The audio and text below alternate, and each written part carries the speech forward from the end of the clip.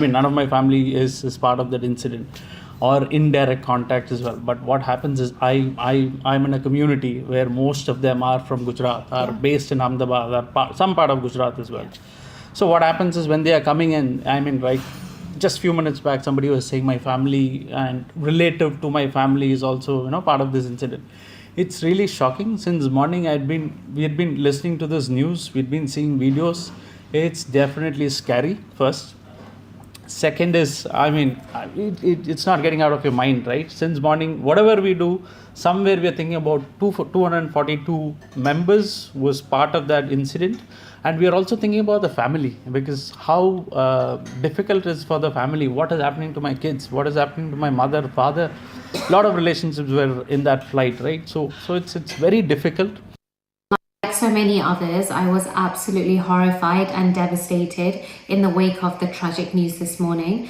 First and foremost, my deepest condolences, my thoughts and my prayers to all the passengers on board, their families, the residents who have been impacted on the ground, and also the rescue efforts and the emergency services who are on the ground trying to take control of the situation. Potentially there are several residents of Leicester on board that flight this morning. That particular flight route is very popular amongst my constituents here in Leicester East. I've personally used that flight path many times. My family use it and my constituents regularly use it. So this really hit close to home. Well, lots of unanswered questions at this point. Abhishek Avasthi joins us for further clarity, live from the civil hospital currently. Abhishek, have all bodies been accounted for, including the students inside the hostel? And what is the condition of the one known survivor? See, definitely as far as the bodies are concerned, what we have the information, over 250 bodies have been kept and the procedure for postmortem is going on. Moreover, I would like to show you where I am present. This is the DNA sample collection center at the civil hospital, and you can see the team of doctors sitting upstairs, and here is the information desk where the relatives come here and register their information, look at the list of the passengers, identify their relative, and accordingly, after filling the form, they go up there and give their sample. And at about 72 hours is required for the reports to come, so they need to wait for that many hours, and respective arrangements for them has been done in the nearby area, circuit house and other places, so that the relatives are stationed here until the reports comes out, and after the report, definitely possible identification will be done. And you can see here are the relatives who have already given the blood sample. We tried to speak to them, but they are not in the position to talk at this given point of time. And this is the condition, and this DNA sampling center is operational since 24 hours. Doctors are working in shift. In fact, those present at the information desk are also working in shift continuously. So it is very simple. The early you come here, you give your DNA sample, the earliest you will get the report, and you can identify the body of your relative and can be taken. So definitely, anyone who has given a DNA sample will have to wait for 72 hours, and necessary arrangement for the relatives have been done in the nearby circuit area, circuit house and other departments, so that they will have to wait. And as far as the bodies are concerned, over 250 bodies have already been brought to the hospital, and postmortem procedure is going on. We have to understand there were 242 people on board, but at the same time, when the flight hit the hostel, there were casualties of young doctors over there, and that, including that, the figure rises, and this will rise more as what we are coming to know from the sources. And these are the arrangements that is being done here at this civil hospital where we are reporting from, is the DNA sample collection center, which is operational. And till now, if I can bring you the report, is more than 200 samples have been collected, and the collection continues because there are many more who are coming from different parts of the countries or different districts of Gujarat who will be coming here and registering, and will have to wait for 72 hours so that the final reports comes out and they can identify their loved ones and take their bodies. Okay, Back so to you. Abhishek sharing a lot of crucial details. There's 72-hour wait for these reports to come out, and over 200 samples have been collected. There were 242 people on board. As we've been covering, there's been one lone survivor, but there are also casualties of young doctors from the BJ Medical College hostel, as Abhishek is highlighting. Abhishek, we know it's been a long night for the families that are present in front of you, for the relatives that are there, for rescue workers and residents alike.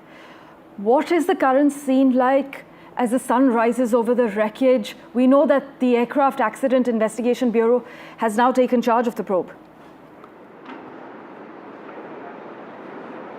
Definitely, you can see currently also in our visuals, these are the families. It's very difficult because I tried to reach out to them, and the situation they are facing currently, all with teary eyes. They have just given their samples and just waiting here. Definitely is not good for them. But if we compare what I experienced last night, when it was every people running here and there, huge amount of crowd in the civil hospital. But that has now subsided because you can imagine more than 200 plus samples that has been collected. Definitely those 200 relatives have given their samples and they are in the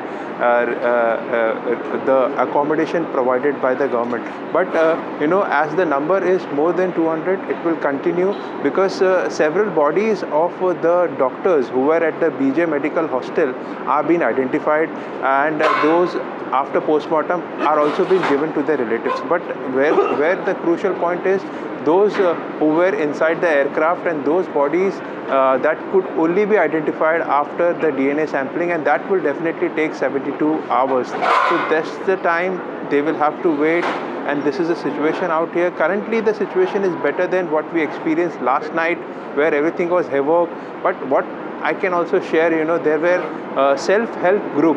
In fact, people from RSS also were on grounds, making food packets, waters available to the relatives who are coming from all over India, especially from different districts of Gujarat. And this is the service to the mankind which was witnessed last night. And similar things are being done by the people on ground here from the medical college, from the civil hospital. These are the doctors who are consistently working in shifts, taking those blood samples because maybe after every half an hour or in hour, one or two relatives are expected here. In fact, the team of people of the administration, you can clearly see the help desk out here, which is very much crucial because they are the person who give the fill up the form, and at the same time they register the relative, and accordingly blood samples are collected. So definitely everyone is on ground trying to give their best services so that in this tragedy something can be streamlined, and eventually after 72 hours this kind of identification can be done. Right. Abhishek, thank you so much for joining us with the latest update from the civil hospital in Ahmedabad this morning. We will of course revert to you for regular updates as and when new details emerge, but this is the first wide-body aircraft crash in India in 4 decades.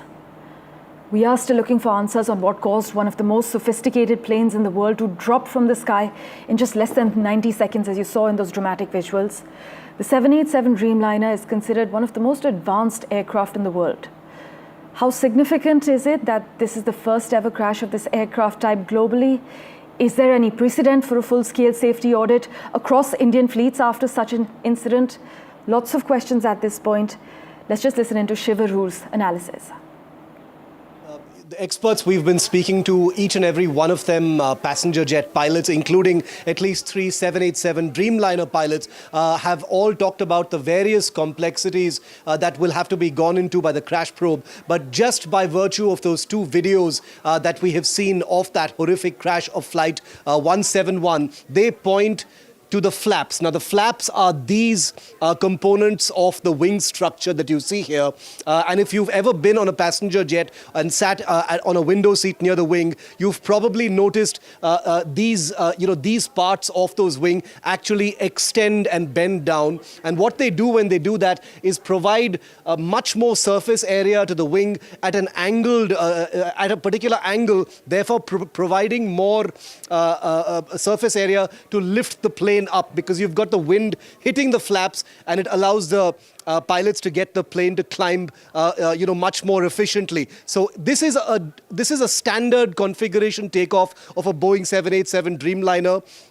This is a Boeing photograph, and I've pointed to the flaps. Now this still image is from that second video that we've seen. And every pilot I've spoken to says this looks like a clean configuration, which means the flaps that you see in that first picture are actually retracted here, which means the aircraft's wing is not in the takeoff configuration. And what that implies is this aircraft did not have the requisite wing configuration with the flaps extended in order to generate the kind of lift needed to put the aircraft in a steady climb. And that perhaps explains why just a few seconds after taking off, it became very apparent that there was something catastrophically wrong. The aircraft, instead of climbing, which it would have done if the flaps were extended, and we don't know the reason just yet, seems to plateau. It flattens out, it levels out, and then simply flies into the ground across just about 32 seconds after taking off. Now, obviously, the crash probe is going to go into why this configuration happened in this manner, because these were very, very qualified pilots. What went catastrophically wrong? The entire sequence of events has been captured on video, and therefore that will be a starting point, perhaps, over what happened to Flight 171. But the flaps will be key to that investigation.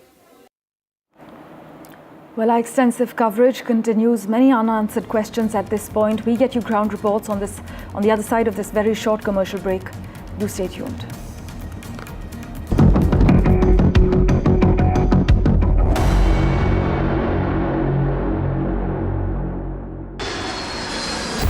Air India plane crash in Ahmedabad. India's latest aviation disaster. India responds to the tragedy.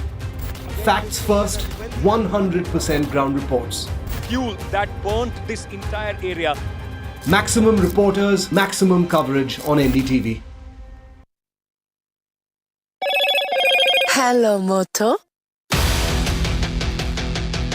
Motorola, India's leading AI smartphone brand.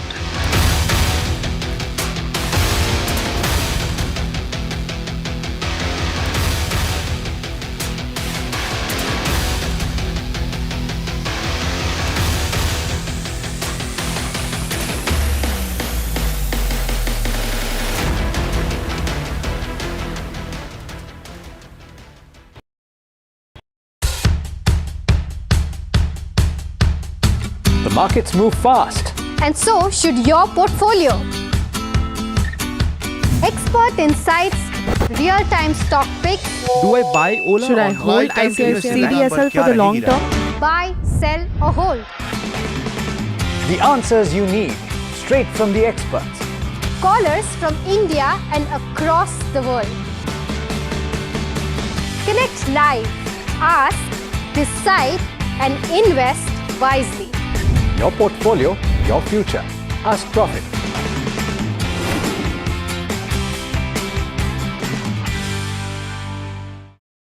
Is your business future ready?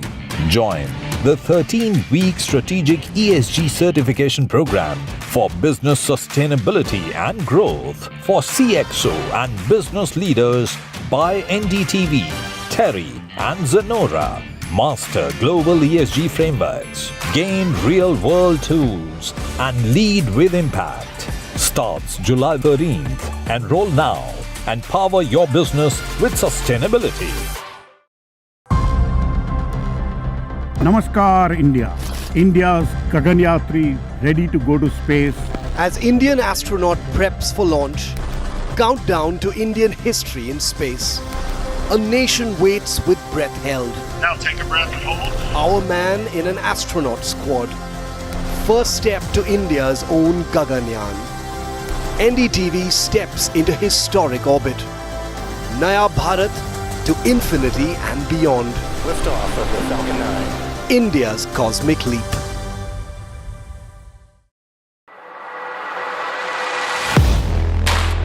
Do you really know the company you invest in? What is the real picture behind presentations and claims? Is the outlook as rosy as the company claims? Know Your Company, powered by NDTV Profit Research, shines a light on the biggest stock market movers.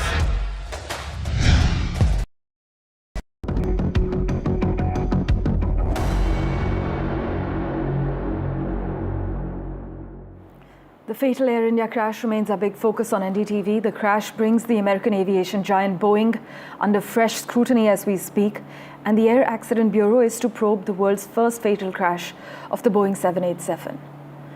Let's just zoom in on Rajasthan though, because 5 members of a family from Banswara in Rajasthan were among the victims of this tragic plane crash.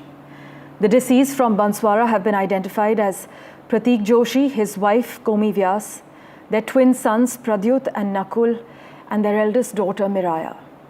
Harsha Kumari Singh has been tracking the finer developments for us. She joins us live this morning. Harsha, a couple and their 3 children have lost their lives in this crash. We're given to understand that the family was to start afresh in London. Yes, 12 people from Rajasthan have lost their lives in this crash. And of course, that picture of Komi and her husband Pratik smiling, that last selfie has really is such an evocative picture. They took that picture just when they were in the flight. And you can see the children across the aisle, also smiling back. Now, Komi had quit her job in Udaipur. She was joining her husband, who was also a doctor in London. Pratik had moved there earlier. He was working there for 3 years. And of course, he came back to take his family with him. They wanted to start a new life in London. Both are doctors. There's a picture of Khushbu, the last picture of her with a winsome smile, standing at the airport with her father. He had dropped her to let her go and meet her husband, who was studying in London. He was also studying medicine. There is also a young girl, Payal, who was a nursing student who was going to do her medical studies in London. There were those 2 children who'd done an MBA. They used to work with their father, Mr. Modi, and he's lost both his children. Both of them went to London for a holiday. Shubh and Shubhang both went for a holiday. And then there is, of course, those people who used to work there as cooks, Prakash Menaria and Virdi Chand, and again Abhinav Parihar. So these are the stories of people who have died from that part. Udaipur is very, very close to Ahmedabad, so it was but natural that people who are from that area would take their flight from Ahmedabad, and 12 people from Rajasthan who've died, grieving families, and those last pictures which have left behind a poignant image. Harsha, as always, thank you so much for joining us with the latest details. As my colleague Harsha Kumari Singh is reporting, 12 from Rajasthan are among the victims, and 5 from one family in Banswara district were killed in the crash.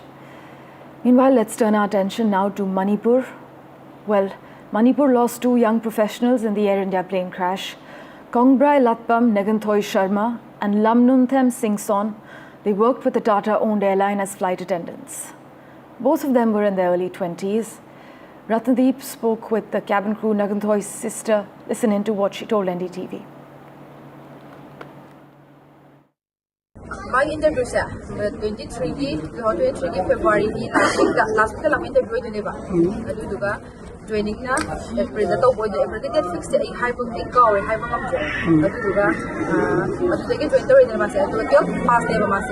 Yo ka aware DM commerce na pass yung exam pirang maga. Pass try siya ma ay try to ke sika nang haibang diba? Ate mahal aviation mo patuan na isu kino sa tiba sinda na tiba. Adu interview of look in hire adu pass try na man join to boy. Let tingdring among the way pass sik inaw kasi ako layer me baba. Adu video call tam hindi question na adu matung di phone call su duga ay sabli ka daw pre baba. Aduga ngasi message thar ko say mana ay London jatuy ni ngasi do loy call to su jaloy ko ni na jadi din mahalaga ni haiba. Ay okay di ko na niya ka na founder si habdi ki kaya haina ki driver ba ni se. Aduga sige pau na ako itong sa mana pau pa niyo ko din niya ba ni na may na ebi na tagal le Air India ki then makas to way ngak then karamba no na haiba ay na mas Air India ni ay na mati London ni mai mo sa sarami ha ba jatuy so may dapat tigil London ni haiba ko makati na ko message pau lo na ba ni ba magi roommate kaysa ay number shin gi ba ki number later ba mama na bang phone to ba ni ay Mumbai dagi pare na kai di pare no khang da me to confirm oi ha ko di si pau ne ba ado sa de media to sam la me a gyan ba ta ho be ko ju ado se company ga khoi no pi to pau phung na ba da mo khoi su kriu gi na to nga na pe na to nga na su hai dai na ado mai ha da mama na bin su ju phone to ro pa da company de ai gi number di pi gre phone to ni di hai su ju mau to ro pe ba ko ado mai gi phone ju ba ring chat le ba message sa ba de to we di ba ma gi net su phone to we ado khong gyan ta ju Well, you've just heard from Nagadhoy's sister saying her phone is still ringing. Ratnadeep has been tracking the finer developments for us. He's live with us at the moment. Ratnadeep, Manipur mourning the loss of 2 young flight attendants in this plane crash. We're given to understand that one of them joined Air India 2 years ago and one of them joined just last year. That's right. Ningthoi Sharma, whose sister's soundbite we just played out, she's from Thobal district, a village girl who always wanted to fly and got the job with Air India in 2023. The other flight attendant is El Singh Song, who herself was a victim of the 2023 ethnic violence in Manipur, where they had to leave their home in Imphal and go to shelters in Kankopi district. Now, she's the only daughter of 2 brothers, and her father passed away long back, and after she got the Air India job only last year, her mother was able to take a small rented house in Kankopi district. At this moment, her mother is completely in trauma, and also the same is the case with the parents of Sharma, who has also lost his life with Singh Sung. These are the 2 victims from Manipur. Ratnadeep, thanks so much for joining us with that crucial update. Our continuous coverage continues on NDTV. We're slipping into a very short break. Back in a moment with the latest updates for you.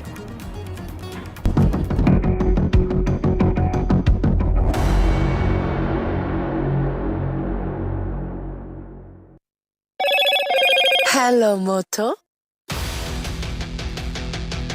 Motorola, India's leading AI smartphone brand.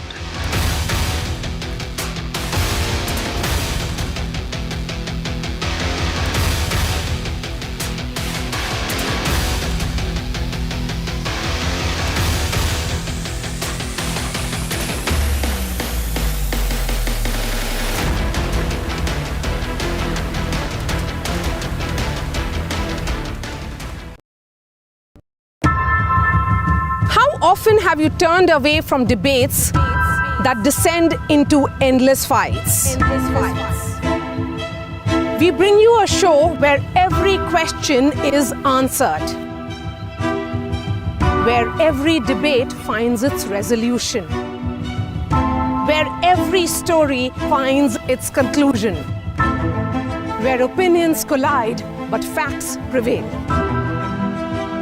where stories unfold with insights and trust. When the noise ends, the last word begins.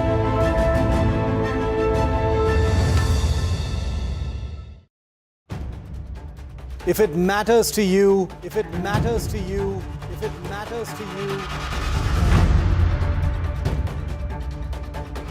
it matters to India. It matters to India. And it matters to me. And it matters to me. India Matters with Shivaru. Only on NDTV 24/7.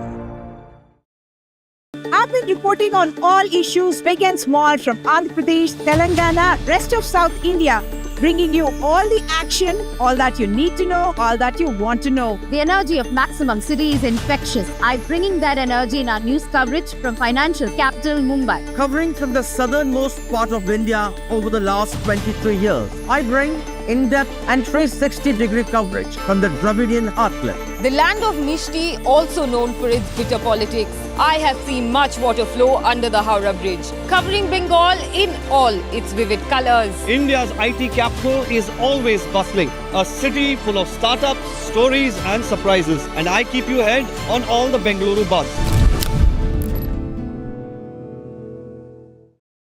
In today's interconnected world, India's voice is more crucial than ever.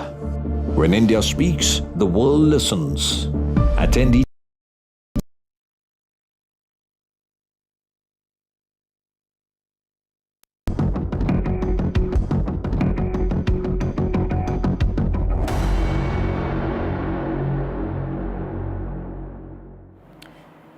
India's Chief Executive Officer and Managing Director Campbell Wilson has arrived at the plane crash site in Ahmedabad. These are visuals coming in currently. The aircraft, which was destined for London, it suffered one of the worst crashes. It's one of the worst air disasters in our country's history.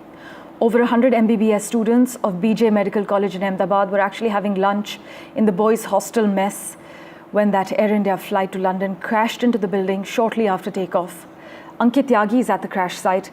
He sent us this report. Listen in.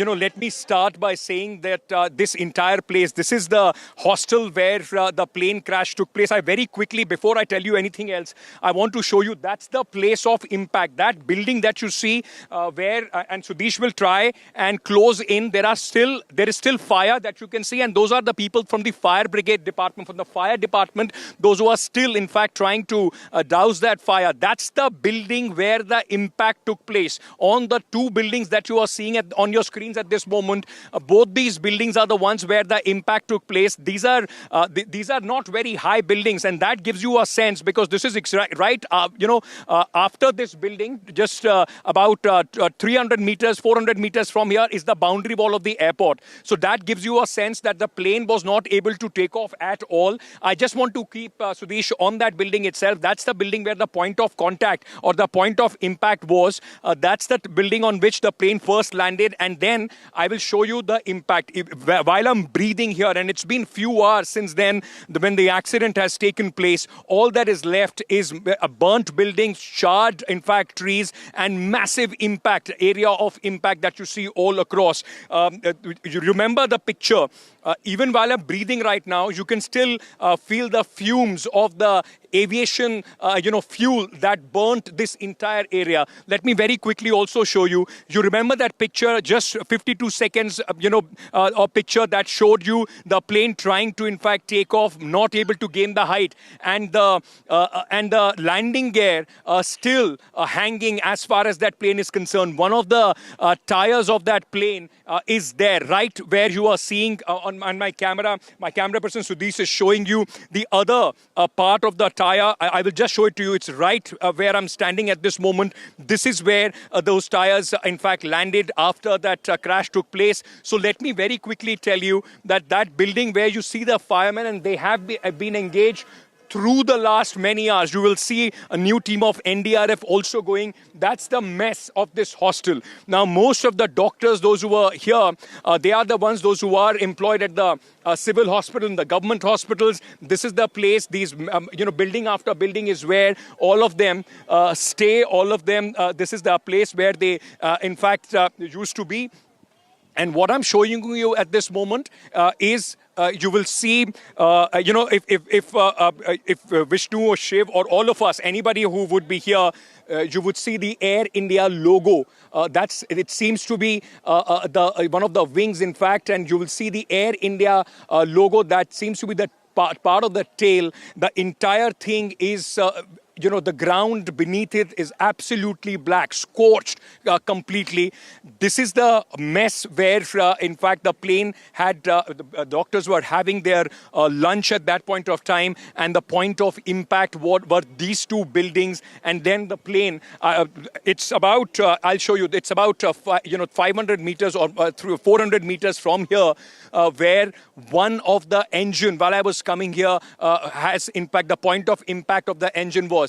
I will again show you another building where there is still some fire which is burning. Sudesh, if he can point out, that's one of the building of the hostel. Now, these buildings are ground plus 5. So total ground plus 5, that's the height of these buildings as far as the floors are concerned. But Sudesh will show you that the impact of the plane was such that it made a crater on the side wall of that building, where you can still see some fire fire burning. So at this moment, though there are too many people here, but the fact remains that this is, it's yet not very safe to be around this place, though the fire brigade officials that you are seeing on the top are still, in fact, working to ensure that there is every ounce of that burning fuel, the fire is doused, and you can still see the smoke coming out along with those buildings which are absolutely charred and black. Let me show it around once again. That's the logo of the Air India flight, which was on its way to London. This is where the point of impact was, and that's where you see that logo, on the tail that usually you see on the aircraft. Now, let me also take you a little further, and it will give you a sense, because right from here, that's the point of impact, to all the buildings that you will see right till the end. Every single building is charred. Every single building is charred. The buildings are on the right, on the front, the trees, the ground beneath them, everything is charred black. And that was the impact. It took hours and hours before, in fact, the fire could be brought under control. But where we are standing at this moment, it looks like, a bomb dropped here. There are craters and after craters. This is one place where you saw the tires, as far as that plane is concerned, the landing gear, those pictures.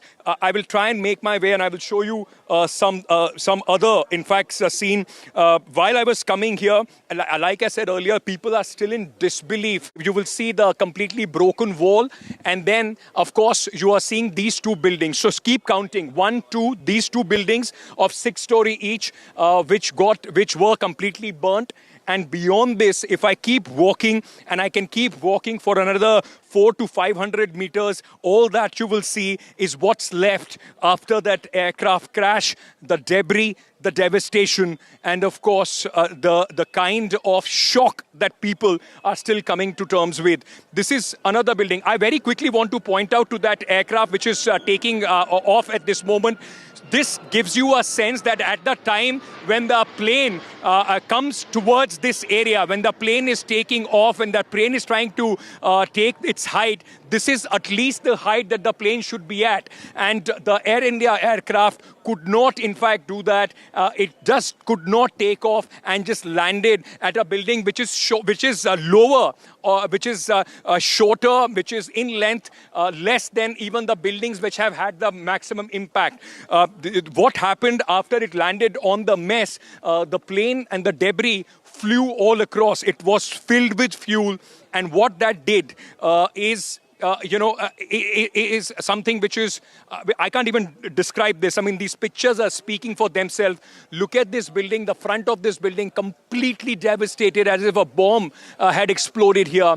And all the windows shattered, the walls completely out. A lot of people are coming here. We are hoping that this entire area would be sanitized. At least there won't be a lot of onlookers. But let me show you. So you saw those two buildings. Now, these are building number 3 and building number 4. A lot of policemen here. Everything beneath on the ground where I'm walking is absolutely charred black. Trees have been burnt. Everything which lied all across this place has completely been burnt. I want to show you very quickly one of the most important part, possibly of the investigation as well.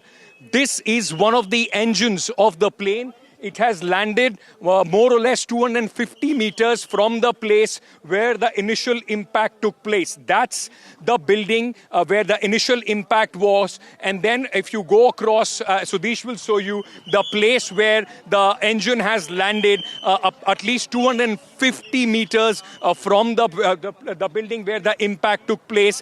The wall where the engine landed completely broken. What I was told earlier that there is a specialized team which is in fact looking only for the black box. Let me also tell you at this moment that 186 bodies so far have been received at the hospital.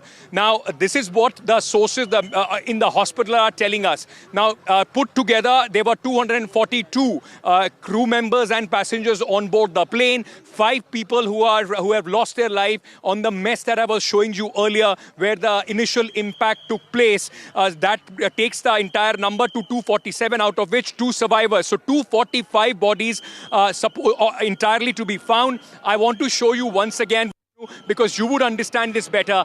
That's the minimum height, because this entire hostel falls on the path of the takeoff, and this gives you a sense of how high it should have been, but how low it was that the impact took here. At this moment when I am trying to breathe, it is a mix of devastation. It's a mix of death and fuel and so many charred areas that you are seeing at this moment. This possibly, all these remains, some medicines here must have fallen out of somebody's bag. But what I can also tell you, beyond the 4th building of impact, there are 2 more buildings which have been completely engulfed in the fire, which have been destroyed in the fire. What I was told is that there are still some places, some rooms where the fire is still burning, some bodies to be recovered. Where you see the NDRF, people in the red uniform, that's where I've been told that the operation is still on to try and recover the bodies. So there seems to be some part of the plane which must have fallen there, where the operation at this moment is on. There have been these massive JCBs which have been utilized, but what I've also been told that they are not going to completely clear the area till the time the air crash investigation begins. They want this area to be preserved in this manner so that the aircraft investigation, the crash investigation can happen. I also want to tell you, this is the entrance gate as far as this hostel is concerned. Now, right next to it is the wall, and right on the wall is one of the doors that we saw while we were coming in as far as this, the crash site is concerned. Everywhere you will see the debris, malign, the completely mangled pieces of the aircraft, burnt, entire completely charred pieces of the seats. You can see this, all these cloths, bags. It just your heart goes out. The building that I showed you earlier, on the top of that building, there are still firemen. There are people from the fire department which are still on top of that building, and we saw some flames also coming out. Those 2 buildings, the mess and the kitchen, they are the buildings where the initial impact took place. And what I'll try and do, I'll try and move a little further to try and see if we can make our way to the other parts of this area, because there are 2 more buildings which are completely charred at impact when this crash took place.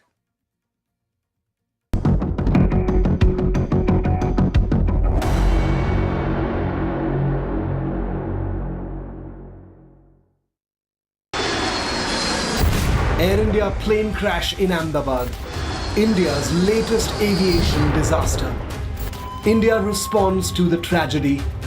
Facts first, 100% ground reports. Fuel that burnt this entire area. Maximum reporters, maximum coverage on NDTV. Hello, Moto. Motorola, India's leading AI smartphone brand. India's biggest air tragedy, 242 passengers, only 1 survivor. Rescue operations have been completed at the crash site. A multi-country probe has been launched. India sets up a high-level probe panel. The United Kingdom and United States are sending probe teams to India. Meanwhile, Prime Minister Modi is expected to reach Ahmedabad this morning to take stock of the situation. Destiny's Child, the American man who defied death, 241 people died, but there was a sole survivor in this tragic plane crash.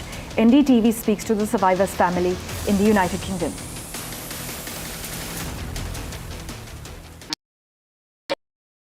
मैं नरेंद्र दामोदर दास मोदी ईश्वर की शपथ लेता हूं कि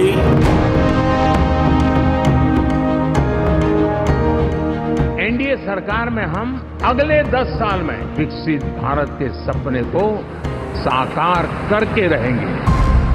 अटल से तो विकसित भारत की तस्वीर है। प्रेरणा और प्रगति जब एक साथ जुड़ते हैं तो एक नए युग की नींव पड़ती है।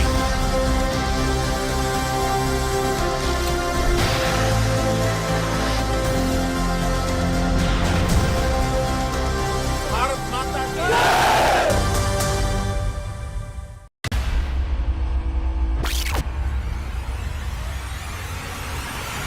The last 1 month, if you see, the share prices of Genzol Engineering has fallen more than 58%. Why are the rating firms calling the debt payments as default? We have 2 credible credit rating agencies on March 4th coming and downgrading the stock to D.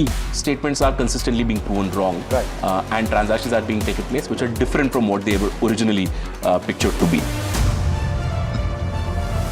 The company claimed it would roll out 6,400 electric vehicles.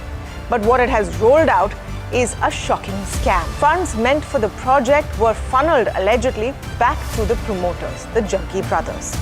What did the money buy? Not EVs, of course, but a lavish flat in Gurgaon's luxurious DLF Carmelias.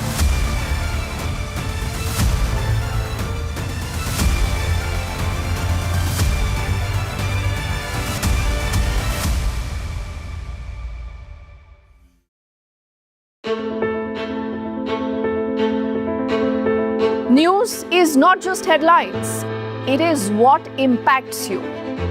And news should never be mistaken for noise. What matters is the reality. Accurate, in-depth, and with the right perspective. For over 20 years, I have been a journalist, and never has clarity mattered more than now. At Newsnight, we go beyond the surface. We dissect the details, challenge the narratives, and bring you the unparalleled clarity you deserve in a world clouded by misinformation. We are bold, we are direct. Newsnight, for the news in your interest. Only on NDTV 24/7. After 2 years of the India-Canada tensions, it's the big relationship reboot. Indian Prime Minister heads to the G7 summit. Indispensable.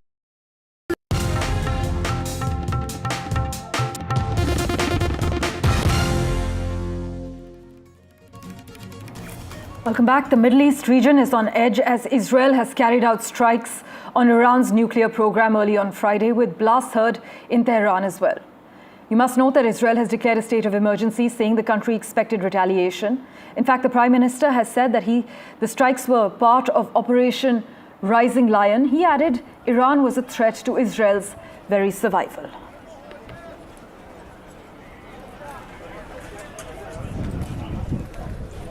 Moments ago, Israel launched Operation Rising Lion, a targeted military operation to roll back the Iranian threat to Israel's very survival.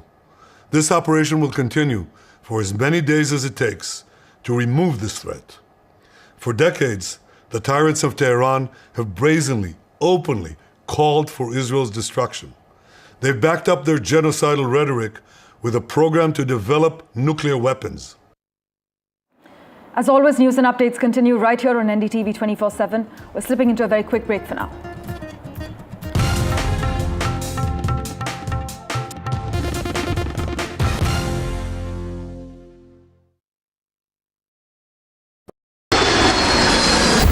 Air India plane crash in Ahmedabad, India's latest aviation disaster. India responds to the tragedy. Facts first, 100% ground reports. Fuel that burnt this entire area. Maximum reporters, maximum coverage on NDTV.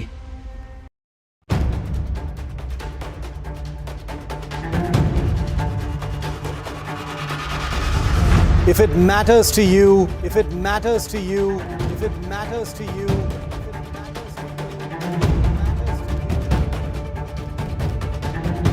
it matters to India. It matters to India.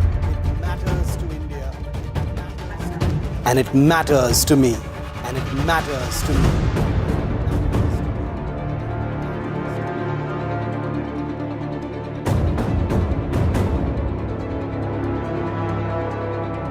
India Matters with Shivaru, only on NDTV 24/7. Why was there a hurry? Was it the government that was in a hurry? I don't want to blame anyone. Joining us today here in the NDTV newsroom. Government cannot walk away from this responsibility. Cricket is region of sort in this country.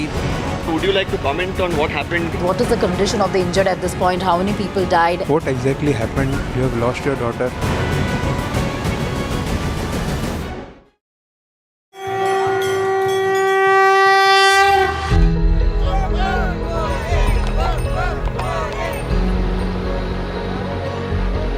In the wake of Pahalgam, all eyes on the Amarnath Yatra. Amidst fear, faith and fortitude.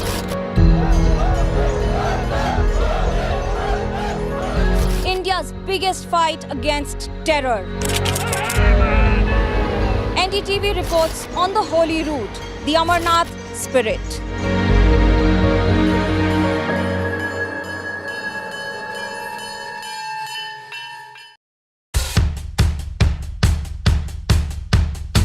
The markets move fast. And so should your portfolio. Expert insights, real-time stock picks. Do I buy Ola? Should I hold CDSL for the long term? Buy, sell or hold. The answers you need, straight from the experts. Callers from India and across the world. Connect live, ask, decide and invest wisely. Your portfolio, your future. Ask Profit.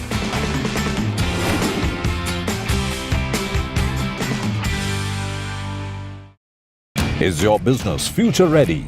Join the 13-week strategic ESG certification program for business sustainability and growth for CXO and business leaders by NDTV, Terry and Zenora. Master global ESG frameworks, gain real-world tools, and lead with impact. Starts July 13th. Enroll now and power your business with sustainability. Namaskar, India. India's Gaganyatri ready to go to space. As Indian astronaut preps for launch, count.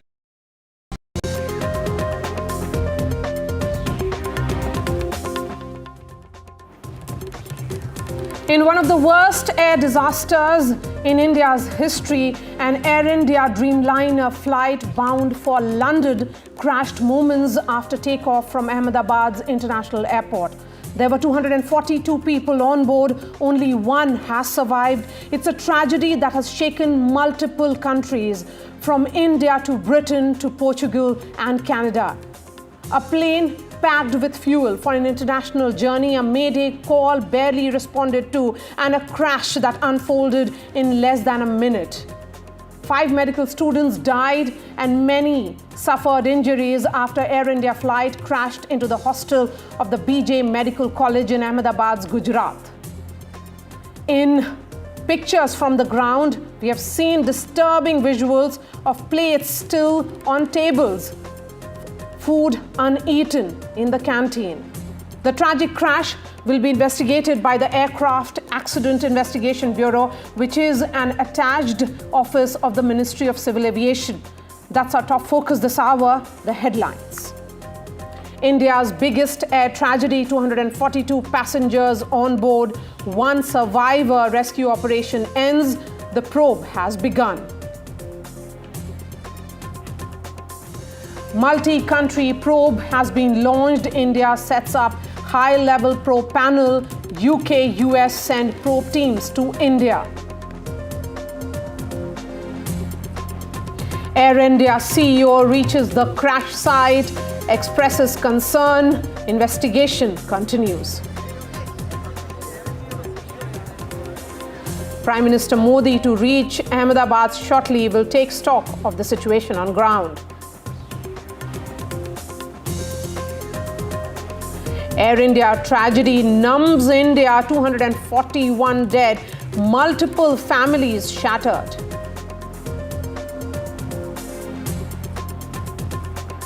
It's the story of the miracle man who defied death. 241 people dead. He is the only survivor who was sitting on seat 11A.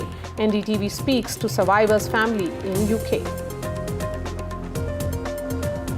And in more news, Israel launches preemptive strikes against Iran. Israel targets Iran's nuclear sites.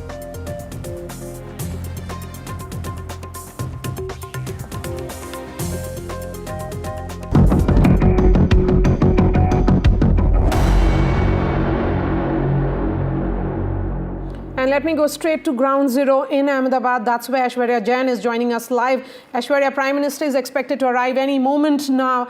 What are you seeing right now in terms of, because the rescue operation is over, and give us the details of what you're seeing at the moment.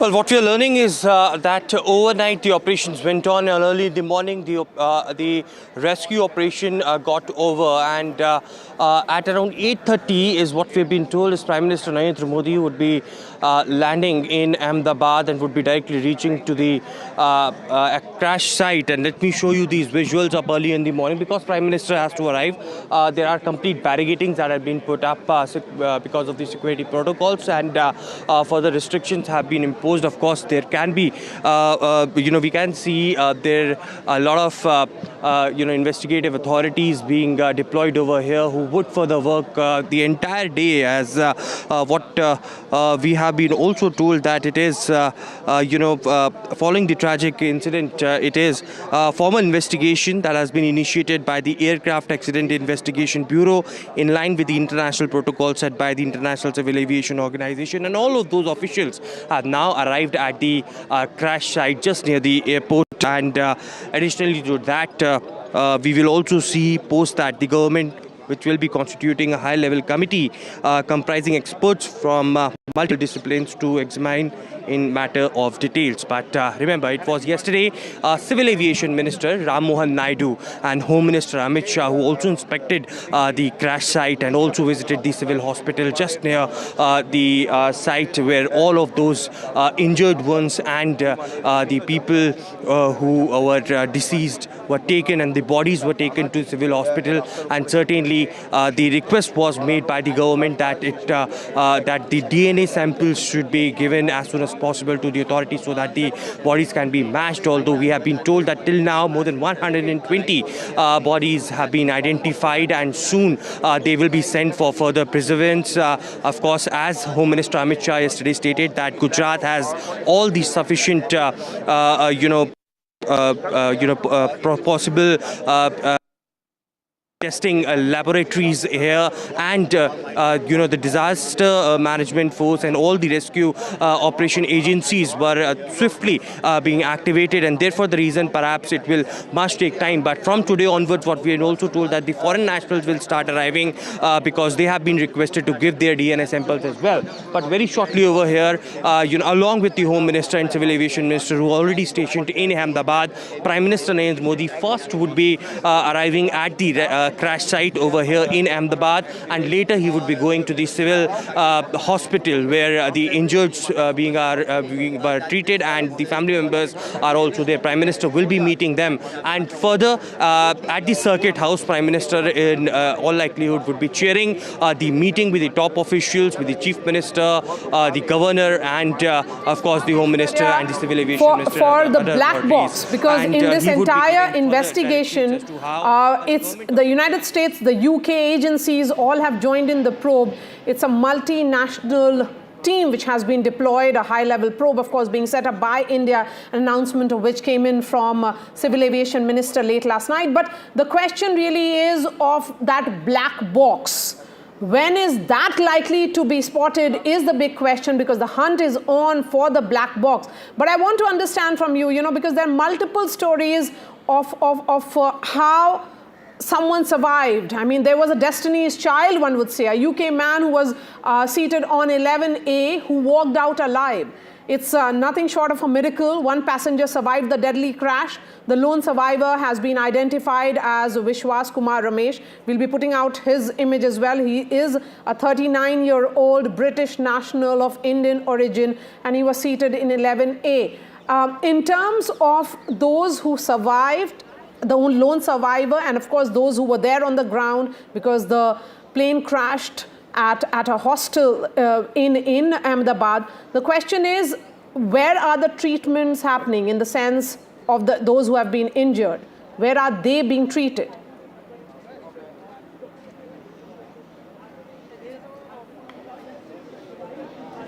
Well, they are at the civil hospital. Yesterday, Home Minister Amit Shah met the sole survivor of the tragic accident that took place in Ahmedabad. And as we can confirm to our viewers that it is these authorities from the Airport Aviation Accident Investigation Bureau and the other investigative agencies who have joined it had, those institutions have already been arrived here at the crash site just right behind me. Because this entire area has been cordoned off, Prime Minister is about to arrive over here. We have been told that at 8:30 Prime Minister would be arriving, and further the investigation will be moving on at a further pace. But the entire site, that yesterday night we can see from our reports itself that people were walking along. There were more media people who are allowed inside, but today it has been completely cordoned off. Now the hunt black box. All right, we'll try and connect with Aishwarya, because jammers would have been put in place by now with the arrival of the Prime Minister there. We were discussing about Vishwas Kumar Ramesh, a 39-year-old British national of Indian origin. He was seated in 11A. That was his seat number, and he has survived this crash.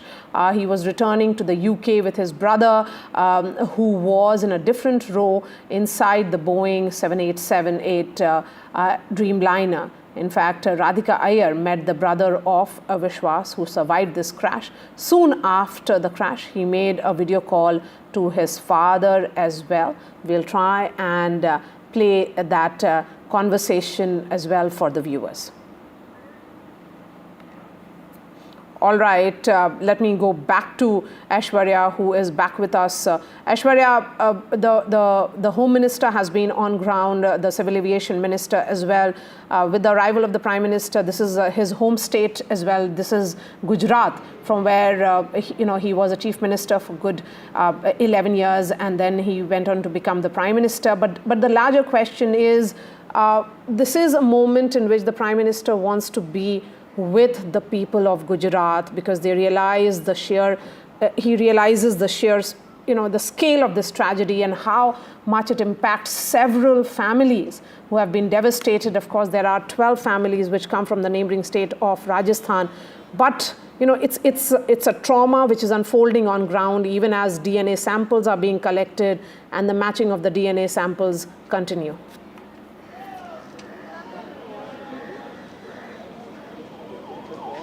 Well, that's right, and it was being told that within 10 minutes the central government got the information about this tragic incident. It was the central government who suddenly came up with an action plan, called up the Chief Minister over here and the Civil Aviation Minister, who was in Vijayawada. They both were told to rush to Ahmedabad, and since night they are stationed here in Ahmedabad. Let me show you these quick visuals as well. Just behind me, senior officials arriving over here, and they are now moving. These are NDRF officials who have just arrived at the site, and they are now entering to the crash site just before Prime Minister arrives, because now there is a hunt for a black box, and that's the major task ahead of these investigative agencies who had been told to recover those black box, these voice recordings of the pilots from the cockpit, which at around 500 meters from where we are standing had been placed. There are multiple parts of the aircraft which had been,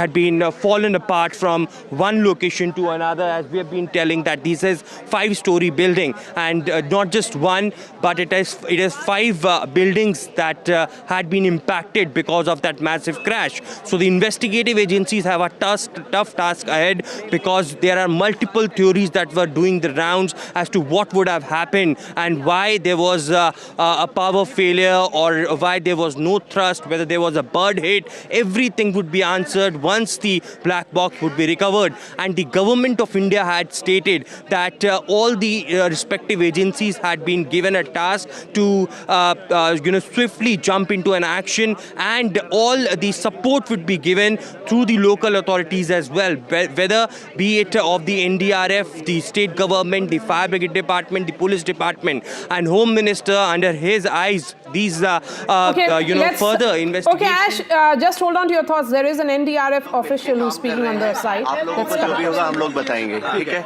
Wait for some time. अभी कितने टीमों को sir तैनात किया गया?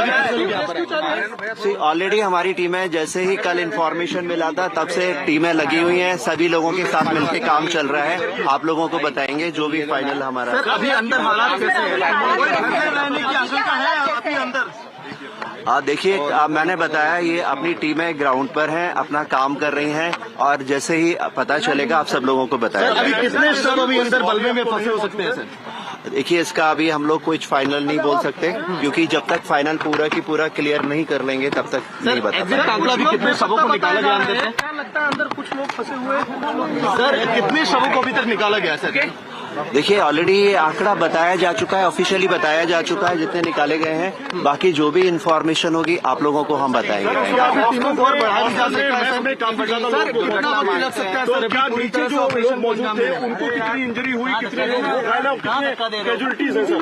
देखिए, वो सारा जो लोग घायल थे वो ऑलरेडी हॉस्पिटल में हैं, और बाकी जो नंबर है आपको ऑफिशियली बताया जा चुका है. आगे जो भी कंफर्मेशन होगा, जो भी नंबर होगा, हम लोग आपको बताएंगे. पता चल पा रही है ये हादसा क्यों हुआ? देखिए, टीम अभी पूरा अपना काम कर रही है ग्राउंड पे. सारा एरिया क्लियर करने के बाद ही बताया जाएगा. अभी मैं फाइनल कमेंट नहीं कर सकता इस पर, ठीक है? आप लोगों को जो भी ऑफिशियल जानकारी है वो दे दी जाएगी. ब्लैक बॉक्सेस मिल गए, उसको पहचानना कितना चैलेंजिंग लग रहा है? देखिए, मैंने बताया अभी हम लोग ग्राउंड पर काम कर रहे हैं. आप थोड़ा सा वेट करिएगा, हम आपको समय पर पूरी इन्फॉर्मेशन. कितनी कैजुअलिटी हुई है, क्या कहा जा रहा है? देखिए, ऑफिशियल नंबर आप लोगों को बताया जा चुका है ऑलरेडी, ठीक है? DIG south and south central zone Chennai.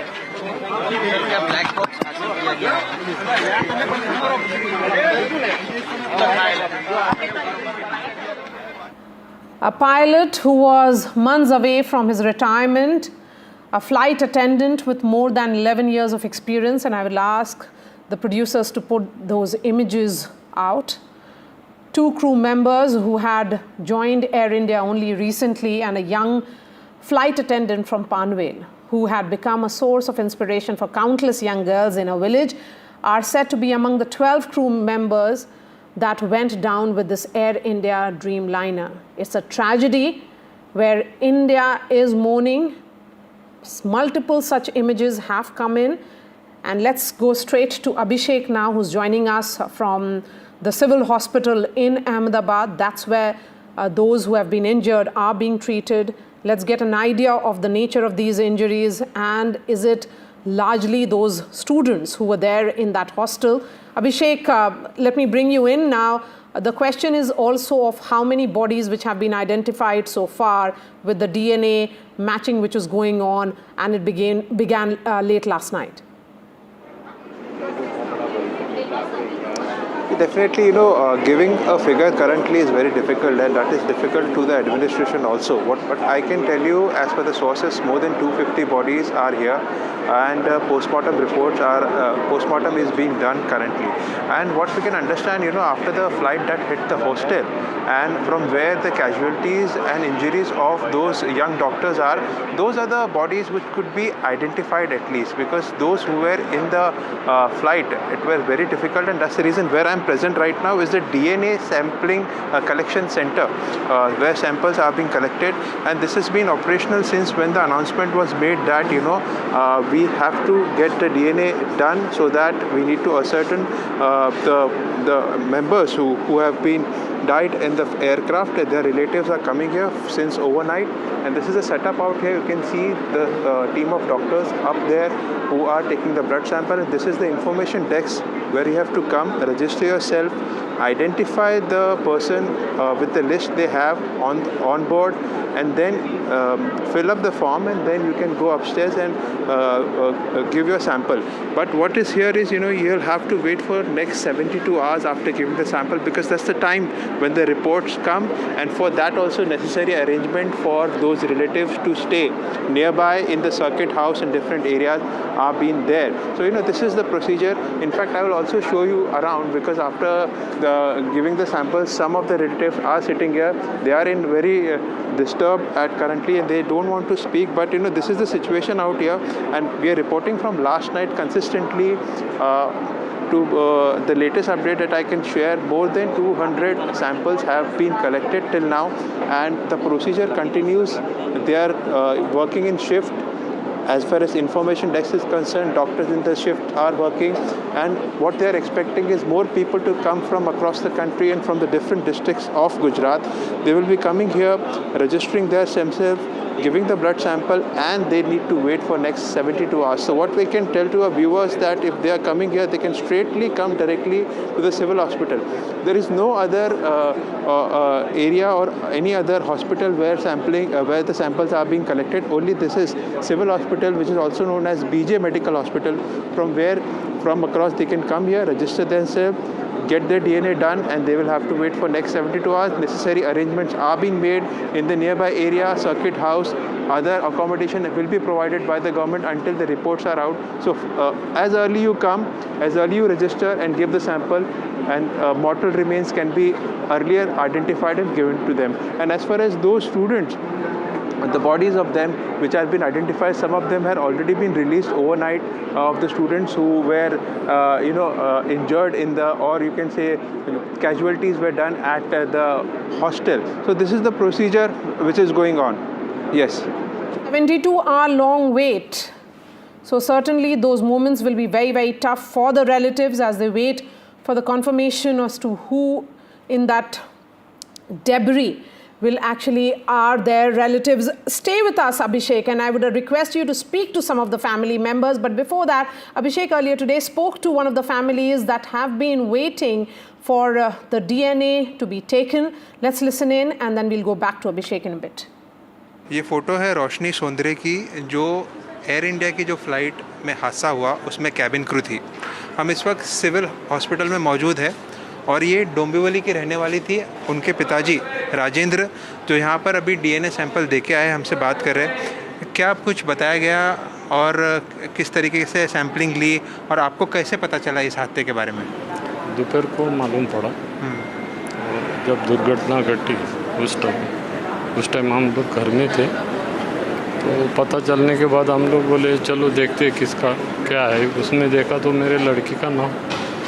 हाँ, वही हम लोग वहाँ से निकले और आ गए. बोला चलो फ्लाइट 7 बजे का फ्लाइट पकड़ा, डायरेक्ट इधर आए. आखिरी बार कब बात हुई थी?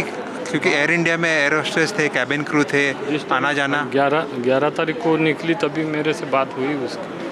अचानक वो फ्लाइट लगी थी उसको, तो पहले के जैसे ही थे. तो बाद में ऐसा क्रैश का ये आया, उसका मम्मी बोला ऐसा ऐसा उसके फ्रेंड का फ़ोन आया है, तो क्रैश हो गया है. तो मैं बोला रुको ज़रा देखते अपन इसका नाम है, उसमें अपने लड़की का नाम है कि नहीं. बाद में पता चला उसका नाम था उसमें. और पता चला कि बहुत बड़ा क्रैश हो गया, इसीलिए कोई बच नहीं पाया उसमें से। क्यों जहाँ क्रैश हुआ वो इंस्टीट्यूट का आजू बाजू का भी सब। It's a 72-hour wait for the reports. Over 200 samples collected so far. Let me go back to Abhishek, and of course, it's a heartbreaking. It's heartbreaking to just look at those families who are waiting to identify their loved ones.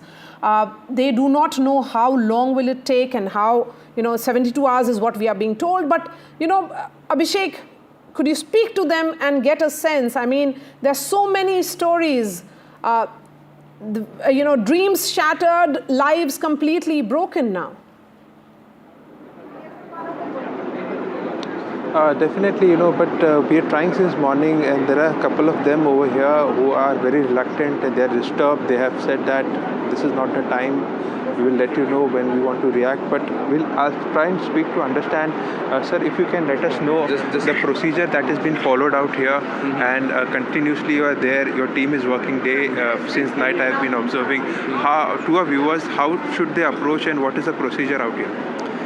Basically, this place, here we are taking samples for DNA sampling, and the relatives can come here.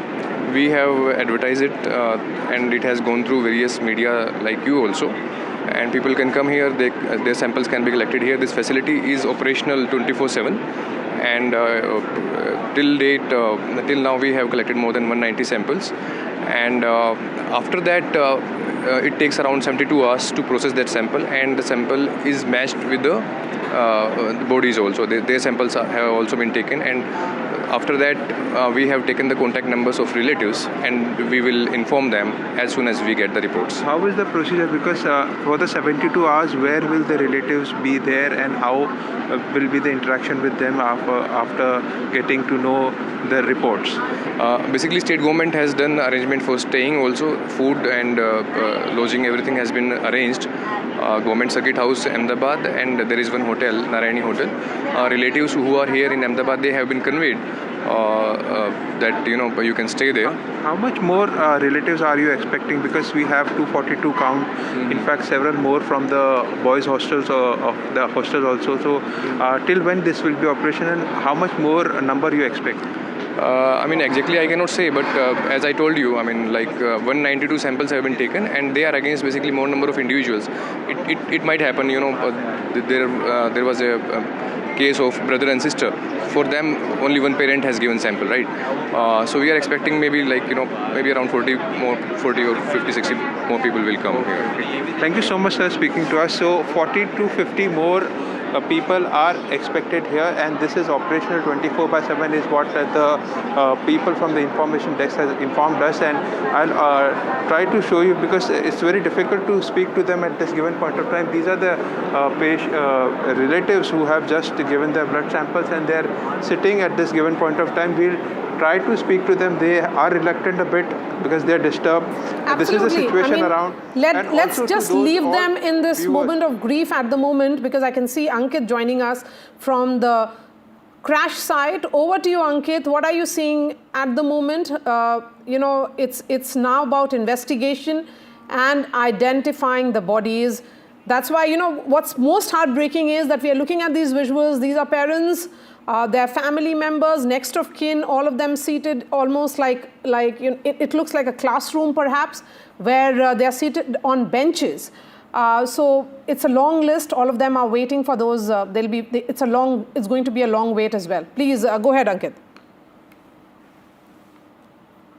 Maria, let me tell you, because we have sent that report as well yesterday. What you're referring to is the civil hospital, and the room that they are sitting in is the Kotaki Bhavan, where the special DNA testing arrangements have been made. And when we went there last night, it were heartbreaking visuals. I also apologize to our viewers and to the team, because we were not able to join you earlier, and the reason was because the entire area where the crash site took place yesterday yesterday, the hostel has been blocked because the Prime Minister would be coming there in a very short while from now. Let me show you, we have been able to, that's the reason why we were delayed, we've been able to find a vantage place. If you remember watching our coverage yesterday, that's the hostel mess, and it's a 2-floor building. You can still see the body, the plane's in fact structure. This is the underbody of the plane, which also had the landing gear attached to it. And I was reporting from here yesterday, there is still some smoke that is coming in as far as this area is concerned. It's very difficult to in fact go across this area because all the other all the other vantage point, or at least the roads leading to this, has completely been blocked. That's the hostel of the BJ Medical College. This is where the undergraduate students were. In fact, the mess is where they were dining when the crash took place. You can also see a burnt tree. That's where the plane first had an impact and then went straight and crashed into that mess which you are seeing at this moment right behind me. Yesterday when we were reporting, we were inside this very building and we showed you how the wreckage was, the mess, which is still in fact the food is laden on the tables but nobody there to eat. And the fact is that this is 12 almost from the boundary, about a kilometer inside if you go. That's where the hostel is. The other building that you see, I will show on my left hand side, that's also part of the hostel building, and it has about 8 to 12 such structures. 6 of those structures, primarily 4 which were in the front, which are, and you can see one of the charred building as well right in front of the mess. There are 4 others beyond that mess where this entire building was absolutely charred. This is where the Prime Minister would be coming in a short while from now. The earlier visuals that you were showing is of the civil hospital where the DNA testing was going on. And yesterday we went there. I can't tell you how heartbreaking it was to in fact be present at a place where DNA, the most essential elementary molecule for survival, the molecule that makes organisms characteristics different from each other, those characteristics were being matched from family members to try and identify their body. The bodies charred beyond recognition, and what we were told, and I was there till 1:30 in the a.m. in the morning, 230 people had come. I just want to very quickly also tell you, because few things just keep playing in your head. There was a woman, a young woman who come from Diu and travel whole day to reach Ahmedabad Civil Hospital. Her brother on seat number 31D was seated on that Dreamliner, the ill-fated aircraft, parts of which you are seeing right behind me, and she had come. The only thing that she kept saying, let me see him just one last time.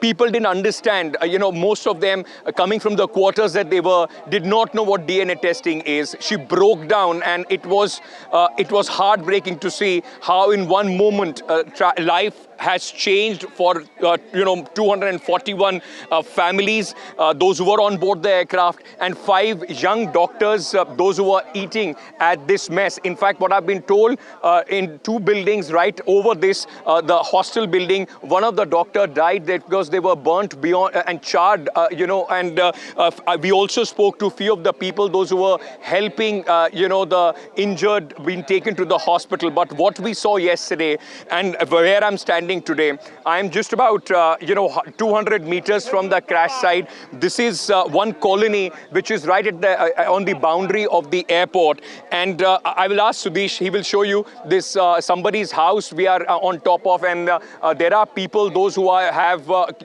come here, people wanting to see what is being happening. But the fact remains that while you are breathing here, every breath that you are taking is also a reminder of the massive tragedy that struck at this place just about less than 24 hours back. It's almost going to be it's 8:30 at this moment, so more or less about 14 hours back, it was a normal day, routine which was going on. When you are even inhaling the air here, there is still that charred sense of things hanging as far as this entire place is concerned. The sense and the smell of death and devastation. Very, very heartbreaking. And as after the visit, of the course, of the Prime Minister, there will be stories, many, many more stories of absolute abject heartbreak coming in for people, those who have been at the hospital. The post-mortem, I've been told, has been completed on all the bodies which have been recovered. The NDRF has also said that they have concluded the recovery operation of the dead. There is still, of course, the clearance operation which will go on, but those are very meticulous details because they will still keep the entire place preserved so that the investigators, those who are coming from abroad, those who are coming from United Kingdom to assist the investigation which is going on in India and from Boeing, they can first take a look of the scene of impact, and then of course every piece will be very carefully taken from here for further investigation to know and dissect what happened at AI-171 Air India Dreamliner on its way from Ahmedabad to London. Maria. Ankit, 241 families completely devastated and buried somewhere behind you in that wreckage of that horrific plane crash is hopes and of course lives which have been completely, totally destroyed. I can see Manogya also joining us from Ahmedabad. Manogya, where exactly are you? And Prime Minister is going to be there with the people of Gujarat any moment now. This is an important visit of his. Particularly, it's coming a day after that horrific tragedy, even as the DNA matching happens at the civil hospital. You know, the point here is, Manogya, you know, we become speech, you know, we don't know how to really put it across when we say that in this hour, there are several families just waiting to identify their loved ones, whatever is left of them, because the bodies are completely and totally charred. Well, if I had to choose a word, it would be inexplicable. How tough it is to explain on what these people are going through. These are emotional roller coasters for people, where you know you came to the airport to bid goodbye, but you didn't know that it would be the last goodbye. How tough it is for us to speak. It must have been tougher for them to even sleep at night. I'm sure all these families must have had sleepless nights, just crying non-stop, trying to understand on what they are going through and what they have lost forever. There could be a compensation of 1 crore from the Tata Group that has been announced, and from Air India, who has confirmed that they will be paying it as a compensation to almost every person who's deceased, the families of the deceased. But this is an amount of 1 crore which can never replace the emotional loss, the turmoil that every person is going through. I am here at the crash site, just a few meters away from the crash site, and giving you an idea on what exactly is going here. Prime Minister Narendra Modi is expected to arrive anytime soon. He will be visiting the crash site. We are yet to be confirmed. We spoke to NDRF officials who were yet to confirm on whether they found the black box or not, and if they have, they have said that they will confirm it officially in a while. However, given everything, it is a sad state of affairs because rescue operations have been completed as far as the crash site is concerned. Almost every body has been transferred to the hospital, 240 dead bodies. And these are not just bodies, these are charred bodies. Remember, most of them did not even have clothes on them because they were burnt completely, they were damaged completely. Now, these bodies have been, post-mortem has been conducted on it. Since the autopsy is complete, we are given to understand that the DNA test would take somewhere between 24 hours to 72 hours. Imagine the former chief minister of the state losing his life in an air crash in the same state where he served for 2 terms. It must have been so tough for the family who was waiting for him to arrive in London, and now they have arrived in Gujarat, in Ahmedabad early in the morning. The Vijay Rupani's family is here in Ahmedabad. Today, the rest of the rituals will be taking place in next 48 hours. We are also given to understand that the DNA test will take somewhere around 48 to 72 hours because that is a process to be followed.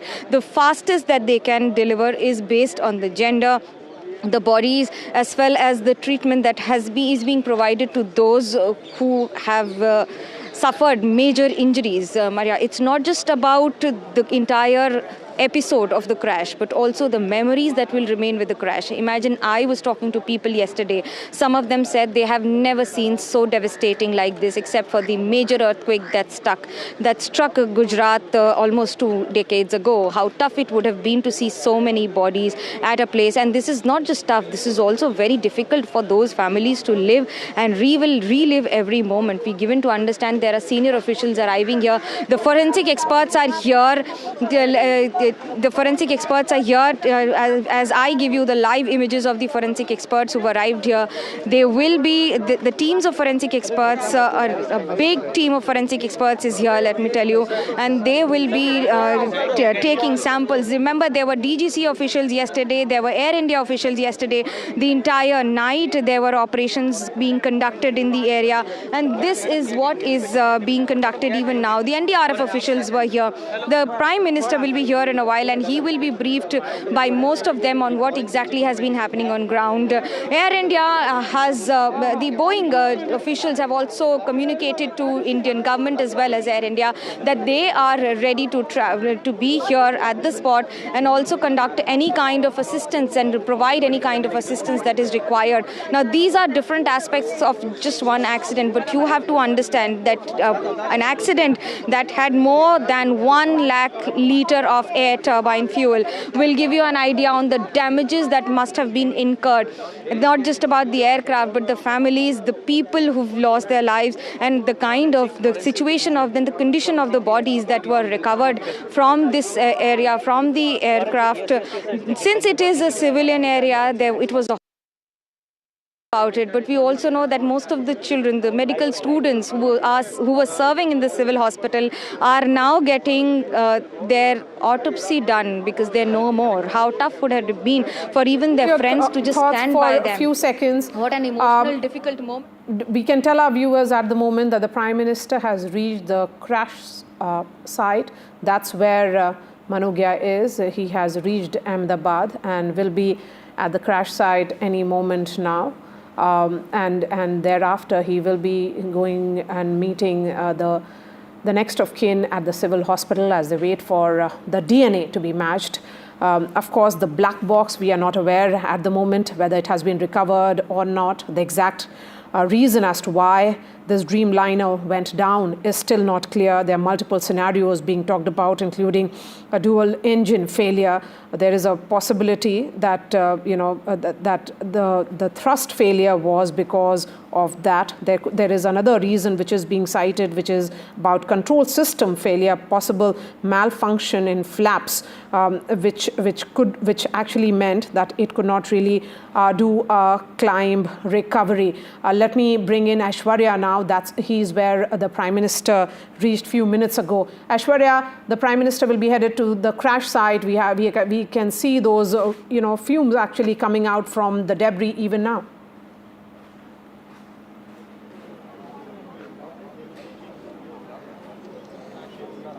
Well, that's right. At the Ahmedabad International Airport, it is Chief Minister Bhupendra Patel along with Civil Aviation Minister Ram Mohan Naidu who went on to welcome Prime Minister, but he would be accompanied by Home Minister as well when he will be reaching to the crash site, where yes, of course, there is smoke coming out. We can see in one of those buildings, but officially it has been stated that the rescue work has been completely over, and now it is all about investigation. The teams that had been told to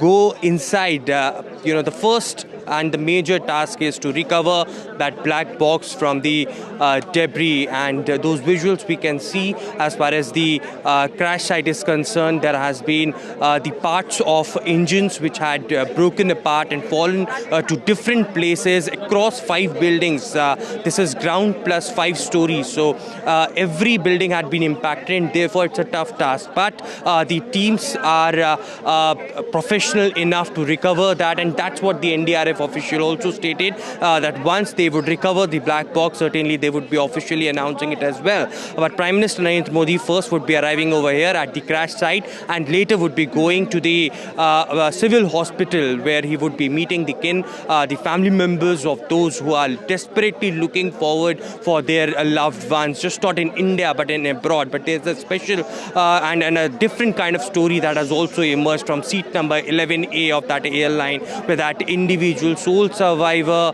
came out and he was also yesterday someone who spoke to Home Minister as he went to the civil hospital. He is absolutely fine is what we have been told, and of course his family members yesterday NDTV spoke to them in later they would be also coming to give more DNA samples as far as the other identification of the individuals in that aircraft is concerned. But as I mentioned, it is of course the entire area which had been cordoned off because of course of Prime Minister's visit, but no onlookers today, as yesterday there were many people who went inside, and forensic team to the experts of the NDRF all have arrived over here at the crash site, and soon they will be beginning their investigation, as the central government has earlier informed that it is the Aviation Accident Investigation Bureau which has been given complete responsibility of investigation in tandem to the International Civil Aviation Organization, and there will be a separate committee that would be also formed by the central government that will look into the further investigation and how this future mishap should not happen. But Civil Aviation Minister Ram Mohan Naidu one thing very categorically told, that central government is only thinking about those family members. Of course, the compensations had been announced, but all sort of relief measures is something that should be given to them as soon as possible, and therefore directions had been already given.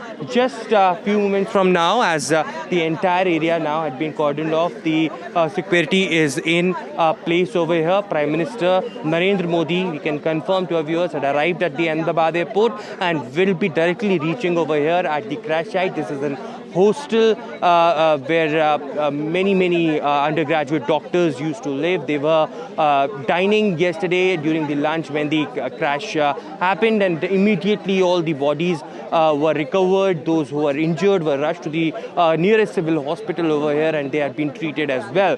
But of course, Prime Minister would be inspecting about this. He would be briefed by Home Minister, Civil Aviation Minister, Gujarat Chief Minister and other officials as well, and followed by it he would be going to the civil hospital. He would be meeting the kins of and the family members of those who are deceased and those who are desperately looking forward for their loved ones, still hoping. Let me bring in Ankit as well. He is reporting from the crash site. That's where the Prime Minister is going to be in few moments from now. Ankit, the larger question is, has the black box been recovered?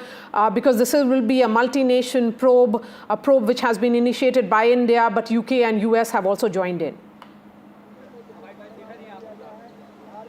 That's right, Maria, and that's the million-dollar question at this moment. What about the black box? Because the flight data recorder, the cockpit data recorder, the voice recorder is going to be the key to what happened in less than 31 seconds of the plane trying to take off from the runway, which is just a few meters from where I'm standing, and then crashing here. What we have been told reliably, and this is something that I was told last night as well, that there is a specialized team which is only being tasked to recover the flight data recorder. Now, it's a very difficult task. I'll tell you why. Because initially, by the time we was all about 8 to since the crash took place, that was around 8:30 in the evening. Till then, there were places which were still burning. The plane was absolutely full with the aviation fuel, and it took many hours for the rescuers, for the fire engines to try and douse that fire. Number two, the difficulty in recovering the flight data recorder is that the plane is strewn in about 700-meter areas, the parts of the plane, the debris of the plane, where one chunk, the big one of the underbody, along with the the flaps that you see here, these are the flaps right at the back of the plane, and on top of this was the tail. The tail has broken from this and has fallen about 150 meters from this very building. That's the BJ College, Medical College's mess, where the doctors, young doctors, were having their lunch at the point of impact. So what I've been told is, and the engine is 3 buildings away from that, the black box, there is no confirmation on its recovery, but a team of a specialized team right from the time when they had come in, they were looking for it. You just heard, in fact, the NDRF senior official who said that once the black box is recovered, they will announce it. Now, there are 3-4 things that are going to happen from here on. Let me very quickly first tell you, of course, on the ground at this moment, the only anticipation is of Prime Minister's arrival. I can hear wherever I'm standing at this moment, there is continuous, sirens being played. So, of course, pilot vehicles and other vehicles would be coming in. The Prime Minister would be entering. This entire area has been sanitized. He would be entering 500 meters further where Aishwarya is standing is just one of the location. The Prime Minister would be entering a little on a different route from there. He will straight away come to this area, the very center of the hostel. And it seems that the preparations are on, because on every building I can now see there are spotters and policemen, those who are have been put across on all the buildings near the hostel. These are also part of the medical college. These buildings that you are seeing are also part of the medical college. And last night, when we were here, when the Home Minister had come, Home Minister made a very short visit. Even at that point of time, there were a lot of onlookers which were being cleared at that point of time. And what we know at this moment, that when the Prime Minister arrives here, there are only going to be the Chief Minister, the Home Minister of Gujarat, some other senior officials who are going to, from the Civil Aviation Ministry, from the DGCA and Air India as well, those who are going to give a quick sense to the Prime Minister of what happened, how one of the biggest tragedies, air tragedies that India has seen unfolded. Now, the Prime Minister is expected to come here as well. And when he would be, in fact, coming to this part, he will have to come from where we are standing at this moment. So when you see that charred tree or the broken tree, right beyond that is the boundary of the medical college, and this mess is right next to the boundary. In between those, there is a path, a lane where the Prime Minister is expected to take, in fact, a look or inspect what happened here, because apart from the 241 unfortunate souls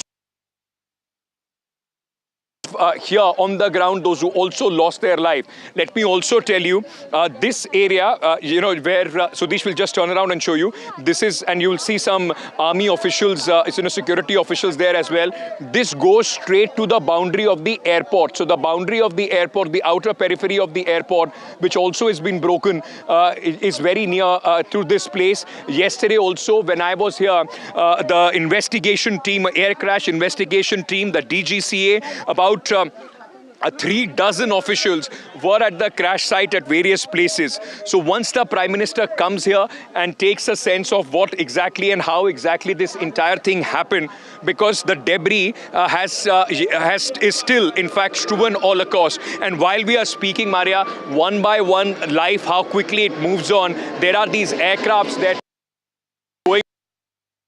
I've been saying since yesterday, this is the elevation, this is the height that the aircraft should have taken. It was not able to get that thrust. It was not able to generate that power so that it could have taken. This is the flight path that they would have taken once they take off from that place. I would also show you this tree. The top part of this tree is broken.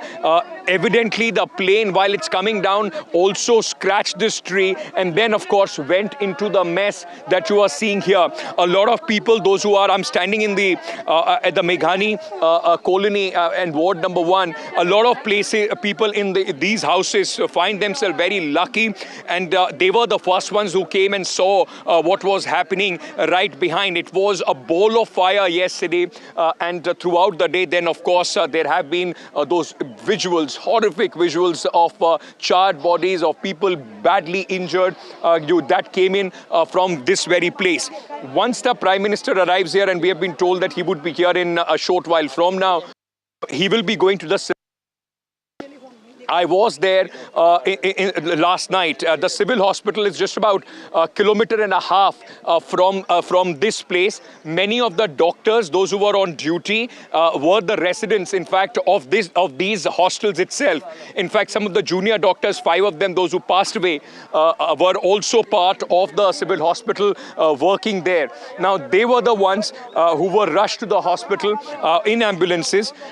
In the civil hospital, when you go, if you enter from gate number 2, the trauma center of the civil hospital, that's where you reach the emergency ward. From gate number 3, if you are in Ahmedabad, when we reach, gate number 3 tells you the story, because as soon as you reach gate number 3, 1 kilometer from gate number 3 is the post-mortem room. And the stench, the heavy smell of death hangs right from that very emergency gate. You can keep walking in about 400 meters and you reach a place that is the post-mortem room, where most of the bodies or the remains of those who are left have been kept. And just before that, 50 meters before that, you take a left, then you go through another special building in that civil hospital where an entire hall has been converted for DNA sampling, where, you were earlier referring to the benches which has been kept.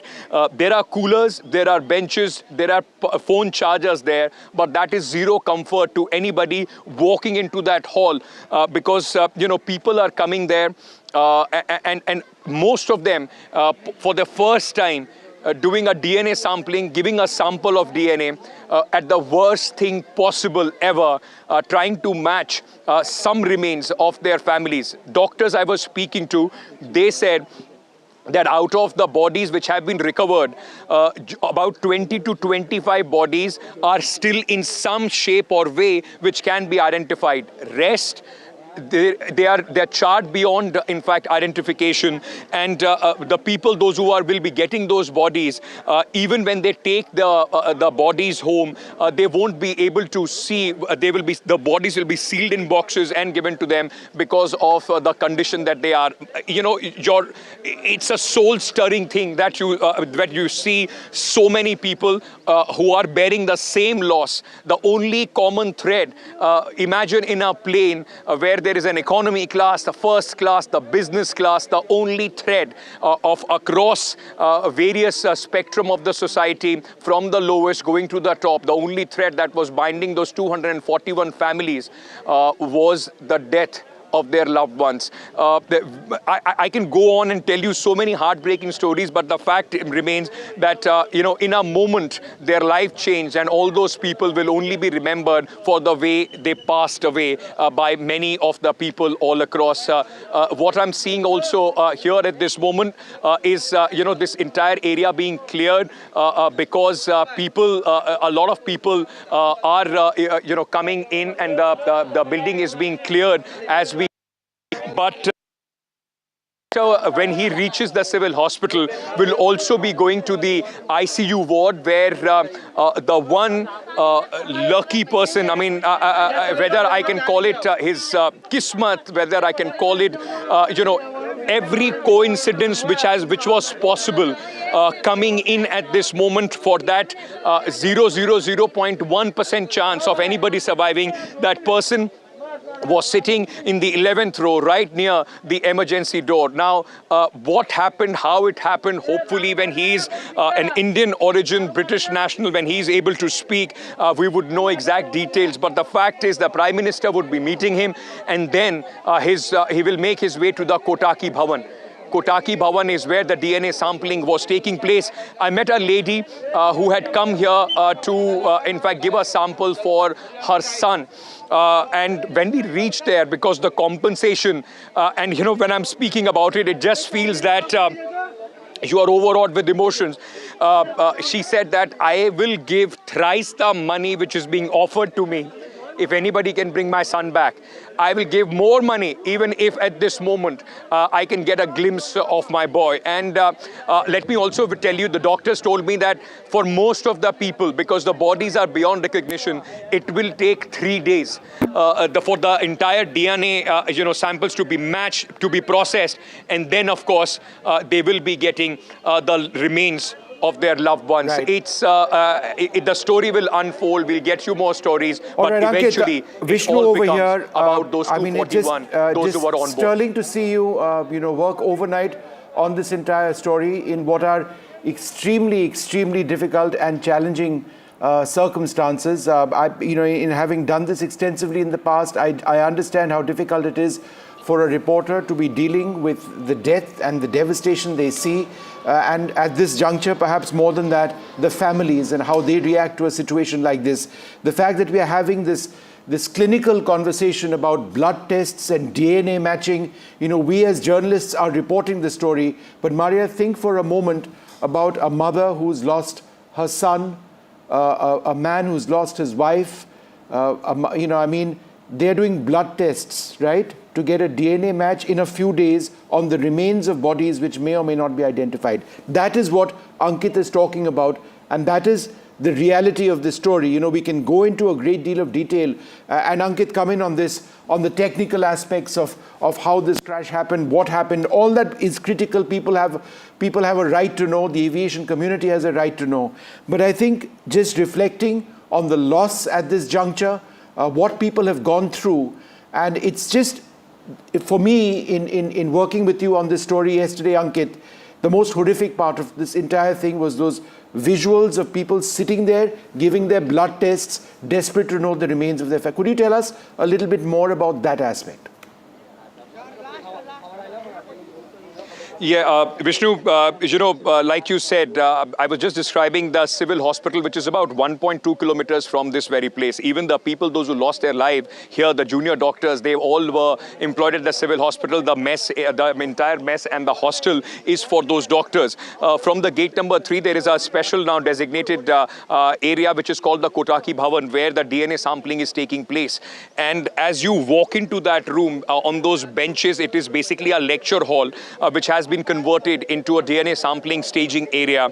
Many people, those who are coming there, they don't know. They reach the hospital, they straight away go to the post-mortem. They, for most of them, this whole area, this whole concept of DNA sampling is alien. That's not something that you do usually. When you go for a health test, you give a blood and people tell you about your blood pressure, so and so forth, and your cholesterol. But DNA sampling is something that people are not used to, not exposed to. And when you go there, and clinically, when there is a list, because these are images which are coming in of the Prime Minister about to enter that crash site location. We'll see we can see him right in the back. In fact, I think, Maria, that's the Prime Minister just behind those vehicles.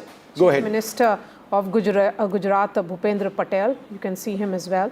The Prime Minister is now at the crash site.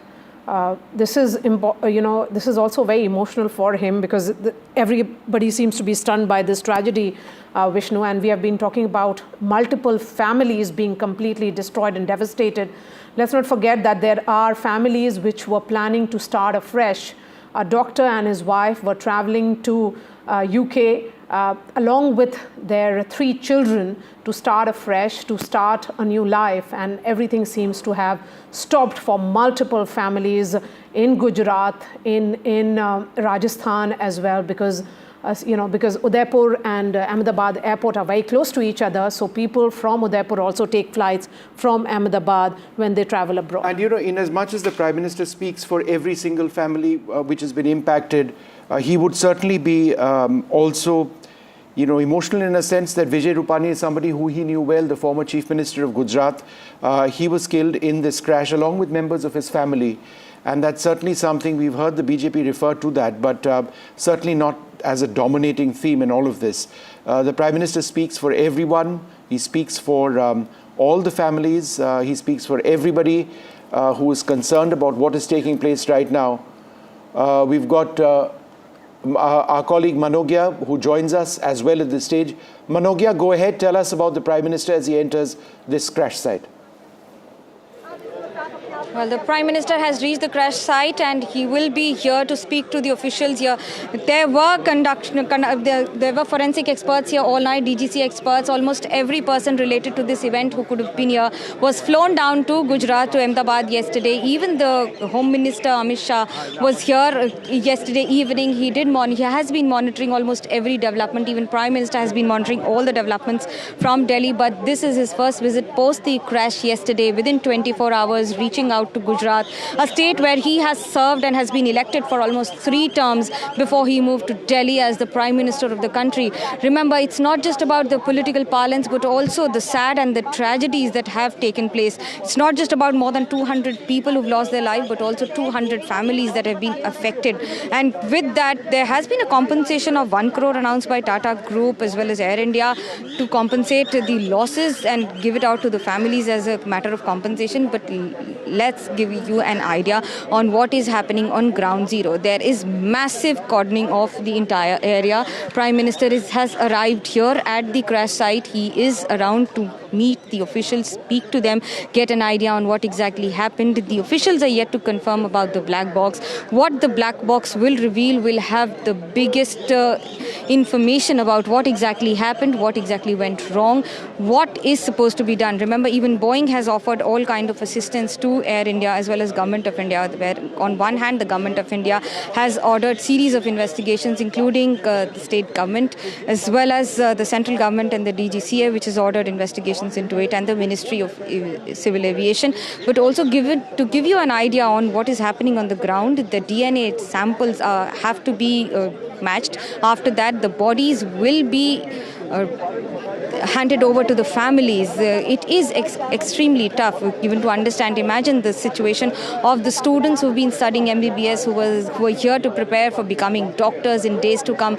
They were here to study, and as they were having the lunch yesterday, the crash took place, and these doctors themselves are now being treated, and their autopsy is being done in the same hospital where they were visiting as scholars or were faculty doctors there, giving you an idea of the kind of trauma almost everyone related to this incident has been going through. Vishnu, it's very, very tough. The one word I would say, inexplicable, to be able to express on the emotional roller coaster that most of these people must have gone through in past 24 hours, including the family of former Chief Minister Vijay Rupani, who lost his life in this terrible crash.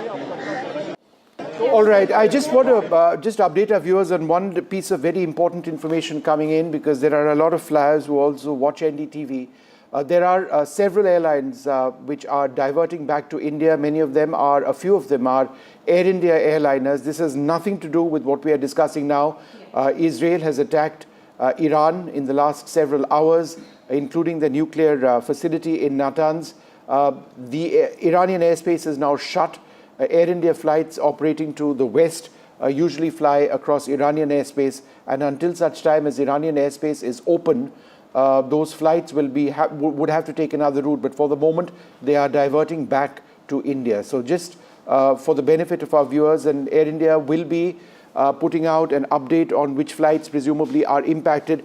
It would be other airlines as well. All international carriers would be impacted by this. Maria. Yes, and a word on Vijay Rupani, the former Chief Minister of Gujarat, one of the most affable politicians, one would say, extremely accessible and extremely polite at the same time. He was traveling to London to bring his wife, to accompany his wife back, perhaps because she was in London for a good 6 months, and Mr. Rupani was traveling to meet his daughter. So it's a tragedy which has hit the BJP very close, particularly the BJP in Gujarat. But you know, he would often speak to just about everybody who would call him Vishnu. I mean, he was one of those rare politicians in Indian politics today who would answer his own phone call. So you can imagine, I mean, how accessible and approachable Vijay Rupani was, even when he was the Chief Minister of Gujarat. And of course, he was presently very, very active in politics, but he was planning to travel. He was on that plane to be specific, on seat 2D. Right. He was seated on that, the Prime Minister there on the site of the crash. Perhaps Ankit can get us some visuals of that, and Prime Minister being accompanied by Bhupendra Patel and perhaps also the Home Minister. And can you describe the location where the Prime Minister is visiting? Because as you've been mentioning, Ankit, the crash site is large. That's right, Vishnu. And, having spent several hours yesterday side, actually, let me first tell you where Manogya is standing. That's where you enter the place from. That's completely in block. There is no access to the journalist to be anywhere around. All the buildings have also been taken over by the security. I may not be able to show you exactly where the Prime Minister is at this moment, but I can describe where all would he be going. This is the back end, the very rare part of this entire building. When you enter from the gate number 1 of this hostel, you have to make your way about 400 meters to come to the mess. And Vishnu, this is the place where we reported from inside, last late in the night. This is the place, the body of the plane that you can see, the flaps are also intact, and under this also the rear, there is a landing gear which also is intact. It reminds you of those 52 seconds last visuals. In fact, when the plane was trying to fly, trying to in fact gain elevation, and which it could not. So this is one of the major chunks as far as this debris of the plane is concerned. If you go beyond this, where the Prime Minister would be walking in, Vishnu, if you remember those 3 buildings where the engine had fallen, one of the buildings was the engine. The Prime Minister would be entering from that building. He would be in fact then be able to see the charred 3 buildings one after another, where the engine and other part, the tail, the tires from the landing gear, and all of that is strewn beyond this black building, the charred building that you see. From the place where the impact, the first impact took place at the mess, right to the last building, which is burnt and completely charred. It is about 450 meters and a span of about 6 buildings, 3 in front, 3 behind that. The ones in front are the ones which have borne the maximum devastation. There are when we had come, all this building, the one where that you see the wreckage behind me, is just a 2-floor building. It's the ground floor, and on the first floor is the kitchen and the mess. Beyond this, all buildings are ground plus 5.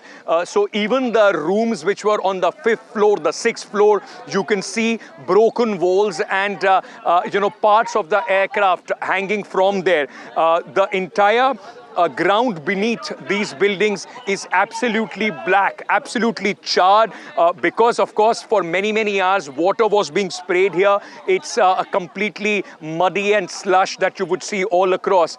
So the Prime Minister would be entering from gate number 1 of this medical facility, the hostel. He would then be seeing the first 3 buildings, and then he's expected to walk all the way around and come to this place, because this is the mess where the students were having their lunch, where the plane crashed. And of course he would be able to see what you are seeing at this moment. This entire thing has been cordoned off. There is nobody who's allowed here.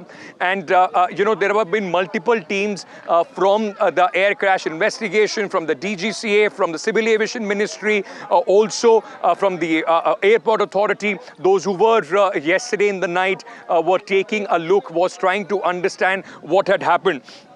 So while the Prime Minister, would be coming here, and he would be taking us, some time with the people, those who are in fact the officials, those who are traveling with him, it will take some time. It will be, he's expected to spend at least 15 to 20 minutes here, because it's a very large campus. The whole campus is spread over almost a kilometer, and the entire area of impact is, about 500 meters from this very place that you see going right at the front of this building. We had to, in fact, take a detour to try and reach this place so that we can at least show some visuals to our viewers here as India wakes up to this morning of this big air tragedy, one of the biggest that the country has seen. And of course, the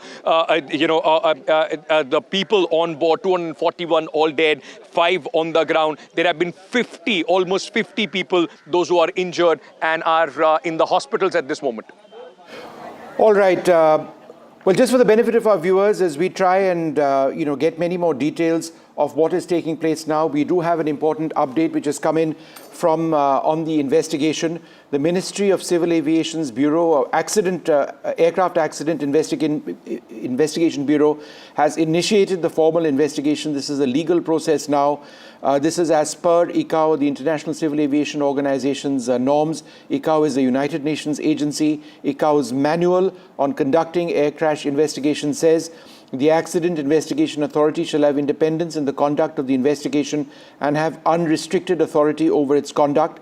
The investigation shall normally include the gathering, recording, and analysis of all relevant information on that accident or in that incident, the protection of certain accident and incident investigation records, and where feasible, the scene of the accident shall be visited, the wreckage examined, and statements taken from witnesses. The Minister of Civil Aviation has said that the government has decided to set up a high-level committee comprising of experts from multiple disciplines to get into this matter. Now, this is actually an important statement which is coming in because there are international investigators who are also coming in. For example, since there are British nationals who've been killed in this accident, more than 50 of them, the British investigating agency is also a part or going to assist the DGCA, but the DGCA and the Indian accident authorities, the Aircraft Accident Investigation Bureau, AAIB, they will be in the lead in the entire investigation. The NTSB, which is the American National Transport Safety Board, they are also going to be part. Boeing is offered assistance as well. They're all going to come together, but it's the DGCA's AAIB which is going to be at the lead, Aircraft Accident Investigation Bureau. Aishwarya joins us now for more on this. Aishwarya, what are you hearing?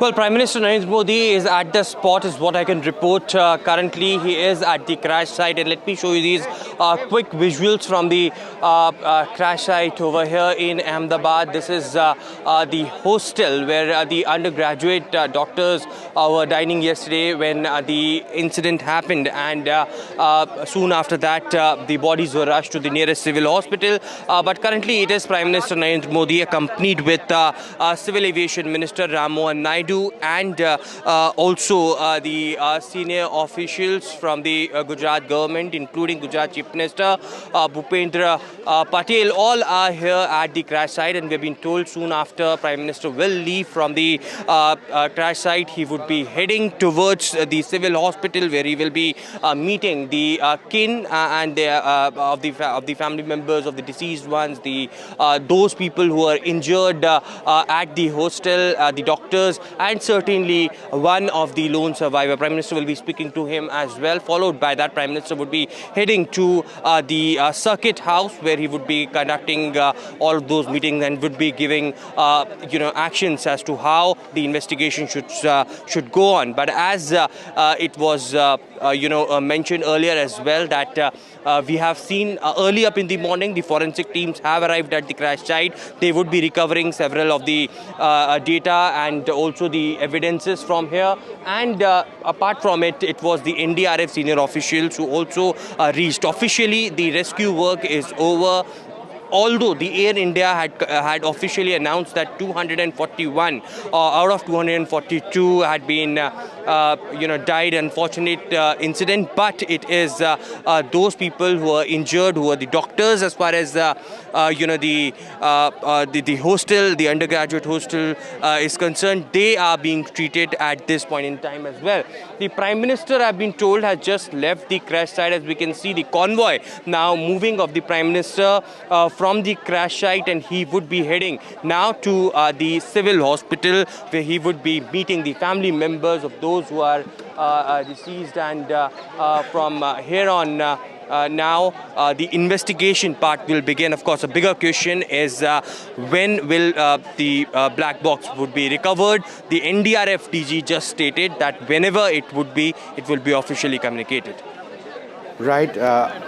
Aishwarya, we're going to come back to that. Just again, for the benefit of our viewers, the Prime Minister has arrived at that crash site. We should be hearing from the Prime Minister, I presume, in a little while from now. The government has, the Home Minister has been there, the Civil Aviation Minister, the Prime Minister now. There have been several reactions from across the world, the British Prime Minister, the Australian Prime Minister, the US President Donald Trump as well. In as much as we report the concerns on the crash itself and the loss of lives and the horrific circumstances of whatever it is that has been taking place near the airport in Ahmedabad. This crash took place yesterday of this Ahmedabad to London Gatwick flight of Air India. The fact of the matter is that the international civil aviation community would want to know what exactly went wrong. For that, they would need the black boxes to be recovered. At this juncture, we still don't know if that has taken place. The black boxes are absolutely critical because that's where data on this flight would be available. Was there a pilot error? Was there a mechanical error? Was it a combination of several factors? That's something which needs to be looked at and found out right away. As soon as that happens, then we will get to know about whether or not it's a larger issue which affects the Dreamliner fleet across the world, or in fact it's just this particular aircraft and a set of circumstances which resulted in this. When it comes to civil aviation, what I can point to and crashes, that very often it's not just one factor which goes wrong. In all air crash investigations which happen, there are multiple factors which result in a crash, whether it's training, mechanical activity, pilot error, or something else. There are a series of events as opposed to usually a single event. So that's what investigators will be trying to unearth, the sequence of events. They will be looking through all of it. But the preliminary information is on the immediate cause. Why did the engines of that Boeing 787 Dreamliner, an aircraft which is, it's about 11 years and 5 months old. Why is that aircraft, why was it unable to climb out after taking off from Ahmedabad's airport for a flight to London Gatwick shortly after 1:30 p.m. yesterday? The question is also, Vishnu, that because of the multiple views being shared by the experts, some are suggesting also a possible fuel contamination, that contaminated fuel can starve both engines or impact the fuel flow systems and can be seen as one of the causes. There are also issues, one of the scenarios could be weight balance issues. An overweight aircraft may be unable to sustain climb in hot weather when air is thinner. And of course, the control system failure and also a possible dual engine failure. But all these scenarios can be clubbed as well, is the view. And it's going to be a multi-nation probe because there are internationals, British citizens, and also from Canada. We can see now the Prime Minister's cavalcade now actually reaching the civil hospital in Ahmedabad. That's where those who have been injured, these are largely, because the plane actually crash landed in the. Yes. I just, Maria, there's some breaking news coming in, and as we wait for the motorcade of the Prime Minister, and we'll cut across to him, multiple Air India flights are being diverted as a result of airspace over Iran being closed. In case you've just tuned in now, Israel has attacked Iran, including their nuclear facility in Natanz. They've attacked Tehran as well.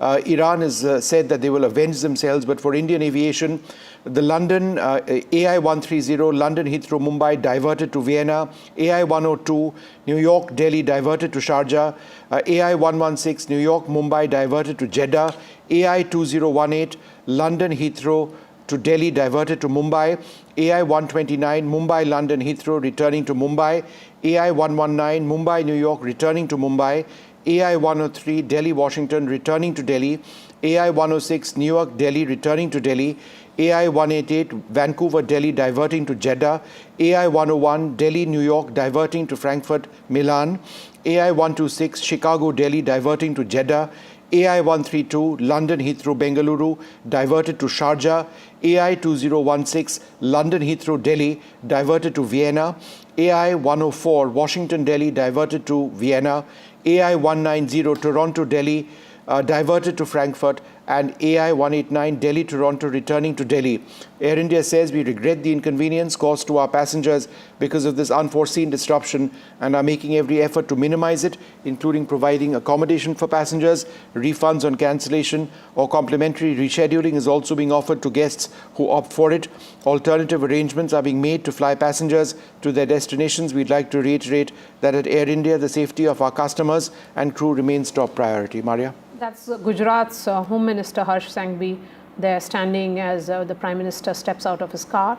And the other leader is C.R. Patil, who is, of course, the Jal Shakti Minister here in Prime Minister Modi's council. He's there. So is the Civil Aviation Minister, Ram Mohan Naidu, the Prime Minister there, entering the civil hospital. That's where the family members are waiting for the DNA samples to be taken, and also the matching of the DNA samples, which will take roughly around 72 hours. It's heartbreaking. The families are stunned. It's a devastation totally as the families wait for the DNA samples to match and perhaps get mortal remains of their loved ones. The bodies in this entire tragedy have been completely charred because the plane actually crashed and turned into a fireball, Vishnu, because of almost 100,000 liters of fuel, which was there. So in 90 tons of fuel. 90 tons of fuel. So there are some unconfirmed reports, I repeat, unconfirmed reports that the black box of the aircraft has been reported. We are waiting for some official confirmation on this. If indeed that is the case, then that's absolutely critical in taking all of this forward. Because it's that digital flight data recorder which has thousands of parameters, or at least more than 1,000 parameters of the flight, its engines, its systems, its flap setting, its instrumentation, its hydraulics, what have you, which are instantly available. And then there's the cockpit voice recorder as well, which is part of the black box unit, which is available. So if that has been recovered, and we're waiting for an official word on this, then that's absolutely critical, because again, we'd have to see what the condition of that black box is. There are more than one. There's two black boxes. They're not black in color, by the way, but they're called black boxes, and those are going to be taken into a lab, and they're going to be clinically examined to get immediate data. And that's what international aviation experts from around the world would want to get a sense of. This is what airlines around the world would want to get a sense of as well. Let's go across to our correspondents as well as we see these images. The Prime Minister is at the airport where those who've been injured and civil hospital. At the civil hospital. I beg your pardon, at the civil hospital where those who have been injured have been taken. Maria? Yes, and I'm going to go straight to Ankit. That's he's joining us from the crash site. Ankit, what we are being told now is that 200 samples of DNA have been taken. It will be a long, horrific wait for almost 72 hours for these families as they wait for whatever remains they could gather from those charred bodies which have been brought in at the civil hospital. But Ankit, you know, those are the images which are coming in. The Prime Minister there being briefed by C.R. Patil, Union Minister, and other leaders of the party who are accompanying him to the civil hospital as he meets the families, the next of kin, as they wait for the DNA samples to be matched and the mortal remains be handed over to them. Ankit. Can I very quickly, Maria, if you allow me to, can I very quickly tell you, because I can see these visuals that we are playing at this moment on our screens. I was at the civil hospital, so let me tell you exactly where the Prime Minister is. Like I was telling you earlier, Prime Minister at this moment has entered the civil hospital of Ahmedabad, which is the BJ Medical College, and at the civil hospital. It's just about 1.2 kilometers from here, where the Prime Minister's car has stopped. That's gate number, his car has entered from gate number 3. And from gate number 3, the Prime Minister, if I can see these visuals, is going to the first floor where the survivor and the other injured are recuperating or are being, in fact, being treated at this moment.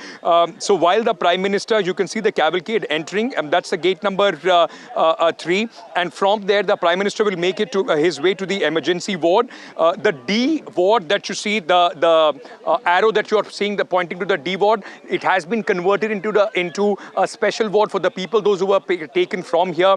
Remember, most of these people, the injured, not just the survivor who was on board that plane, but many those who were on the ground in all of these buildings, they have been kept here. Like I was saying, the Prime Minister, you would see the visuals of the Prime Minister going into this first floor of this hospital. That is where the people, those who are, and all of them have received, many of them has received severe burn injuries. I was talking to the doctors. Many of them would not be, in fact, either would be able to meet the Prime Minister or anybody else, because they are in the intensive care with more than 60, 70, 80% burns to their body. But the person who miraculously survived this crash, right next to, was sitting in the 11th row, right next to the emergency, in fact, one of the emergency doors, he is, conscious, is speaking, and is not badly injured. Thankfully, we've been told that Interrupt you right now. We've got our colleague Abhishek inside the hospital. Let's just go straight across to Abhishek. Abhishek, go ahead. Has the Prime Minister entered? Is he seeing those who've been injured? Yes, definitely, he has entered the civil hospital and he is meeting those who are injured. And most important to understand out here is definitely those who were in the flight are, their bodies have been kept in the mortuary.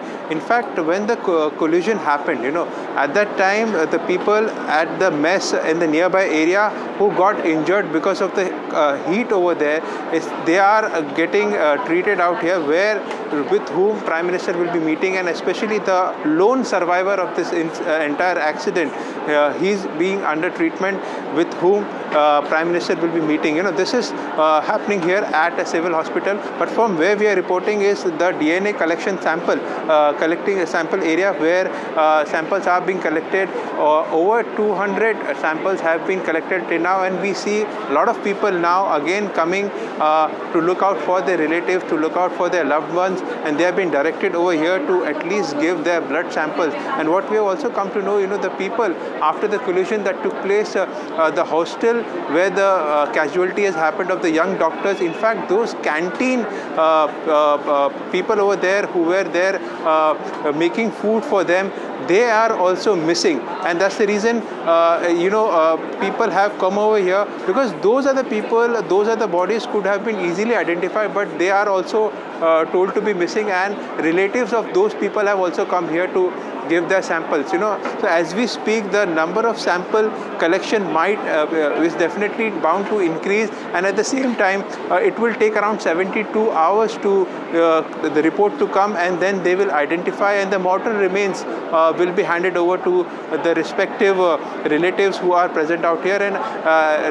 requisite accommodation and other facilities are being provided for them to stay around for the next 72 hours. And that's what we are continuously telling to our viewers, and those who are coming over here, they should come here and they should be direct blood relative of the person who was on board, and that could make them easier to give the sample. And as early as you give your sample, sooner in next 72 hours, they will identify the mortal remains, and it will be handed over. And as far as those young doctors are concerned, what we are being told that several mortal remains last night only have already been handed over by identifying. So there is no need for the relatives to come here and do the blood sampling. So there are mechanisms being placed, but this is what we understand from the sources, because till now administration has not given any numbers or figures as per how many bodies are kept here. But what we are understanding from the sources is more than 250 bodies are there here, and those are of the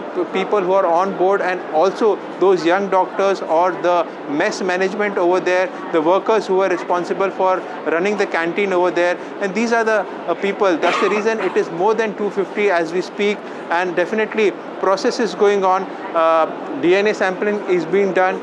People who can identify the body, they are being allowed to identify and take away. But at the same time, the process continues. And as we speak, the number is bound to increase. Last we spoke to the people from here sitting at the help desk. They said that they're expecting more 40 to 50 relatives to come and give samples, as per the bodies which are kept in the mortuary. And at the same time, Prime Minister is also visiting injured, taking stock of the situation, what went wrong, how things could be better planned in future. Investigation has already been ordered. As we speak, in civil hospital where Prime Minister is present, meeting to the lone injured and also those who were affected in the surrounding area after the collision took place. Back to you.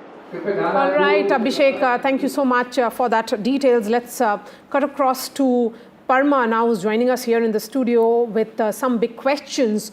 Of course, there are a number of unanswered questions, and the big question certainly is what led to this crash.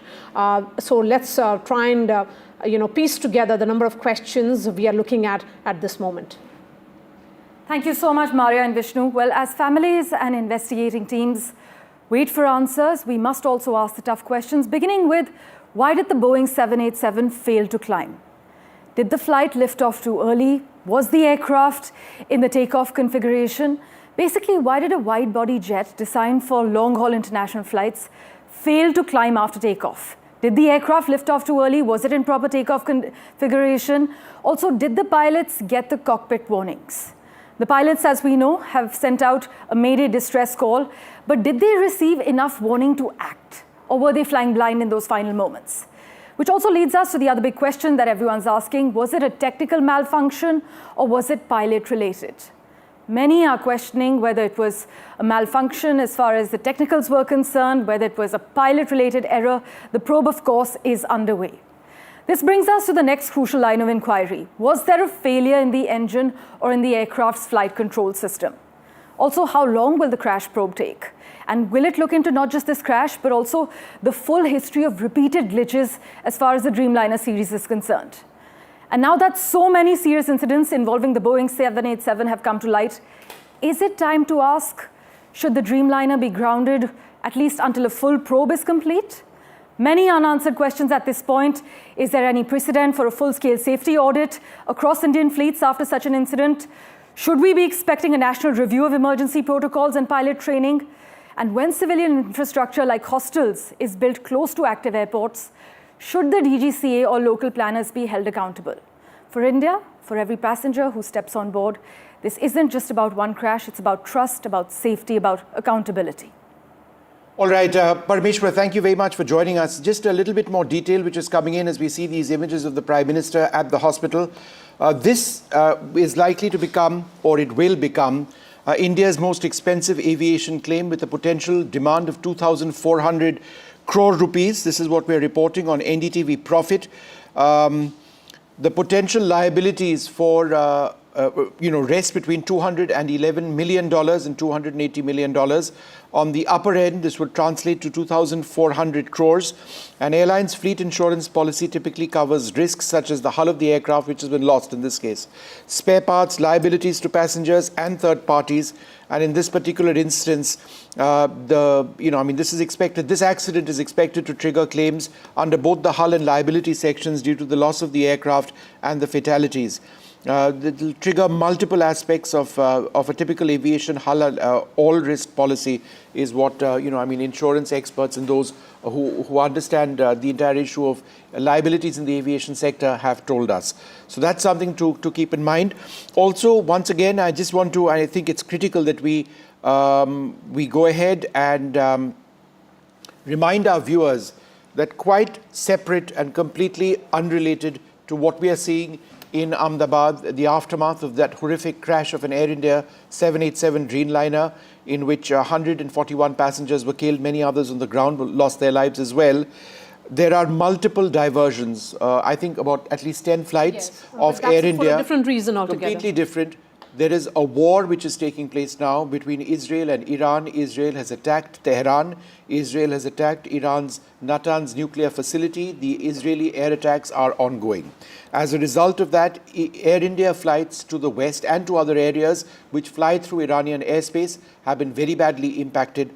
And as a result of that, there have been multiple diversions of flights which were in the air. So this is another headache, not just for the airline, but for thousands of passengers. All right, more images of the Prime Minister. He is going back, returning right now. Yeah, that's the Prime Minister there after having met the survivors, gauging, the extent of, getting an idea of the condition of those with injuries. And Vishnu, when you say that it's going to be perhaps a huge number of compensation, the Tata Group has of course announced a compensation of 1 crore to the families of each person who lost their life in the tragic Air India plane crash in Ahmedabad on Thursday. When we look at the significant, of course this is a very, very significant incident which could result in losses amounting to several hundred crores. So when we look at the insurance market, and India is estimated to be around 900 crores, when we say aviation insurance rates, Vishnu, 1 crore which has been announced here at the moment, what will it actually mean? Sorry, 1 crore which has been announced? No, so the Tatas have announced 1 crore for every family, next of kin of those who've lost their lives. So that's number one. Number two, over and above that, what I described right now are separate insurance claims which would kick in. In terms of liabilities, everything is covered. Air India is entirely insured as a major legacy air carrier. So there would be additional amounts which are likely to go to family members. I think the state governments at some level may also be involved. I'm not certain of what the final figure actually would be. But in terms of this triggering the upper end of insurance claims for the airline, which includes not just the loss of the aircraft, but also damage on the ground. That's something that would come into play. Let's go back to Ankit Tyagi, who's been looking at this story very, very closely indeed. Ankit, go ahead. Well, Vishnu, as you were speaking, and I can see the visuals that we are playing, the Prime Minister about to come out of the civil hospital.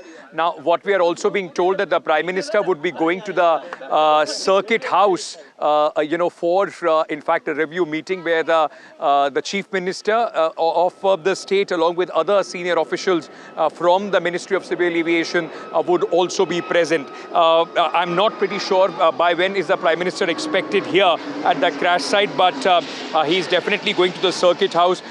One new information that we are also getting is that there have been complaints. So the number of possibly the dead could also go up because there were a few people in the mess, those who were working at the time, the mess staff, their whereabouts are yet to be traced. Whether they are among the injured or they have unfortunately passed away is something that is being ascertained as we speak. They were right in this building where the aircraft, in fact, came and crashed after it was not able to gain enough thrust, was not able to ascend while it was on its, after the takeoff. Vishnu, you would understand this better because we have been seeing so many aircrafts now coming in and taking the elevation that is required. Imagine the plane and the loss of power or whatever the reason was, the landing gear which was hanging first, brushed across this tree. And then you will see a chimney, a pole that you would see right behind that. That pole was broken. It was quite, it's longer than what it was. It was broken. The plane crashed on that and then straight away went to the mess that you are seeing at this moment. Of course, with the debris of the plane, the remains of that plane, the big portion of it with the landing gear also hanging right under this place. This is where the mess was and this is where the doctors were having their lunch at that point of time. When I went inside last night, I counted about 10 rows of big, massive benches and tables put together. There were about 17 thalis which were kept ready with food and still in the same condition at the time of impact. Beyond this, you see two buildings which were charred, of course, because of an absolute explosion that took place at the point of impact, and then this entire place turned into an inferno. And with that, building number 1 that you're seeing absolutely charred, there is building number 2 where the engine is, and then of course the building number 3. There are two buildings behind them which are also being impacted at this moment. Like we were talking about the DNA sampling earlier as well, what we were told in the morning here, last night the NDRF said with that a quick question. This entire area has Can been Ankit hear cleared me? of bodies. Yes. Yeah, Ankit, just a quick question. Yes, Are investigators on the ground? Do you see a lot of people, investigators going through that wreckage, working near the engine, which, you described and showed us last night? Are you seeing that already taking place? Well, it was happening last night. So last night also, and we showed some visuals as well, there were teams, we were told that about 40 people team, which has come from Delhi. It comprises from people from the DGCA and also from the air crash investigation. They were there, and while we were, reporting from here, they first went inside this building and they were scattered into 5-6 different teams, Vishnu. I also saw some very specialized, people there. Those who were with certain equipments were trying to go through the remains. There were 3, people. I'm not sure which branch they were from. They were near the engine. So they were 5 to 6 teams. These people were divided and they were going across every place. Even if you see right now, I would be able to show you some fire and rescue operators, those who are on top of that building. If you can see right now, they are from the fire and rescue teams from around, and they are on top of this building right where the wreckage of this plane is being seen at this moment. I'm not exactly sure. In fact, I tried to speak to one of the people, those who were part of those teams, and they told us off camera that there has been a 6-member team which is only looking for the black box. It was at 1 o'clock in the night when I spoke to them, so I'm sure, like you were mentioning earlier, the possibility of that being found. It's already being about 14 to 15 hours since the time that crash took place. But it's interesting that even at this point of time, there are people from the rescue and relief teams, those who are on top of the building. And it also comes at a time when we are hearing that the number of people, Vishnu, like you were saying, I can, on the other building as well, I can see people going through the debris. Whether they are anywhere related to the crash, assessment teams or the air crash investigation teams, we don't know that. But there are, since morning, this is the first time I'm seeing people, those who have come right near this debris at this moment. Remember also, this area has completely been cordoned off. So where we were last night, we are not allowed to go right into the periphery.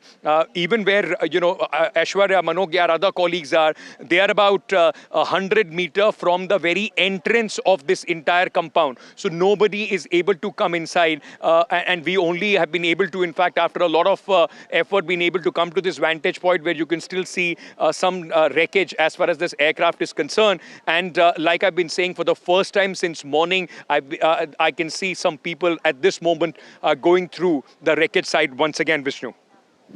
All right. Let's bring in Manogya now, who's also joining us from the crash site. Manogya, the Prime Minister on his way out, it appears he has left the civil hospital and now he will be heading for a meeting to make a complete assessment. We do not know whether black box has been recovered or not, because that will give the real picture of what really happened, and more so the last few seconds of the audio which has been recorded in that audio recorder. The audio and the data. I would and suggest the data. The data, which is very important right now. Manogya, go ahead. Well, absolutely, you're right, Maria. When you talk about the duration of that call, that would be nothing less than 52 seconds. But those 52 seconds will reveal everything about exactly what happened during the last minute before the crash. This is also one of the most important authentic evidences to understand on what exactly happened during the crash. But when I'm talking to you here, the Prime Minister is all set to... There are several other officials also, one after the other, who've been arriving from Air India. We just spoke to NDRF officials who said that they cannot reveal whether this has been received or not, but there are DGC officials, there are Air India officials, there are several other officials here on ground who have been monitoring the situation. But we also given to understand the Prime Minister Narendra Modi will be heading towards the Circuit House, where he will be holding series of meetings with all the stakeholders, ranging from the Aviation Ministry to the Home Ministry to the rescue operations to the updates. How soon will it and how much time will it consume to hand over the bodies back to the families, and also the entire process. We also have to understand that this is the same state where he served for more than 5 decades. This is the state where he was born. He has the foundation of his entire political career in this, in the heart of the land. He knows absolutely every nook and corner of the city and most of the places, almost every place in Gujarat, for the kind of political journey that he's had over the decades. But also given to understand that it's beyond the political journey. Today he's come as the Prime Minister of the country in midst of one of the biggest air tragedies that the country and the world is witnessing. It is one of the most expensive tragedies also of the world, given the fact that perhaps this is for the first time since the induction of Dreamliner that such a major crash has taken place in Air India. Also giving you an idea, absolutely one of the first in India. These are visuals that will leave you worried, that will raise questions on what exactly happened. Do we need to revisit the aviation guidelines in India? What is it that exactly has to be done on ground to improve the facilities and the security of every passenger that boards it? Remember, it is also a moment to recall and understand the emotions that every person attached to this tragedy must have been going through. They must have come at the airport to say the last goodbye, but they didn't know that they will never be able to meet those kins, relatives, loved ones again ever in life. And what would come back would be charred bodies. And with those charred bodies, there will be a wait of hours to understand whether the DNA matches or not. Even for Vijay Rupani, his sister has given samples of DNA, and once the body of Vijay Rupani matches the DNA, they will be able to hand over the body back to the family. His entire family has arrived in India from London. Remember, he was flying yesterday to London to meet his wife and spend some days there together and then come back to India. But these are now just stories that we are sharing, sad stories we are sharing. So primarily, if you talk about the Prime Minister of the country, he's also served as one of the longest serving chief ministers of BJP in Gujarat. Also given to understand that today he would be meeting the family of deceased former Chief Minister Vijay Rupani. Tragic state of affairs here. However, the rescue operations have been at war footing. To give you an idea that almost all body autopsies have been done. The doctors have claimed and clarified that autopsy is completely done. So identification of the body is the next process that has to be followed.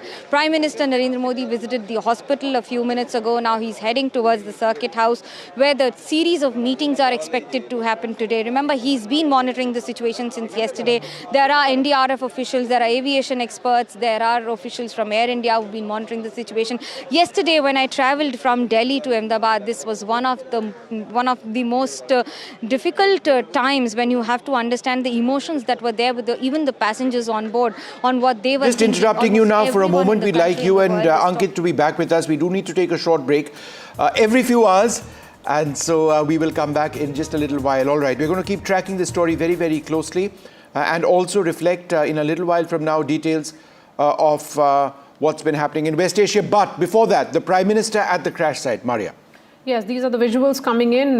We can see Home Minister of Gujarat briefing him and other officials. Also, the Civil Aviation Minister there present when the Prime Minister is at the crash site. He visited the crash site earlier today.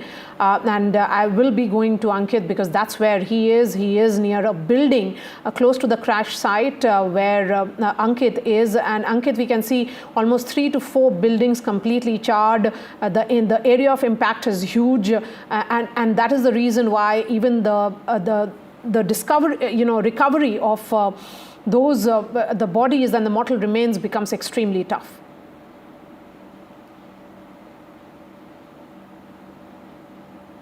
Civil Aviation Minister Ram Mohan Naidu there with the Prime Minister and also Bhupendra Patel, who is the Chief Minister of Gujarat. Ankit, we are looking at the Prime Minister who is at the site of the crash. There are 4 buildings, as you were pointing out. These are hostels for the doctors' hostels, and they are completely charred and destroyed.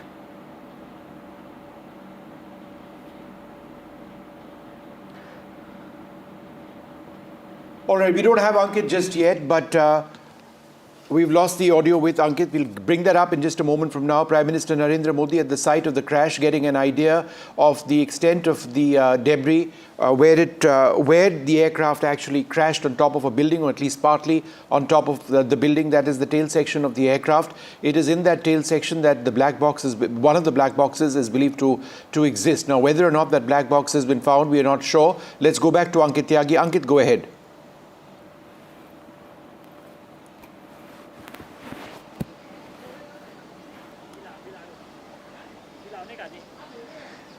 मैं पहले सुमित जो आप तस्वीरें दिखा रहे थे, क्योंकि कल मैंने काफ़ी समय वहाँ पर गुजारा है और रवीश जहाँ पर हैं बिल्कुल वहीं पर हूँ। जो आप टेल देख पा रहे हैं वहाँ पर कुछ लोग भी आपको दिखाई पड़ेंगे। मैं पहले जो तस्वीरें आप प्रधानमंत्री दिखा रहे हैं मैं आपको बता देता हूँ कि क्या आप इस वक्त देख रहे हैं।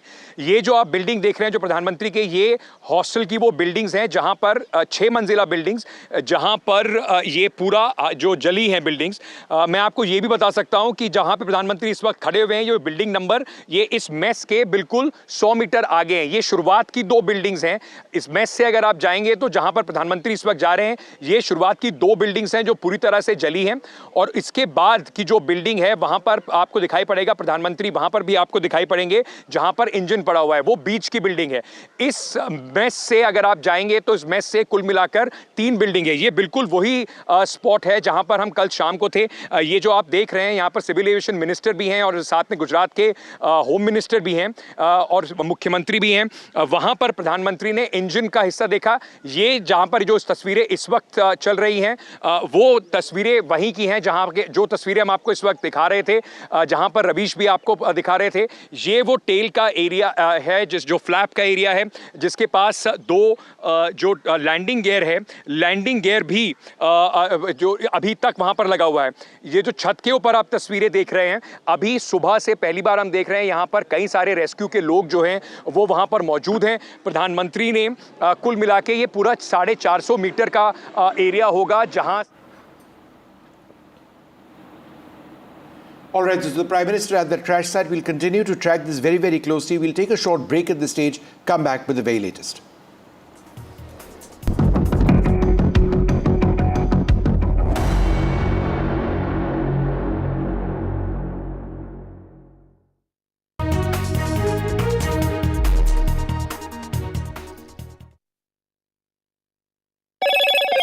Hello, Moto. Motorola, India's leading AI smartphone brand.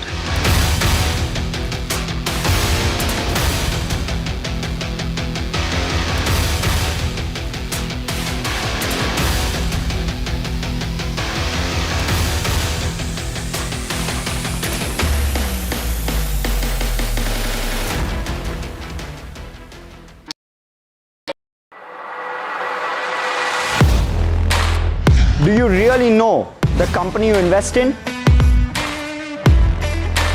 What is the real picture behind presentations and claims? Is the outlook as rosy as the company claims? Know Your Company, powered by NDTV Profit Research, shines a light on the biggest stock market movers.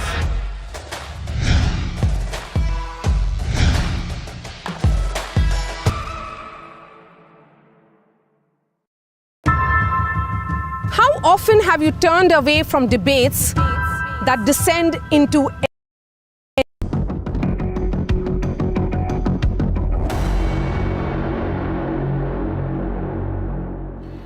It's a day after the crash. The Prime Minister is at the crash site.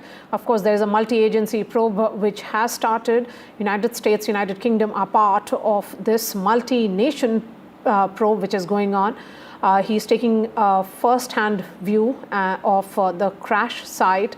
You can see those, the tail part of the aircraft, Vishnu. That's the Boeing that we are looking at, a Dreamliner which has never crashed. And this is the worst air tragedy that India has seen in 3 decades. Yeah, I mean, it is. It's one of the most horrific plane crashes in recent times anywhere in the world, in fact. The last major Air India crash was when, in 1985, the Kanishka crash, which took place. That was, of course, a bombing. There have been crashes involving Air India Express, but this is the first time that we are seeing an Air India crash since, I think, the late 70s. We're also joined now by my colleague Manogya, who's at the site. Manogya, we've got video now of the Prime Minister examining the site of the impact. Can you share details of this with us?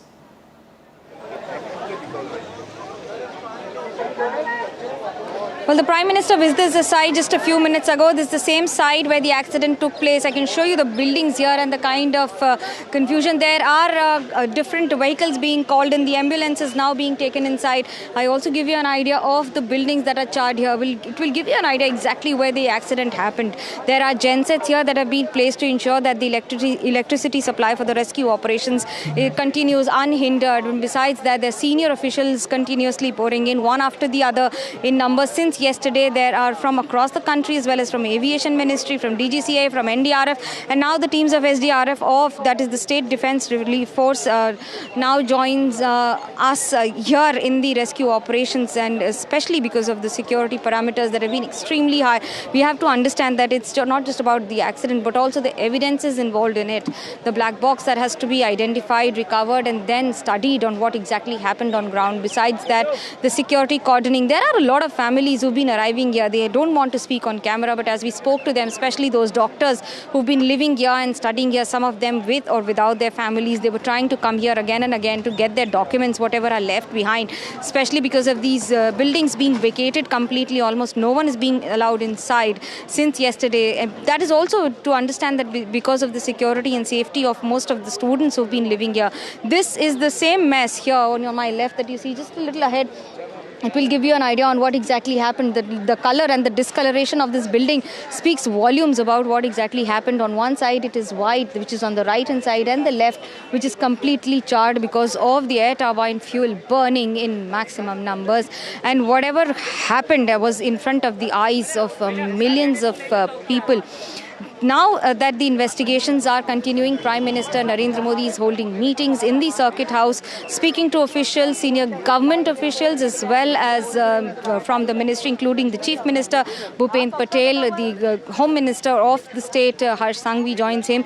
Besides that, C.R. Patil, who's been heading almost a lot of state of affairs and has been actively involved in politics, besides being the Union Minister in his cabinet too.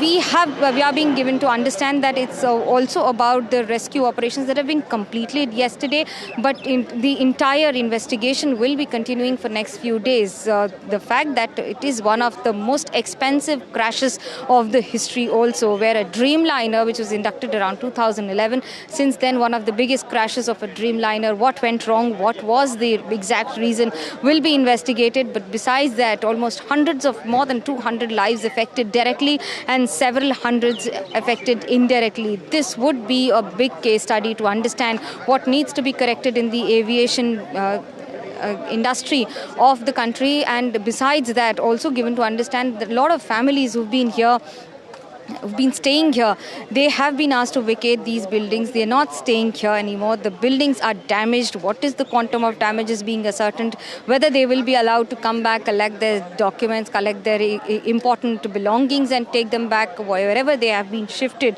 There were doctors who spoke to us that when this incident happened, he was there serving the people in the hospital. Now imagine the mental condition, even though he said that since he's in a government job, he's studying here, he didn't want to speak on camera, but the emotion roller coaster coaster goes very high and very deep. These are tough and challenging times, testing times for a lot of people on what exactly they're going through, not just emotionally, but also the entire family setup that gets affected, disturbed, and almost cannot be changed. It can be treated like completely not changing a reaction that can never be an irrevocable change in their lives, which they have nothing to do, but they've lost almost everything that they had. Now, there are a lot of people who are visiting here. Some of them eyewitnesses we spoke to yesterday said they haven't seen anything such tragic besides the earthquake that struck almost 2 decades ago. So Gujarat has been witnessing much more, but this, of course, is for the world to see on how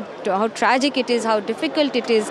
And now with the Prime Minister who served, remember, this is also the land that gave him the foundation of his entire political career. He knows almost every nook and corner of the lanes and bylanes of Ahmedabad. That's the place where he spent half of his life. But this time, as he comes back to the same location as the Prime Minister of the country, as he meets almost everyone possible, he will also be meeting the family of Vijay Rupani, who is the former Chief Minister, deceased Chief Minister, whose family has returned from London to ensure to be with him in the last rituals. Now, imagine the condition of the family who was waiting for him in London to arrive and then spend some time together. Instead, now they have come to Ahmedabad and they will be collecting his mortal remains and then will be taking them home once the identification with the DNA is done. It is a cumbersome process. It will take certain time because it is a scientific process. Certain things have to be followed.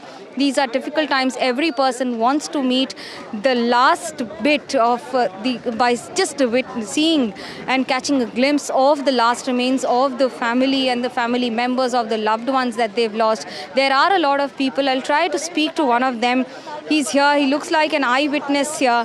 Let me try to speak to him, Vishnu, and give you an idea on what exactly happened. I'll try to speak to him. What exactly happened? आप जो थे आपके दोस्त भी थे कोई?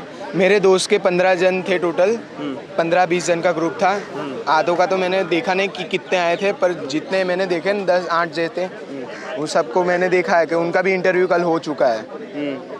दो आपके खास दोस्त, जैसा कि आपने बताया कि कुछ आपके जानने वाले भी आपके क्लोज दोस्त थे जिनको निकाला आपने। हाँ, उसका एक का नाम है Rahul Patni. These are people who have lived these tragedies. ऐसे राहुल नाम के 3-4 लड़के and they're just describing on the difficulties and the emotional roller coaster that they're going through. A lot of people have lost their loved ones. His father was there to assist almost everyone who was around. Let's try to speak to him. Cylinders होते तो और ज़्यादा blast हो सकता था, और मेरे लड़के लोग ने सबने अपनी जान की परवाह की, अंदर आँख में घुस के भी सिलेंडर्स उन लोग ने निकाले कैंटीन में से। कितने लोग थे, कितने लोग निकाल रहे थे? करीब वो 8 जन ने सिलेंडर्स निकाले और बाकी सब लाशें दीवार हटाने में, और फायर वाले आए तो दीवार हटाने में मदद किए। एयर इंडिया वाले आए तो वो लोग वीडियोस उतार रहे थे। मैंने मना किया कि वीडियोस अभी मत उतारो, पहले जिन लोग जिंदा है उनको बचाओ पहले। जूनियर डॉक्टर्स और डॉक्टर्स मौजूद थे यहाँ पर? स्टूडेंट्स सारे थे, स्टूडेंट्स थे। एक छोटी बच्ची, फैमिलीज भी थी यहाँ पे रहते हैं अंदर, फैमिलीज भी है। मेरे फ्रेंड भी रहता है अंदर, मैं जिसके साथ 10th क्लियर कर रहा है वो, उसकी फैमिली रहती है साथ में। फैमिलीज भी थी, पर उस फैमिलीज में से एक बच्ची की, छोटी बच्ची 4 या 5 साल की बच्ची भी खाना खाने बैठी थी यहाँ पे। देखिए बिल्कुल बहुत टफ टाइम्स होगा। क्या देखा था आपने, कितना मुश्किल था उस समय काम करना? देखिए मैं इसमें ना, मैं इमेजिंग करने जा रहा हूँ तो मेरे आंखों में से आंसू आ रहे हैं अभी, कि मैं कुछ कह नहीं सकता कि ऐसा सीन हुआ था यहाँ पे। मेरा घर यहाँ से पीछे ही है, करीब 100 मीटर की दूरी पे मेरा घर है। मेरे घर के जो बड़े बड़े पेड़ थे वहाँ पे टायर्स एरोप्लेन के अड़े थे, टायर्स एरोप्लेन्स के टच करके निकले हुए हैं मेरे घर के ट्रीज पे, झाड़ों पे मेरे घर के। और वहाँ पे ऐसी हादसा बनी कि मेरे दादा घर पे थे, मेरा छोटा भाई घर पे था, और मैं एलसी लेके, वो जो पीछे का साइड का एंट्रेंस गेट है ना, मेरे भाई की एलसी लेके मैं जमा कराने जा रहा था स्कूल में। घर वालों की भी क्या स्थिति है? मेरे घर वालों को तो लगा कि गया कि आज नहीं मिल रहा। मम्मी रो रही थी 2-3 बार तो मम्मी गिर गई, दादी अंदर आ गए, आँख चल रही थी वहाँ पे कैंटीन में, दादी आ गए। हम ऊपर 2nd फ्लोर पे थे, मेरा और ग्रुप लेके, जहाँ पे आँख थी, और आँख ज़्यादा बढ़ने लगी। हमने सबसे पहले तो सिलेंडर्स निकाले और दरवाज़ा क्लोज़ किया जहाँ पे आँख थी, और सारे मिरर्स जो थे वो तोड़ने लगे हम लोग, क्योंकि धुआं ज़्यादा हो रहा था और सांस लेने की तकलीफ हुई ज़्यादा। 38 से ज़्यादा किसी भी की हुए ना, वो आँखें वहाँ बेहोश हो जाए ऐसे। नाम है आपका? क्या घर नंबर था जिस बिल्डिंग पर गिरा? मेरा घर नंबर 19 है, 19 ब्लॉक नंबर है और रूम नंबर 440 है। यहाँ के काउंसलर का मैं लड़का हूँ। और ऐसा है कि दादा को लगा कि भूकंप आया, इसके लिए सब घर से बाहर निकल गए। दादा को ऐसा लगा और मैं निकला हुआ हूँ घर से। जैसे ही पहुँचा, अगर मैं 5 मिनट भी मम्मी के पास पेट्रोल के पैसे गाड़ी के 2 व्हीलर थे मेरे पास, वो लेने ना खड़ा होता तो मैं इस हादसे में साथ था। घर वाले सब बच गए हैं? कैसे सुरक्षित निकाला गया? घर वाले सबके सब सुरक्षित है, और मेरे जो दोस्त लोग अंदर स्टूडेंट थे सबको मैं जानता हूँ, वो बेचारे 3-4 जन नहीं रहे। जब तस्वीर देखी थी, जब धुआं निकल रहा था तो क्या हालत हुई? धुआं निकल रहा था, हमको तो लगा कि कुछ सिलेंडर ब्लास्ट हुआ है, शॉर्ट सर्किट का ब्लास्ट हुआ है, ऐसा लगा। किसी को ये नहीं मालूम, या किसी को ऐसा लगा कि पाकिस्तान वालों ने मिसाइल छोड़ी है, ऐसा लगा। पर आगे जाके देखा तो कुछ लोग ने बोला भी सही कि एरोप्लेन ब्लास्ट हुआ है। और मैं बोलता हूँ कि पायलट के अंदर भगवान आ चुके हैं कि हम सब जहाँ रहते थे ब्लॉक्स में, उसने कंट्रोल करते करते ब्लॉक से अच्छा खाली जगह में उसने लैंडिंग क्रैश करवाया है। उसको अंदर भगवान मैं मानता हूँ। आपको लगता है अगर थोड़ा आगे पीछे होता तो बहुत ज़्यादा नुकसान होता? हाँ, थोड़ा पीछे वो कर लेता, जहाँ पे पहले ही डगा प्लेन पहले सबसे पहले डाउन हुआ, वहाँ पे हम लोग जाते हैं। क्या नाम है आपका? मेरा नाम प्रिंस पटनी है। पटनी है ये, और बता रहे हैं कि किस तरह से पायलट की मेहनत से, पायलट की जो उसने अपना अंतिम समय पर जो काम किया है, जिस तरह से काम दिखाया है, उसके बाद से आपको ये तस्वीरें जो हम बता रहे हैं, and what we trying to get on ground to you and to our viewers is imagine the condition of a just a child in 20s who was fighting the battle yesterday, who saw the fire, who saw the devastation, and now is just trying to understand on how he survived it. And he feels and gives the entire credit to even the pilot that it was he who did ensure, the pilot did ensure on ground that it crash landed in a lesser crowded area. Back to studio. Manoge, just on that one point, I would suggest that it was impossible for the pilot, 34 seconds after, in that situation, that plane went down. It stalled and it crashed. And there are very frequently, and Maria, I've seen this in the past as well, whenever a crash happens, there are often statements which suggest that the pilot did this and the pilot did that. In a situation like that, the pilot had no control. If there was no thrust in the engines, that's been established, that plane just crashed. They would have been fighting for power. In 30 seconds, nothing got done. It's tragic that this went down like that. But the images that we see on our screen now, right-hand side, we can see the Prime Minister, the Civil Aviation Minister, others. The Prime Minister was briefed. A part of the aircraft still lies on top of that building. That's part of this medical college. A part of the hostel was struck. There are casualties on the ground as well. We're waiting to get the full number of people who've lost their lives on the ground. But 141 of the 142 individuals on board AI-171, which was a Boeing... 241 out of 242 people on board the Air India Dreamliner AI-171 on a flight from Ahmedabad to London Gatwick Airport yesterday, killed in this horrific crash at about 1:39 p.m. yesterday. Within 30 seconds of taking off, it went down. Let's just go across to NDTV's Aishwarya Jain, who's at that civil hospital which the Prime Minister visited. Aishwarya, go ahead.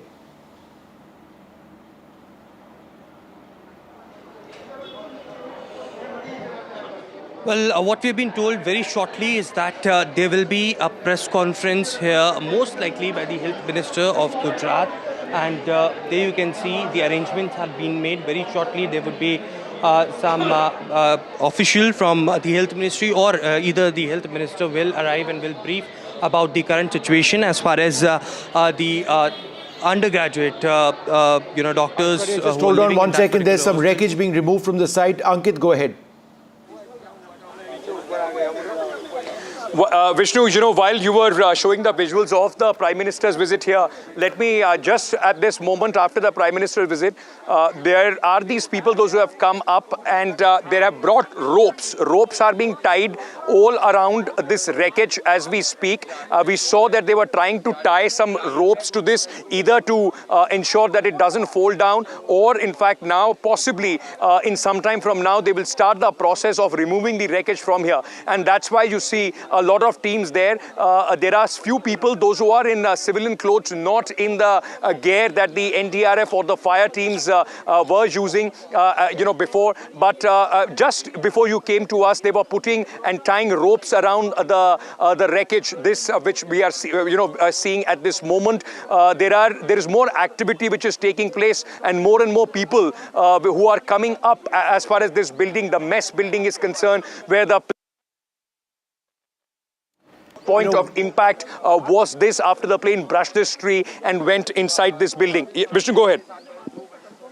Possible that the black box might be in. I'm just trying to get a specific fix on the location of the black box. There is a black box which is located towards the tail section of the aircraft, and what you are pointing out is the tail section of the aircraft which is on top of that building.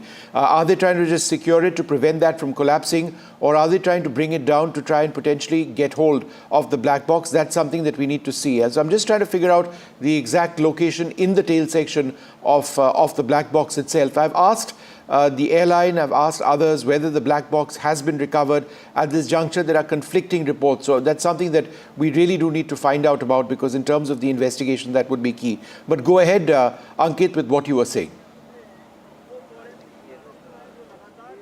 Right. So the only, and let me also describe you, the only part of the plane, of the wreckage of the plane, which is still slightly intact, is what you see behind me. Under this is the tail, a part of the plane. Under this, there is the underbody where in fact, the entire carriage, or at least the luggage, was being stored. So that has also fallen just a few meters. That is also a big chunk which is intact. Ahead of this building is that, fin, that tail that you see on the aircraft with the Air India logo as well, which is just ahead of this building. And of course, the landing gear. Landing gear, part of it is right under the wreckage that you are seeing at this moment, and some 100 meters away from it. Apart from that, the only big chunk is that engine, the cockpit, the entire body of the plane. Everything else has completely been charred in this fire. Vishnu, very quickly, as you see these visuals of increased activity. So I'm not very sure that those who are in they are not in any kind of rescue operation uniform. They could be part of the investigating team, but they are at this moment, have been at this moment, hovering around this entire area. And as I said, ropes are being tied to this. While you are also on your screens playing the visuals of the Prime Minister, let me very quickly, because I spent considerable amount yesterday of time here, let me very quickly tell you exactly the places where the Prime Minister have gone. If you can see the Prime Minister entering at this moment. This is right, 50 meters on my right, where the Prime Minister entered from, and he's being shown the very tail area, ladies and gentlemen, that you are seeing at this moment in our frame. The Prime Minister stood under this. He was shown the frame. Then the Prime Minister moved towards the buildings. That's the hostel buildings which house the residents and their families. This is the very spot where the Prime Minister had this discussion. He was standing under the very wreckage that you are seeing at this moment, which we are pointing out to on the other half of your screen, where the people are working. He was standing right under that. What you see is the building number 1. So if you move from here, and Harsh Singhvi was pointing, this is the hostel building. These are the first 2 buildings about 50 meters from where the wreckage is at this moment, from the mess. First 2 buildings where the boundary wall of one of the buildings being broken, where the Prime Minister is standing. Then he moves towards the center. There are 3 buildings, as I said. The first 2 that you see, the one in the middle, under that building is, of course, the Let's just stay with that. Bring down Ankit's sound for a moment. Let's just stay and describe what's happening over here. These are people injured on the ground. Remember, there was one survivor as well. I'm uncertain if if he's still in hospital. I presume he would still be there under observation. The Prime Minister meeting people who've been injured on the ground. Remember, there were lots of young people, students at that hostel in a medical college in that Gujarat area. Some of them fairly serious injuries. But the Prime Minister over there, the Home Minister over there earlier on, he's getting a briefing on the condition of those on the ground. Again, at this juncture, we can tell you that 241 people killed in that plane crash, but we still don't have an exact number. I believe that this is the miracle survivor. Yes, his name is Vishwas Kumar Ramesh. He was actually seated on 11A. It's usually seen, Vishnu, as a notorious seat because, it helped craft one of the most dramatic narratives in Indian aviation history. By all accounts, this is what we know of him, 40-year-old Vishwas Kumar Ramesh. He was seated on 11A and he survived. How did he survive is the big question. Some flights actually do not have windows on seat 11A, and it is a very cramped seat is usually how it is seen, Vishnu, and he is the survivor. In all, 5 students, 5 doctors who lost their lives, and close to 20 have been injured. It was lunchtime at the BJ Medical College hostel in Ahmedabad, and the MBBS students were in the age of 18 to 22, and they were in that mess come dining hall where the plane actually crashed. Almost 4 buildings have been destroyed so far. This Vishwas Kumar Ramesh, the Prime Minister, meeting him right now, he has actually said that he managed to jump off the building jump off the plane before it crashed, and it happened so quickly, so he managed it. He has suffered impact injuries on his chest, eyes and feet. It was his brother also who was with him. It was his brother Ajay who was seated in a different row. Ramesh had been working in London for 20 years. He worked and lived in London where his wife and child still live.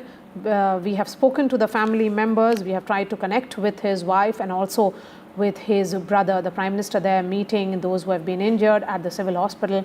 In all, 20 have been injured, and these are largely the students, the MBBS students, because the plane, the Boeing actually, the Dreamliner rammed into the white concrete building, turning the entire sky orange as it burst into a fireball, and the students struggled to outrun the cloud of black soot and the tall flames which came out of it.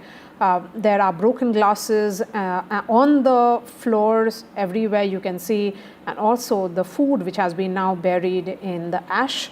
The Prime Minister's presence becomes important because he's reflecting the sentiments of the entire country. He's reflecting the sentiments of all Indians, that he stands with the next of the kin, and he also stands with all those who have injured in this hour of huge, huge tragedy. All right, as we see these images of the Prime Minister at the civil hospital in Ahmedabad, let's just quickly go across to NDTV's Aishwarya Jain, who's in that hospital. There's a press conference which is expected shortly. Aishwarya, go ahead.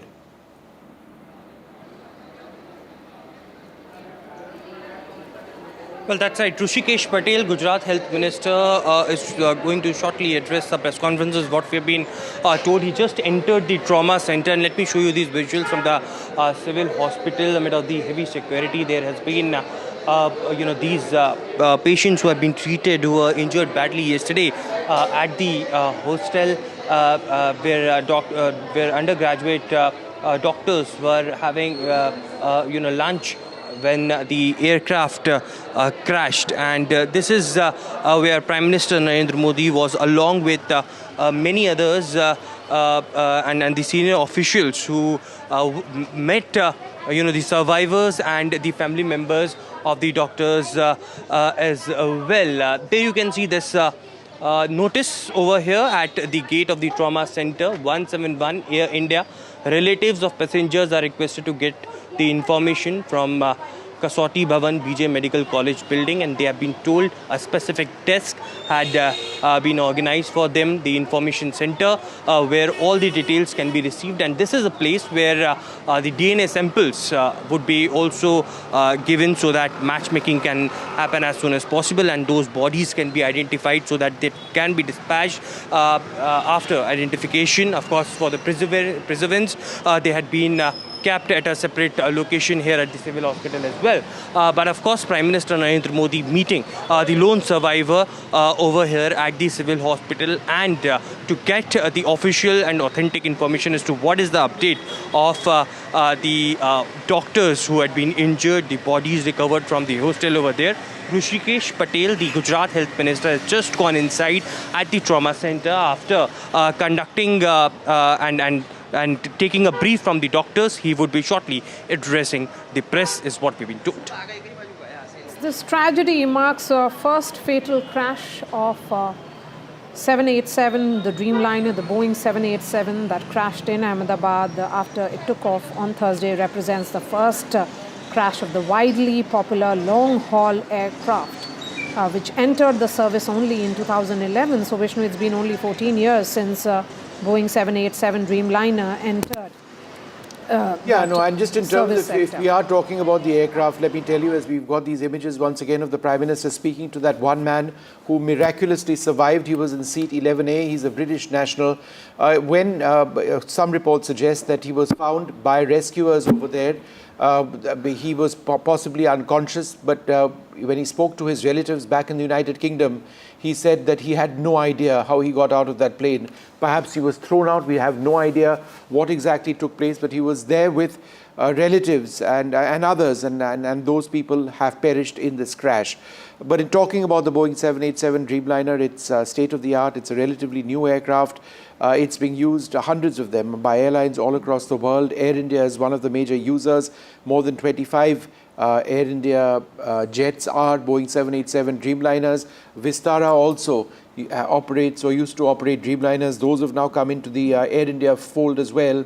All of the international aviation authorities looking at the crash would want to know what exactly happened and whether there was something systemic which needs to be looked at with the 787. Remember, Boeing has had problems with the Boeing 737 MAX 8 aircraft, as a result of which that aircraft type, after 2 crashes, was grounded all across the world. It was cleared belatedly. That resulted in Boeing taking a huge financial hit. But let's just go straight across. Let's go straight back to Aishwarya Jain, who's got more information coming in from the Ahmedabad hospital. Aishwarya.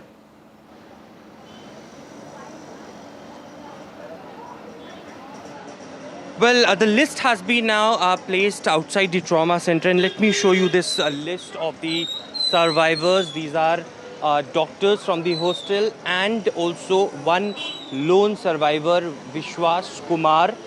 His age 39 mentioned, and he's been admitted to B735. These are 16 name of known persons who had been injured and admitted to the hospital, starting from Pratham Kulcha to Dharmendra Singh, Jeet Buria, Vishwas Kumar, Rajendra Bhai Patni, Amisha Ashwin Hirpara, Sitaben Patni, Arman Pathan, Ajay Parmar, Sharvani Vapre, Kamlesh Bhai Patni, Sanket Varya, Jaydev Gohil, Pranav Chaudhary, Abhishek Babubhai Hadat, and Karvin Gamti. These are 16 of them who had been admitted to different wards. The list had been just placed outside the trauma center here, the civil hospital in Ahmedabad, and these are 25 other who had been who had been admitted to different wards, C7 and C8 amongst others, whose list had been mentioned. So 25 and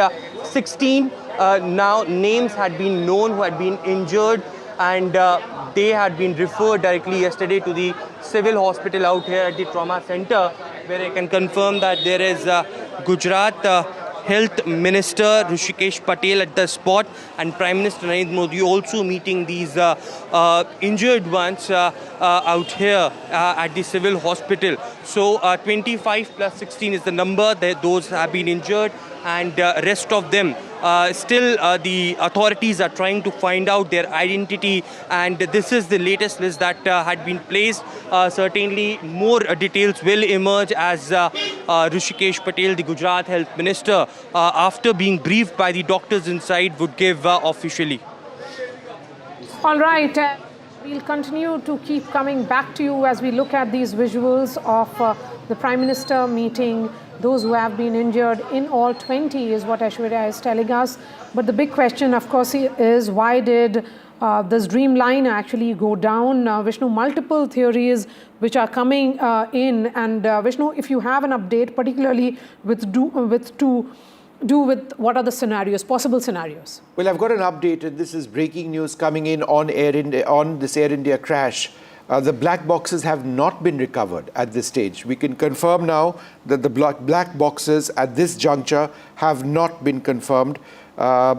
This is absolutely important information that I've been able to source. The black boxes have not been recovered at this stage. Now, that is absolutely critical information right now. It is in the rear section, the tail section of the aircraft, and that we are now told through our sources has not been recovered, and that there's been confusion, but we are going with our information right now.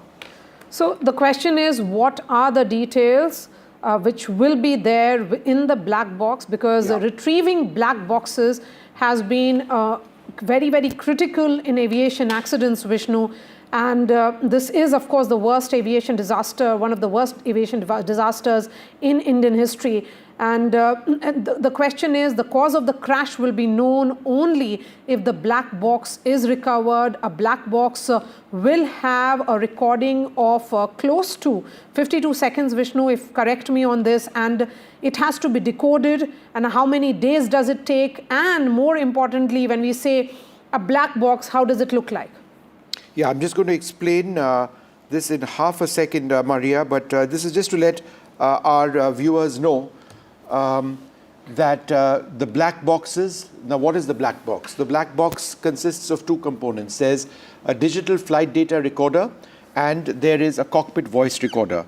The cockpit voice recorder, as the name suggests, records conversations of the pilot. I think it's much more than 52 seconds. I think it's a substantive amount of time during the flight that the cockpit voice recorder records what was happening in the cockpit. But as importantly, if not more importantly, the digital flight data recorder is another component of the black box, as it's referred to, which on an aircraft as highly automated as this detects and records parameters, perhaps more than 1,000 parameters, and minute by second parameters of the aircraft, whether it's the hydraulic system, the engines, the weather conditions, the hydraulic systems, the engines, the auxiliary power unit, the instrumentation on board, the exact surfaces used on the wings of the aircraft, the flap setting, which is so important in the context of this particular issue.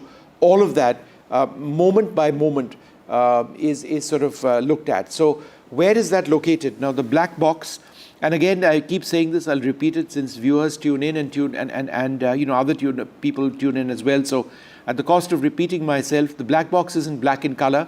It's in fact a shiny, reflective yellow or orange. That's to ensure that it's easily visible.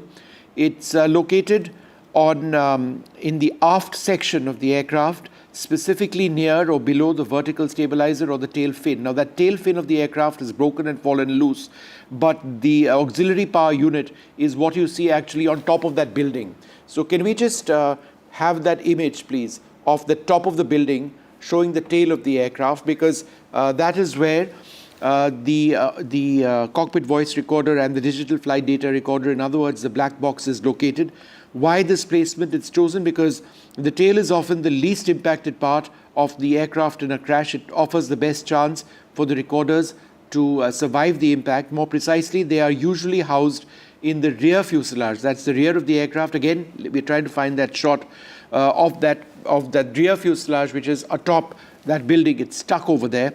Often it's usually kept in a reinforced compartment within this tail section. It's designed to withstand extreme conditions like high impact crashes, fire and water pressure as well.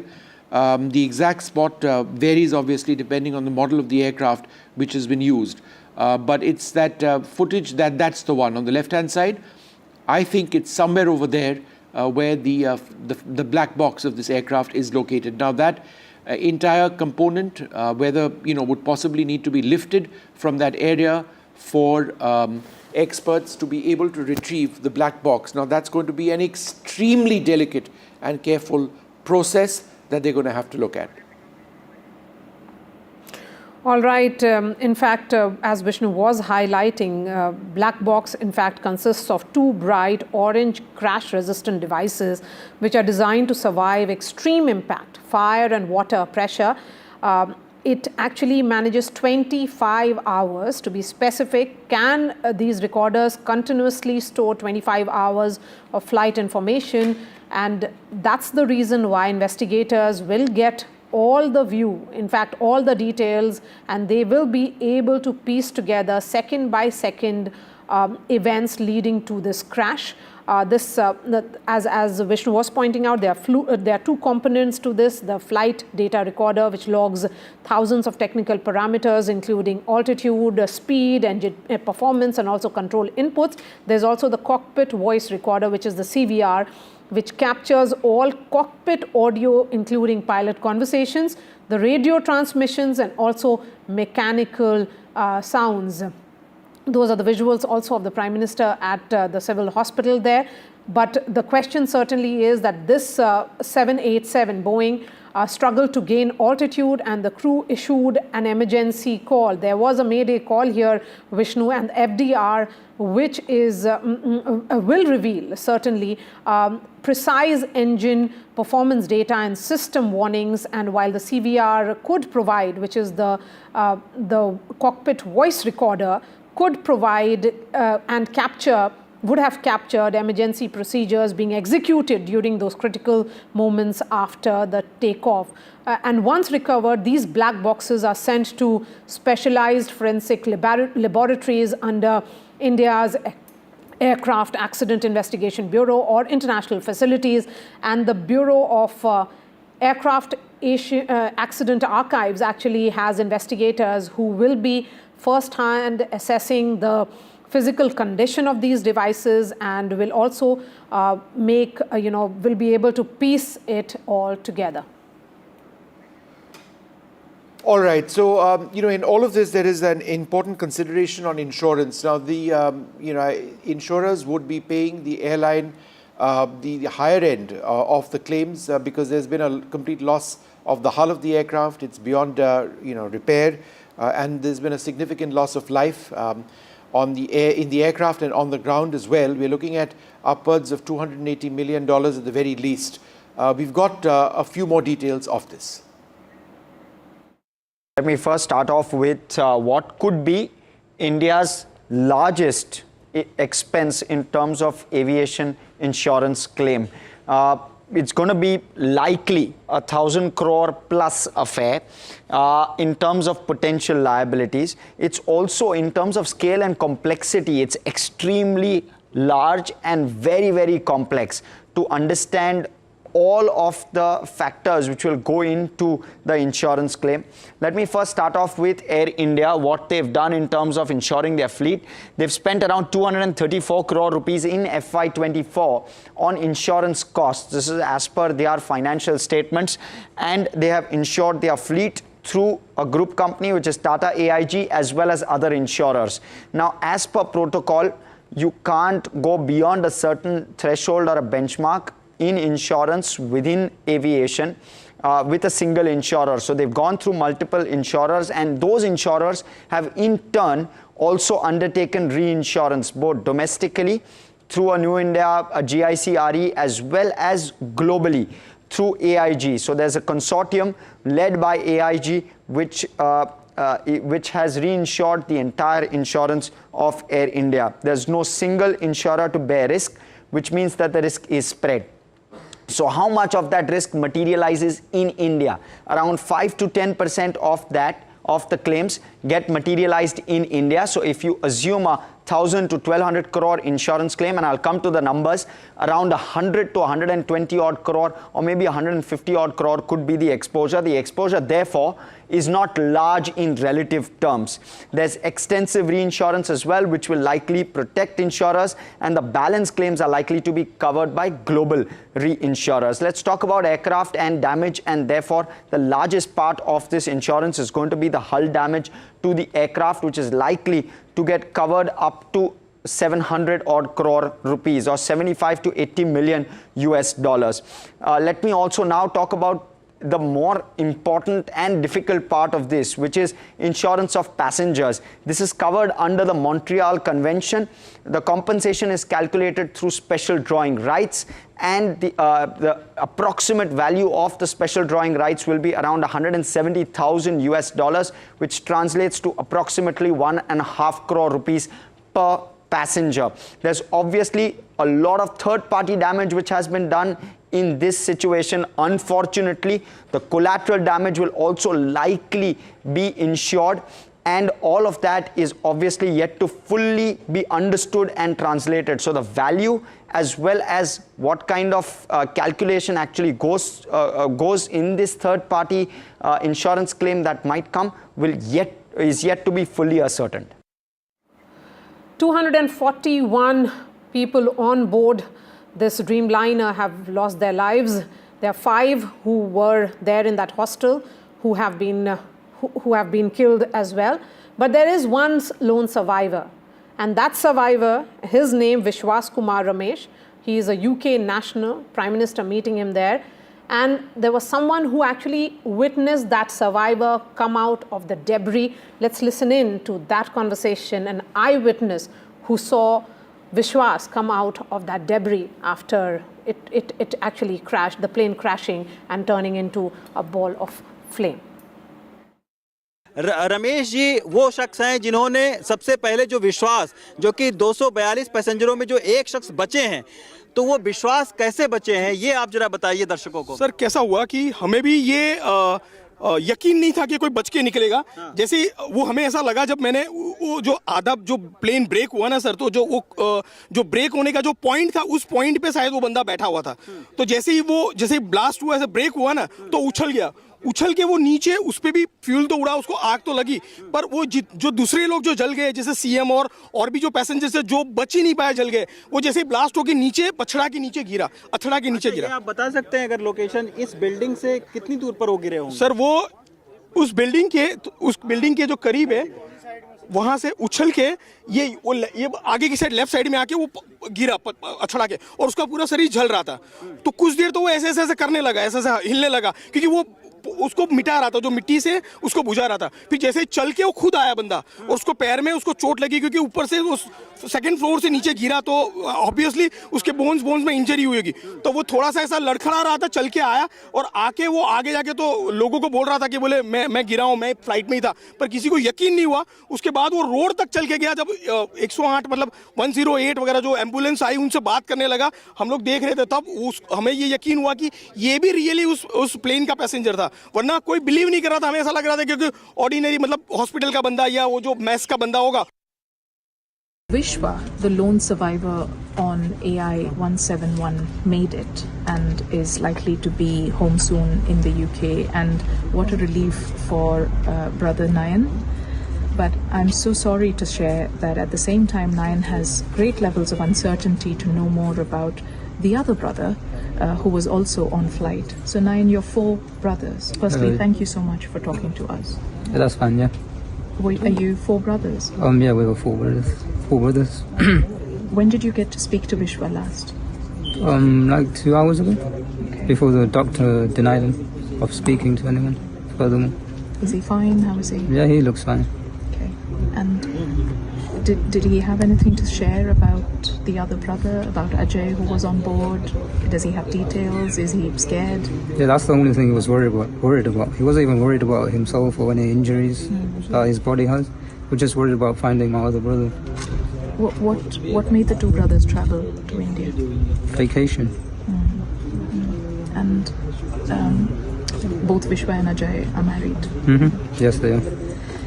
I'm just so sorry. This is just such a mix of emotions, and I can see from the support and the love that you're receiving from neighbors, family members. I can tell that there's so much love in this family. How are your parents, Nayan? My parents are really devastated and just in utter shock at the moment. I'm sorry. My mom's been crying all day. I'm sorry. So I'm really very sorry. Are you likely to travel now to India? What next? Yeah, we're going to travel to India tomorrow. Okay. And what sort of support could you now ask for at this stage? Anything practical that can be offered by the UK, by communities, by the diaspora in India? Honestly, I don't even know what kind of support we need. We just want to get to the hospital, me and my brother, and then see what happens from there. Manogya is joining us live. We also have Abhishek Avasthi from Civil Hospital, where the Prime Minister was a few minutes ago, and that's where the families of the victims are also present. Manogya, the Prime Minister will be going to meet Vijay Rupani's family in just some time from now.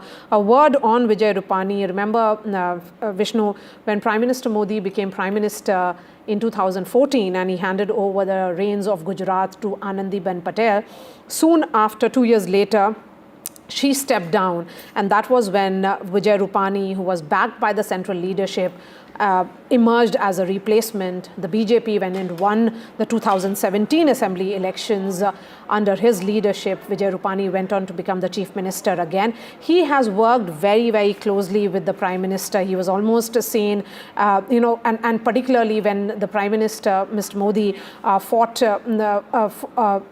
he actually contested and then went on to become the chief minister of Gujarat in 2001. He won that election from Rajkot. That was the closeness with which he and Vijay Rupani had worked. A word on Vijay Rupani, the former chief minister, very, very affable, Manogya, very, very accessible, someone who would pick his own phone calls and you could speak to him anytime. And that's what Vijay Rupani actually stood for, a nature of politics very similar to what we see among politicians in Gujarat.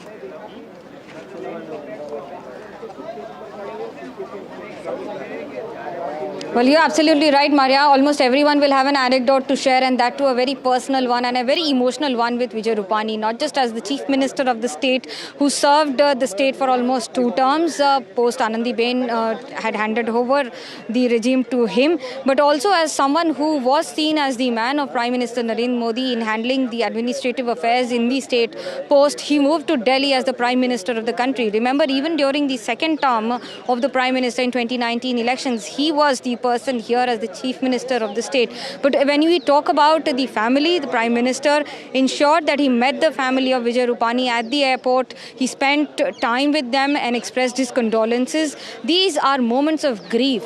These are not moments of words. When you stand by the families who've lost their loved ones, who have been your loved ones, all that you have to do is be physically present to ensure that you are there with the families who are suffering from this grief. Imagine the condition of the wife who was waiting in London for the husband to return. He could be the chief minister of a state, but at the end of the day, for the family, he is a family member. The state has lost a former chief minister, but the family has lost a member, and it is an irreplaceable loss. It is an emotional loss for every family who's gone through it. It could be the chief minister, it could be just another MBBS scholar. Every person's the trauma, the pain, the anguish, and the entire episode of this trauma is absolutely more painful than we could ever imagine. Bidding adieu at the railway station or at the airports, and then coming back to the news that within minutes of your seeing off the family, you hear that the family member is no more. And these are not just difficult times, but also testing times for the government, the administration, on how they're handling everything. Where I am standing, I'll give you an idea of the buildings that are here. And this is just one of the buildings that will give you an idea of the quantum of loss and the devastation that this crash has resulted in and has left the country and the world with. As you see the debris of most of the aircraft just behind it, it would be difficult for us to zoom in and show you, but the color, the discoloration of this building itself speaks on what exactly happened. If a building like this, of 6-story building, takes the color of ashes, literally shades of black here and grey, where you see the building charred completely, if not damaged, but it is not safe to stay. It will be identified by the government authorities, the responsible forensic teams, as well as the responsible authorities, on whether the families can be allowed in or not. But we spoke to several people who said that they had come here to rescue. They were just given to understand it was some kind of cylinder blast, but minutes later they realized that no, it was an air crash. It could be one of the costliest and most expensive air crashes in the history of the country as well as the world, but also with the life lost and the damages, the cost is beyond imagination. It is the trauma that will live with these people, even as we would be, there will be a compensation of 1 crore rupee for almost every kin of the relative who's lost their loved one. This is just enough. After meeting the bereaved families, at the civil hospital, he says, we are all devastated by the air tragedy in Ahmedabad. The loss of so many lives in such a sudden and heartbreaking manner is beyond words. condolences to all the bereaved families. We understand their pain and also know that the void left behind will be felt for years to come. Om Shanti. So Prime Minister now headed to Vijay Rupani's home, where he will be meeting the family members. Prime Minister also saying, he has put out a tweet saying that he visited the crash site in Ahmedabad today. He met the officials and teams working tirelessly in the aftermath. Our thoughts remain with those who lost their loved ones in this unimaginable tragedy.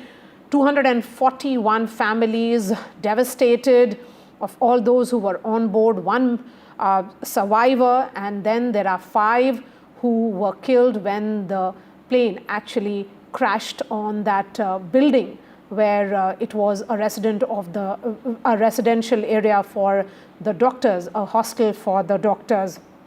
But the Prime Minister's presence, of course, in this moment of immense loss and grief, will have the much needed connect which is needed at the moment, Vishnu, one would say, because he is reflecting the sentiments of the entire nation. And in this tragedy, there were not just Indians, of course 150 plus Indians, but there were also British nationals from Canada and other countries as well. So multi-nation probe which has been ordered. The critical aspect would be the recovery of the black box. The 2 black boxes haven't been recovered is what sources are telling NDTV. The black boxes are very, very critical because it will give details of those the last few minutes, because it can continuously store 25 hours of flight information, and the investigators will get second by second details of events leading to a crash.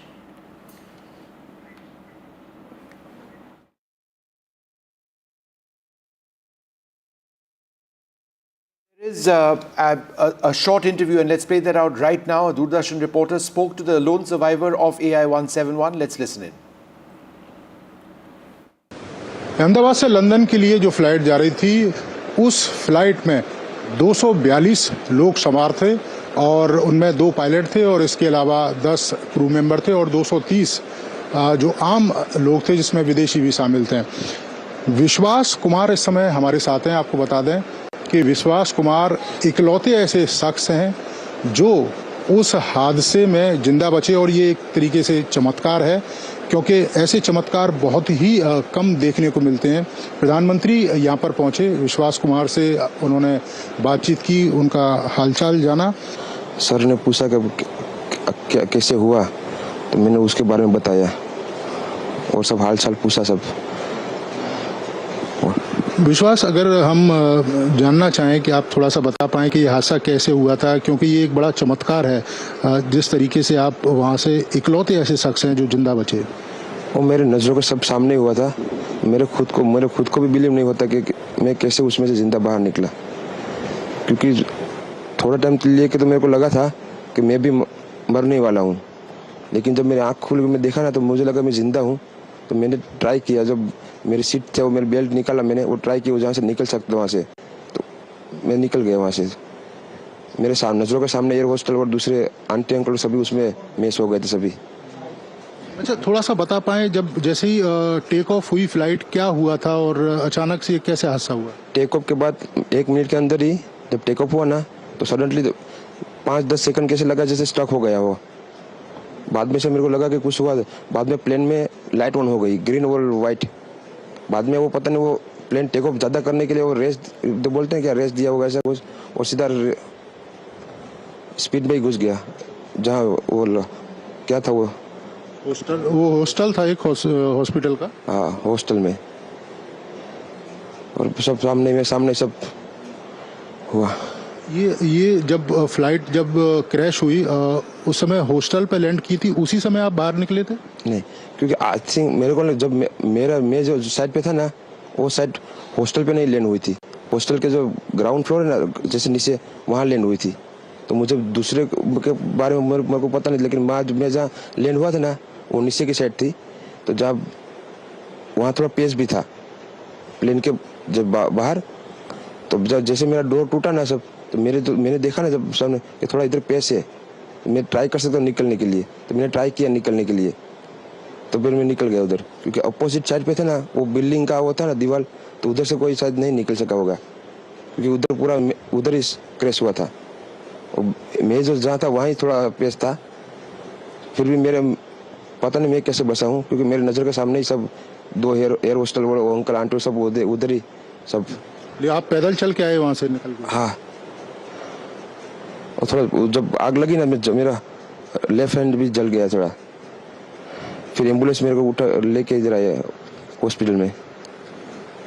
अभी इलाज वगैरह कैसा हो रहा है? अभी कैसा feel कर रहे हैं आप? इलाज बहुत अच्छा है, यहाँ के लोग बहुत सपोर्टिंग है, बहुत अच्छा इलाज कर रहे हैं सब। ये आपने देखा विश्वास कुमार, जो इकलौते शख्स थे जो इस हादसे में जिंदा बचे थे। प्रधानमंत्री यहाँ पर पहुंचे घायलों को देखने के लिए, क्योंकि जब हवाई जहाज क्रैश हुआ उसके आसपास भी कई सारे लोग थे जो घायल हुए थे, जिनका इलाज अहमदाबाद के सिविल हॉस्पिटल में चल रहा है।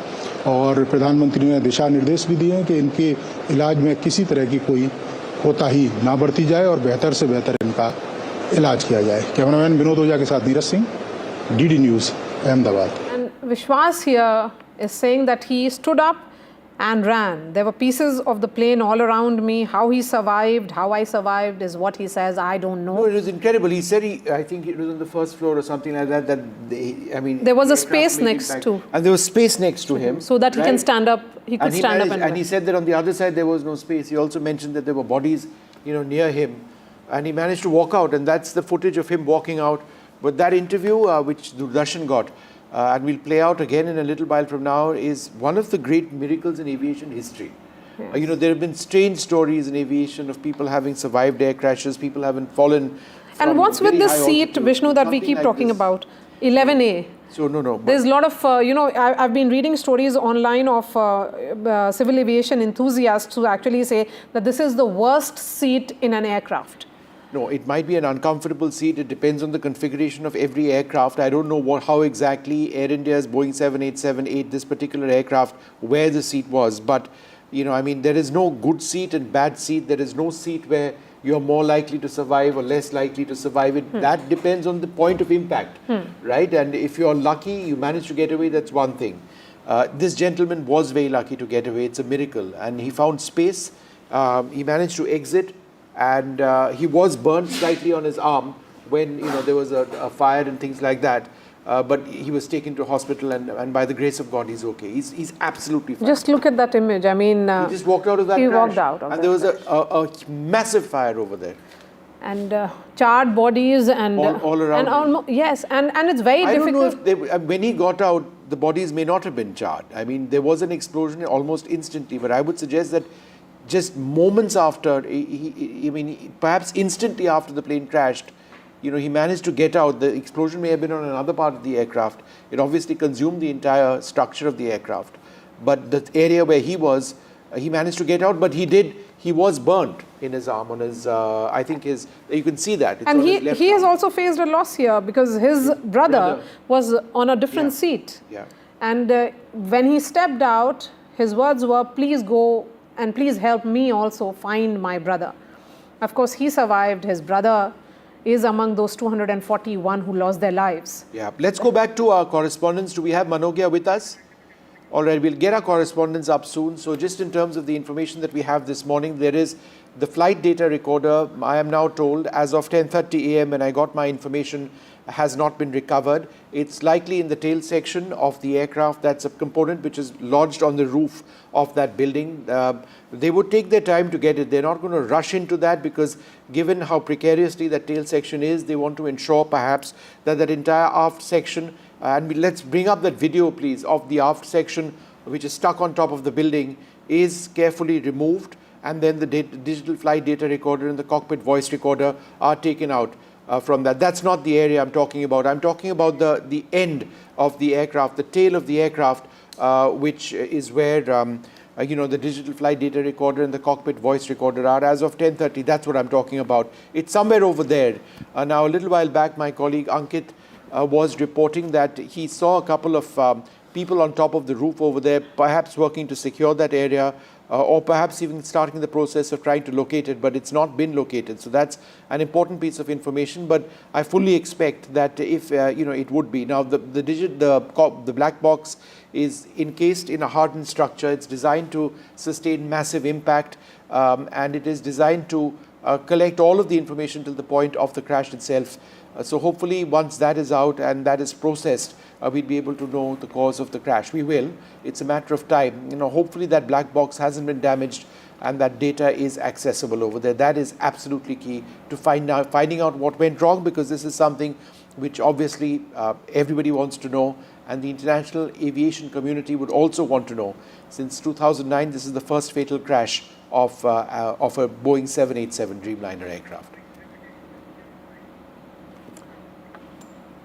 Now, let's go straight across to Shiv Arur, who's got more details on the Boeing 787 Dreamliner and some of the circumstances, and more details on the plane itself. But go ahead, Shiv. Details on Boeing. Boeing has made two announcements so far. It's facing its stock stumbling. There is suspense over there could be not just Indian action on the 787 fleet, but possibly reverberations across the 787 fleet, across different operators across the world. But the important thing to look back on now, as we report on the Ahmedabad crash, is Boeing's track record over the last 5 years, which has been, to say the least, a very, very turbulent one. It has faced a probe over two very similar crashes that took place. This was of a different aircraft type. This was the 737 MAX, which, as you know, was globally grounded for a very long time, leading to one of the largest aviation investigations in history. The Lion Air flight and the Ethiopian Air flight, the crashes that took place in which 346 people had died, sparked one of the deepest and most damaging investigations into Boeing. The 737 MAX aircraft in 2024, after the investigation was complete and the aircraft were back in the air, lost a door panel mid-air. This was an Air Alaska flight. There were no lives lost in this particular accident, but this led to a huge amount of scrutiny as far as factory floor quality control, something that Boeing has always prided itself on, but that became a big talking point as well. Boeing's brand has been taking a beating for about 5 to 6 years now, with the 737 MAX especially now. The whistleblower aspect of Boeing's troubles has been something in the media highlights for a while very sharply, especially John Barnett, who raised many safety concerns, and gave the impression that it was an I told you so moment as far as many of these accidents was concerned. He's warned of unsafe manufacturing practices. He'd put out a great deal of information suggesting that he had raised the flag on some of these practices in the past as well. He said that Boeing had responded to Barnett saying that the issues raised by him don't directly affect aviation safety, but John Barnett was found dead in March 2024, adding a very insidious sort of color to this entire thing. Now, the 787 issue becomes personal because the CEO of Boeing, Kelly Ortberg, has had to deal with troubles with the 787 in the past, even though Flight 171's crash is the first accident involving the Boeing Dreamliner, which is otherwise a very well-regarded aircraft. It has had troubles, and Kelly Ortberg will now be challenged by the effort to restore that trust. It's already been facing what I just described to you with the Boeing 737 MAX and now the 787 as well. Like I said, the post-crash effect financially on Boeing has had a telling effect. Their shares have already tanked by about 5%. So that's a shareholder challenge that Boeing will have to look like. The 787 Dreamliner, which was introduced in 2011, carried its billionth passenger last month. It's a widely used, widely operated wide-body passenger jet. At a loss of $11.8 billion is one of the big financial crises that Boeing actually faces in 2024 and going into this year. Total losses since 2019 is a staggering $35 billion. This is an enormous old aviation giant, but this has actually started to hurt. So the financial issues, the suspense and questions over safety will continue, to haunt Boeing. Fatalities in this particular accident, 241, like we've been reporting here on NDTV, one sole survivor who just met the Prime Minister as well. But 241 makes this one of the biggest and most damaging accidents involving a Boeing aircraft. There was a 737 crash in 2024 of Jeju Airlines. 179 people died in that particular accident. Let's move on to the next one. There are other. This was a Boeing 737, once again, 21. This was the Air India Express in Kozhikode in Kerala, which had landed and broken apart after landing. 21 people had died in that particular crash. Benny had thankfully survived as well. The 737 MAX 8 air crash, this was the Lion air crash that I was referring to at the beginning of this video. 189 people crashed in that. This is the genesis of what became that bigger investigation. And then you had the Ethiopian air crash as well, just a few months later, in which 157 people died. It all came down to something called the MCAS, or Maneuvering Characteristics Augmentation System, which became a buzzword, a piece of software that spawned an enormous investigation into Boeing. So over nearly 400 people dying in two aircraft accidents spawned perhaps the biggest dark period as far as Boeing's reputation is concerned. There was a Bihar crash in 2000 in which a Boeing 737-200 crashed. 60 people had died in that particular crash. So what we do know right now about the Dreamliners, and like I said, these are aircraft that are wide-body, twin-engine aircraft built for efficiency and speed. Boeing's, big answer to aircraft from its rival Airbus. This is the first crash involving the 787 Dreamliner type since its introduction in 2011. All right, so there's some information now coming in on the Prime Minister meeting officials in Ahmedabad, Civil Aviation Ministry officials. Let's just see if we can listen in. All right, there's no audio over there. Maria, who are the people that he's speaking Ram Mohan Naidu, the Civil Aviation Minister, can be seen. He is, yeah. There are other officials of the ministry, because the big question certainly is, Vishnu, what about the black box? Because that's very critical in piecing together what went wrong. Was it an engine failure, a possibility of a control system failure, and a fuel contamination is something that is being highlighted as well. Why did the Dreamliner, which accelerated on the runway, takes off and reaches an altitude of 625 feet and then crashes? What really played out in the last less than 30 seconds is the big question. The Prime Minister there chairing an important meeting in Ahmedabad after being on the crash site and also meeting those who have been injured in this crash. Of course, 241 people dead, one survivor and 5 of those who died when the plane crashed in a hostel. But the larger question certainly, Vishnu, will be about what really happened. Black box here becomes very important because the forensic teams were also present at the crash site trying to get details, because the black boxes will be then sent to forensic laboratories under India's Aircraft Accident Investigation Bureau. I can see Ankit joining us as well. Ankit, the question is black box, when will it be recovered? And the forensic teams are also at the site of the crash trying to get details as much as they can. Absolutely. Since last night, there has been heavy activity as far as the various teams are concerned who have come in from, in fact, Delhi. And that's where, at this, since morning after the Prime Minister's visit as well, there is heightened activity, especially around this tail section, which is at this moment the largest chunk intact chunk of that aircraft. The aircraft that had crashed into this, hostel, the mess of the juniors doctor hostel. Now, as you see, on both these buildings, the one right where the tail is, there are 3-4 people that you can see at this moment. On the other hand, there are on the adjacent building as well. What we also know that there has been an announcement that the final clearing of the wreckage by the SDRF and the NDRF, the process has begun at around 10:30 a.m. That process has begun. So it was after the Prime Minister's visit. in certain sections, massive JCBs and other machines have been put, which are clearing the debris as we speak.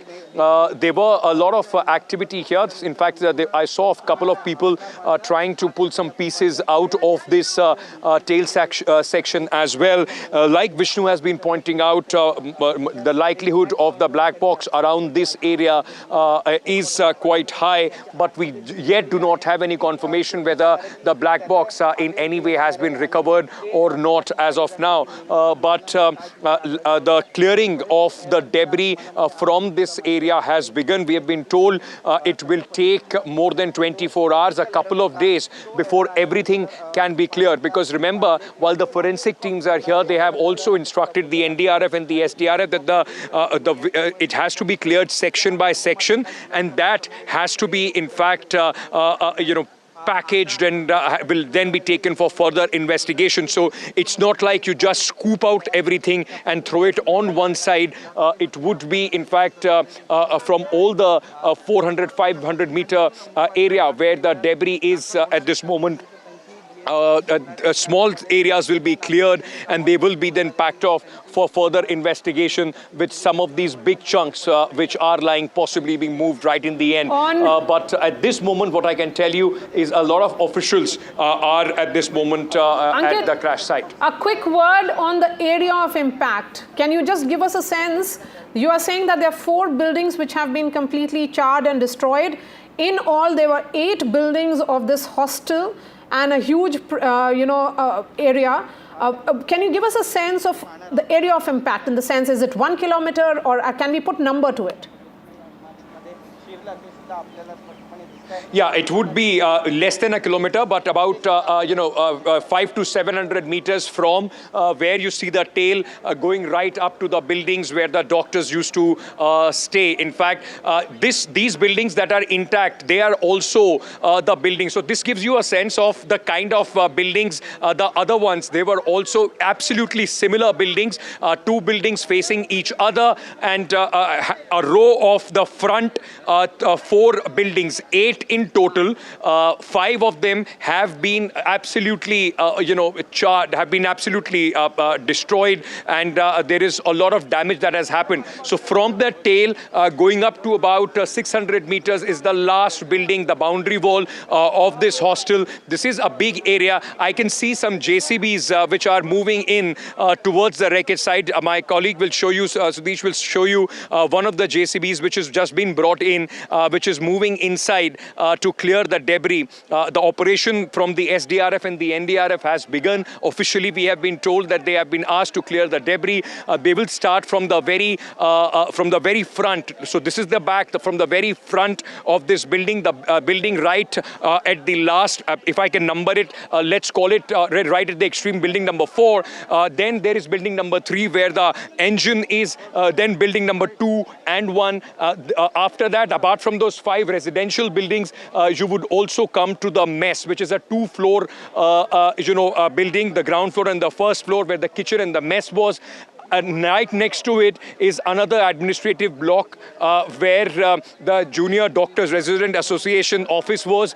That building has also been impacted. So overall, there are 5 of those, and 2 of these, about 7 buildings which have been severely impacted, and a couple of others as well. The doctors which were living in the other hostels and the building which have been completely charred, if I can tell you, they used to look exactly like this. So this is ground plus 5, and I've seen even on the 5th floor, there is a crater. You could have seen almost like a wing-shaped crater breaking the wall, which has gone inside. Now, let me also tell you, there was a water tank on top of this, but that was also destroyed.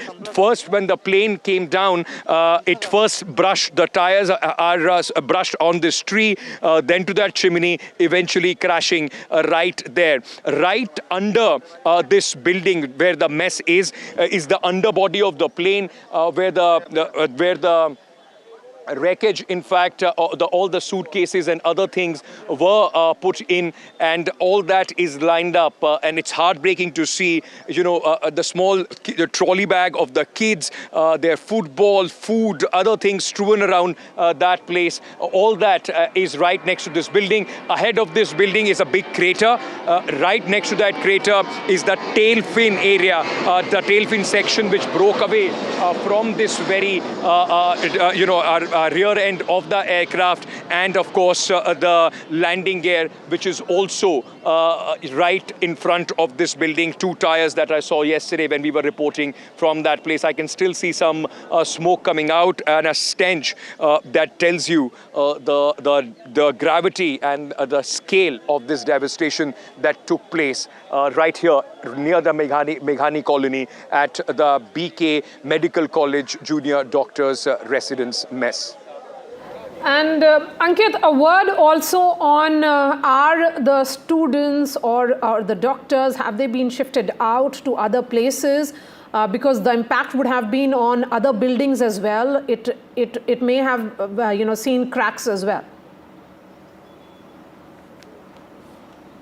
Right, so from few of the buildings which are right next to the places which had the maximum impact, people have been asked to leave. But these ones which largely remain untouched, these are the buildings where the doctors are still there. But I've been told because there were some summer holidays as well, so it's not very populated at this moment. Because of the Prime Minister's visit and other VVIPs coming in, many of them have shifted out either near the hospital or at the relatives' place. So there are not many residents as we speak. But let me also give you an update, Maria. What we have also been told is that the casualty figure, the fatality figure on the ground could also go up. So far, we know 241 on board have perished, 1 survivor.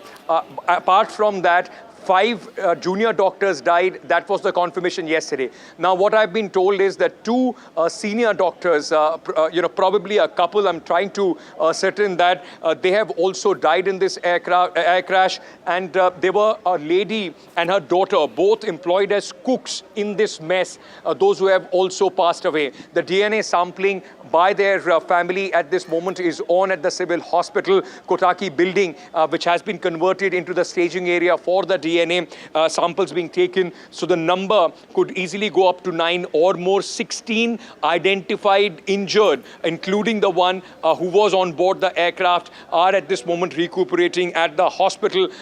There are some other injured, those whose names are yet to be identified. But as we speak, it seems that the operations have begun, and it will take a day or two before the clearing of the debris from this entire place can actually be completed. Yes, and the recovery of the black box is very, very critical at this point. And Ankit, we really do not know whether, how soon will that be? Because Vishnu, if we look at the disasters, aviation disasters in the past, how soon has the black box usually been recovered? In a matter of 24 hours? Do we have timeline of that nature? The last disaster when we saw in Kozhikode at that airport. I was covering that, yes. And I recall it was quite soon when it was found. But let's talk a little bit about this black box. It's actually orange in color, pinkish orange in color. We'll have a picture up of it very soon, what exactly the investigators would be looking for. It's located in the aft section of the Boeing 787 Dreamliner. And we're looking at 2 black boxes. I think it's just one.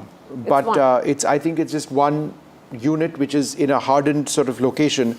As I understand it, the Dreamliner, and we need to check if this is the exact type used by Air India, but it's a Honeywell HFR-5V, as it's known, black box. I've put that picture on our group. We can actually pull it out from there. So the HFR-5 CVR, which is the cockpit voice recorder, and the digital recorder, is something. It's crash survivable. The impact of fire and water pressure. Recording. It's a recording device intended for installation in commercial air transport aircraft to accommodate cockpit voice recording. It records 4 channels of audio present at its inputs. Then apart from that, it records digital communication data. right, from a communications management unit or a similar piece of equipment.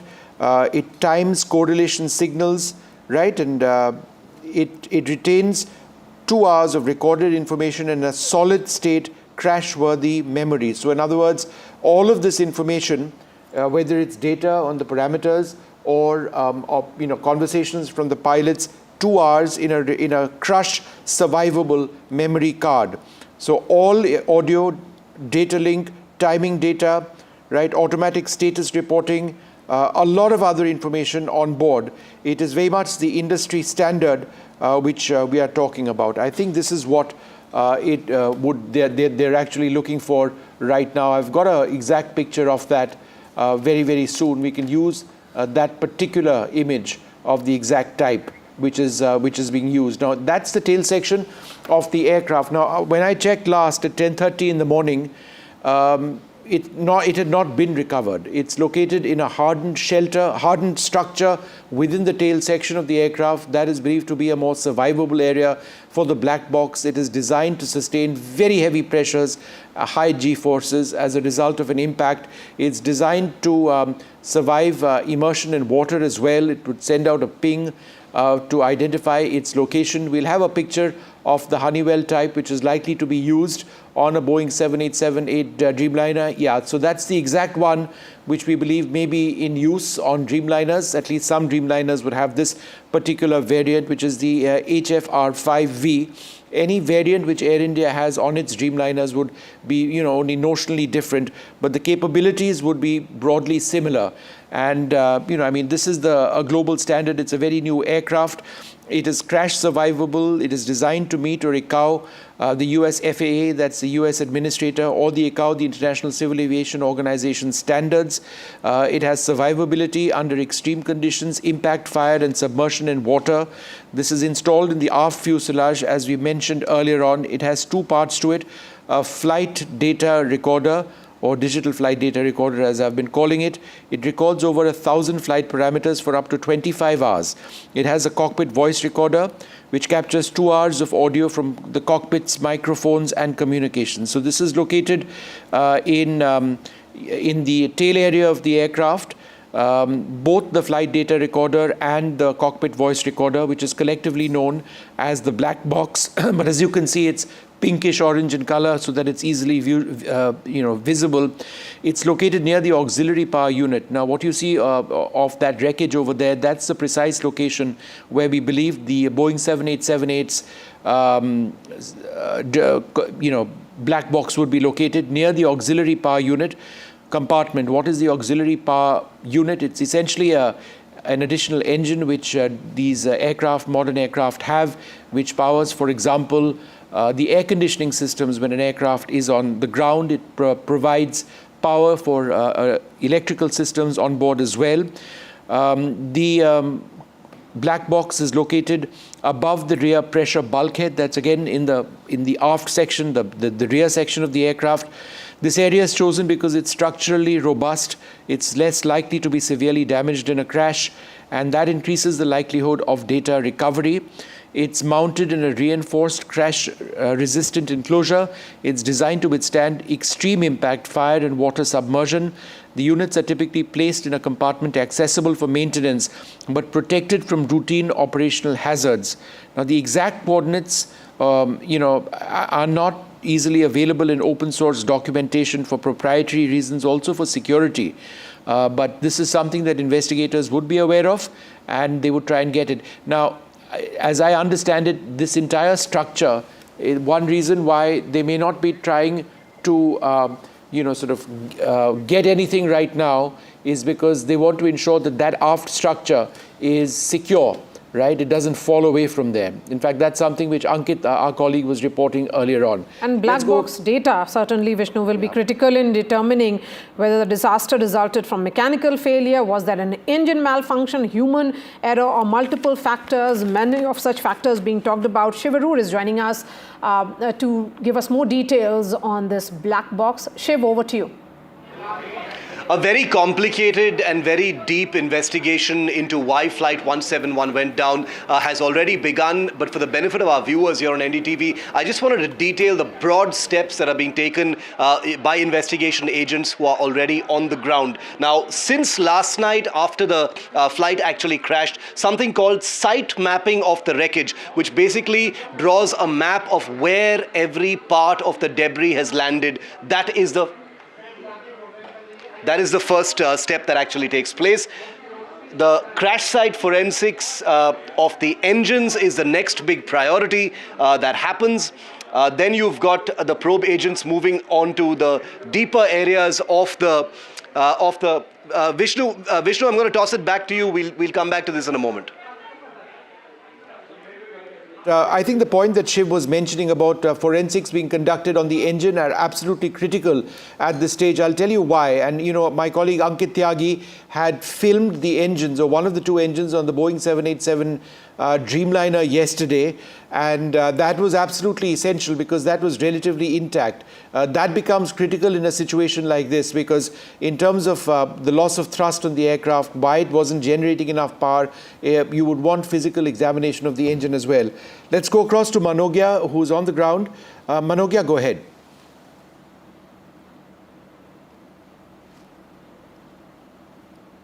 We show you live pictures of something that is happening here. Just a few minutes ago, a body was taken out from these buildings, or whether it was brought in from the aircraft, around the aircraft area, or the debris of the building here is not sure. But there was one body that was recovered and has been now sent to the hospital in an ambulance now. Officials have confirmed that yes, there is one more body that has been recovered now. But as I show you live pictures, I'll request Rohit to give you exact details and show you the pictures of what exactly is happening. That's the Dreamliner that you see there, the red and white in color, collapsed completely and in the devastated condition, where there are officials standing on the aircraft, on the broken aircraft, on the collapsed and the crashed aircraft there. And these are the officials from various departments. They are studying it, and also because of the forensic experts as well as the DGCA experts as well as aviation experts who are here, who will be identifying on what exactly went wrong and what was the main reason of this entire accident and the tragedy that has left almost everyone in a state of shock.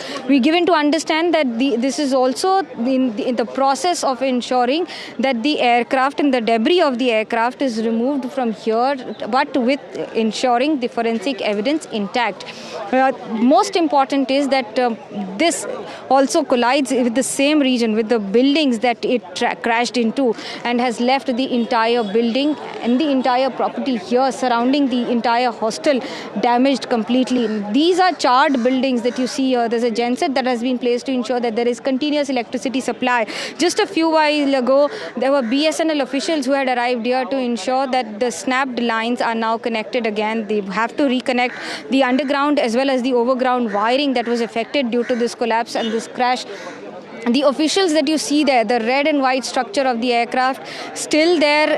And what is more important, I'd like to tell you a very significant thing that's happening here. You see a lot of birds and crows especially. So are there more dead bodies around? Because crows usually flock in regions where there is a part of, it could be corpse or it could be more to it than what meets the eye. We are still not sure on whether there is a possibility of more bodies in this region, or are we just done with the death toll as of now, or it will still count and keep counting and increasing with every hour or by the end of the day.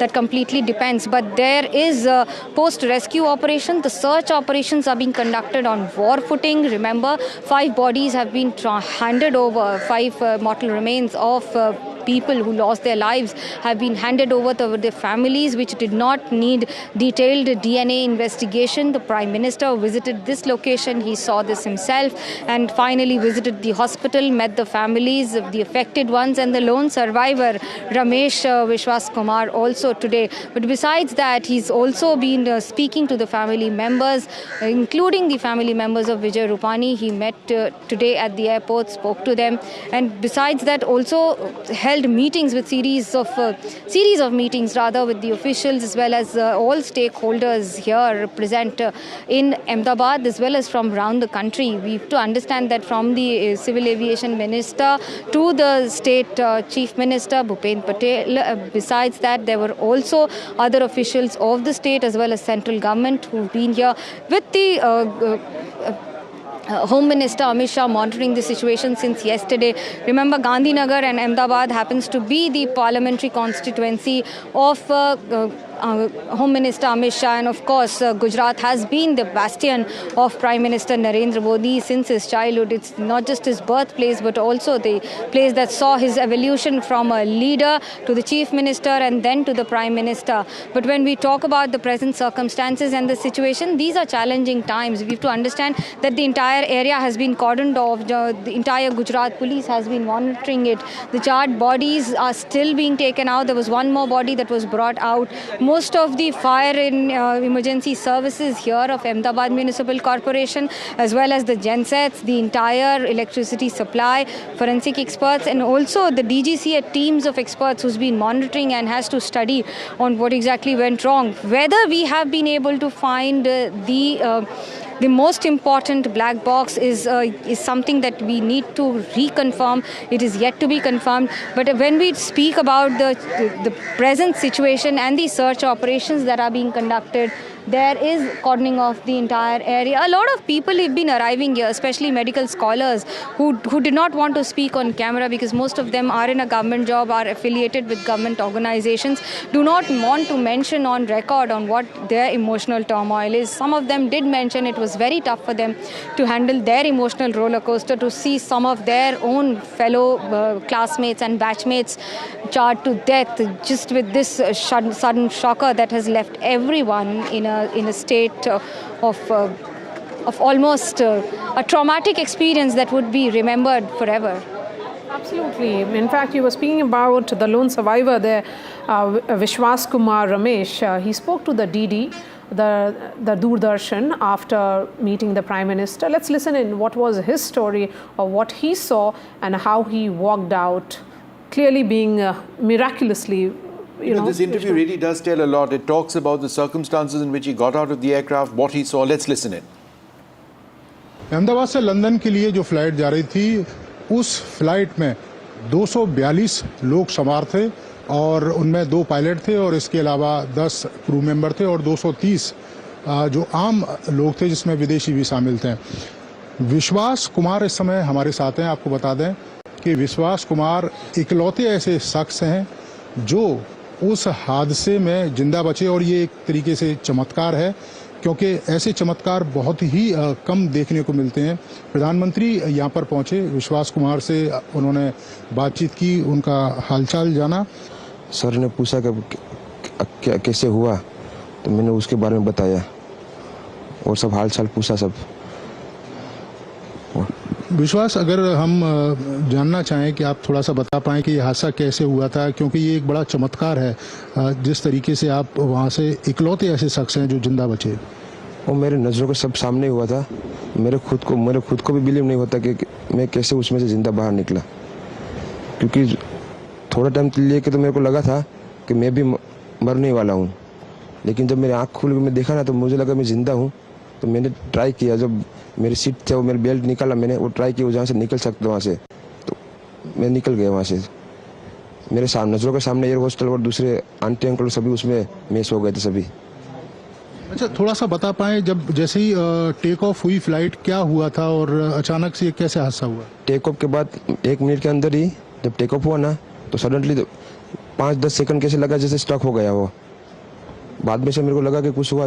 बाद में plane में light on हो गई, green और white. बाद में वो पता नहीं वो प्लेन टेक ऑफ ज़्यादा करने के लिए वो रेस तो बोलते हैं क्या, रेस दिया होगा ऐसा कुछ, और सीधा स्पीड में ही घुस गया जहाँ वो क्या था वो हॉस्टल था, एक हॉस्पिटल का। हाँ, हॉस्टल में, और सब सामने सब हुआ। ये जब फ्लाइट जब क्रैश हुई उस समय हॉस्टल पे लैंड की थी, उसी समय आप बाहर निकले थे? नहीं, क्योंकि आई थिंक मेरे को जब मैं जो साइड पे था ना वो साइड हॉस्टल पे नहीं लैंड हुई थी,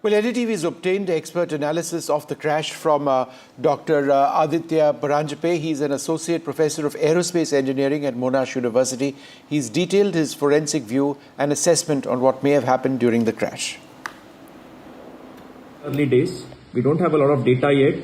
We certainly need data from the flight data recorder and the cockpit voice recorder to make a more conclusive assessment.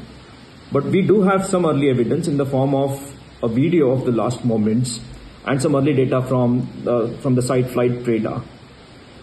If we consider the video of the last moments, we notice first that the airplane isn't falling, which means it isn't stalled and it's producing enough lift. The airplane almost appears to be gliding down, and critically, its wings level with the rudder almost set to neutral.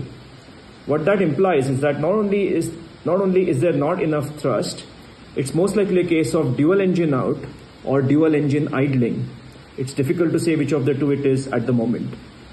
I should add here that airplanes are configured to climb out with just one engine operational. It's a standard maneuver known as a one engine out climb. That maneuver additionally requires that the rudder be deflected in the direction of the working engine to balance out the differential yawing moment, which we don't see here. So, in summary, there is enough lift, there isn't enough power, and the loss of power is identical on both sides of the airplane. If we now look at data from the site flight radar, it shows the airplane climbing up to 650 feet. The flight speed goes up to 170 knots, and the climb rate recorded at 650 feet is approximately 800 feet per minute. Now that tells us immediately that at the time of liftoff, the airplane was configured correctly. The flaps were okay, otherwise the plane would not get off the ground. The initial thrust was also okay because the plane accelerated after having lifted off around maybe 155 to 160 knots, which is the standard liftoff speed. So the plane's accelerating, it has a positive climb rate, which means the initial thrust was okay. May not have been as much as we would like to see, but the engines had not failed at that point. So something probably went wrong thereafter, which the pilots realized, and that also explains why the landing gear was down.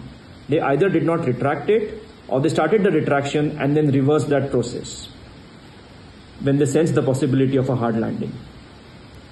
So, in summary, what we see from flight radar is that the airplane's configuration initially was most likely okay. The engine was most likely functioning properly. Both engines were functioning properly, at least for a good part of the takeoff.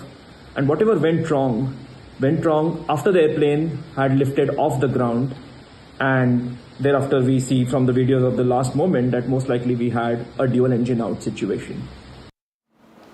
All right, so that's one expert's opinion on what took place. There are multiple theories doing the round. What is absolutely clear is that the engines didn't have enough thrust to carry on climbing. The aircraft stalled and it crashed. What you see on your screen over there on the right-hand side is the rear section of the aircraft, the black box of the aircraft, which consists of the digital flight data recorder and the cockpit voice recorder, is located somewhere over there.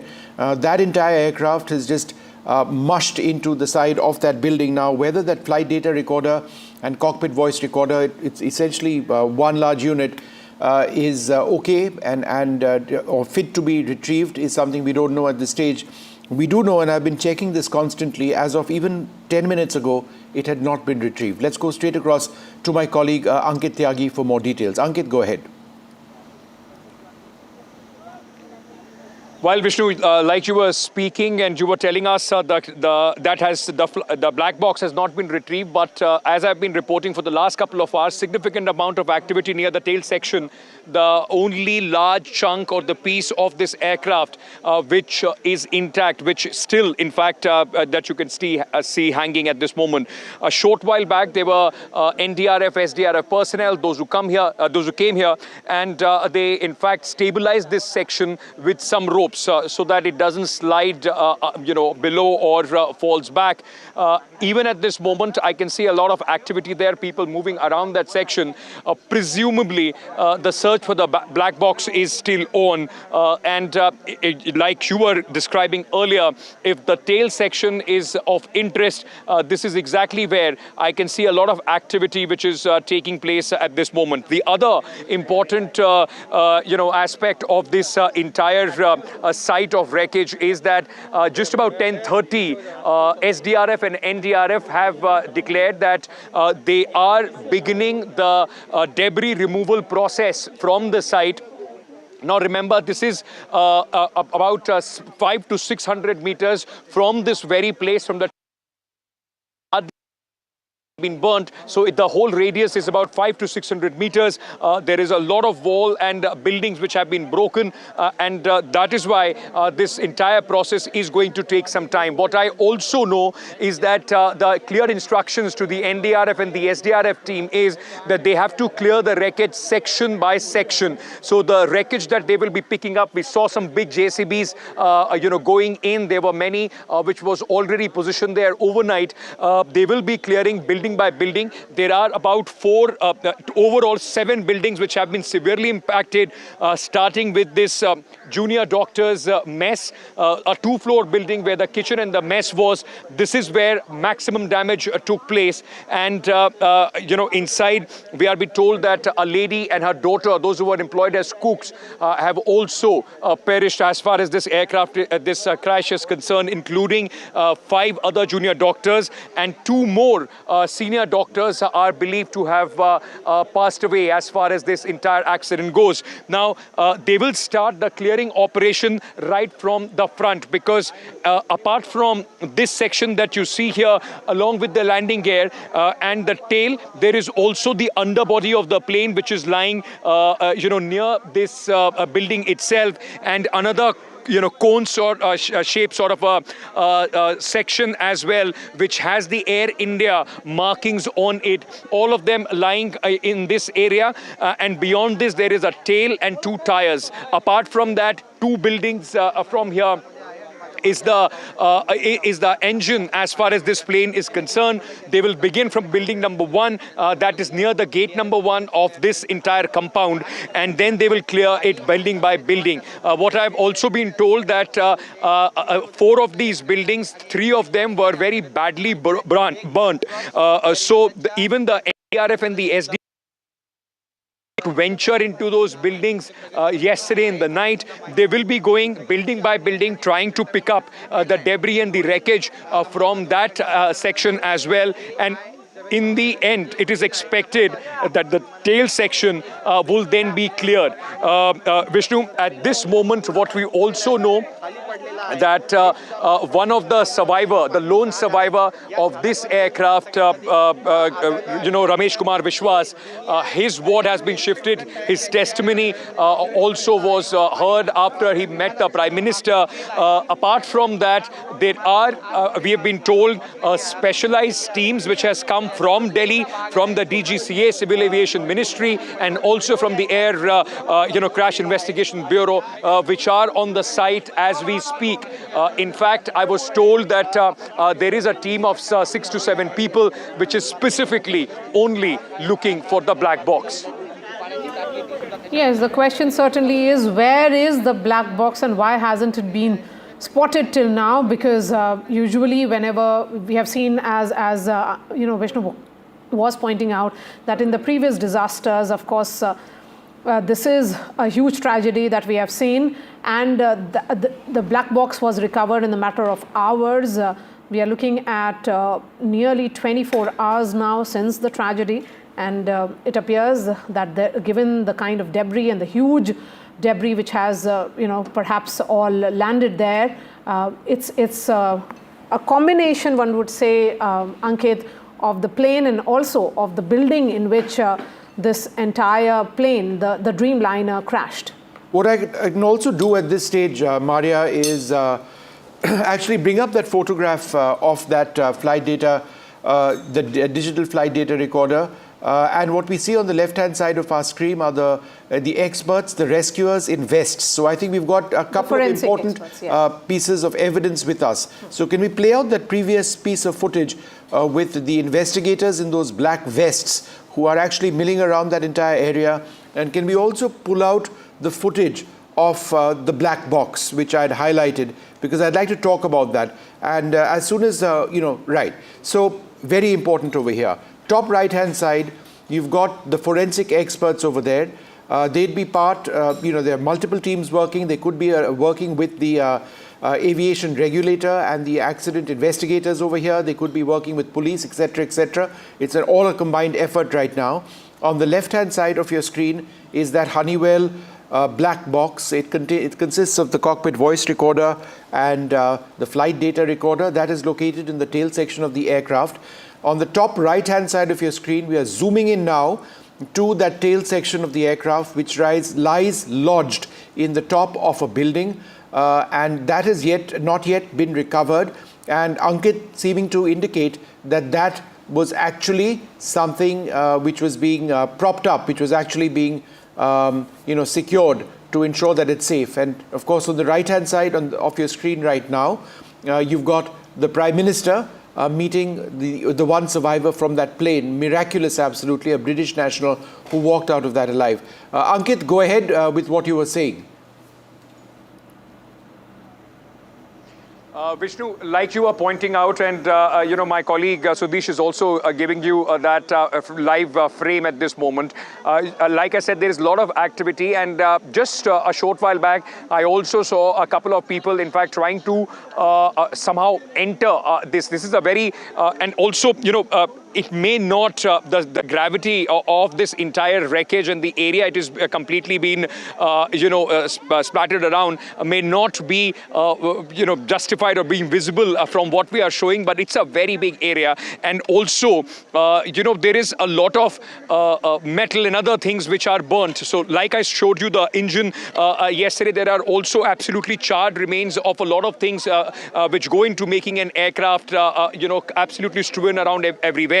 And combined with that, a lot of structures that broke when the aircraft in fact fell here.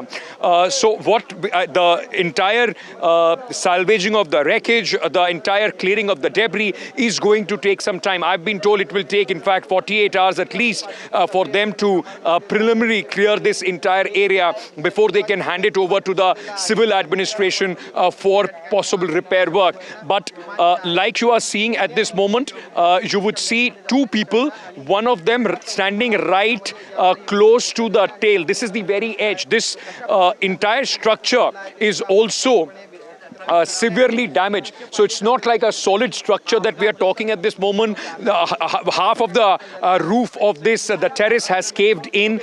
The walls have also been broken. So are the beams and other, in fact, the pillars which support this building. So, it's precarious for even those people to be on. And since morning, there has been considerable interest as far as this entire tail section is concerned. I can at this moment see 1, 2, 3, 4, 5, 6, 7, 8 people on the roof trying to in fact go through the debris, and there are others, those who are on the ground floor as well. So possibly this is the area of interest as far as the black box is concerned, where every inch is being scanned by all these people, those who are on top of the mess of the BK Medical College, the junior doctors mess, which in fact this plane crashed into.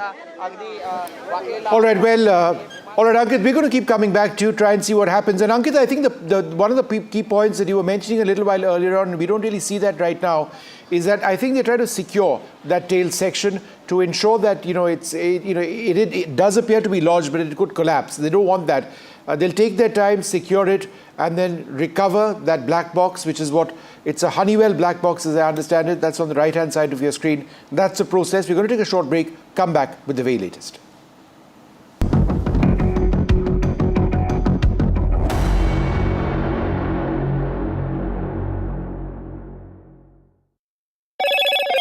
Hello, Moto. Motorola, India's leading AI smartphone brand.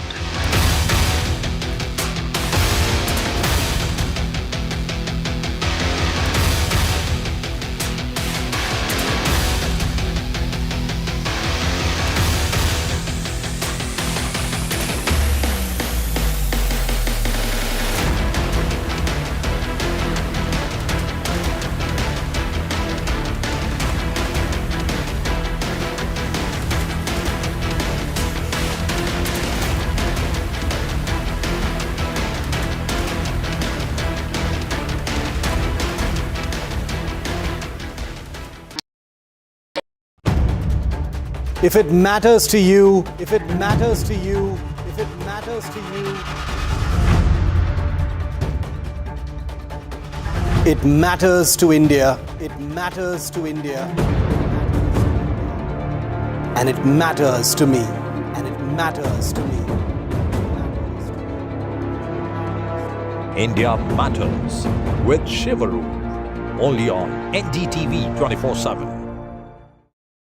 I've been reporting on all issues big and small from Andhra Pradesh, Telangana, rest of South India, bringing you all the action, all that you need to know, all that you want to know. The energy of maximum city is infectious. I'm bringing that energy in our news coverage from financial capital Mumbai. Covering from the southernmost part of India over the last 23 years, I bring in-depth and 360-degree coverage from the Dravidian heartland. The land of Mishti, also known for its bitter politics. I have seen much water flow under the Howrah Bridge, covering Bengal in all its vivid colors. India's IT capital is always bustling, a city full of startups, stories and surprises. And I keep you ahead on all the Bengaluru buzz.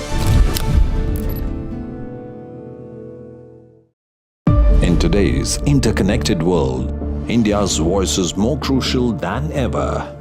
When India speaks, the world listens. At NDTV World, we are that voice, bringing you intelligent and insightful news from India and beyond. From geopolitics and diplomacy to economic shifts, migrations, tech disruptions, and the stories of our diaspora. We cover the news that shapes our global future.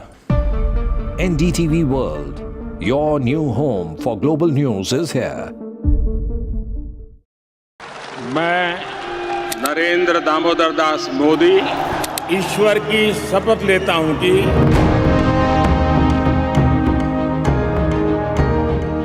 NDA सरकार में हम अगले 10 साल में विकसित भारत के सपने को साकार करके रहेंगे। अटल से तो विकसित भारत की तस्वीर है। प्रेरणा और प्रगति जब एक साथ जुड़ते हैं तो एक नए युग की नींव पड़ती है।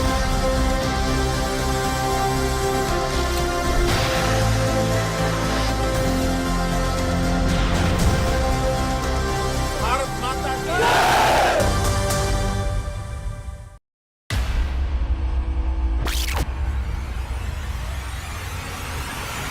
The last 1 month, if you see, the share prices of Genzol Engineering has fallen more than 58%. Why are the rating firms calling the debt payments as default? We have 2 credible credit rating agencies on March 4th coming and downgrading the stock to D. Statements are consistently being proven wrong, and transactions are being taken place which are different from what they were originally pictured to be. The company claimed it would roll out 6,400 electric vehicles. But what it has rolled out is a shocking scam. Funds meant for the project were funneled allegedly back to the promoters, the Jaggi brothers. What did the money buy?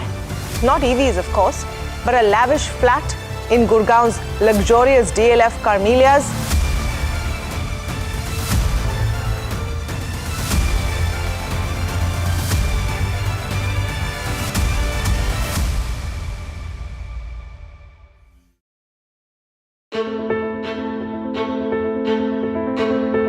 News is not just headlines, it is what impacts you.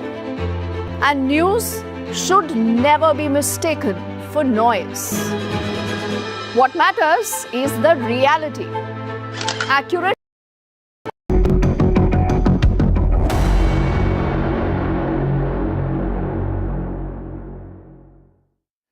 Well, the big breaking news now coming in is that the government is now considering what to do with the Air India Dreamliner fleet, whether they're going to ground this temporarily or in fact allow this aircraft to continue. Remember, Air India operates more than 30 Dreamliners. A couple which were in Vistara have now joined the Air India fleet. One of them has gone down, and now a safety review of all Boeing 787-8s in Indian service is under consideration. There are talks which are underway with the Boeing India, the US agency, the National Transport Safety Board, etc., etc.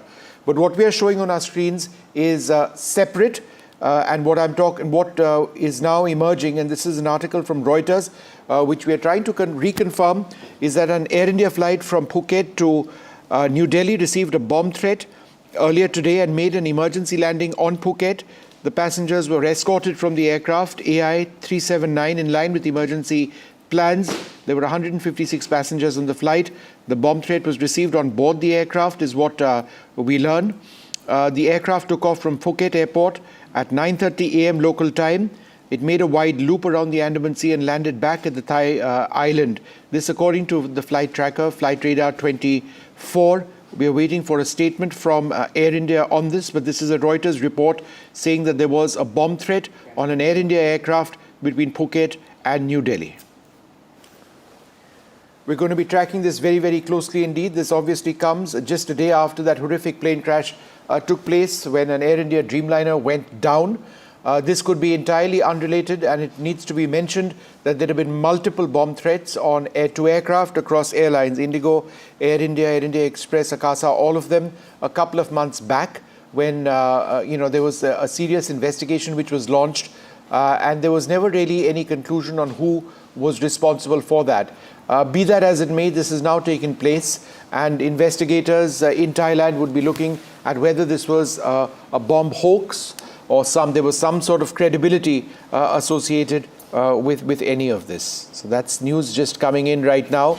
Meanwhile, the other important piece of information that NDTV is breaking based on our sources is that Air India may face scrutiny on its maintenance standard operating procedures. So this is separate information that I am now sharing, that Air India may face scrutiny on its maintenance standard operating procedures, and that there are talks underway with Boeing India and US agencies, and a final call on whether or not Air India's Boeing 787 fleet will be grounded temporarily is something that we need to look at very, very closely.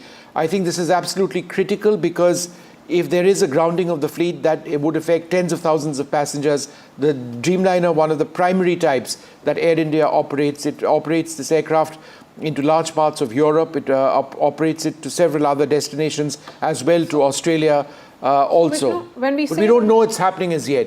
But it's something that investigators are looking at, and this is information which we are now. And Vishnu, when we say that government is mulling grounding Air India, the Dreamliner 787 fleet, how many aircrafts are we looking at? 34 is what the expanded fleet, Air India plus Vistara was. And now the old Air India ones, and this is one of them, was a 787-8. Now what we are trying to figure out is whether the 787-9 would also be grounded, because a handful of 787-9 aircraft, which is a variant of the 787-8, those were with Vistara. Those have joined the Air India fleet now. Remember, Vistara merged into Air India. That operates on, for example, the London sector, among other routes. Would that also be grounded? That's something that we need to check at this juncture. But the Air India Dreamliner is the bulk. They have more Dreamliners than they have any other type of aircraft. I'm talking about big aircraft, twin-aisle aircraft. If the government goes ahead and grounds Air India's Dreamliner services, the airline is going to be massively impacted. And tens of thousands of passengers would be impacted as well. That said, obviously, safety of passengers is of primary concern, because there's a huge worry about what just happened. How did an aircraft with an exemplary service record have, engine out? Two engines not developing thrust. So if this does, in fact, go through, and it's a big if at this juncture, then this is something of massive consequence. Again, what we need to check is whether it's just the 787-8 fleet that the government is looking to ground for the moment, or whether it's the 787-9 fleet that they're also looking at. So that's something that we need to track very, very closely. Air India may face scrutiny on maintenance SOP. That's why they do it. So if the standard operating protocol with regards to maintenance is not being followed, so certainly that's going to be a huge setback for Air India. and its entire flight operation that has been going on. Vishnu, they're saying there are roughly around 24 Air India Dreamliners which are currently under operation. But if they are looking at the final call, of course, will be taken a little later. But there is all possibility of grounding basis the initial probe which has been conducted by the Civil Aviation Ministry. There is a possibility of some kind of fuel contamination, a possibility of control system failure. The details, of course, will emerge only after the black box is recovered. Black box, of course, is very, very crucial in getting us all the details, piecing together what really happened in minutes before. So the total number of planes, Maria, 33 is, as I understand it, 33 Dreamliners in the Air India fleet, and that number excludes the plane which crashed yesterday. Of that, 27 Boeing 787-8 variants, that's the one which crashed yesterday, and 7 Boeing 787-9s. The 787-9 was acquired for Vistara. Vistara was merged with Air India. The 787-9 has a larger number of passengers and is differently configured to the 787-8. India was among the first Boeing 787-8 operators anywhere in the world. It's had a flawless safety record, but now this has taken place. All right. On that note, we are slipping into a short break. This is the biggest air tragedy in 3 decades. 241 people on board have lost their lives. Heartbreaking stories coming in from that civil hospital where the loved ones, where the next of kin are waiting for the DNA samples to be matched. So far, 6 bodies have been handed over to the relatives for performing the last rites. It's a long wait, perhaps a wait which will continue for the next 48 hours. A quick break and then we return.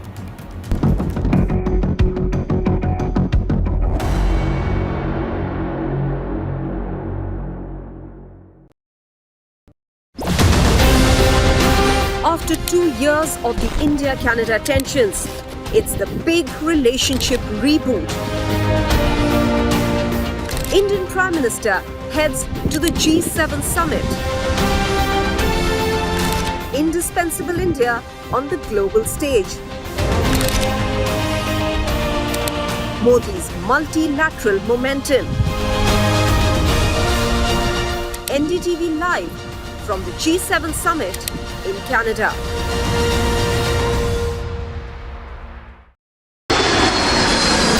Air India plane crash in Ahmedabad, India's latest aviation disaster.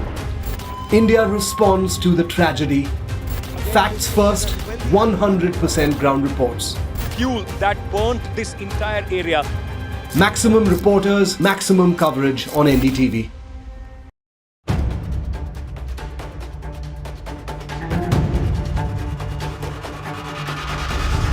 If it matters to you, if it matters to you, if it matters to you,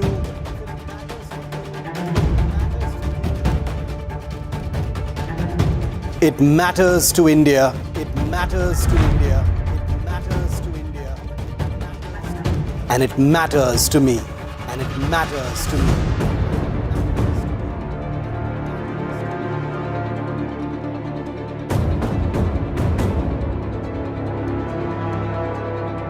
India Matters with Shivaru, only on NDTV 24/7.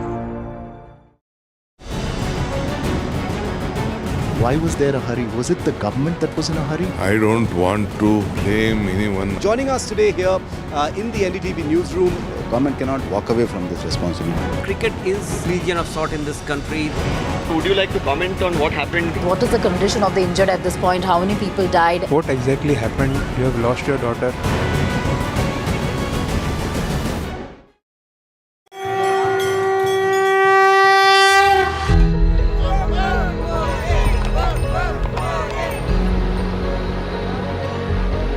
In the wake of Pahalgam, all eyes on the Amarnath Yatra. Amidst fear, faith and fortitude.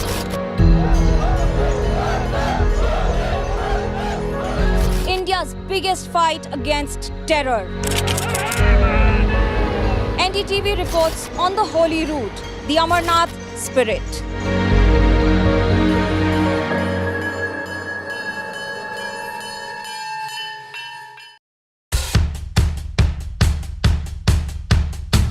Markets move fast. And so should your portfolio.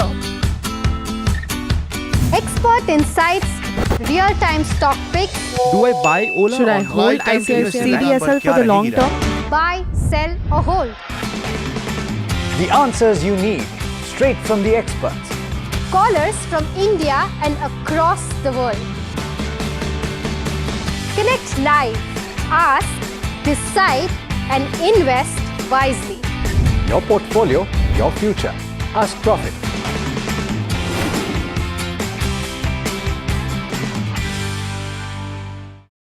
Is your business future ready? Join the 13-week strategic ESG certification program for business sustainability and growth for CXO and business leaders by NDTV, Terry and Zenora.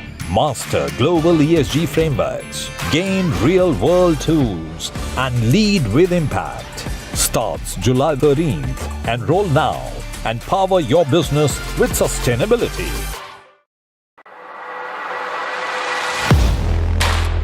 Do you really know the company you invest in? What is the real picture behind presentations and claims?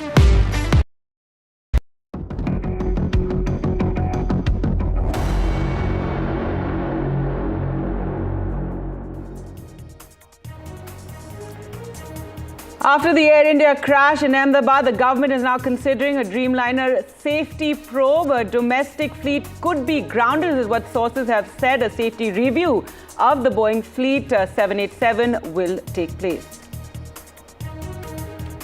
It's India's biggest air tragedy in 3 decades. A multi-agency probe is underway. The search also on for the black boxes that may hold the key, that mayday call that the pilot made. जैसे मेरा door टूटा ना सब, तो मैंने देखा ना जब सामने कि थोड़ा इधर पेश है, तो मैं ट्राई कर सकता हूँ निकलने के लिए, तो मैंने ट्राई किया निकलने के लिए, तो फिर मैं निकल गया उधर. The miracle man, the lone survivor of the air crash, speaks to the media. He also meets with the Prime Minister. The Prime Minister visited the hospital and met with Vishwas. He says the door broke on impact, that he jumped out. In fact, the Prime Minister arriving in Ahmedabad this morning visited the crash site, visited the civil hospital, also holding a review meeting.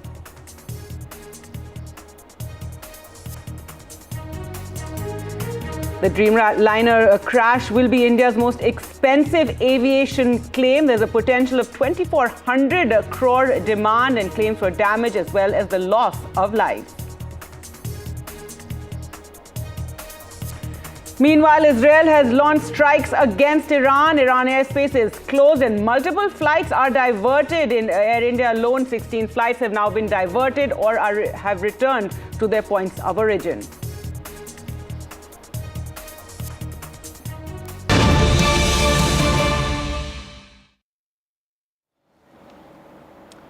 Hello and welcome. You're watching NDTV. It's the day after the Air India crash that took place in Ahmedabad, and the Prime Minister has visited Ahmedabad today. We saw he was at the crash site, and he also visited the civil hospital and is holding a review meeting. But Vishnu, now the news coming in, and this is very, very significant, the fact that there may be a probe now regarding these Dreamliners, the Boeing aircrafts, and they could also be grounded. This is what sources are telling NDTV, that there will be an entire safety review which will be conducted on the fleet. In fact, we've got a review on this from NDTV's Sesa Sen. Let's take a look at that and then discuss this threadbare.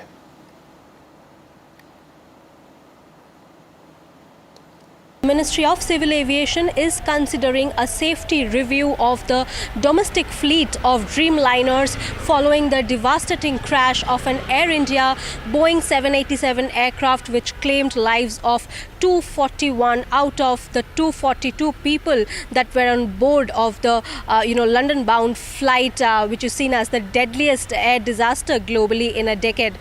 Sources say that as a precautionary measures, authorities are likely likely to look at the possibility of temporary grounding of all Boeing 787 aircraft with initial safety inquiries underway. Several stakeholders, including Tata Group, Boeing India, the US National Transportation Safety Board, as well as the Federal Aviation Administration, are engaged in discussion.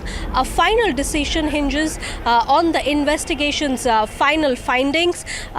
Meanwhile, Air India, which operates 34 Dreamliners, the largest fleet among Indian carriers, is also likely to face scrutiny, especially regarding maintenance practices. The crash has prompted international attention, with the NTSB leading a team of investigators from the US alongside Boeing and engine manufacturer GE Aerospace. Meanwhile, the Indian Aircraft Accident Investigation Bureau is also probing the incident, with a preliminary report expected in about a month's time. Now, this particular tragedy is, not only raises questions about the aircraft's safety, but may also lead to a global review of Dreamliner's safety protocols as authorities seek to prevent such disasters in the future. We will keep you updated as the investigation progresses. All right, Vishnu, so Sessa, bringing us that news saying there will be a review of this fleet and, security concerns. If you could just explain that one point that she talked about, a review of the maintenance practices of Air India. So that's why they're doing it. Is it a maintenance issue which has resulted in the crash of that Boeing 787? Is it pilot error? We'd only know once the digital flight data recorder and the cockpit voice recorder is found. As of about half an hour, 45 minutes back when I checked last, it had not been found. But the fact that the government is mulling this move in order to see whether the maintenance practices of Air India on this aircraft are up to standard means that they're looking at mechanical defects as well, because it's quite clear that this aircraft didn't have the thrust to actually keep flying after taking off. So how was there this catastrophic loss of thrust on both engines? Remember, with 70,000 approximately pounds of thrust on these General Electric powered engines, even a single engine operation takeoff with a full load of passengers and cargo and fuel is entirely possible. It's designed for that. But to have a double engine out where neither of the engines are developing thrust points to a potential maintenance issue as well. But there are other factors as well. Is pilot error is certainly something they would want to look at. In a crash, there's never one factor. There could be several factors. But if the government and the regulator is considering the grounding of Air India's Dreamliner fleet for the moment, until they sort out whether it was a maintenance issue or something larger, it impacts not just Indian Airlines, it impacts airlines around the world, which would be looking closely at the at the outcome of this, because would there be potentially a global grounding of right, because this has sent shockwaves across the world. We've seen this earlier in the case of Boeing and the 737 MAX 8 aircraft when the global fleet was grounded. Now, we are not getting ahead of ourselves, but this would be devastating. So this talk has been there since yesterday regarding this would be devastating for Air India. Survey of these aircraft. One second, Gargi, this would be devastating for Air India if this happened. Why? Because at the moment they operate 33 Dreamliners. There are more Dreamliners in service with Air India, right, than any other twin-aisle aircraft. So if that goes down, then their services to West Europe, to Europe get badly affected, to Australia get badly affected. They've also acquired a number of Boeing 787-9 aircraft from Vistara, which is now a part of Air India. So whether this grounding would impact those aircraft or not, at this stage, we don't know. All right, we've got pictures of a casket. Obviously, I do believe that the mortal remains of 6 individuals have been handed back to their families. That's the information which we have at this juncture. That's what you see. Whether it's 5 or 6, we're just trying to find out. Let's go straight across to NDTV's Aishwarya Jain. Aishwarya, go ahead.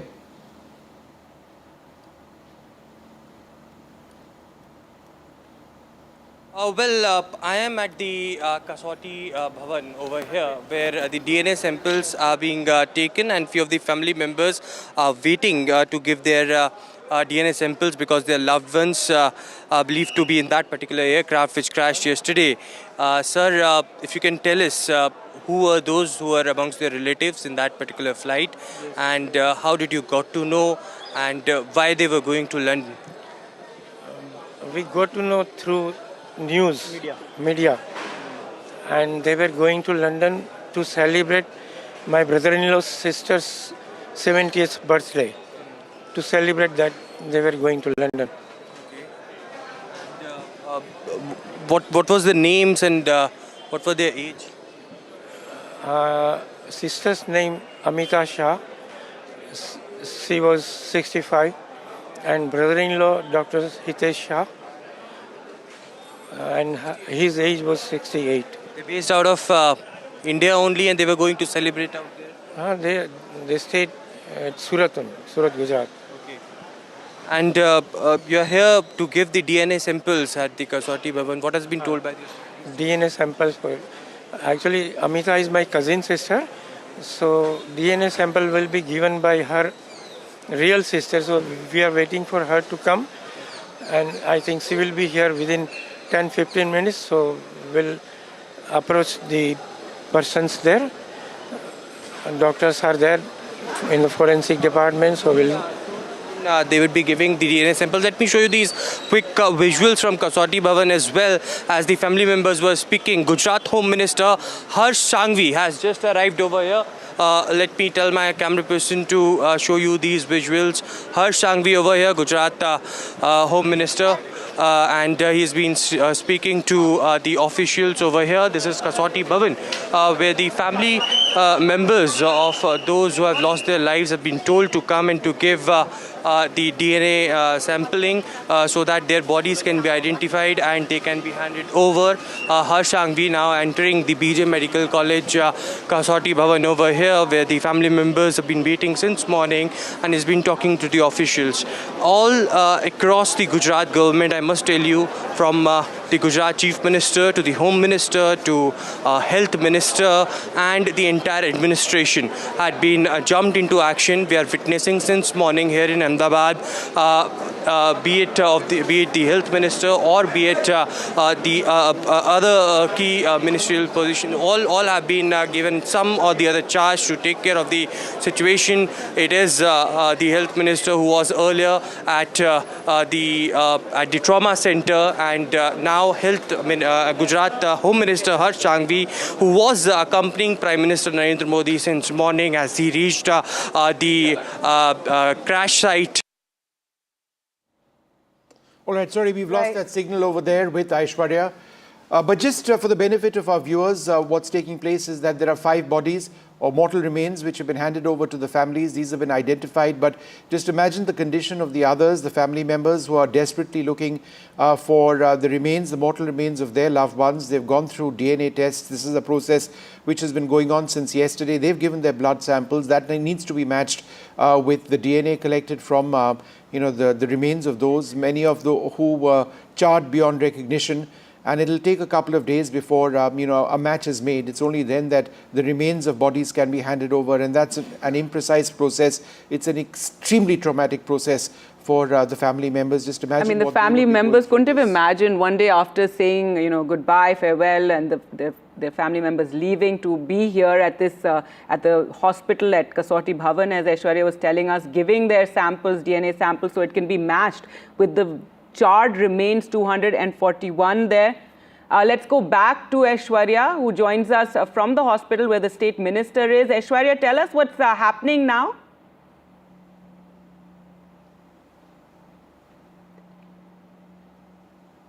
It is Gujarat Home Minister Harsh Sanghvi who had arrived at the Department of Forensic Medicine. This is Kasauti Bhavan, where specifically the family members have been told to come to give the DNA sampling so that their bodies can be matched with them, and with after proper perseverance, they can be handed over to the family members. A lot of family members are waiting for their turn since morning. They are waiting outside here at the Kasauti Bhavan.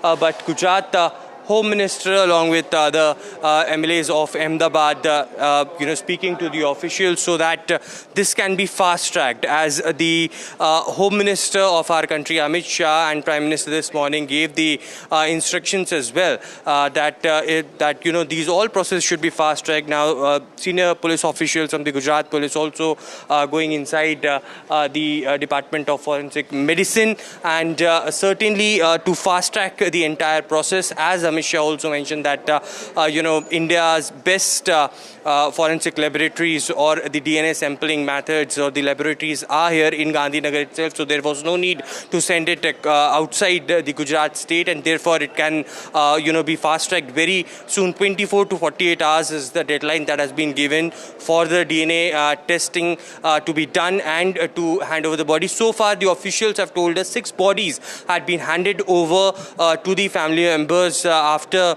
the post-mortem and the DNA sampling being done of them. Also, apart from it, one information that we morning, there were family members of sitting outside the postmortem office. It was certainly, just near the hostel, we have been told. Now, Rishikesh Patel there, you can see Gujarat Health Minister also entering the forensic department over here. Earlier it was Gujarat Home Minister and now Health Minister also rushing in. So these are the live visuals that we are showing to you on NDTV. Gujarat top ministers are currently at the Kautilya Bhavan, where we are reporting from, and these are exclusive visuals as they are entering from here.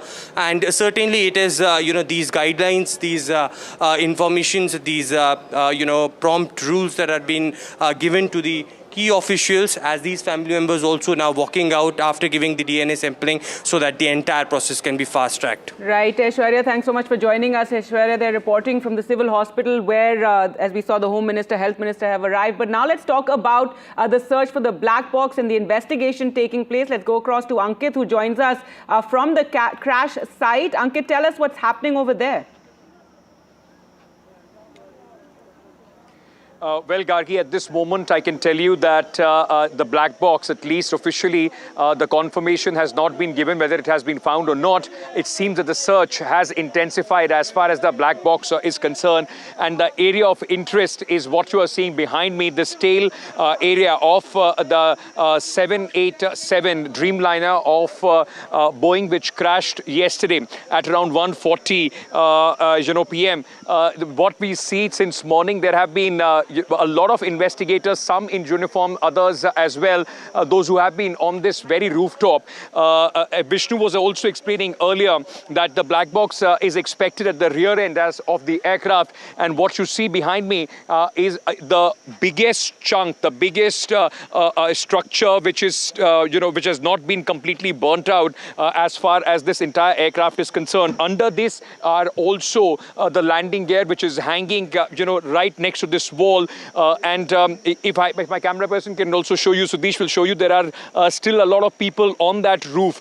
So it seems that the search for the black box is on as we speak. Now, the black box becomes the key, Gargi, for this entire investigation, because not only will it give an insight about the last conversation of the pilots in the cockpit in those 52 seconds, but also has the data, very important data, which in fact will determine whether there was some sort of mechanical failure or what exactly led to this entire crash. It will also help determine for future the course correction or what needs to be done as far as the safety of aircrafts is concerned. I was told yesterday that at about 3 dozen or more, there are investigators from Delhi, from the Accident Crash Bureau, from the Civil Aviation Ministry, and from the DGCA, those who are dispatched to this place, and a specialist team was in fact looking for the black box. Now, just to give you a sense, because a lot of people might be thinking, why haven't it been found yet? This is just one part of the aircraft. This in the radius where this entire wreckage is strewn around is about 500 to 600 meters. So this is the rear end, and from there there are buildings and other things which have also contaminated the broken walls, and the buildings which have been completely charred.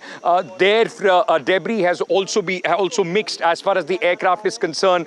Apart from what you see here, there is an underbody also right next to this building, and the tail, the fin that you see on the aircraft is just about 100 meters. It is broken from the very top where you see the logo of Air India, the red part. That tail fin has broken and is about 150 meters from this very building, the mess where the doctors were eating, having their lunch at 1:40 when this plane in fact crashed in this building. As you see all of those people moving around since morning, I have only been seeing them trying to in fact go through a little bit of area at one time.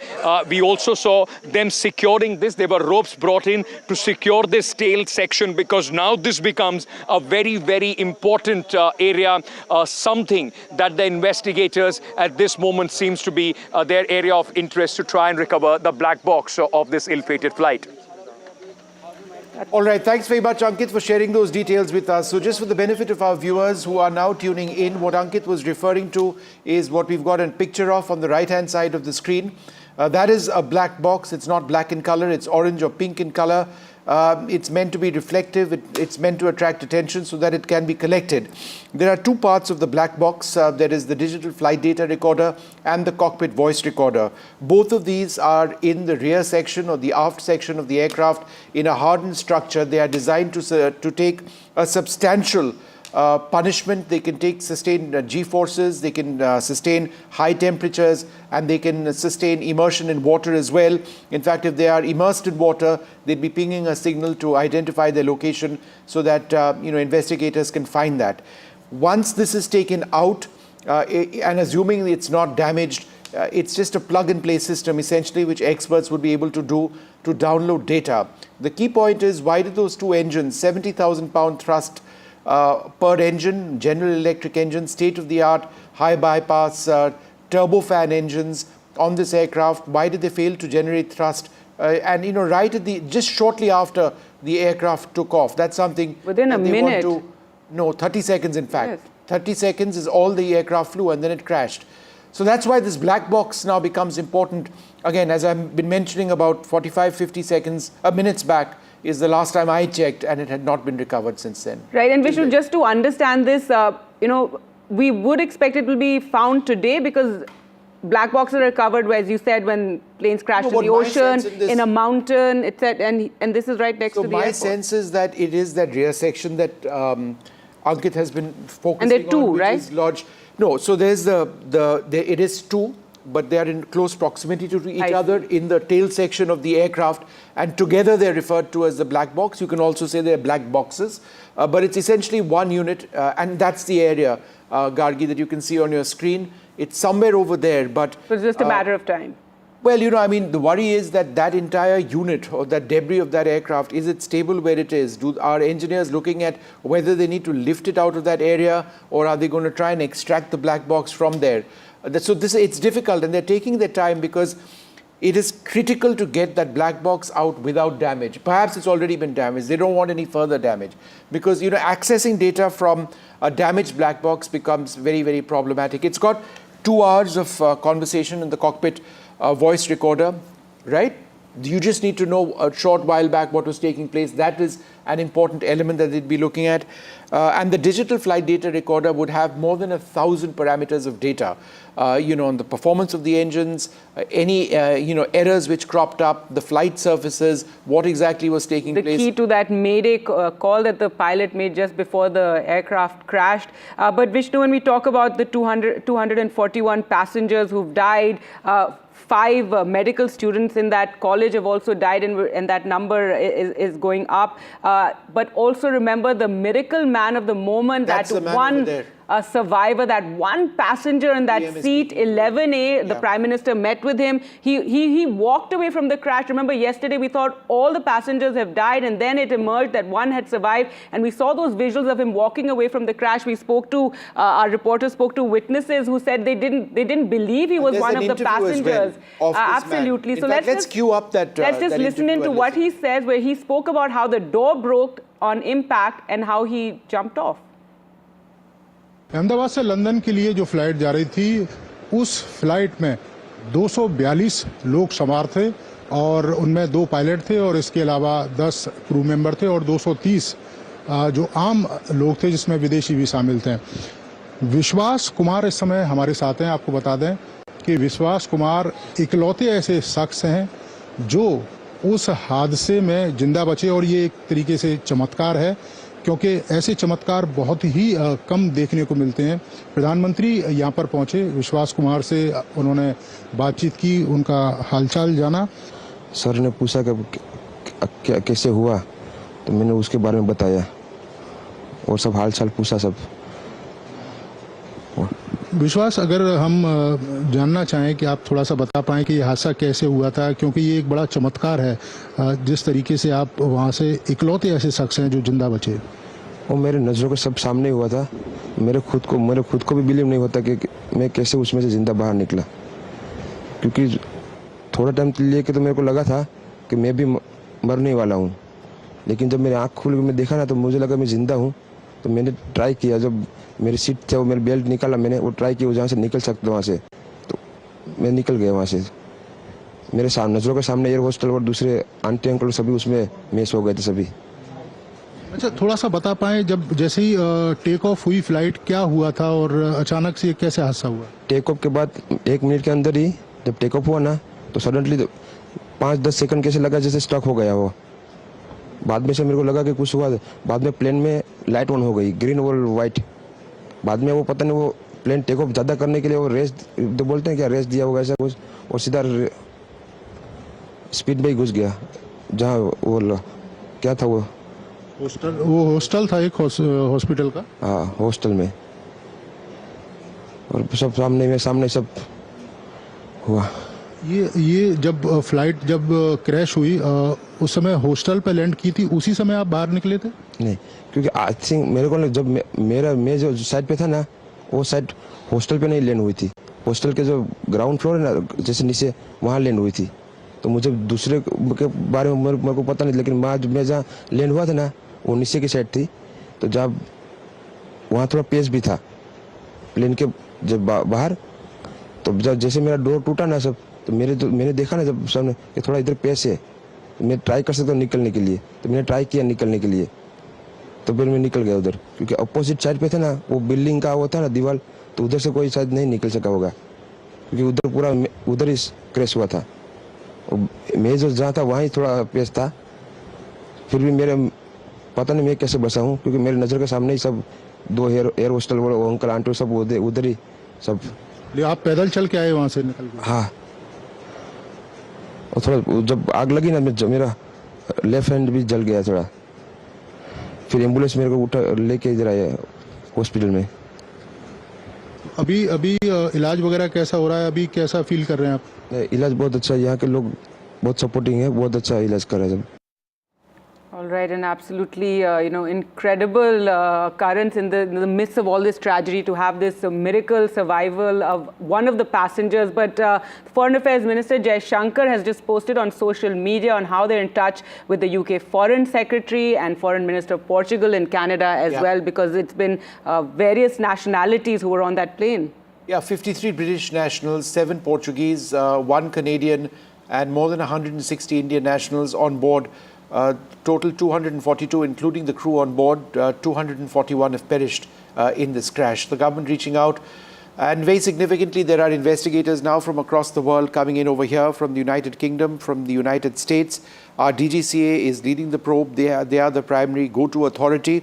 The story that NDTV is looking at very closely, and we have been reporting for a while now, is whether the government or the regulator mulls grounding Air India's Dreamliner fleet for safety reasons. While that would be devastating for the airline and tens of thousands of passengers, if it's safety, then that's all that matters. But that would be to look at maintenance practices of the airline, if there was anything which was a glitch over there. So that's something that they would be looking at very, very closely indeed. All right, Vishnu, we just heard that lone survivor, 40-year-old Vishwas Ramesh, there speaking from the hospital bed. He is an India-born British citizen. The Prime Minister met with him earlier. Now let's just listen into this account of an eyewitness who actually watched Vishwas walk away from that air crash. Ramesh ji वो शख्स हैं जिन्होंने सबसे पहले जो विश्वास, जो कि 242 पैसेंजरों में जो एक शख्स बचे हैं, तो वो विश्वास कैसे बचे हैं ये आप जरा बताइए दर्शकों को। सर कैसा हुआ कि हमें भी ये यकीन नहीं था कि कोई बच के निकलेगा। जैसे वो हमें ऐसा लगा जब मैंने वो जो आधा जो प्लेन ब्रेक हुआ ना सर, तो जो ब्रेक होने का जो पॉइंट था उस पॉइंट पे शायद वो बंदा बैठा हुआ था। तो जैसे ही ब्लास्ट हुआ, ऐसे ब्रेक हुआ ना, तो उछल गया। उछल के वो नीचे, उस पे भी फ्यूल तो उड़ा, उसको आग तो लगी, पर वो जो दूसरे लोग जो जल गए, जैसे सीएम और भी जो पैसेंजर्स थे जो बच ही नहीं पाए, जल गए। वो जैसे ब्लास्ट होके नीचे पछड़ा के नीचे गिरा, अथड़ा के नीचे गिरा। आप बता सकते हैं अगर लोकेशन इस बिल्डिंग से कितनी दूर पर वो गिरे होंगे? सर वो उस बिल्डिंग के जो करीब है, वहां से उछल के ये आगे की साइड, लेफ्ट साइड में आके वो गिरा अछड़ा के, और उसका पूरा शरीर जल रहा था। तो कुछ देर तो वो ऐसे ऐसे करने लगा, ऐसे ऐसे हिलने लगा, क्योंकि वो उसको मिटा रहा था, जो मिट्टी से उसको बुझा रहा था। फिर जैसे चल के वो खुद आया बंदा, और उसको पैर में उसको चोट लगी, क्योंकि ऊपर से वो सेकंड फ्लोर से नीचे गिरा, तो ऑब्वियसली उसके बोन्स में इंजरी हुई होगी। तो वो थोड़ा सा ऐसा लड़खड़ा रहा था, चल के आया, और आके वो आगे जाके तो लोगों को बोल रहा था कि बोले मैं गिरा हूँ, मैं फ्लाइट में ही था, पर किसी को यकीन नहीं हुआ। उसके बाद वो रोड तक चल के गया। जब 108 मतलब 108 वगैरह जो एम्बुलेंस आई, उनसे बात करने लगा, हम लोग देख रहे थे, तब हमें ये यकीन हुआ कि ये भी रियली उस प्लेन का पैसेंजर था। वरना कोई बिलीव नहीं कर रहा था, हमें ऐसा लग रहा था क्योंकि ऑर्डिनरी मतलब हॉस्पिटल का बंदा या वो जो मैस का बंदा होगा। Vishwa, the lone survivor on AI 171, made it and is likely to be home soon in the UK, and what a relief for brother Nayan. But I'm so sorry to share that at the same time Nayan has great levels of uncertainty to know more about the other brother who was also on flight. So Nayan, you're 4 brothers. Firstly, thank you so much for talking to us. Yeah, that's fine, yeah. Are you 4 brothers? Yeah, we were 4 brothers. 4 brothers. When did you get to speak to Vishwa last? Like 2 hours ago. Okay. Before the doctor denied him of speaking to anyone furthermore. Is he fine? How is he? Yeah, he looks fine. Okay. And did he have anything to share about the other brother, about Ajay who was on board? Does he have details? Is he scared? Yeah, that's the only thing he was worried about. He wasn't even worried about himself or any injuries that his body has. He was just worried about finding my other brother. What made the 2 brothers travel to India? Vacation. And both Vishwa and Ajay are married. Yes, they are. I'm just so sorry. This is just such a mix of emotions, and I can see from the support and the love that you're receiving from neighbors, family members. I can tell that there's so much love in this family. How are your parents, Nayan? My parents are really devastated and just in utter shock at the moment. I'm sorry. My mom's been crying all day. I'm sorry. So I'm really very sorry. Are you likely to travel now to India? What next? Yeah, we're going to travel to India tomorrow. Okay. And what sort of support could you now ask for at this stage? Anything practical that can be offered by the UK, by communities, by the diaspora in India? Honestly, I don't even know what kind of support we need. We just want to get to the hospital, me and my brother, and then see what happens from there. Viewers, the Air India aircraft carried 242 passengers, slammed into a doctor's hostel of a medical college some distance away from the end of the runway. Rescuers have confirmed only 1 passenger survived. 5 people in the hostel were also killed. The Ahmedabad airport CCTV footage showed a very short flight of 32 seconds from the time the landing gears left the runway to the time of impact. And let's play out some of those videos that are coming in, ground reports as well of the survivors as well as also the victims of this tragedy. आपने अभी DNA sample दिया है, कौन था आपका flight में? मेरी daughter थी। क्या नाम है उनका? टीनल मिस्त्री। क्या बताया जा रहा है और कहाँ जा रहे थे, कुछ अगर शेयर कर पाएंगे? वो आनंद से लंदन जा रही है, अहमदाबाद से लंदन। अच्छा, अहमदाबाद आनंद से आए थे आप आनंद से? आनंद से। अच्छा, क्यों क्या मकसद से जा रहे थे, कुछ बता पाएंगे? उधर ही रहती थी, लंदन 1 साल से थी वो। अच्छा। वो वर्क परमिट में गई थी, उधर ही रहती थी, और उसका अगले साल एक्सीडेंट हो गया था इंडिया में ही। फिर उसका वर्क परमिट था, उसको जाना ही पड़ता था, तो उसका ट्रीटमेंट पूरा नहीं हुआ था, तो ये ट्रीटमेंट के लिए वापस आई थी। उसका 7 या 8 टीथ निकल गया था। अच्छा। तो इम्प्लांट करवाया, तो पूरा दांत उसका नया लगवाया था। क्या बता रहे हैं कुछ? अभी आपने सैंपल दिया है? या 3 दिन लगेगा ऐसा बोले, 72 घंटा लगेगा। तो खाली वो थे, मतलब मैरिड थे, किस तरीके का? वो आप मैरिड की रजिस्टर करके गई थी। मैरिज तो उसका अगले साल करने का था, मैरिज नहीं हुआ था, मैरिज करने का था अगले साल। ये फ़ोटो है रोशनी सोंदरे की, जो एयर इंडिया की जो फ़्लाइट में हादसा हुआ उसमें कैबिन क्रू थी। हम इस वक्त सिविल हॉस्पिटल में मौजूद है और ये डोंबिवली की रहने वाली थी। उनके पिताजी राजेंद्र, जो यहाँ पर अभी DNA सैंपल दे के आए, हमसे बात कर रहे हैं। क्या कुछ बताया गया और किस तरीके से सैम्पलिंग ली और आपको कैसे पता चला इस हादसे के बारे में? दोपहर को मालूम पड़ा, जब दुर्घटना घटी उस टाइम हम लोग घर में थे, तो पता चलने के बाद हम लोग बोले चलो देखते किसका क्या है। उसमें देखा तो मेरे लड़की का नाम। हाँ, वही हम लोग वहाँ से निकले और आ गए। बोला चलो फ्लाइट 7 बजे का फ्लाइट पकड़ा, डायरेक्ट इधर आए। आखिरी बार कब बात हुई थी? क्योंकि एयर इंडिया में एयर होस्टेस थे, कैबिन क्रू थे, आना जाना। 11 तारीख को निकली, तभी मेरे से बात हुई उसकी। अचानक वो फ्लाइट लगी थी उसको, तो पहले के जैसे ही थे। तो बाद में ऐसा क्रैश का ये आया, उसका मम्मी बोला ऐसा ऐसा उसके फ्रेंड का फ़ोन आया तो क्रैश हो गया। तो मैं बोला रुको ज़रा देखते अपन, इसका नाम है, उसमें अपने लड़की का नाम है कि नहीं। लेकिन बाद में पता चला उसका नाम था उसमें, और पता चला कि बहुत बड़ा क्रैश हो गया, इसीलिए कोई बच नहीं पाया उसमें से। क्यों जहाँ क्रैश हुआ वो इंस्टीट्यूट का आजू बाजू का भी सब उसमें घायल हो गया। जी, तकरीबन 12 कैबिन क्रू थे, उसमें से आपकी बेटी भी बताई जा रही है।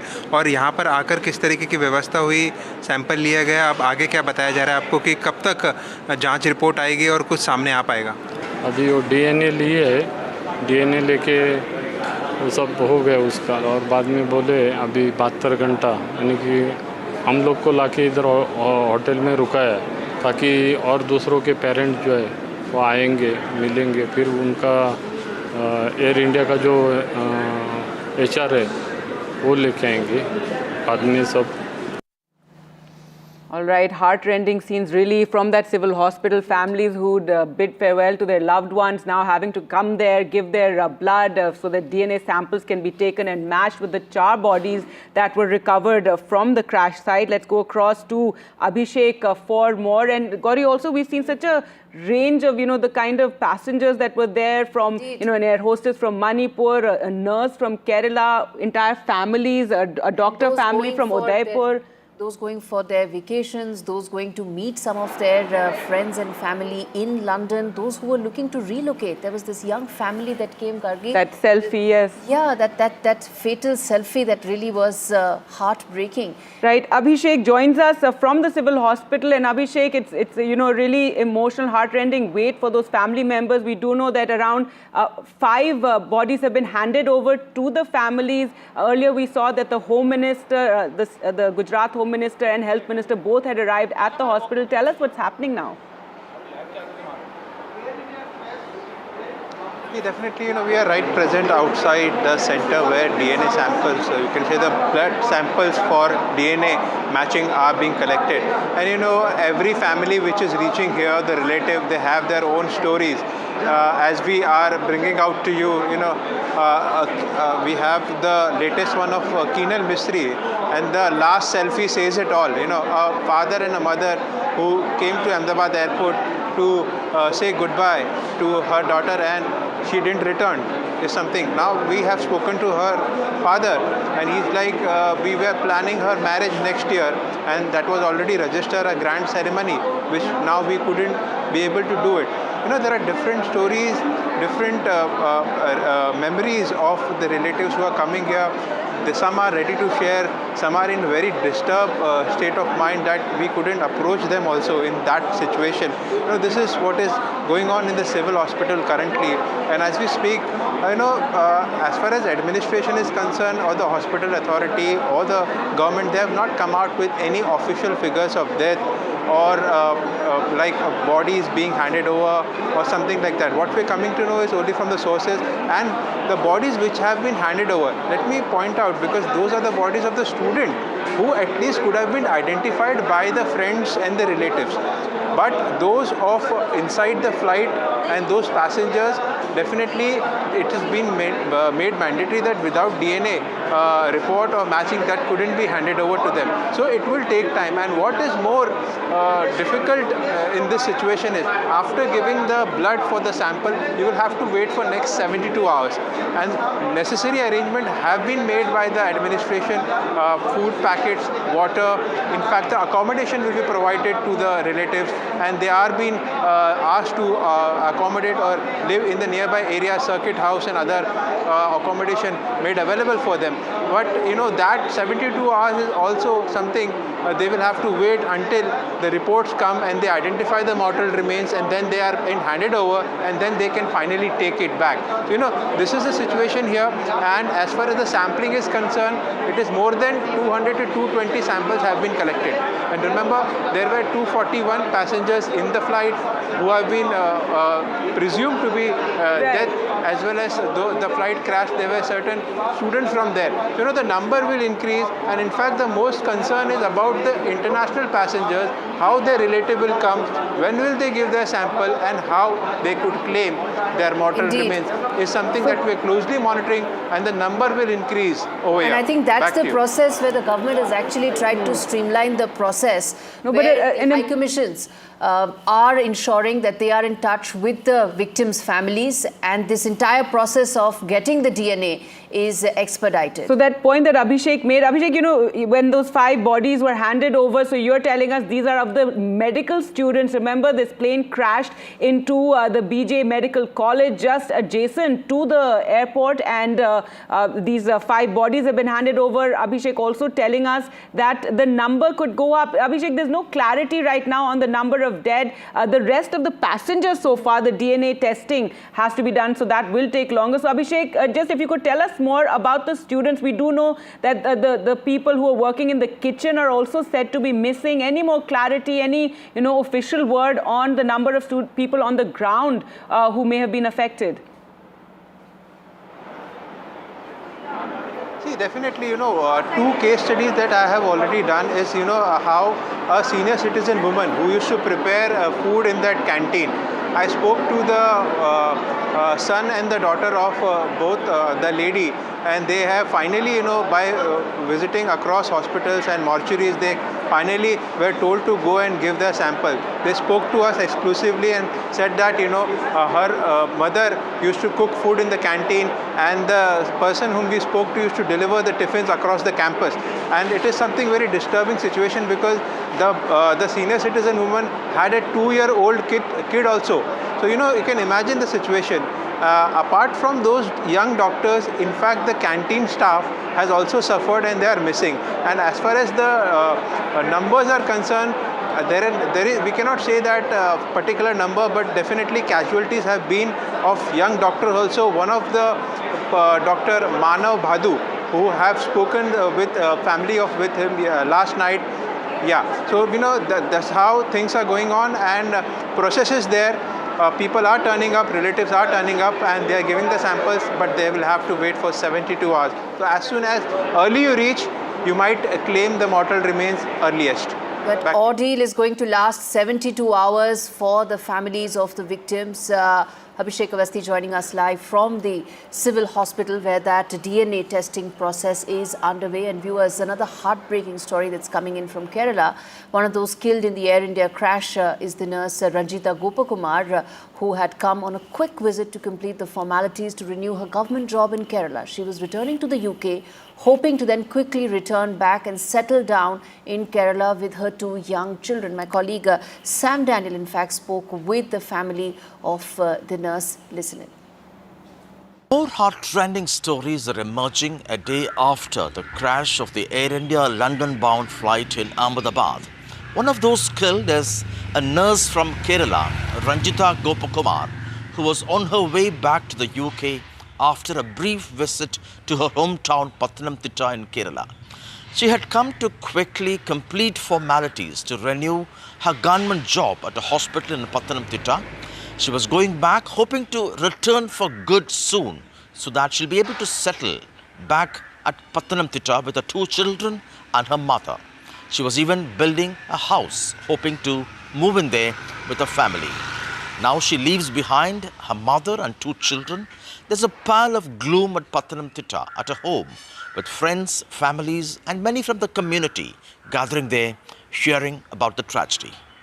In Chennai, Sam Daniel, NDTV. All right, so just one of the many heart-wrenching tales that have emerged since this tragedy, since the plane crash took place just within seconds of taking off there from Ahmedabad. 241 passengers dead, also at least 5 medical students on the ground. 2 have died after the plane crashed into their hostel. All right, on that note, we slip into a quick break. We come back and continue our rolling coverage of one of the biggest air tragedies that India has ever faced.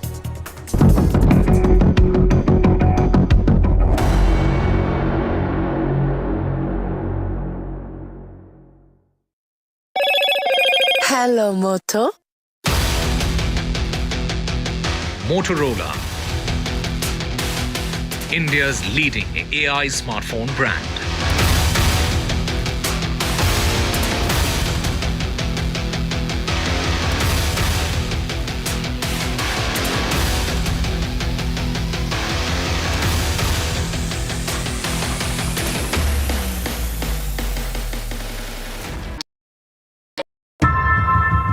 How often have you turned away from debates that descend into endless fights? We bring you a show where every question is answered, where every debate finds its resolution, where every story finds its conclusion, where opinions collide but facts prevail, where stories unfold with insights and trust. When the noise ends, the last word begins.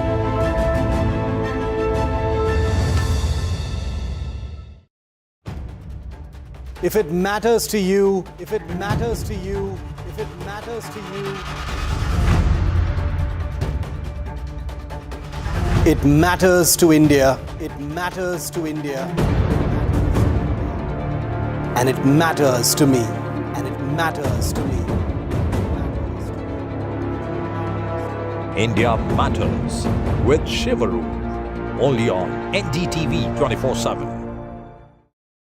I've been reporting on all issues big and small from Andhra Pradesh, Telangana, rest of South India, bringing you all the action, all that you need to know, all that you want to know. The energy of maximum city is infectious. I'm bringing that energy in our news coverage from financial capital Mumbai. Covering from the southernmost part of India over the last 23 years, I bring in-depth and 360-degree coverage from the Dravidian heartland. The land of Mishti, also known for its bitter politics. I have seen much water flow under the Howrah Bridge, covering Bengal in all its vivid colors. India's IT capital is always bustling, a city full of startups, stories and surprises. And I keep you ahead on all the Bengaluru buzz. In today's interconnected world, India's voice is more crucial than ever. When India speaks, the world listens. At NDTV World, we are that voice, bringing you intelligent and insightful news from India and beyond. From geopolitics and diplomacy to economic shifts, migrations, tech disruptions, and the stories of our diaspora. We cover the news that shapes our global future. NDTV World, your new home for global news is here. मैं नरेंद्र दामोदर दास मोदी ईश्वर की शपथ लेता हूं कि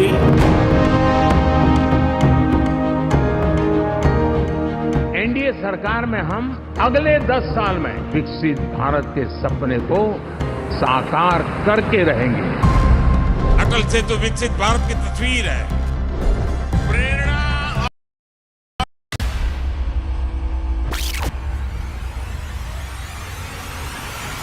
The last 1 month, if you see the share price.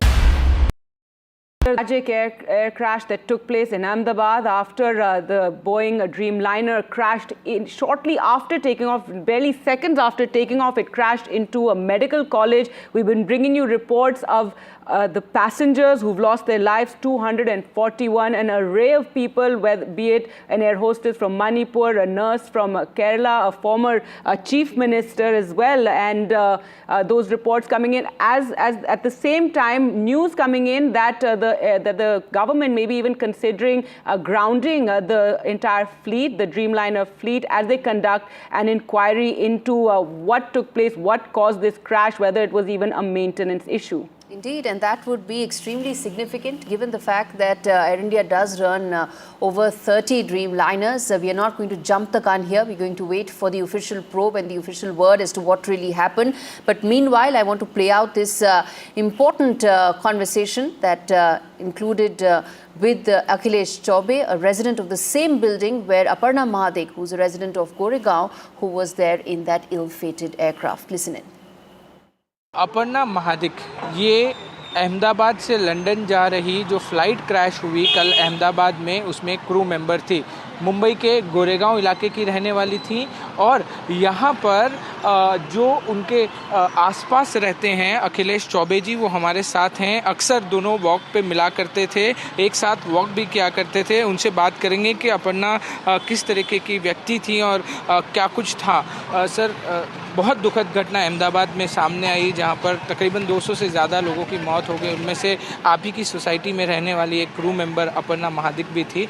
किस तरीके से आप उनको जानते थे, क्या वो कैसे व्यक्तित्व था उनका? नहीं, हमारी सोसाइटी में जो है एयर इंडिया के काफ़ी पायलट्स और क्रू मेंबर्स रहते हैं और हम लोग जो है नीचे वॉक करते समय या जो सोसाइटी के सार्वजनिक कार्यक्रम होते हैं उसमें एक दूसरे को मिलते थे, एक दूसरे को जानते थे।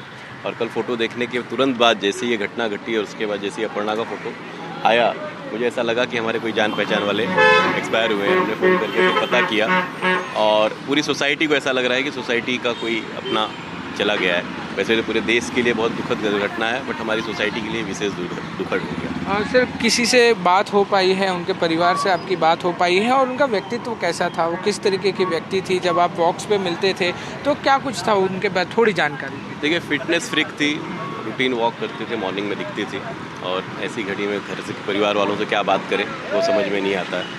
तो सारे लोग दुख में हैं।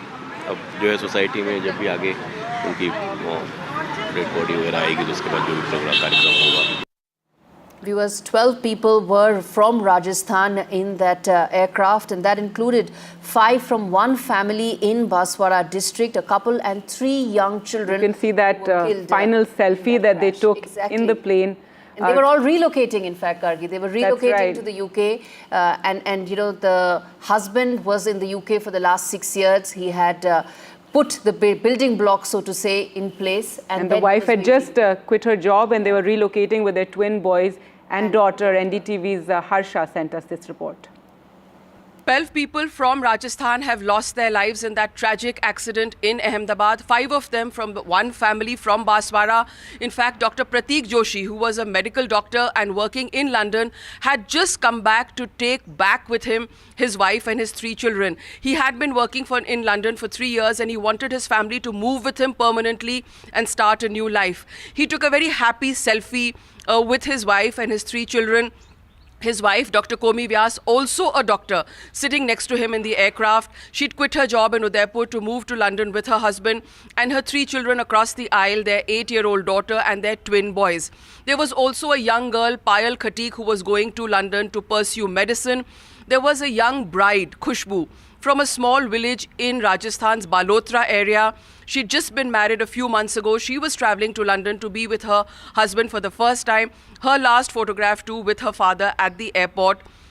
A slightly nervous, winsome smile as she leaves the family behind to go and meet her husband, who she's known perhaps for a very short time. She was recently married. There were also these cooks who were traveling on that flight. They used to regularly be in and out of London. They used to work in the house of an Ahmedabad-based businessman. And then two young children, about in their 20s, youngsters in their early 20s, Shubh and Shagun Modi, brother and sister, both of them successful MBA graduates who were working with their father, a marble-based trader in Udaipur. They were handling the family business. He lost both his children in that tragic air crash in one go. Brother and sister both have died. And there was also Abhinav Parihar, who leaves behind a young wife and a small child. He also had business in London. He was also on that flight. So 12 people from Rajasthan died in that air crash. Some of them posted pictures just minutes before the plane took off. They've left behind devastated families, and perhaps forever those pictures which show their happy smiles trying to start a new life. But unfortunately, that was not to be. All right, so many stories now emerging after the air crash took place yesterday. Just to bring you up to date on what's taking place right now, the Prime Minister is in Gujarat. He's in Ahmedabad. He visited the crash site, the civil hospital, and held a review meeting. Also, the black box, the search for it is continuing, and various probe teams are on the ground. The DGCA probe team, as well as international from UK as well as the US, are there. Boeing also offering to send a team. There may also be a review of the entire Dreamliner fleet. That is what NDTV has learned. So we'll continue to track all these developments and bring you all the news updates.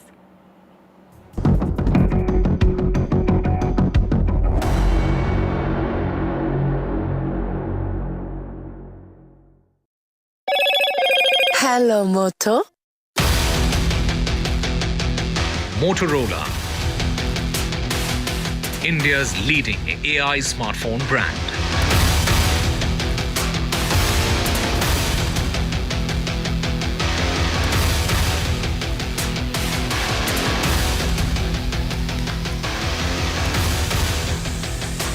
India's biggest air tragedy in 3 decades.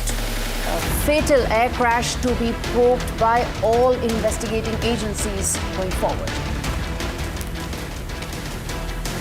Prime Minister Modi visits the crash site and examines all investigation and probes that are underway. Lone survivor narrates the ordeal, tells how he managed his miraculous escape. Human faces of the Air India tragedy numbs India. Multiple families shattered, 241 dead, multiple families in complete shock.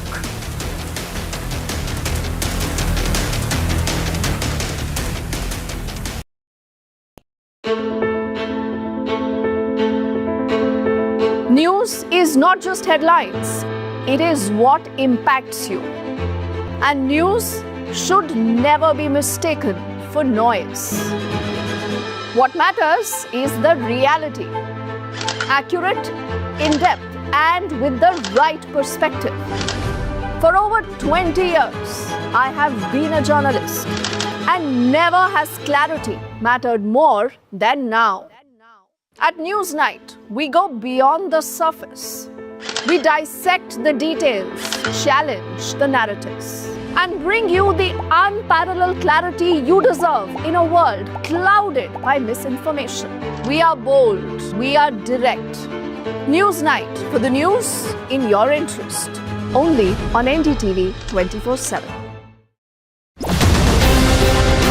After 2 years of the India-Canada tensions, it's the big relationship reboot. Indian Prime Minister heads to the G7 summit. Indispensable India on the global stage. Modi's multilateral momentum. NDTV Live from the G7 summit in Canada.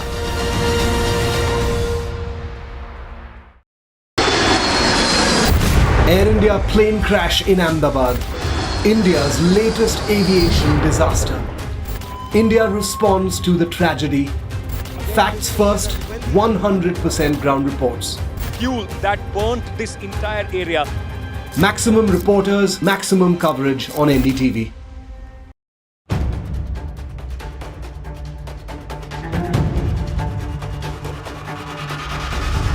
If it matters to you, if it matters to you, if it matters to you,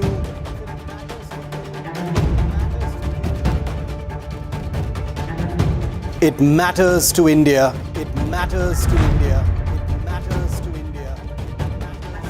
And it matters to me. And it matters to me.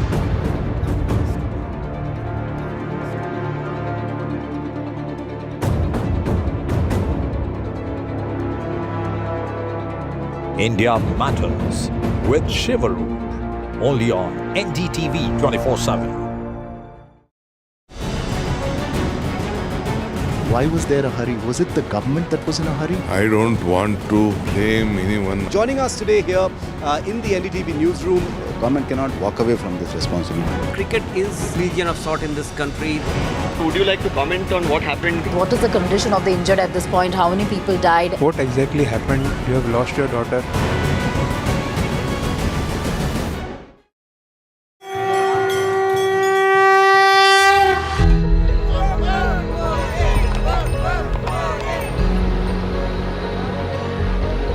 In the wake of Pahalgam, all eyes on the Amarnath Yatra. Amidst fear, faith and fortitude.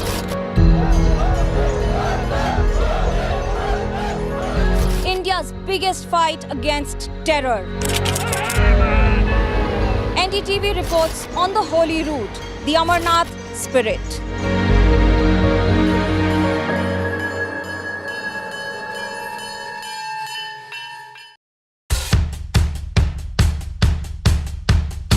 The markets move fast.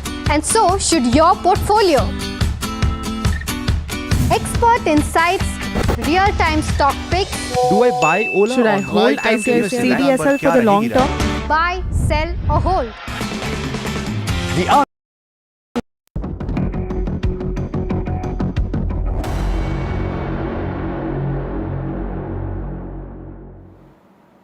Good afternoon, viewers. We continue tracking the Air India Dreamliner crash into Ahmedabad College hostel yesterday that has killed over 240 persons, making it India's worst aviation tragedy in at least 3 decades. Right, Gauri, also the Prime Minister has visited the collapse site and he has met with people in the hospital, and there's only one thing that he has told all his officials, that the focus needs to be on rescue and outreach to all the families who have lost their loved ones in this accident. All that and more coming up, but first up, the headlines. Government considering Dreamliner safety probe. Sources tell NDTV domestic 787 fleet could be grounded. Safety review of Boeing 787 fleet in India likely. This is India's biggest air tragedy in 3 decades. Multi-agency probe is underway now. Search is on for the black boxes and why the key to Mayday call was made. जैसे मेरा door टूटा ना सब, तो मैंने देखा ना जब सामने कि थोड़ा इधर पेश है, तो मैं ट्राई कर सकता हूँ निकलने के लिए, तो मैंने ट्राई किया निकलने के लिए, तो फिर मैं निकल गया उधर. The lone survivor narrates his ordeal. Prime Minister Modi meets the lone survivor of the horrific AI 717 crash. The survivor says that the door broke on impact and he jumped out. He said he did not think that he would actually survive. Prime Minister Modi is in his home state in Ahmedabad. He has visited the crash site. He has also visited civil hospital. He has met with people who are injured, who are recovering now. India's most expensive aviation claim. The potential 2,400 crore demand likely. Claims for damage and loss of lives. Meanwhile, Israel has launched preemptive strikes against Iran. Iran airspace is closed now. Multiple flights have been diverted. In fact, 16 Air India flights have also been diverted, or they are returning to their origins.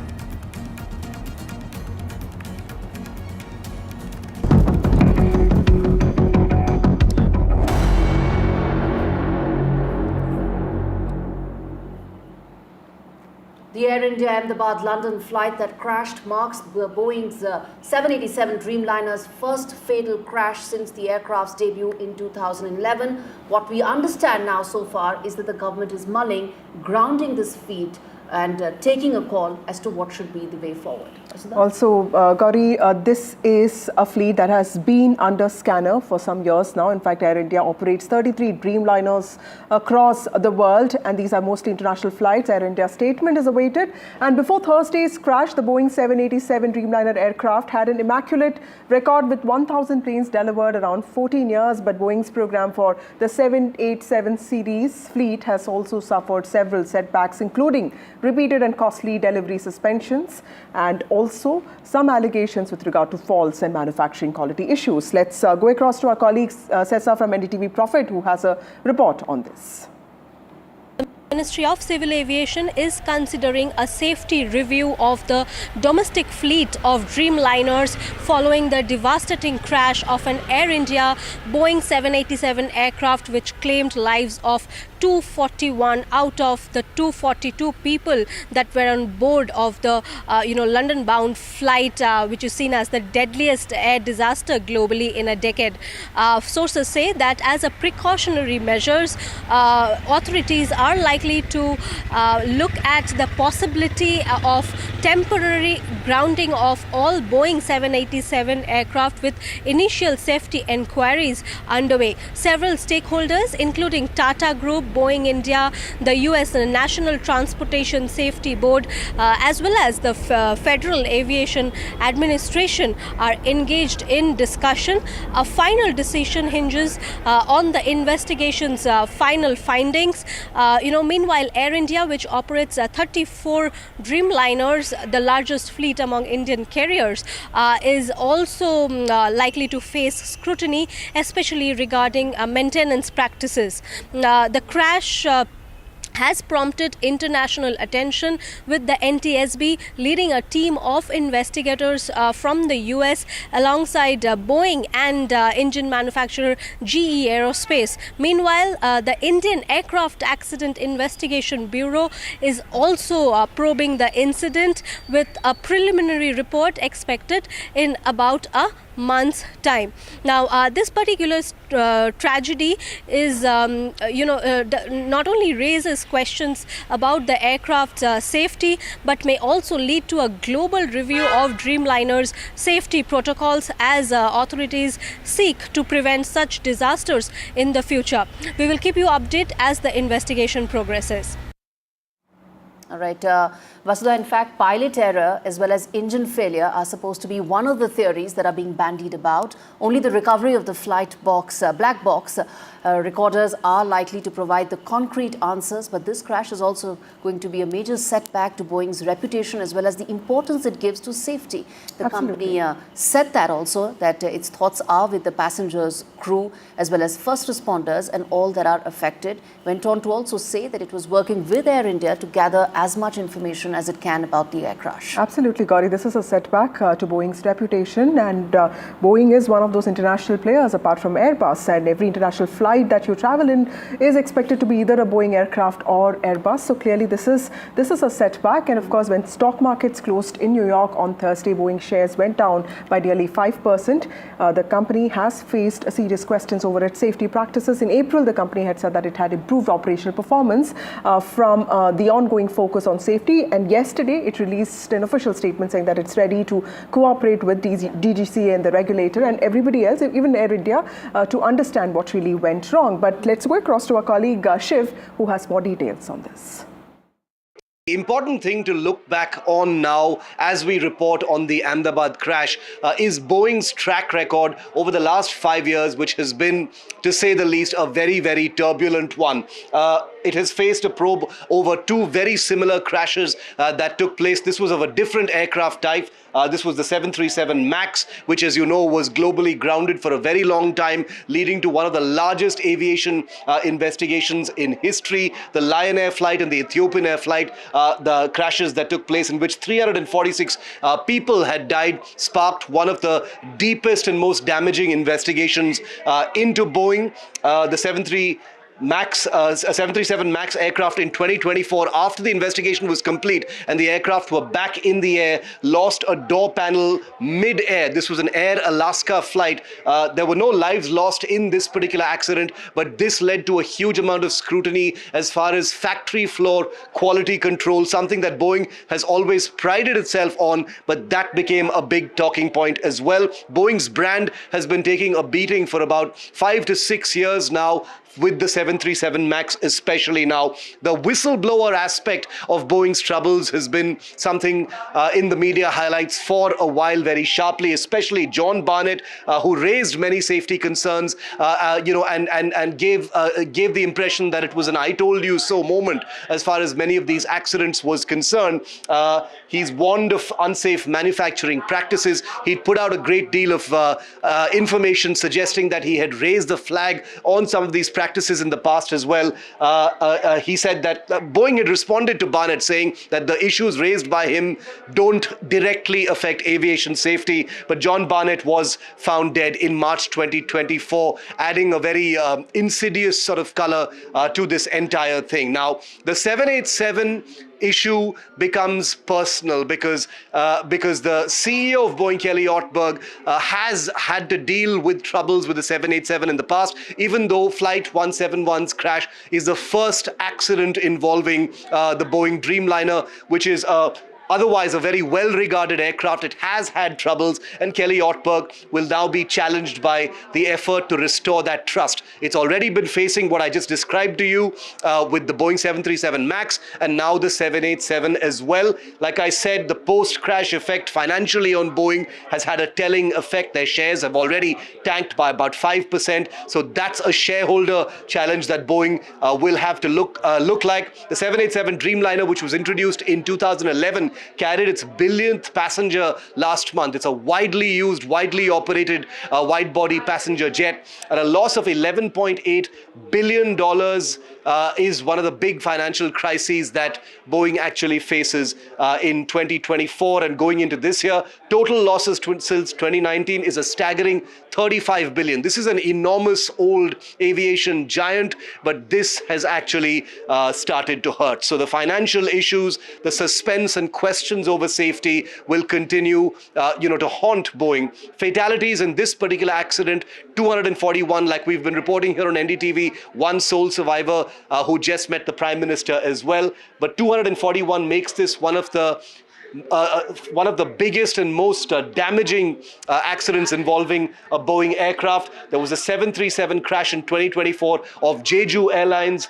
179 people died in that particular accident. Let's move on to the next one. There are other. This was a Boeing 737, once again, 21. This was the Air India Express in Kozhikode in Kerala, which had landed and broken apart after landing. 21 people had died in that particular crash. Benny had thankfully survived as well. The 737 MAX 8 air crash, this was the Lion Air crash that I was referring to at the beginning of this video. 189 people crashed in that. This is the genesis of what became that bigger investigation. And then you had the Ethiopian air crash as well, just a few months later, in which 157 people died. It all came down to something called the MCAS, or Maneuvering Characteristics Augmentation System, which became a buzzword, a piece of software that spawned an enormous investigation into Boeing. So over nearly 400 people dying in two aircraft accidents spawned perhaps the biggest dark period as far as Boeing's reputation is concerned. There was a Bihar crash in 2000 in which a Boeing 737-200 crashed. 60 people had died in that particular crash. So what we do know right now about the Dreamliners, and like I said, these are aircraft that are wide-body, twin-engine aircraft built for efficiency and speed. Boeing's, big answer to aircraft from its rival Airbus. This is the first crash involving the 787 Dreamliner type since its introduction in 2011. All right, let's now get in our colleague Ankit Tyagi, who's standing by at the crash site where, of course, the wreckage is being picked up. Ankit, talk to us about what really is happening right now on ground.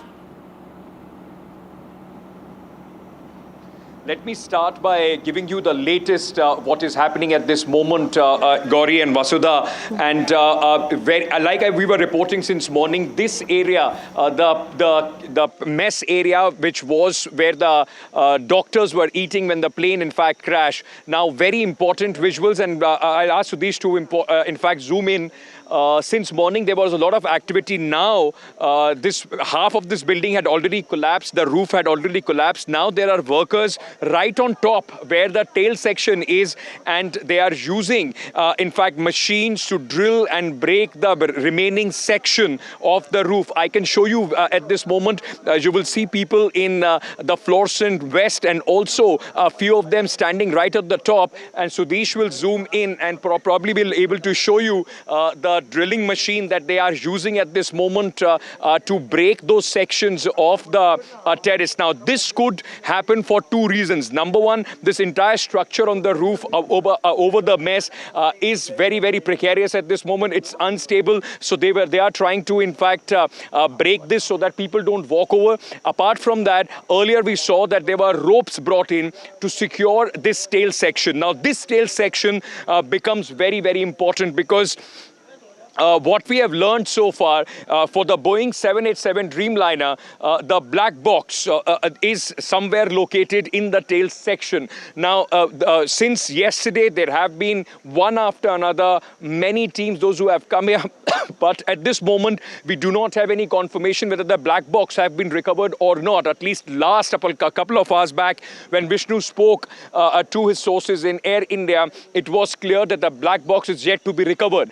And that becomes the most important factor as far as this entire investigation is concerned. Because remember, the black box would also have the cockpit voice recorder. So it will have the last minute when the pilots were trying to take off, the conversation between the pilot and the co-pilot. It also has the data of any malfunctioning. It will distinguish between human error or mechanical malfunctioning that took place in this plane. And all those data then become very, very important for future step for air safety, not only for Boeing, but for other aircrafts as well. What I can tell you at this moment is that at 10:30, the final go-ahead was given to, in fact, clear the debris and the wreckage from this area. And what you are seeing at this moment is very, very significant because this is the largest intact, part of the plane, of the wreckage of AI-171, which was en route to London, which is, actually at this moment, the biggest part that you can see intact.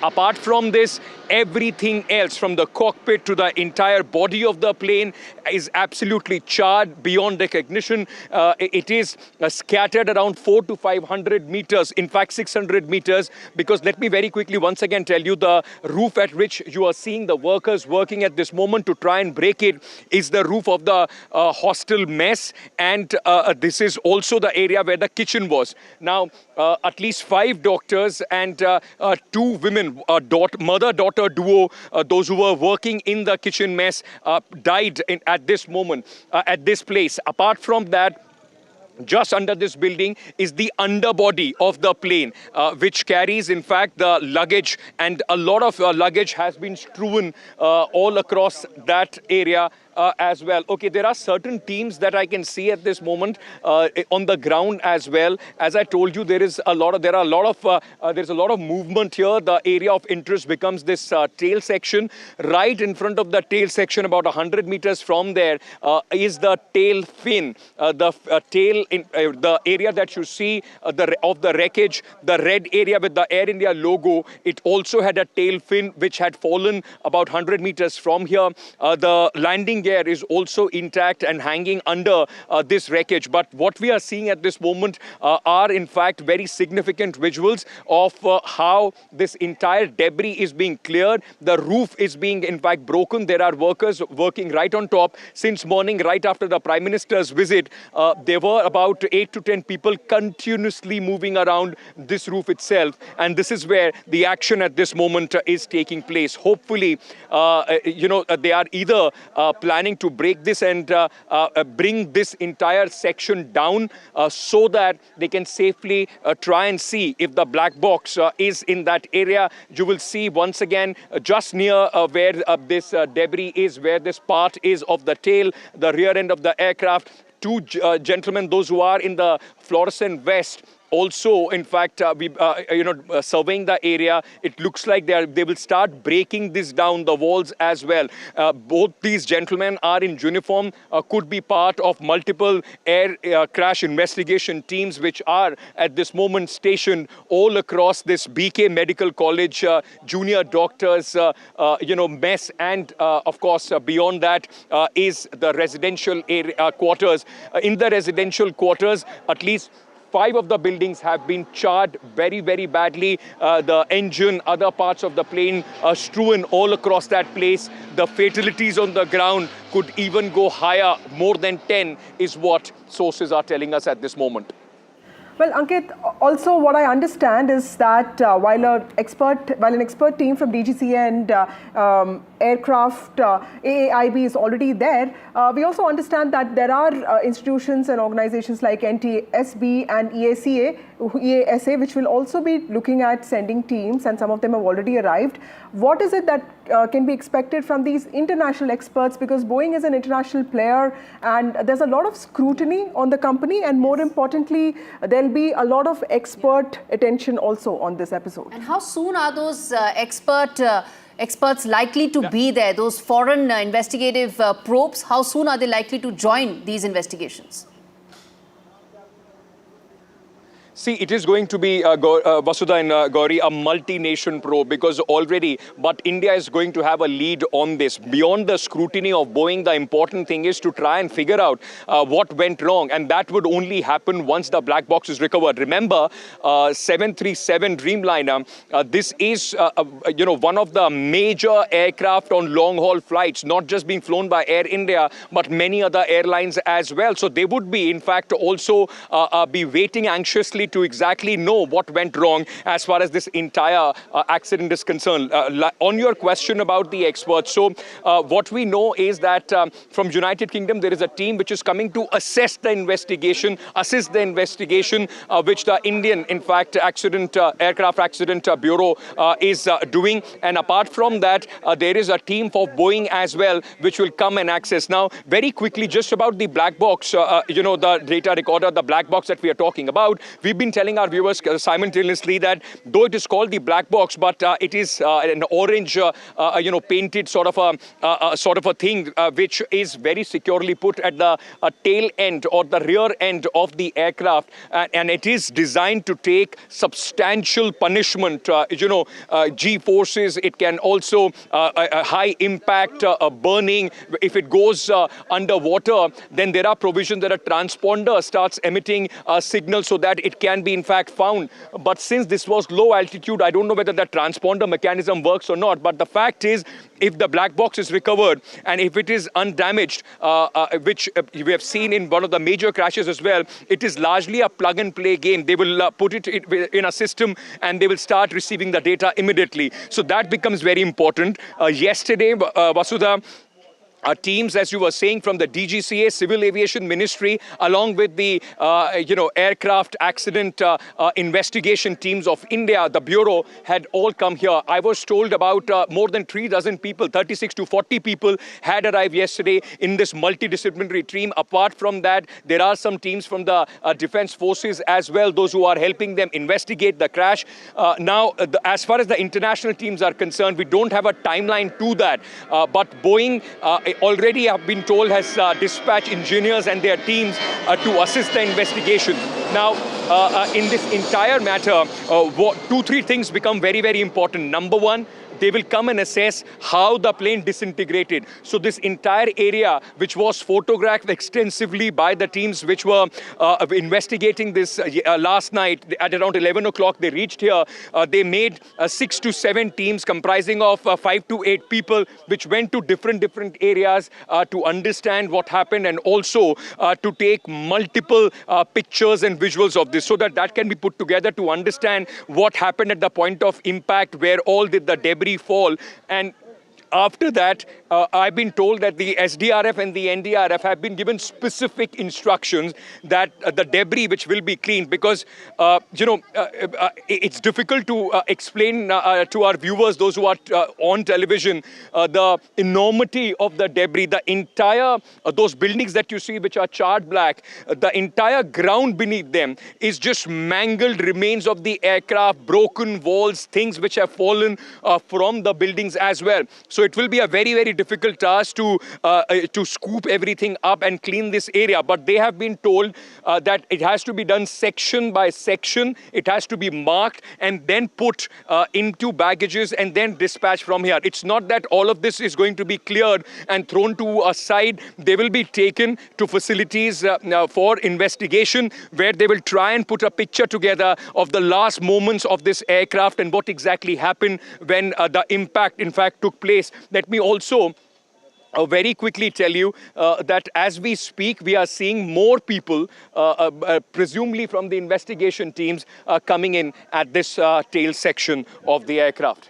Very important, Ankit, that you pointed out that more people are joining in the probe, and we're going to keep coming back to you for the latest in terms of what's really happening on the crash site. That was Ankit Tyagi reporting live from the crash site in Ahmedabad. Now, Vasudha, while on one end we've been talking about the probe, the black box recovery, the flight data, and what really happened, but the larger point, the human face of this tragedy, the 241 people, their families that are completely devastated, waiting for a DNA sample to be completed so they can actually take the body of their loved ones. The families, their stories, each of them in fact had a story to tell, right? Whether it was one from Rajasthan or Kerala or Manipur, isn't it? Yes, and incidentally, Gauri, all of them were, looking forward to beginning a new life. There was a story of a young bride. There was the story of a doctor who basically had resigned as a radiologist in a hospital in Banswara, and then she's looking forward to a fresh life with her husband, with her 3 children. Those smiling faces of those kids, and that selfie that they put out on the social media. That was the last selfie that the family had, and there was a lot of work that went behind that journey, that ill-fated journey that never took off. And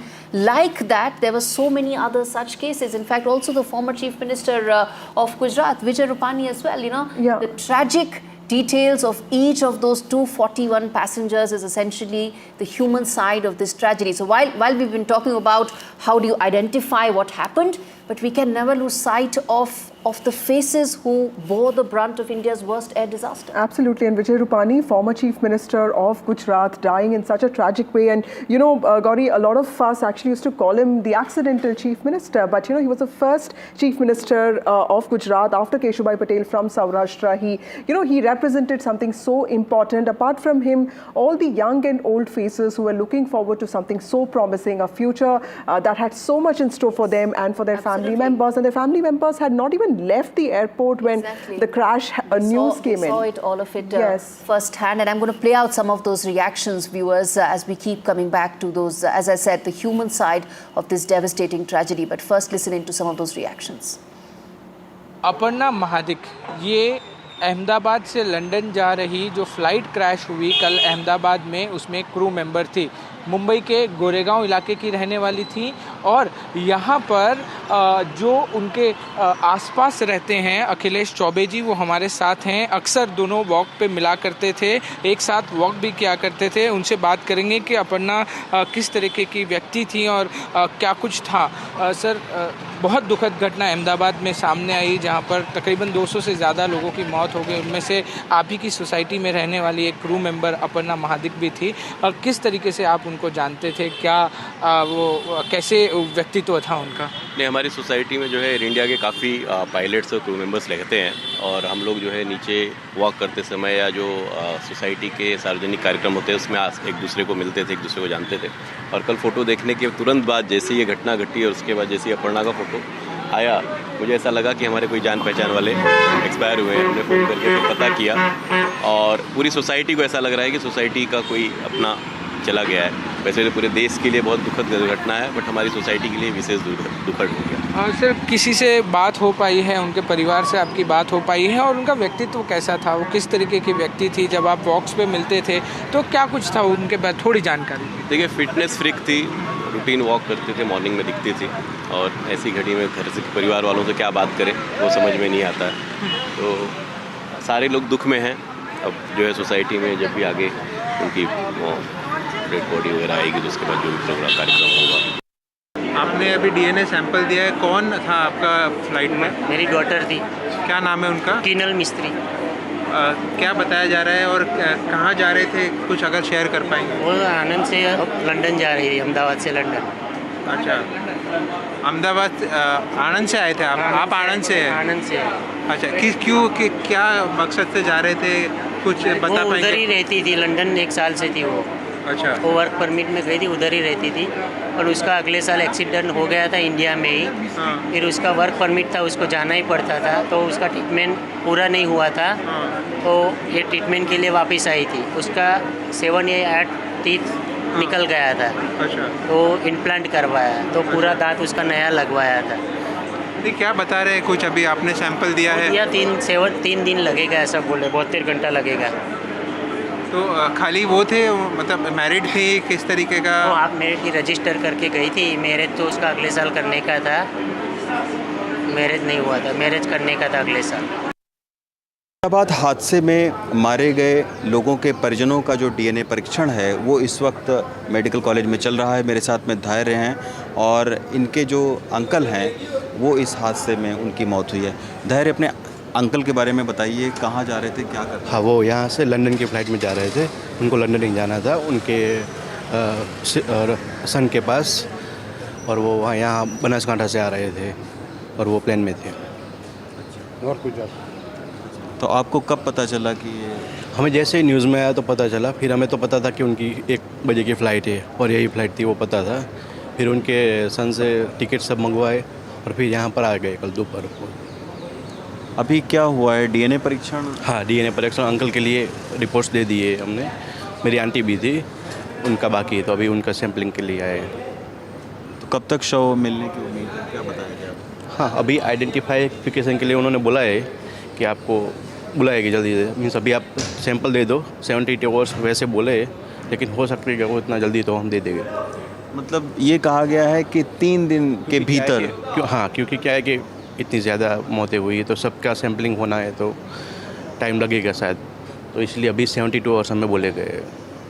अच्छा, जो uncle हैं, uncle थे आपके, उनका क्या बेटा वहाँ London में? हाँ, वो वहाँ पर जॉब कर रहा है, तो वो वहाँ ही सेटल है, तो उसी के लिए जा रहे थे वो वहाँ। ये फर्स्ट टाइम जा रहे थे कि? नहीं, वो जाके आए एक बार तो। ठीक है। ये फ़ोटो है रोशनी सोंदरे की, जो एयर इंडिया की जो फ़्लाइट में हादसा हुआ उसमें कैबिन क्रू थी। हम इस वक्त सिविल हॉस्पिटल में मौजूद है और ये डोंबिवली की रहने वाली थी। उनके पिताजी राजेंद्र, जो यहाँ पर अभी डीएनए सैंपल दे के आए, हमसे बात कर रहे हैं। क्या कुछ बताया गया और किस तरीके से सैंपलिंग ली और आपको कैसे पता चला इस हादसे के बारे में? दोपहर को मालूम पड़ा, जब दुर्घटना घटी उस टाइम हम लोग घर में थे, तो पता चलने के बाद हम लोग बोले चलो देखते किसका क्या है। उसमें देखा तो मेरे लड़की का नाम था। वही हम लोग वहाँ से निकले और आ गए, बोला चलो फ्लाइट 7 बजे का फ्लाइट पकड़ा, डायरेक्ट इधर आए। आखिरी बार कब बात हुई थी? क्योंकि एयर इंडिया में एयर होस्टेस थे, कैबिन क्रू थे, आना जाना। 11 तारीख को निकली, तभी मेरे से बात हुई उसकी। अचानक वो फ्लाइट लगी थी उसको, तो पहले के जैसे ही थे, तो बाद में ऐसा क्रैश का ये आया। उसका मम्मी बोला ऐसा ऐसा, उसके फ्रेंड का फ़ोन आया तो क्रैश हो गया। तो मैं बोला रुको ज़रा देखते अपन, इसका नाम है, उसमें अपने लड़की का नाम है कि नहीं। लेकिन बाद में पता चला उसका नाम था उसमें, और पता चला कि बहुत बड़ा क्रैश हो गया, इसीलिए कोई बच नहीं पाया उसमें से। क्यों जहाँ क्रैश हुआ वो इंस्टीट्यूट का आजू बाजू का भी सब उसमें घायल हो गया। जी, तकरीबन 12 कैबिन क्रू थे, उसमें से आपकी बेटी भी बताई जा रही है। और यहाँ पर आकर किस तरीके की व्यवस्था हुई, सैंपल लिया गया, अब आगे क्या बताया जा रहा है आपको कि कब तक जांच रिपोर्ट आएगी और कुछ सामने आ पाएगा? अभी वो डीएनए लिए है, डीएनए लेके वो सब हो गया उसका, और बाद में बोले अभी 72 घंटा, यानी कि हम लोग को लाके इधर होटल में रुकाया ताकि और दूसरों के पेरेंट जो है वो आएंगे, मिलेंगे, फिर उनका एयर इंडिया का जो HR है वो लेके आएंगे बाद में सब। 12 people from Rajasthan have lost their lives in that tragic accident in Ahmedabad. 5 of them from one family from Baswara. In fact, Dr. Prateek Joshi, who was a medical doctor and working in London, had just come back to take back with him his wife and his 3 children. He had been working in London for 3 years, and he wanted his family to move with him permanently and start a new life. He took a very happy selfie with his wife and his 3 children. His wife, Dr. Komi Vyas, also a doctor, sitting next to him in the aircraft. She'd quit her job in Udaipur to move to London with her husband and her 3 children across the aisle, their 8-year-old daughter and their twin boys. There was also a young girl, Payal Khatik, who was going to London to pursue medicine. There was a young bride, Khushbu, from a small village in Rajasthan's Balotra area. She'd just been married a few months ago. She was traveling to London to be with her husband for the first time. Her last photograph too with her father at the airport. A slightly nervous, winsome smile as she leaves her family behind to go and meet her husband, who she's known perhaps for a very short time. She was recently married. There were also these cooks who were traveling on that flight. They used to regularly be in and out of London. They used to work in the house of an Ahmedabad-based businessman. And then 2 young children, about in their 20s, youngsters in their early 20s, Shubh and Shagun Modi, brother and sister, both of them successful MBA graduates who were working with their father, a marble-based trader in Udaipur. They were handling the family business. He lost both his children in that tragic air crash in one go. Brother and sister both have died. And there was also Abhinav Parihar, who leaves behind a young wife and a small child. He also had business in London. He was also on that flight. So 12 people from Rajasthan died in that air crash. Some of them posted pictures just minutes before the plane took off. They've left behind devastated families, and perhaps forever those pictures which show their happy smiles trying to start a new life. But unfortunately, that was not to be. Heart-rending stories are emerging a day after the crash of the Air India London-bound flight in Ahmedabad. One of those killed is a nurse from Kerala, Ranjita Gopakumar, who was on her way back to the UK after a brief visit to her hometown Pathanamthitta in Kerala. She had come to quickly complete formalities to renew her government job at a hospital in Pathanamthitta. She was going back hoping to return for good soon so that she'll be able to settle back at Pathanamthitta with her 2 children and her mother. She was even building a house, hoping to move in there with her family. Now she leaves behind her mother and 2 children. There's a pile of gloom at Pathanamthitta at her home, with friends, families and many from the community gathering there, hearing about the tragedy. In Chennai, Sam Daniel, Find TV. Well, a colossal human tragedy, and a day after the tragic Dreamliner crash in Ahmedabad, in which 241 passengers died, Prime Minister Modi visited the Air India crash site in Ahmedabad today. He also went to the civil hospital to meet those people who are recovering now. He also met the lone survivor of the crash at the hospital, Indian origin British national Vishwas Kumar Ramesh, at the hospital. Several students have died at the medical college. Several people have died at this medical college where the plane crash landed. And of course, the forensic team is in Ahmedabad to look at the preliminary evidence to find out what really happened. Indeed, the crash took place seconds after AI-171 took off for London Gatwick Airport from Ahmedabad Sardar Vallabhbhai Patel International Airport, and officials say that the flight lost altitude soon after taking off at around 1:30 p.m. before crashing into the residential quarters of BJ Medical College doctors in that area. And on your screens, we've been getting visuals of all that has been unfolding since yesterday. It's been now 24 hours since that devastating air tragedy took place. And as Vasudha and I are bringing you up to speed, viewers who are tuning in right now, the latest that's unfolding, both in terms of rescue and relief operations on one end, and secondly, on the other end, what all the government is doing to ensure that investigations, the probe that needs to be done to find out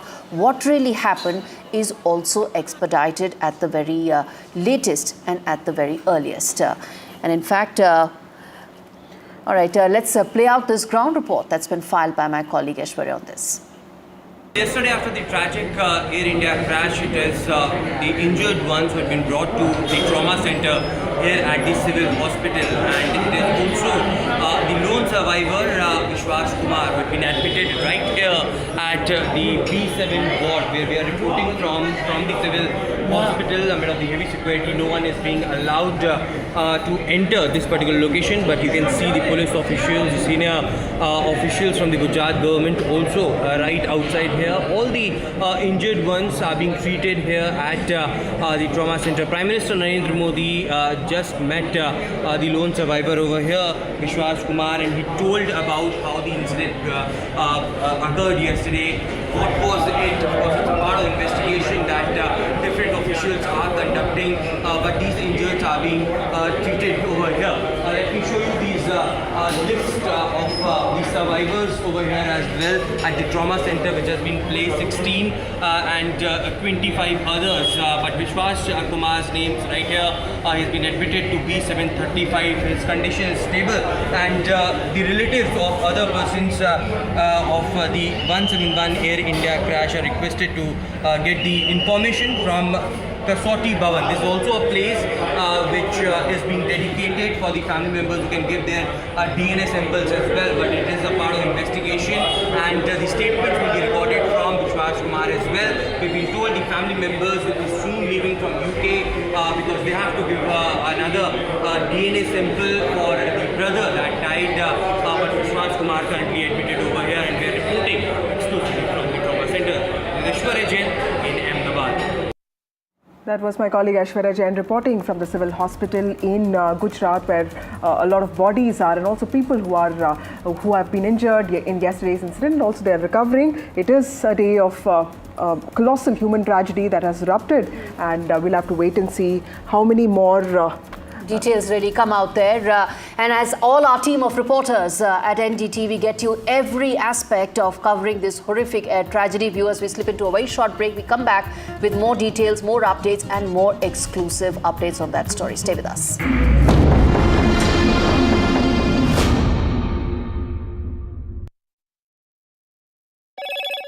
Hello, Moto. Motorola,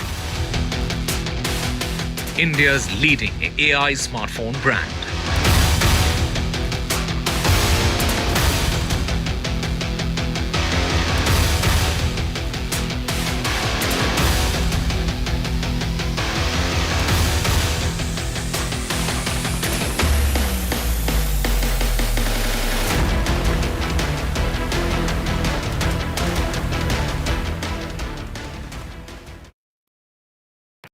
Is your business future ready?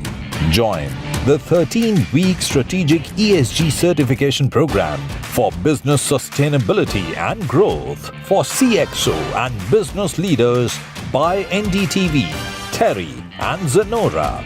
Master global ESG frameworks, gain real-world tools, and lead with impact. Starts July 13th. Enroll now and power your business with sustainability.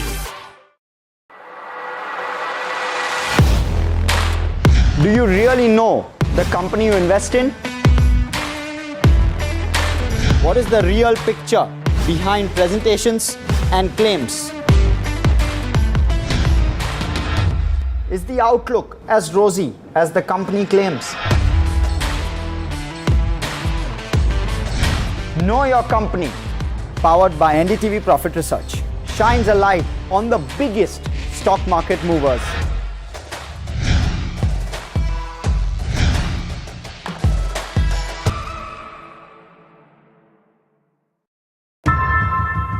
How often have you turned away from debates that descend into endless fights? We bring you a show where every question is answered, where every debate finds its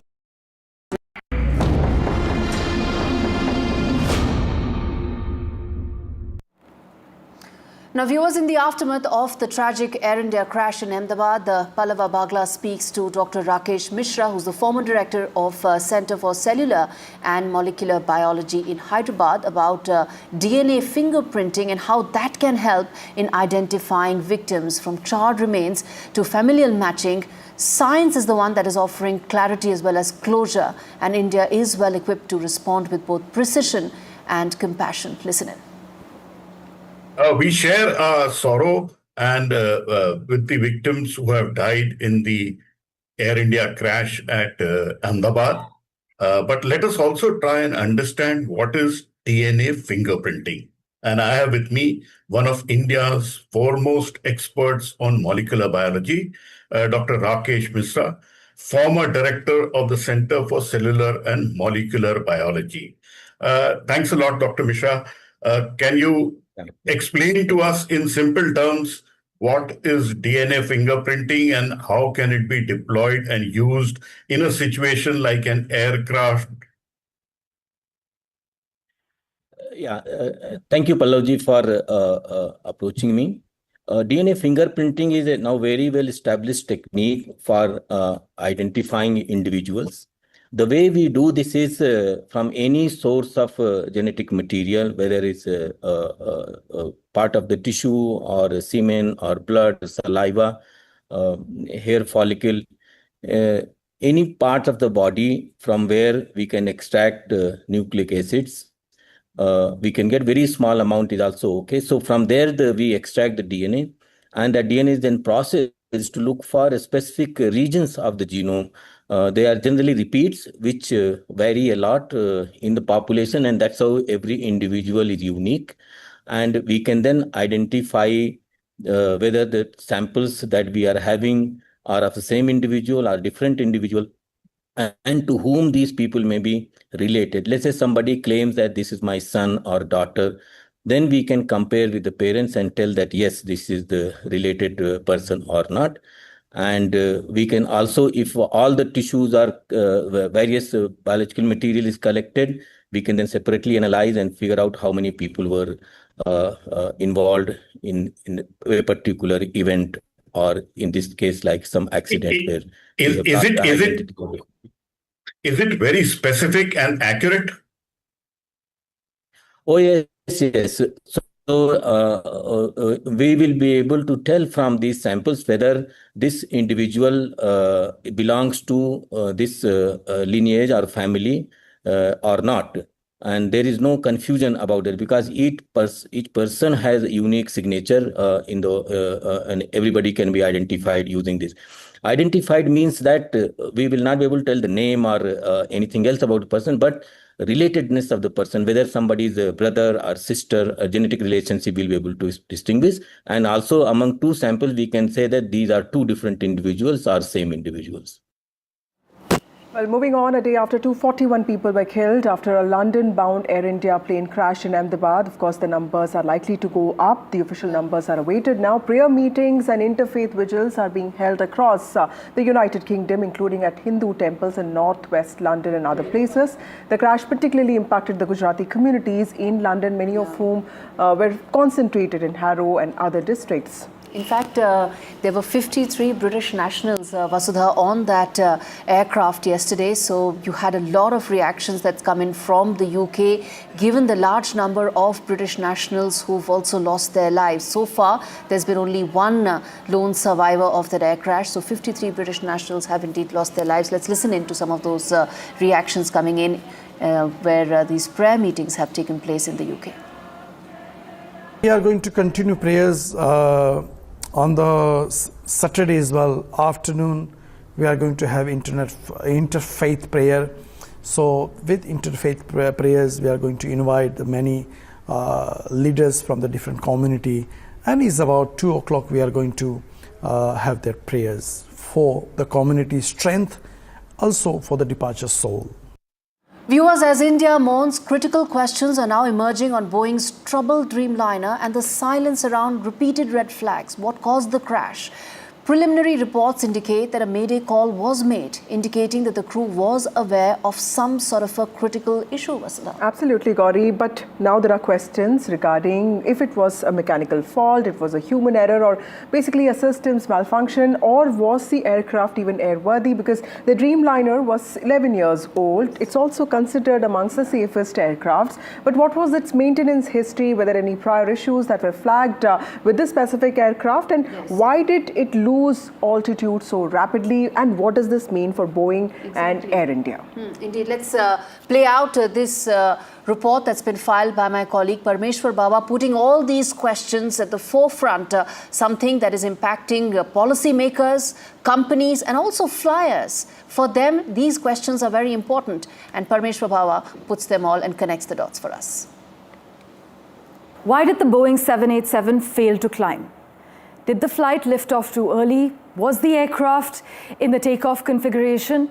Basically, why did a wide-body jet designed for long-haul international flights fail to climb after takeoff? Did the aircraft lift off too early? Was it in proper takeoff configuration? Also, did the pilots get the cockpit warnings? The pilots, as we know, have sent out a mayday distress call, but did they receive enough warning to act? Or were they flying blind in those final moments? Which also leads us to the other big question that everyone's asking: was it a technical malfunction or was it pilot related? Many are questioning whether it was a malfunction as far as the technicals were concerned, whether it was a pilot related error. The probe, of course, is underway. This brings us to the next crucial line of inquiry. Was there a failure in the engine or in the aircraft's flight control system? Also, how long will the crash probe take? And will it look into not just this crash, but also the full history of repeated glitches as far as the Dreamliner series is concerned? And now that so many serious incidents involving the Boeing 787 have come to light, is it time to ask, should the Dreamliner be grounded at least until a full probe is complete? Many unanswered questions at this point. Is there any precedent for a full-scale safety audit across Indian fleets after such an incident? Should we be expecting a national review of emergency protocols and pilot training? And when civilian infrastructure like hostels is built close to active airports, should the DGCA or local planners be held accountable? For India, for every passenger who steps on board, this isn't just about one crash, it's about trust, about safety, about accountability. Those are very important questions, something that the world is seeking answers for. Meanwhile, NDTV has obtained an expert analysis of the crash by Dr. Aditya Paranjpe, who's an associate professor of aerospace engineering at Monash University. He has detailed his forensic view and assessment on what really happened. Let's listen into what he said, because this is an expert who knows to just decode these theories that have been floated, seen as responsible for the crash. Now, multiple theories are being talked about. What really happened with the engines? How did they fail? And most importantly, was it a mechanical fault? Was there some hydraulic problems? Or if there was a technical fault, how did it not manage to get rectified? It's still early days. We don't have a lot of data yet. We certainly need data from the flight data recorder and the cockpit voice recorder to make a more conclusive assessment. But we do have some early evidence in the form of a video of the last moments and some early data from the site flight radar. If we consider the video of the last moments, we notice first that the airplane isn't falling, which means it isn't stalled and it's producing enough lift. The airplane almost appears to be gliding down, and critically, its wings level with the rudder almost set to neutral. What that implies is that not only is there not enough thrust, it's most likely a case of dual engine out or dual engine idling. It's difficult to say which of the two it is at the moment. I should add here that airplanes are configured to climb out with just one engine operational. It's a standard maneuver known as a one engine out climb. That maneuver additionally requires that the rudder be deflected in the direction of the working engine to balance out the differential yawing moment, which we don't see here. So, in summary, there is enough lift, there isn't enough power, and the loss of power is identical on both sides of the airplane. If we now look at data from the flight radar, it shows the airplane climbing up to 650 feet. The flight speed goes up to 170 knots, and the climb rate recorded at 650 feet is approximately 800 feet per minute. Now that tells us immediately that at the time of liftoff, the airplane was configured correctly. The flaps were okay, otherwise the plane would not get off the ground. The initial thrust was also okay because the plane accelerated after having lifted off around maybe 155 to 160 knots, which is the standard liftoff speed. So the plane's accelerating, it has a positive climb rate, which means the initial thrust was okay. May not have been as much as we would like to see, but the engines had not failed at that point. So something probably went wrong thereafter, which the pilots realized, and that also explains why the landing gear was down. They either did not retract it, or they started the retraction and then reversed that process when they sensed the possibility of a hard landing. So, in summary, what we see from flight radar is that the airplane's configuration initially was most likely okay. The engine was most likely functioning properly. Both engines were functioning properly, at least for a good part of the takeoff. And whatever went wrong after the airplane had lifted off the ground. And thereafter we see from the videos of the last moment that most likely we had a dual engine out situation. Well, Gujarat ATS has recovered the digital video recorder, a crucial piece of evidence from the debris of Air India plane that crashed yesterday in Meghaninagar in Ahmedabad. Gauri, this is an extremely important piece of evidence that will help us understand. It is, and let's listen into what the Gujarat ATS is saying there. We come back and then tell you, viewers, why this is going to be extremely important. But first up, let's listen in. Sir ये क्या है ये DVR है DVR अंदर का max का जी नहीं वो देखना पड़ेगा कि कौन सा है मलबे में से निकला है मलबे में से निकला है सर और क्या क्या निकला है सामान है वो क्या है डीवीआर है निकला है सर ये डीवीआर है मलबे में से निकला है नहीं वो मलबे में से निकला है प्लीज ये काम नहीं है मेरा काम नहीं है ये दूसरा काम सर अभी आप लोग फिर से जाएंगे नहीं एफएसएल की आएगी आप लोग ने अंदर क्या क्या किया सर एनएसजी की टीम ने क्या किया नहीं मैं एनएसजी से नहीं हूँ पुलिस गुजरात पुलिस नहीं मैं एटीएस से हूँ एटीएस से yes All right, viewers, if you're tuning in right now, this is an extremely important bit of breaking news coming in. That is, the digital video recorder has been found in the debris of Air India plane's wreckage. Now, this is essentially going to capture, it would have captured the video recordings of the entire flight. So, it is something that's going to provide very crucial pieces of evidence as far as the entire investigation is concerned, isn't it, Vasudha? Absolutely, Gauri. And this discovery will also help us reconstruct. In fact, it will help experts reconstruct what really went wrong. And what I understand that this is a crucial piece of evidence that's part of the cockpit video recording equipment, and which is very important to understand what really happened. My colleague Vishnu joins us with more details on this. Vishnu, help us understand the importance of the DVR that has now been recovered. Well, according to information we are now getting, is that the Gujarat ATS recovered a digital video recorder. In short, that investigators are able to unearth what went wrong in this crash. This has been recovered from the debris of the Air India plane that crashed yesterday in Ahmedabad. According to this official, it's a DVR which we have recovered from the debris, and the forensic sciences laboratory team will come here soon. Now, when we talk about a black box, there are two components of a black box. One of the components is the DFDR, the digital flight data recorder. That appears to have been recovered, and another component in this is the cockpit voice recorder, which records the audio of what the pilots were saying inside the cockpit. Together, these form what is called the black box. It's actually orange in color, so that it's much more visible. So, be that as it may, what we now need to find out is whether the digital flight data recorder, which has been recovered, is in a good condition, or so that it can be used and immediately used to get data out of it to find out what went wrong in this crash. There, Vishnu, thank you so much for joining us with that quick and important update. Viewers, as we wrap this show, if you're tuning in right now, the digital video recorder has been found. The black box, which is going to provide some of the technical aspect of that flight, is still awaited.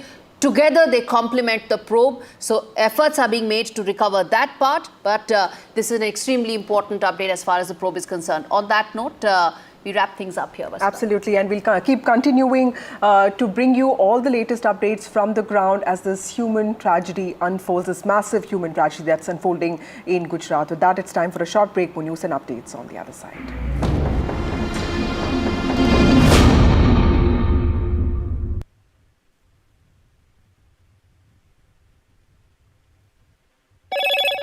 Hello, Moto. Motorola, India's leading AI smartphone brand.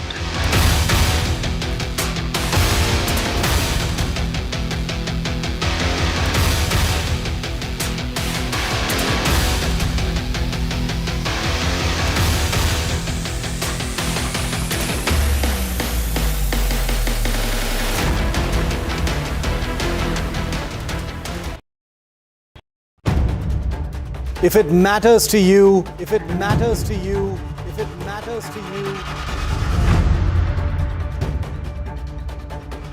it matters to India. It matters to India. And it matters to me. And it matters to me. India Matters with Shivaru. Only on NDTV 24/7.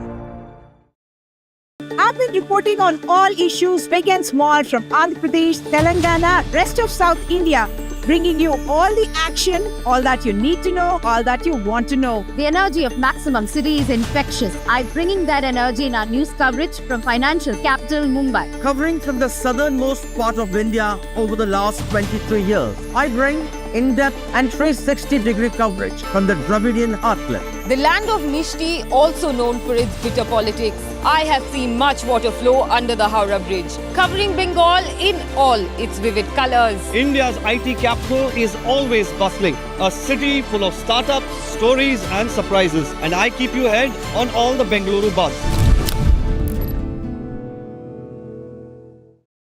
In today's interconnected world, India's voice is more crucial than ever. When India speaks, the world listens. At NDTV World, we are that voice, bringing you intelligent and insightful news from India and beyond. From geopolitics and diplomacy to economic shifts, migrations, tech disruptions, and the stories of our diaspora. We cover the news that shapes our global future. NDTV World, your new home for global news is here. मैं नरेंद्र दामोदर दास मोदी ईश्वर की शपथ लेता हूं कि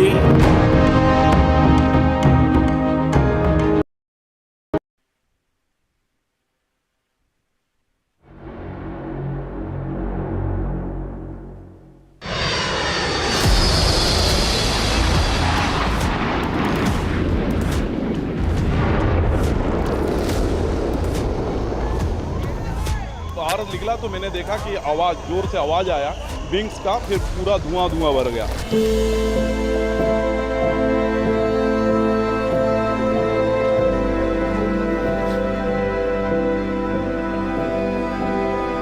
मेरे खुद को भी बिलीव नहीं होता कि मैं कैसे उसमें से जिंदा बाहर निकला। Good afternoon, everyone. We continue tracking the Air India Dreamliner crash into Ahmedabad College Hostel yesterday that killed over 240 persons. This is India's worst aviation tragedy in recent times. Prime Minister Modi has visited the collapse site. He has also met with people in the hospital. We'll get you all that and more. But first up, the headlines. Government considering Dreamliner safety probe. Sources say that domestic 787 fleet could be grounded. safety review of Boeing 787 fleet in India. India's biggest air tragedy in 3 decades. Multi-agency probe is underway. Search is on for the black box and also key to Mayday call.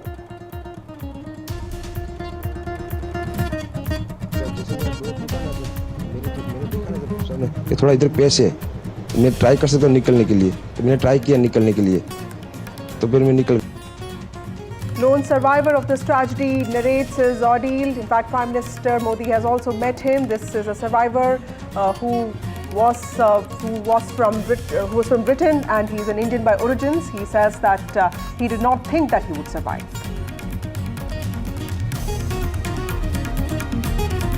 Prime Minister Modi is in Ahmedabad today. He has visited the crash site. He's also visited hospitals. In fact, he's also held crucial review meetings with top-ranking officials and also ministers.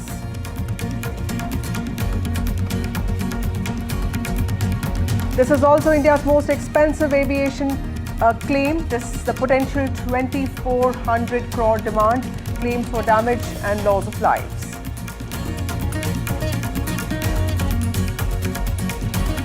Meanwhile, Israel has launched preemptive strikes against Iran. Iran airspace has been closed now. Multiple flights have been diverted.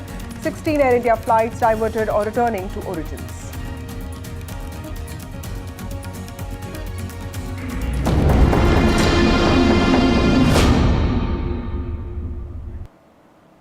Well, the Air India Ahmedabad London flight that crashed marks Boeing 787 Dreamliner's first fatal crash since the aircraft's debut in 2011. In fact, what we understand is that the government is mulling grounding this fleet, and this call is being taken basis the probe that has already been expedited.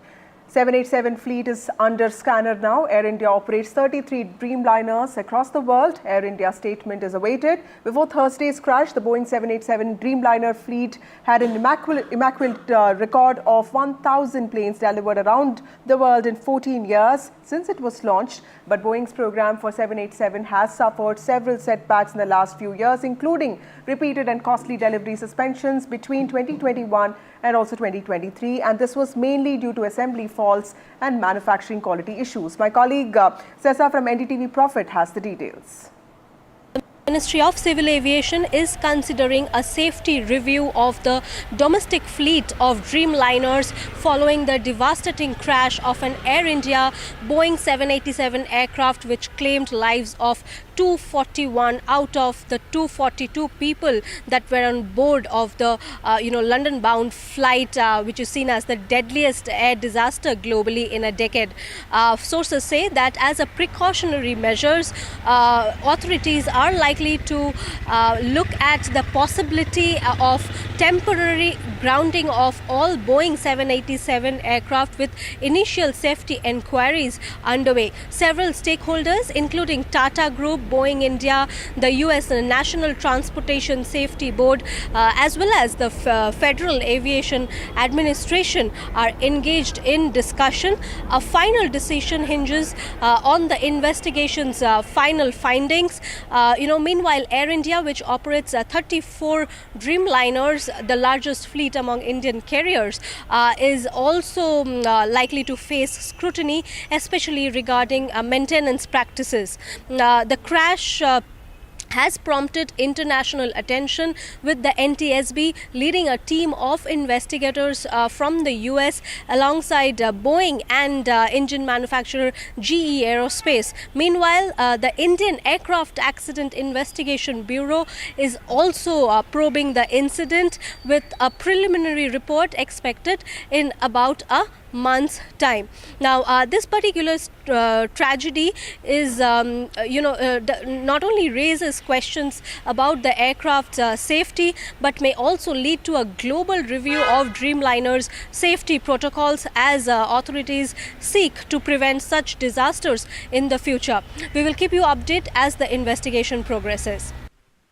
Colossal human tragedy is being witnessed by the people of the country today. This is the worst aviation tragedy that India has seen in the last many years. And at the front of this are lives, precious lives that have been lost. And one of them was of Khushbu Rajpurohit, a young bride, somebody who got married just 5 months ago. And she was all set to travel to London to meet her husband and live with him for the first time. And that's a selfie with her father.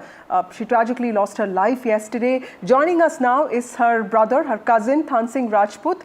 Thank you, Than Singh जी, हमसे बात करने के लिए. मैं समझती हूँ कि आपके लिए, आपके परिवार के लिए ये बहुत ही ज़्यादा सैड टाइम है. ये बताइए कि आपके मन में क्या चल रहा है सर, क्योंकि ये बहुत बड़ी घटना हुई है, आपने अपनी बहन को खोया है. आपके मन में अभी क्या चल रहा है? देखिए, हमारे मन में तो क्या चलना है. हमारे परिवार का सदस्य था, वो हमसे छीन लिया गया. अब हमारे पास चलने के लिए क्या मन में ये चल रहा था कि बहन बाहर जाएगी, लंदन अपने सपनों की उड़ान उड़ेगी, और अब क्या रहा. थान सिंह जी, थोड़ा अपनी बहन के बारे में बताइए कि हमने उनके फोटोज देखे थे और वो बहुत खुश लग रही थी. उनके क्या एक्सपेक्टेशंस थे, थोड़ा उनके बारे में बताइए. कैसी थी वो, और उनके बारे में सबसे अच्छी बात क्या थी?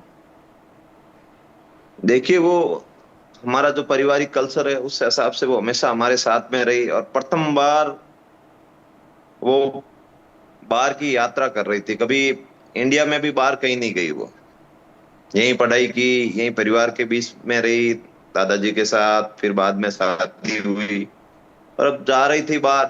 लेकिन दुख की बात यह है कि 72 घंटे का हमें समय दिया गया. इस समय को हम गुजारे कैसे यहाँ अहमदाबाद में बैठे बैठे. सबसे बड़ी दुख की बात यह है, 72 भारत आजादी का अमृत महोत्सव मना रहा है, और आज आजादी के अमृत महोत्सव में हमारे सामने ये विपदा खड़ी है कि 72 घंटे लगेंगे हमारी पारिवारिक सदस्य की बॉडी को पहचानने में. ये बड़ा दुख का विषय है. कहाँ है भारत का सिस्टम? कोई हमें बता सकता है क्या, ये आपकी बहन है, ये आपकी बेटी है? कोई है हमारे सामने ऐसा महान पुरुष जो आके बोले कि ये आपकी बेटी है और आप ले जाइए इसका शव और अंतिम संस्कार कीजिए?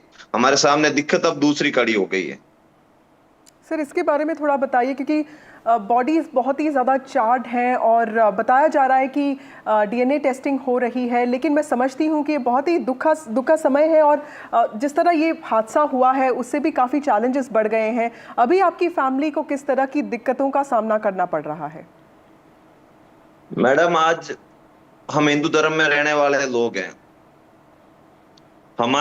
हमारे में दाह संस्कार, अग्नि संस्कार, ये जो होता है कितना बड़ा होता है. अगर आज 72 घंटे बाद, 72 घंटे तक हमें समय दिया गया है कि 72 घंटे बाद बॉडी मिलेगी, क्या भारत की ट्रेनों पे, भारत के बड़े बड़े हर जगह पे होर्डिंग लगाकर आजादी का अमृत महोत्सव इसलिए मनाया जा रहा था कि किसी परिवार में कोई घटना हो जाए और उस घटना के बाद उनको ले जाने के लिए 72 घंटे, 80 घंटे, 5 दिन वेट करना पड़े? क्या यही भारत का आजादी का अमृत महोत्सव है? मैं भारत सरकार से सवाल कर रहा हूँ. आज मेरे परिवार की पीड़ा के नाते सवाल कर रहा हूँ. मैं अहमदाबाद में बैठा हूँ कल रात से. राइट. थान सिंह जी, मेरा आखिरी सवाल आपको इस क्रैश के बारे में, मुझे इस सवाल का जवाब देगा? कोई है भारत में ऐसा आदमी? जी नहीं, हम समझते हैं कि बहुत ही ज़्यादा एक इम्पॉर्टेंट क्वेश्चन भी है आपके लिए.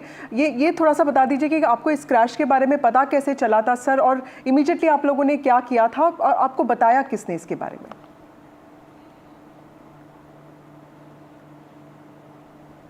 जैसे ही हमें पता चला, हम राजस्थान में थे, इसके पिताजी यहाँ आए हुए थे. इसके पिताजी यहाँ आए हुए थे. जैसे पता चला, हम लोग तुरंत वहां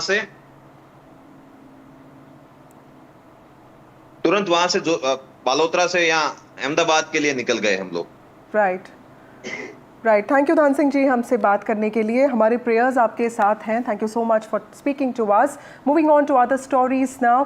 Pilot errors or engine failures are amongst the theories that are being bandied about. But what we know so far that this is a colossal human tragedy that's unfolding in Ahmedabad, and we're getting you details about this with utmost sensitivity. But the recovery of flight Air India 171's black box is something that would help experts understand, give us some concrete answers as to how and why this crash happened. But this is also a setback to Boeing's reputation and the importance that it gives to safety. What we understand is that the company has already come out with its official statement yesterday saying that its thoughts are with passengers, crew and first responders and all those who have been affected by this tragedy. It has said that it is working with Air India to gather more information on the crash. But when stock markets closed in New York yesterday, Boeing shares were around 5%. They were down by nearly 5%. Boeing in the last few months has also faced serious questions over its safety practices. In April, the company had said that it had improved operational performance from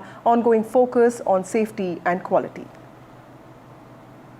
The important thing to look back on now as we report on the Ahmedabad crash is Boeing's track record over the last 5 years, which has been, to say the least, a very, very turbulent one. It has faced a probe over two very similar crashes that took place. This was of a different aircraft type. This was the 737 MAX, which, as you know, was globally grounded for a very long time, leading to one of the largest aviation investigations in history. The Lion Air flight and the Ethiopian Air flight, the crashes that took place in which 346 people had died, sparked one of the deepest and most damaging investigations into Boeing. The 737 MAX aircraft in 2024, after the investigation was complete and the aircraft were back in the air, lost a door panel mid-air. This was an Air Alaska flight. There were no lives lost in this particular accident, but this led to a huge amount of scrutiny as far as factory floor quality control, something that Boeing has always prided itself on, but that became a big talking point as well. Boeing's brand has been taking a beating for about 5 to 6 years now, with the 737 MAX especially now. The whistleblower aspect of Boeing's troubles has been something in the media highlights for a while very sharply, especially John Barnett, who raised many safety concerns, and gave the impression that it was an "I told you so" moment as far as many of these accidents was concerned. He's warned of unsafe manufacturing practices. He'd put out a great deal of information suggesting that he had raised the flag on some of these practices in the past as well. He said that Boeing had responded to Barnett saying that the issues raised by him don't directly affect aviation safety. But John Barnett was found dead in March 2024, adding a very insidious sort of color to this entire thing. Now, the 787 issue becomes personal because the CEO of Boeing, Kelly Ortberg, has had to deal with troubles with the 787 in the past, even though Flight 171's crash is the first accident involving the Boeing Dreamliner, which is otherwise a very well-regarded aircraft. It has had troubles, and Kelly Ortberg will now be challenged by the effort to restore that trust. It's already been facing what I just described to you with the Boeing 737 MAX and now the 787 as well. Like I said, the post-crash effect financially on Boeing has had a telling effect. Their shares have already tanked by about 5%. So that's a shareholder challenge that Boeing will have to look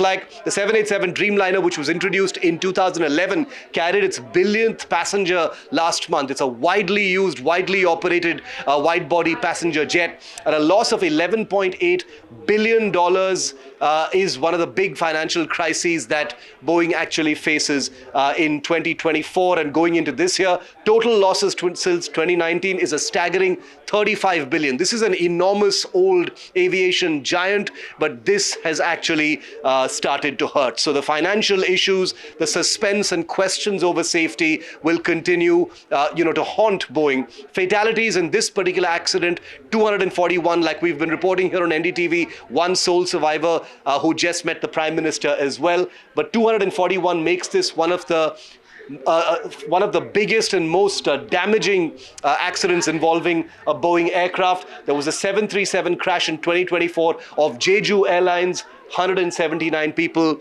died in that particular accident. Let's move on to the next one. There are other. This was a Boeing 737, once again, 21. This was the Air India Express in Kozhikode in Kerala, which had landed and broken apart after landing. 21 people had died in that particular crash. Benny had thankfully survived as well. the 737 MAX 8 air crash. This was the Lion Air crash that I was referring to at the beginning of this video. 189 people crashed in that. This is the genesis of what became that bigger investigation. And then you had the Ethiopian air crash as well, just a few months later, in which 157 people died. It all came down to something called the MCAS, or Maneuvering Characteristics Augmentation System, which became a buzzword, a piece of software that spawned an enormous investigation into Boeing. So over nearly 400 people dying in two aircraft accidents spawned perhaps the biggest dark period as far as Boeing's reputation is concerned. There was a Bihar crash in 2000 in which a Boeing 737-200 crashed. 60 people had died in that particular crash. So what we do know right now about the Dreamliners, and like I said, these are aircraft that are wide-body, twin-engine aircraft built for efficiency and speed. Boeing's, big answer to aircraft from its rival Airbus. This is the first crash involving the 787 Dreamliner type since its introduction in 2011. Well, the terrace of the college mess, where the tail section of the aircraft was located where it crashed, is now being broken, and this is to recover crucial pieces of evidence that will help experts piece together, in fact, reconstruct what really happened, what went wrong. When an aviation accident occurs, what we understand is that a meticulous process is set in motion, starting with retrieving and analyzing flight data captured on various recorders, including the flight data recorder and also something called the cockpit voice recorder.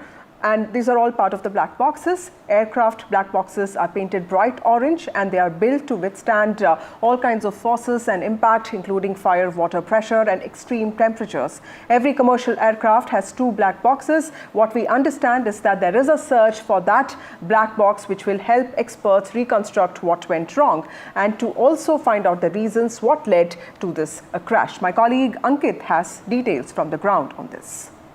India is going to have a lead on this. Beyond the scrutiny of Boeing, the important thing is to try and figure out what went wrong. And that would only happen once the black box is recovered. Remember, 737 Dreamliner, this is one of the major aircraft on long-haul flights, not just being flown by Air India, but many other airlines as well. So they would be, in fact, also be waiting anxiously to exactly know what went wrong as far as this entire accident is concerned. On your question about the experts, so what we know is that from United Kingdom, there is a team which is coming to assist the investigation, which the Indian, in fact, aircraft accident bureau is doing. And apart from that, there is a team for Boeing as well, which will come and access. Now, very quickly, just about the black box, the data recorder, the black box that we are talking about, we've been telling our viewers simultaneously that though it is called the black box, but it is an orange painted sort of a thing which is very securely put at the tail end or the rear end of the aircraft, and it is designed to take substantial punishment, G-forces. It can also a high impact burning. If it goes underwater, then there are provisions that a transponder starts emitting a signal so that it can be in fact found. But since this was low altitude, I don't know whether the transponder mechanism works or not. But the fact is, if the black box is recovered and if it is undamaged, which we have seen in one of the major crashes as well, it is largely a plug-and-play game. They will put it in a system and they will start receiving the data immediately. So that becomes very important. Yesterday, teams, as you were saying, from the DGCA, Civil Aviation Ministry, along with the aircraft accident investigation teams of India, the Bureau, had all come here. I was told about more than 36 people, 36 to 40 people had arrived yesterday in this multidisciplinary team. Apart from that, there are some teams from the defense forces as well, those who are helping them investigate the crash. As far as the international teams are concerned, we don't have a timeline to that. But Boeing already, have been told, has dispatched engineers and their teams to assist the investigation. Now, in this entire matter, 2-3 things become very, very important. Number one, they will come and assess how the plane disintegrated. So this entire area, which was photographed extensively by the teams which were investigating this last night, at around 11 o'clock, they reached here. They made 6 to 7 teams comprising of 5 to 8 people, which went to different areas to understand what happened, and also to take multiple pictures and visuals of this, so that can be put together to understand what happened at the point of impact, where all did the debris fall. Well, moving on, a day after the tragic Dreamliner crash in Ahmedabad, in which 241 passengers died and several others in that college where it crashed, Prime Minister Modi visited the Air India crash site in Ahmedabad today. He also met the lone survivor of the crash at the civil hospital.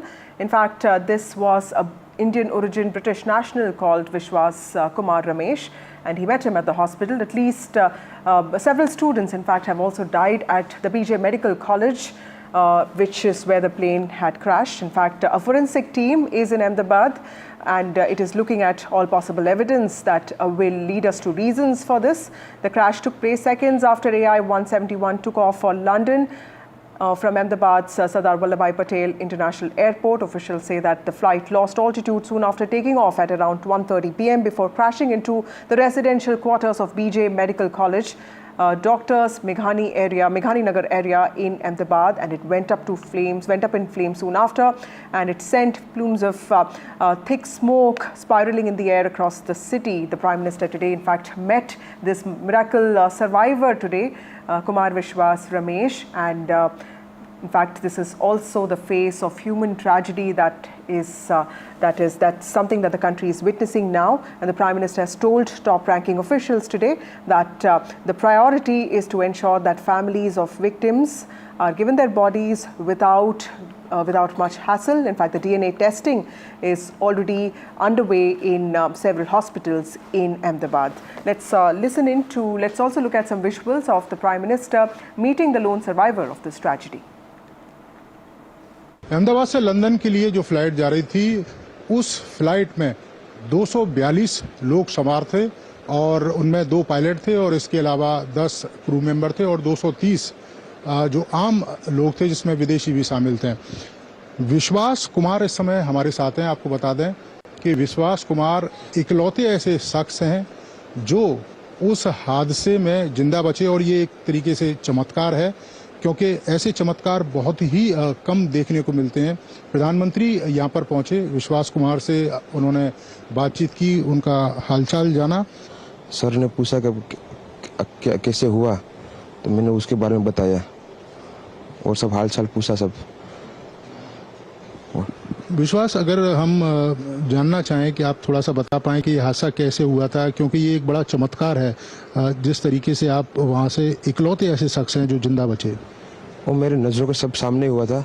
मेरे खुद को भी believe नहीं होता कि मैं कैसे उसमें से जिंदा बाहर निकला, क्योंकि थोड़ा टाइम लिए कि तो मेरे को लगा था कि मैं भी मरने वाला हूँ, लेकिन जब मेरी आँख खुल के मैं देखा ना, तो मुझे लगा मैं जिंदा हूँ। तो मैंने ट्राई किया, जब मेरी सीट थे वो मेरी बेल्ट निकाला, मैंने वो ट्राई किया जहाँ से निकल सकता वहाँ से, तो मैं निकल गया वहाँ से। मेरे नज़रों के सामने एयर होस्टल और दूसरे आंटी अंकल सभी उसमें मिस हो गए थे सभी। अच्छा, थोड़ा सा बता पाएं, जब जैसे ही टेक ऑफ हुई फ्लाइट, क्या हुआ था और अचानक से कैसे हादसा हुआ? टेक ऑफ के बाद 1 मिनट के अंदर ही जब टेक ऑफ हुआ ना, तो सडनली 5-10 सेकंड कैसे लगा जैसे स्टक हो गया वो। बाद में से मेरे को लगा कि कुछ हुआ। बाद में प्लेन में लाइट ऑन हो गई, ग्रीन और वाइट। बाद में वो पता नहीं, वो प्लेन टेक ऑफ ज़्यादा करने के लिए वो रेस बोलते हैं क्या, रेस दिया होगा ऐसा कुछ, और सीधा स्पीड में ही घुस गया।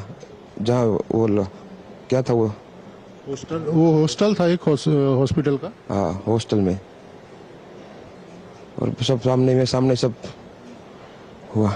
ये जब फ्लाइट जब क्रैश हुई, उस समय हॉस्टल पे लैंड की थी, उसी समय आप बाहर निकले थे? नहीं, क्योंकि आई थिंक मेरे को जब मैं जो साइड पे था ना, वो साइड हॉस्टल पे नहीं लैंड हुई थी। हॉस्टल के जो ग्राउंड फ्लोर है ना, जैसे नीचे, वहाँ लैंड हुई थी। तो मुझे दूसरे के बारे में मेरे को पता नहीं, लेकिन मैं जहाँ लैंड हुआ था ना, वो नीचे की साइड थी। तो जब वहाँ थोड़ा पेस भी था प्लेन के जब बाहर, तो जब जैसे मेरा डोर टूटा ना सब, तो मैंने देखा ना जब सामने कि थोड़ा इधर पेस है, मैं ट्राई कर सकता हूँ निकलने के लिए, तो मैंने ट्राई किया निकलने के लिए, तो फिर मैं निकल गया उधर, क्योंकि अपोजिट साइड पे थे ना, वो बिल्डिंग का वो था ना दीवार, तो उधर से कोई शायद नहीं निकल सका होगा, क्योंकि उधर पूरा उधर ही क्रैश हुआ था। मैं जो जहाँ था वहाँ ही थोड़ा पेश था, फिर भी मेरे पता नहीं मैं कैसे बचा हूँ, क्योंकि मेरे नज़र के सामने ही सब 2 एयर होस्टल वो अंकल आंटी सब उधर ही सब। आप पैदल चल के आए वहाँ से निकल के? हाँ, और थोड़ा जब आग लगी ना, मेरा लेफ्ट हैंड भी जल गया थोड़ा, फिर एम्बुलेंस मेरे को उठा लेके इधर आया हॉस्पिटल में। अभी इलाज वगैरह कैसा हो रहा है? अभी कैसा फील कर रहे हैं आप? इलाज बहुत अच्छा है, यहाँ के लोग बहुत सपोर्टिंग है, बहुत अच्छा इलाज कर रहे हैं सब। It's time for a short break. We'll be back in just a bit.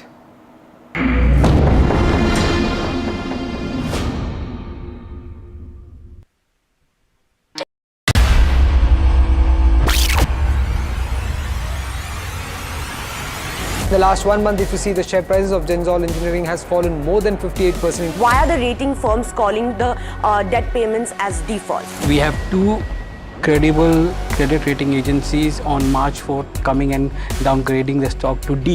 Statements are consistently being proven wrong, and transactions are being taken place which are different from what they were originally pictured to be. The company claimed it would roll out 6,400 electric vehicles. But what it has rolled out is a shocking scam. Funds meant for the project were funneled allegedly back to the promoters, the Junkie brothers. What did the money buy? Not EVs, of course, but a lavish flat in Gurgaon's luxurious DLF Carmelias.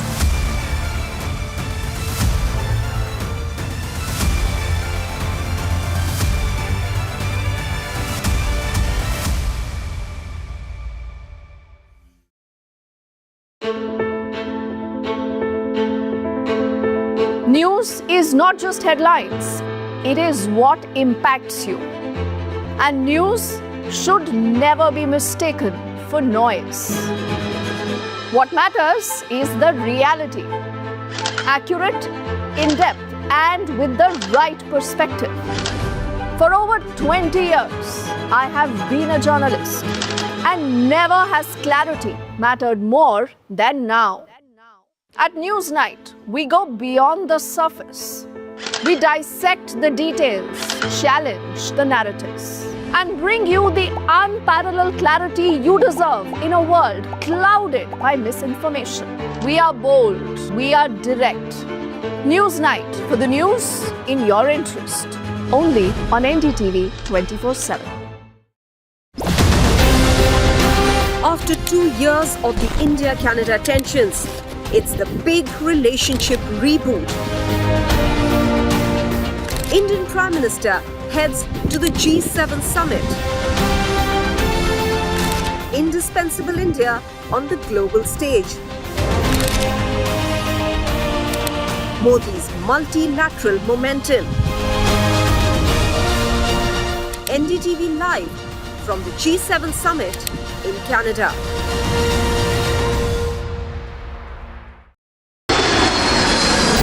Air India plane crash in Ahmedabad, India's latest aviation disaster. India responds to the tragedy. Facts first, 100% ground reports.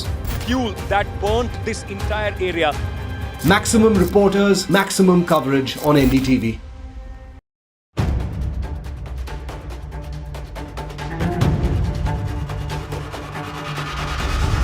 If it matters to you, if it matters to you, if it matters to you,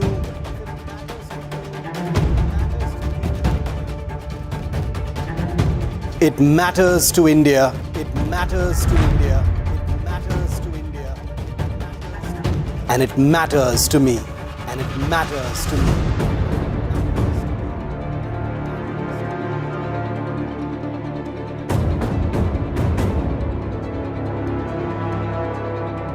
India Matters with Shivaru, only on NDTV 24/7. Why was there a hurry? Was it the government that was in a hurry? I don't want to blame anyone. Joining us today here in the NDTV newsroom. Government cannot walk away from this responsibility. Cricket is region of sort in this country.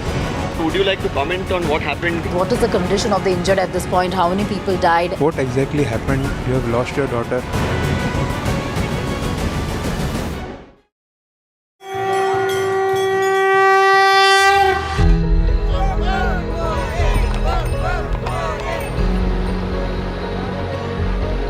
In the wake of Pahalgam, all eyes on the Amarnath Yatra.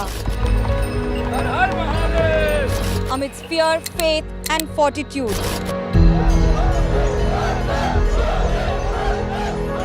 India's biggest fight against terror. NDTV reports on the holy route, the Amarnath spirit.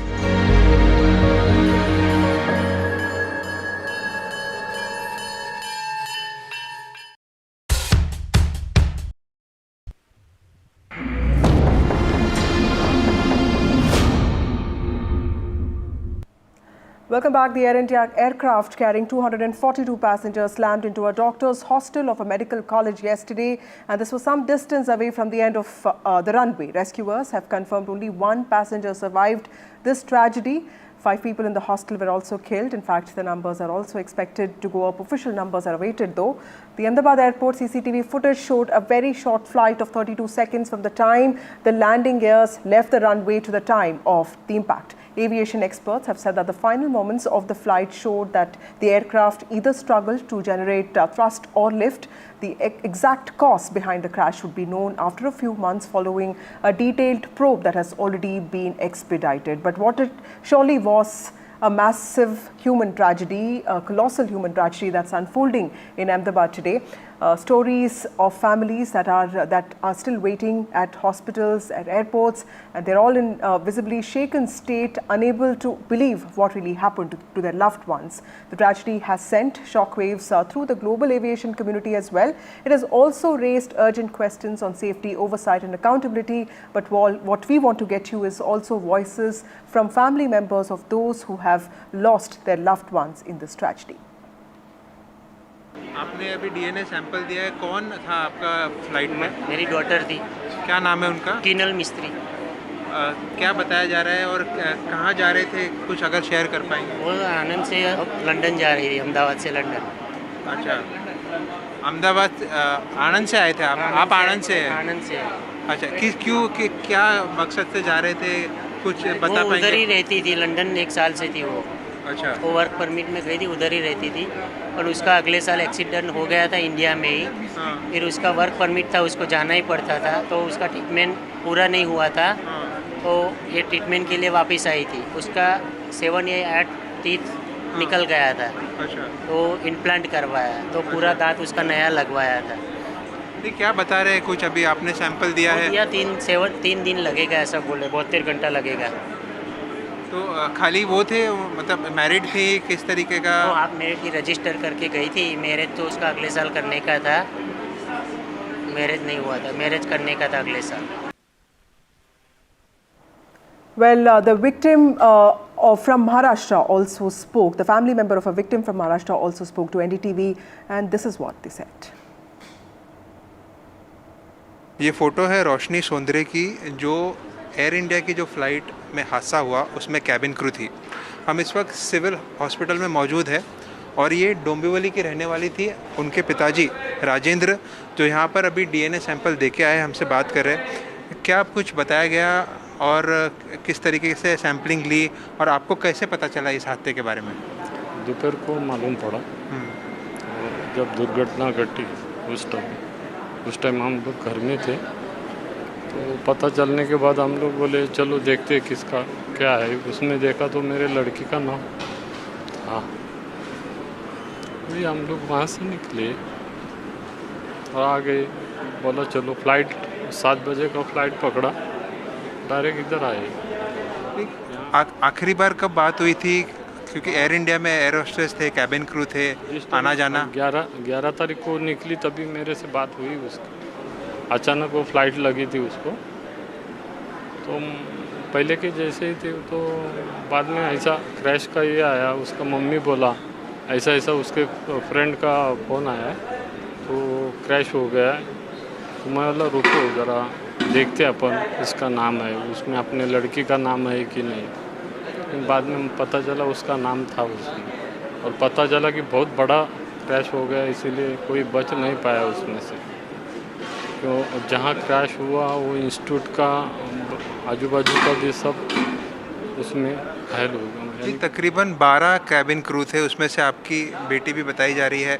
और यहाँ पर आकर किस तरीके की व्यवस्था हुई, sample लिया गया, अब आगे क्या बताया जा रहा है आपको कि कब तक जांच रिपोर्ट आएगी और कुछ सामने आ पाएगा? अभी वो डीएनए लिए है, डीएनए लेके वो सब हो गया उसका, और बाद में बोले अभी 72 घंटा, यानी कि हम लोग को लाके इधर होटल में रुकाया ताकि और दूसरों के पेरेंट्स जो है वो आएंगे, मिलेंगे, फिर उनका एयर इंडिया का जो HR है वो लेके आएंगे बाद में सब। 12 people from Rajasthan have lost their lives in that tragic accident in Ahmedabad. 5 of them from one family from Baswara. In fact, Dr. Prateek Joshi, who was a medical doctor and working in London, had just come back to take back with him his wife and his 3 children. He had been working in London for 3 years and he wanted his family to move with him permanently and start a new life. He took a very happy selfie with his wife and his 3 children.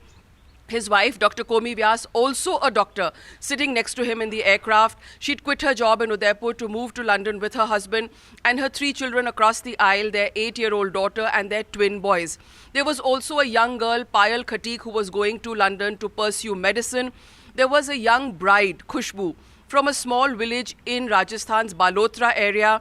She'd just been married a few months ago. She was traveling to London to be with her husband for the first time. Her last photograph too with her father at the airport.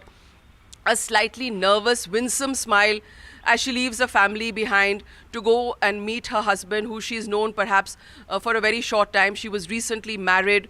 There were also these cooks who were traveling on that flight. They used to regularly be in and out of London. They used to work in the house of an Ahmedabad-based businessman. And then 2 young children, about in their 20s, youngsters in their early 20s, Shubh and Shagun Modi, brother and sister, both of them successful MBA graduates who were working with their father, a marble-based trader in Udaipur. They were handling the family business. He lost both his children in that tragic air crash in one go. Brother and sister both have died.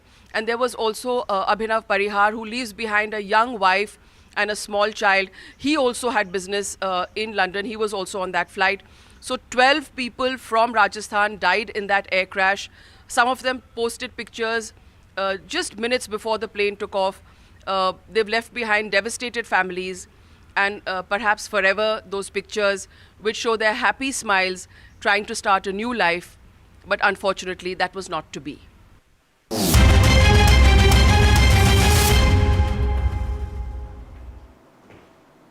Well, the Middle East is once again on the edge as Israel has carried out strikes on Iran's nuclear program early on Friday, with blasts that have been heard in Tehran, Iran's capital city. Iran has also now retaliated to the attack and it has fired 100 drones towards Israel. Israel has declared a state of emergency, saying that the country expected retaliation.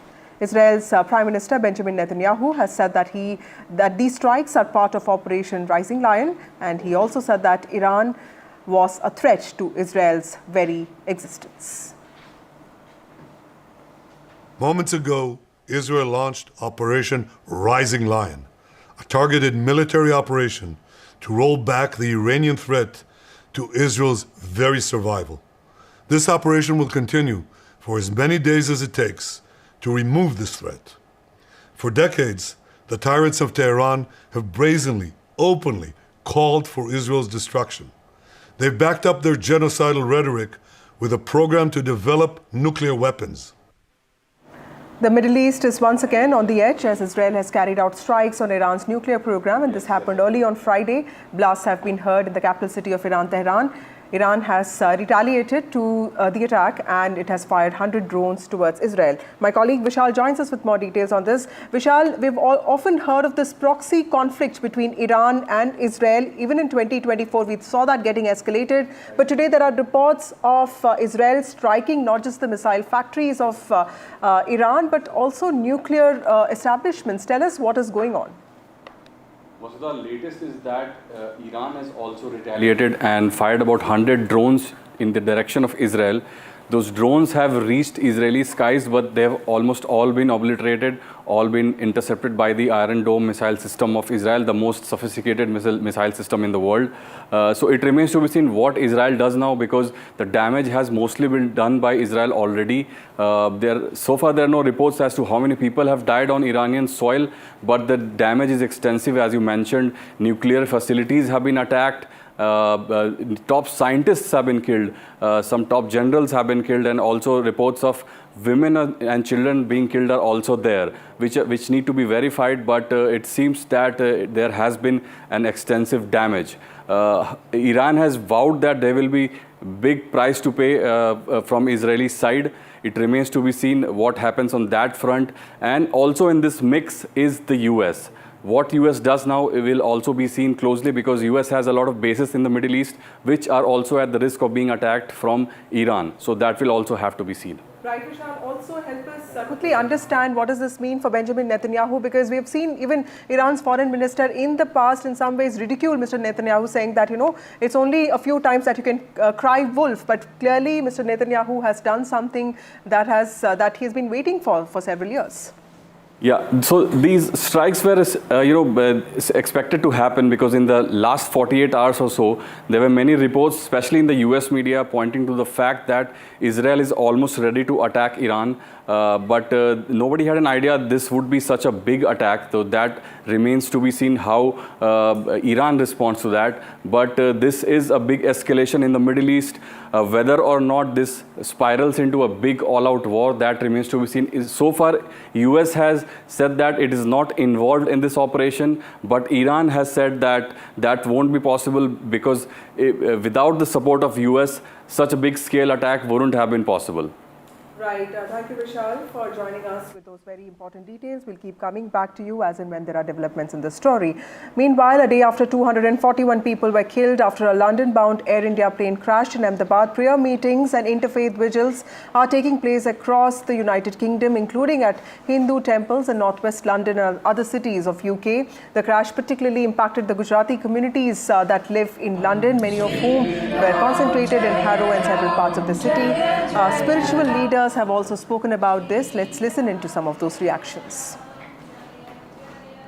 We are going to continue prayers on the Saturday as well. Afternoon, we are going to have interfaith prayer. So with interfaith prayers, we are going to invite the many leaders from the different community. And it's about 2 o'clock we are going to have their prayers for the community's strength, also for the departure soul. Also, NDTV has obtained an expert analysis of the crash by Dr. Aditya Paranjpe, who is an associate professor of aerospace engineering at Monash University. He has detailed his forensic view and assessment of what really could have happened during the crash. Let's listen into what he said. It's still early days. We don't have a lot of data yet. We certainly need data from the flight data recorder and the cockpit voice recorder to make a more conclusive assessment. But we do have some early evidence in the form of a video of the last moments and some early data from the site flight radar. If we consider the video of the last moments, we notice first that the airplane isn't falling, which means it isn't stalled and it's producing enough lift.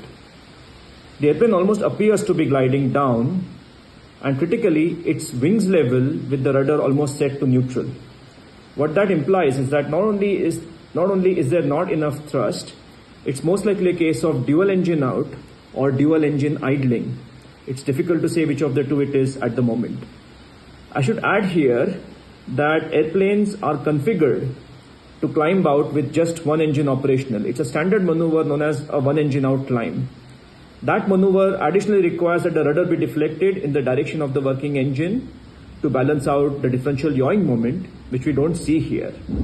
So In summary, there is enough lift, there isn't enough power, and the loss of power is identical on both sides of the airplane.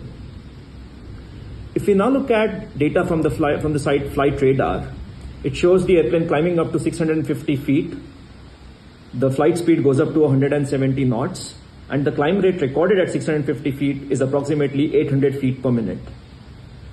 Now that tells us immediately that at the time of liftoff, the airplane was configured correctly. The flaps were okay, otherwise the plane would not get off the ground. The initial thrust was also okay because the plane accelerated after having lifted off around maybe 155 to 160 knots, which is the standard liftoff speed. So the plane's accelerating, it has a positive climb rate, which means the initial thrust was okay. May not have been as much as we would like to see, but the engines had not failed at that point. So something probably went wrong thereafter, which the pilots realized, and that also explains why the landing gear was down. They either did not retract it, or they started the retraction and then reversed that process when they sensed the possibility of a hard landing. So, in summary, what we see from flight radar is that the airplane's configuration initially was most likely okay. The engine was most likely functioning properly. Both engines were functioning properly, at least for a good part of the takeoff. And whatever went wrong... Well, what we understand is that the Prime Minister Narendra Modi today also met Anjali Rupani, the wife of Vijay Rupani. Vijay Rupani, former Chief Minister of Gujarat, unfortunately died in that tragic incident that took place yesterday in that plane crash. He was travelling to London, and Vijay Rupani was the Chief Minister of Gujarat from 2016 to 2021. Those visuals there of the Prime Minister meeting Vijay Rupani's family today morning. Also, let's go across to my colleague Shiv Arur, who has an expert with him to help us understand what really could have gone wrong yesterday. Thanks very much. That's right. Here on NDTV, as we continue to report on the aftermath of this terrible aviation tragedy, it's very important for us to get the perspective of experts, those who've been in cockpits, those who've investigated crashes, to actually talk to our viewers in India and across the world about what may have really happened, because we do not wish to speculate. Welcoming Captain Khalid, Ehsan Khalid, onto our coverage here on NDTV. Captain Khalid, these are the two videos that we have right now of the crash itself. And I want to take this one by one very, very slowly. This is a 36-second video that's been taken from somebody's window. You can see the aircraft, descending into the neighborhood there. And this is a 59-second video which captures the entire sequence from takeoff to landing. I want your opening comments. You've seen both these videos. What do they tell you? All right. So it does tell me, only thing conclusive that I can see is that landing gear has been down throughout. Yeah. And landing gear is something that should have been taken up in almost all kind of scenarios that a pilot gets in the aircraft, except when there is a wind shear and the aircraft is committed to continue to descend. So we keep the landing gear down consciously to minimize the... But we counted the time taken, Captain Khalid, from the time the aircraft lifts off till the time it impacts the ground. It's just 32 seconds. Right. So that is the amount of time it will take to rotate the aircraft to go up. 825 is a wrong height, 625 is a wrong height. It would not have gone higher than 200 to 250, 30 feet. So the aircraft, when it is taking off, it gets airborne, selects the landing gear up, keeps the flaps are lift augmentation device that allows the aircraft to continue climbing at lower speeds while it is accelerating. Yes. So the aircraft gets out of the ground effect. Ground effect meaning, there is a cushion of air between the wing and the ground. It adds to my lift, reduces my drag. So even if the aircraft speed is low, power is low, it will be able to get out to something like 100, 150 feet out of the ground effect. Now the aircraft does not have the ground effect. There is a loss of power, there is speed low. So it is at this place that it has gone out of the ground effect. And now the actual performance of the aircraft, because of its current airspeed, will start to come in. Right. So at this point of time, you can see the aircraft, instead of it continuing to ascend, it seems to level out and then it starts to descend. Right. So one thing that can be ruled out is that there was no control jam. Control jam means the aircraft pilot moves the control, it cannot move. It can happen. Yeah. It does not happen in this case because one of your videos, you will see the aircraft continuing to pitch up. Yeah, yeah. Okay. The nose is up. Right. So, and that is one of the indication that the aircraft was actively being flown by the pilot. Yeah. Okay. Now, why the landing gear will not go up? If you have loss of power, then landing gear will not Now go I up. want to talk about the flaps. The flaps is another point that has come, up for a lot of debate. And we've got some still images where we're going to zoom into the aircraft. This is Flight 171, Captain Khalid, just before it takes off. And we've got another still image. First, let's just talk for a moment about this image and now this one. It's a very grainy image, and there are many experts who say you cannot tell one way or the other about the takeoff configuration.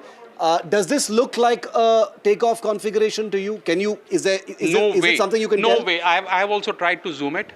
I have also You tried. cannot to tell, right? You cannot say because all the videos and the still images are Let's from a move distance. to the next image. Yeah. No. Continue, sir. Yeah. So you cannot make out that the aircraft is having a configuration problem here, but the aircraft automatic system, if the pilot has lined up, and let's assume that the flap is not to the right place, the system has so much of automation, it will shout at you. Yeah.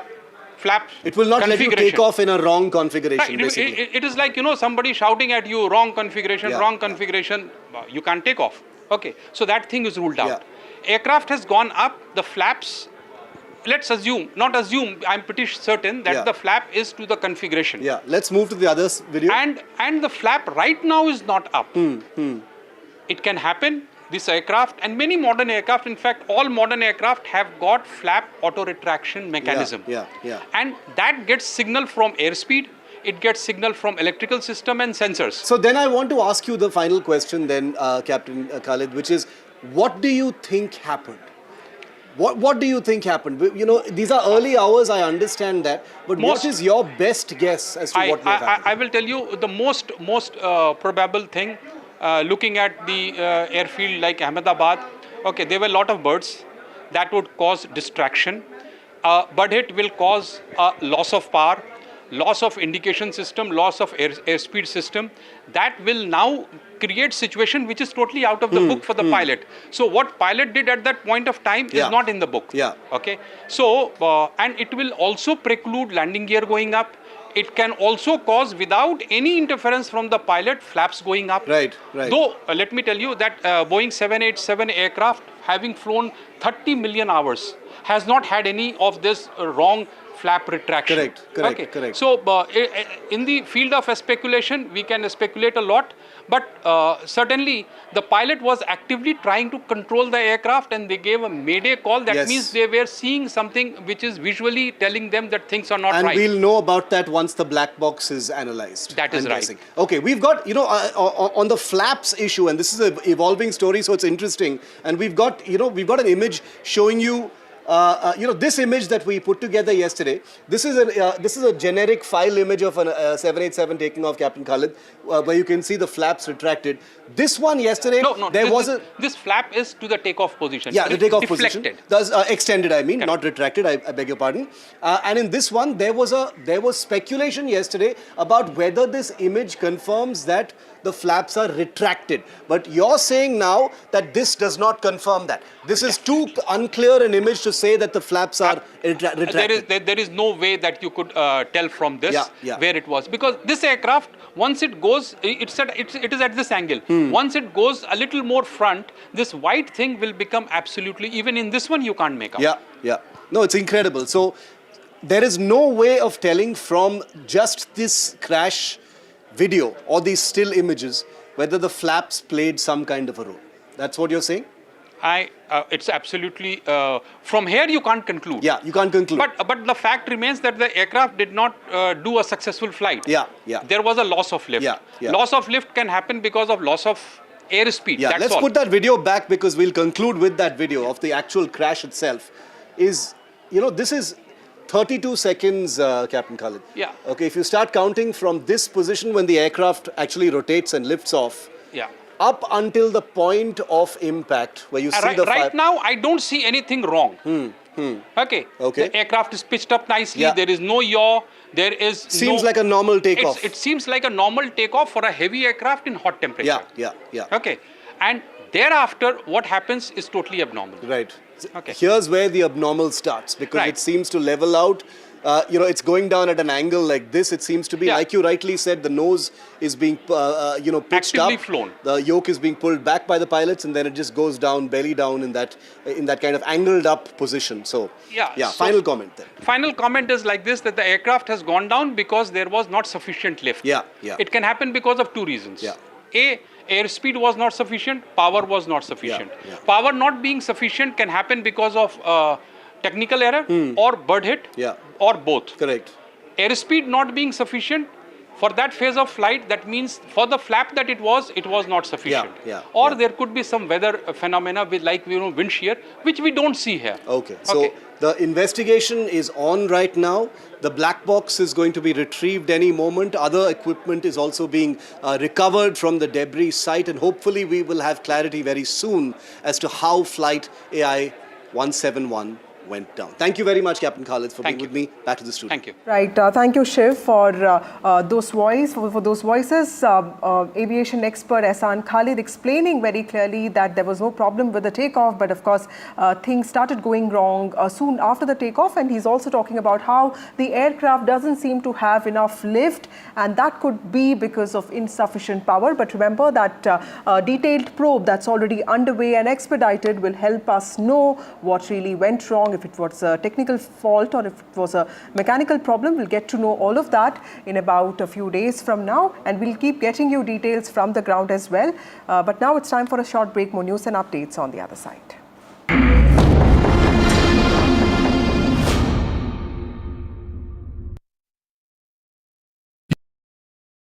Is your business future ready?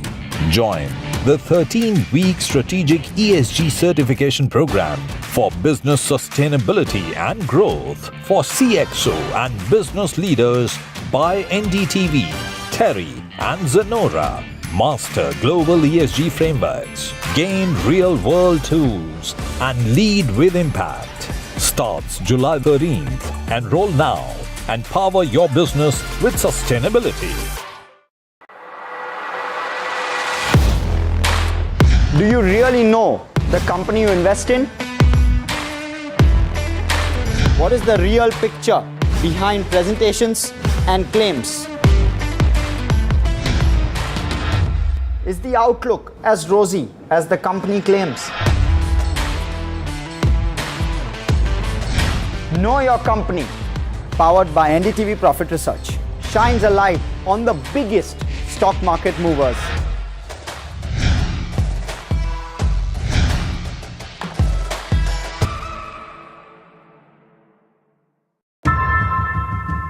Often have you turned away from debates that descend into endless fights?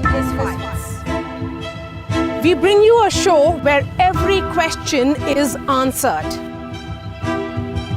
where every debate finds its resolution, where every story finds its conclusion, where opinions collide but facts prevail, where stories unfold with insights and trust. When the noise ends, the last word begins.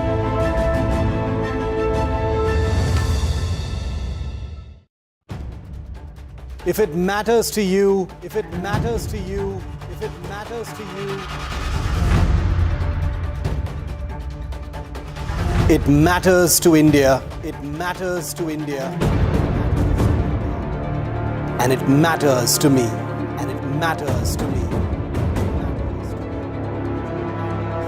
India Matters with Shivaru. Only on NDTV 24/7. I've been reporting on all issues big and small from Andhra Pradesh, Telangana, rest of South India, bringing you all the action, all that you need to know, all that you want to know. The energy of Maximum City is infectious. I'm bringing that energy in our news coverage from financial capital Mumbai. Covering from the southernmost part of India over the last 23 years. I bring in-depth and 360-degree coverage from the Dravidian heartland. The land of Mishti, also known for its bitter politics. I have seen much water flow under the Howrah Bridge, covering Bengal in all its vivid colors. India's IT capital is always bustling, a city full of startups, stories and surprises. And I keep you ahead on all the Bengaluru buzz. In today's interconnected world, India's voice is more crucial than ever. When India speaks, the world listens. At NDTV World, we are that voice, bringing you intelligent and insightful news from India and beyond, from geopolitics and diplomacy.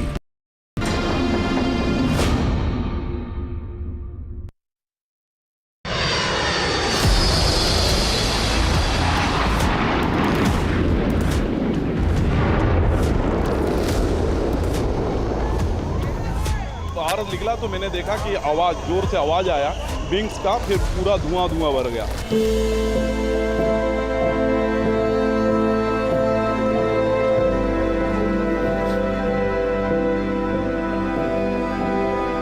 मेरे खुद को भी believe नहीं होता कि मैं कैसे उसमें से जिंदा बाहर निकला।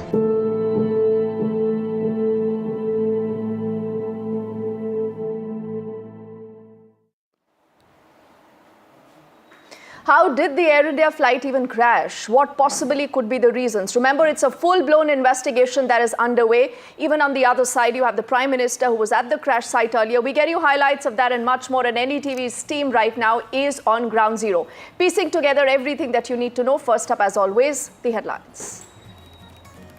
The government could be considering the Dreamliner safety probe. Sources say domestic 787 fleet could be grounded. The safety review of the Boeing 787-8 fleet in India.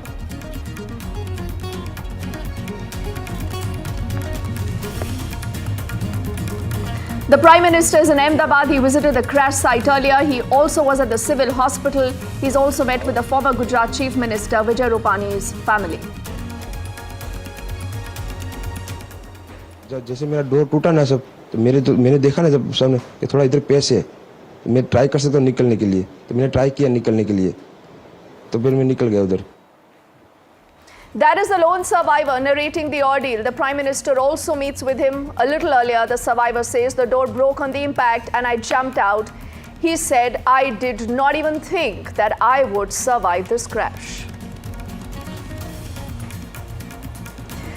In international news, Israel has launched preemptive strike against Iran. The Iranian airspace has been closed. Multiple flights are diverted. Air India says about 16 flights are diverted or returning to their origin places.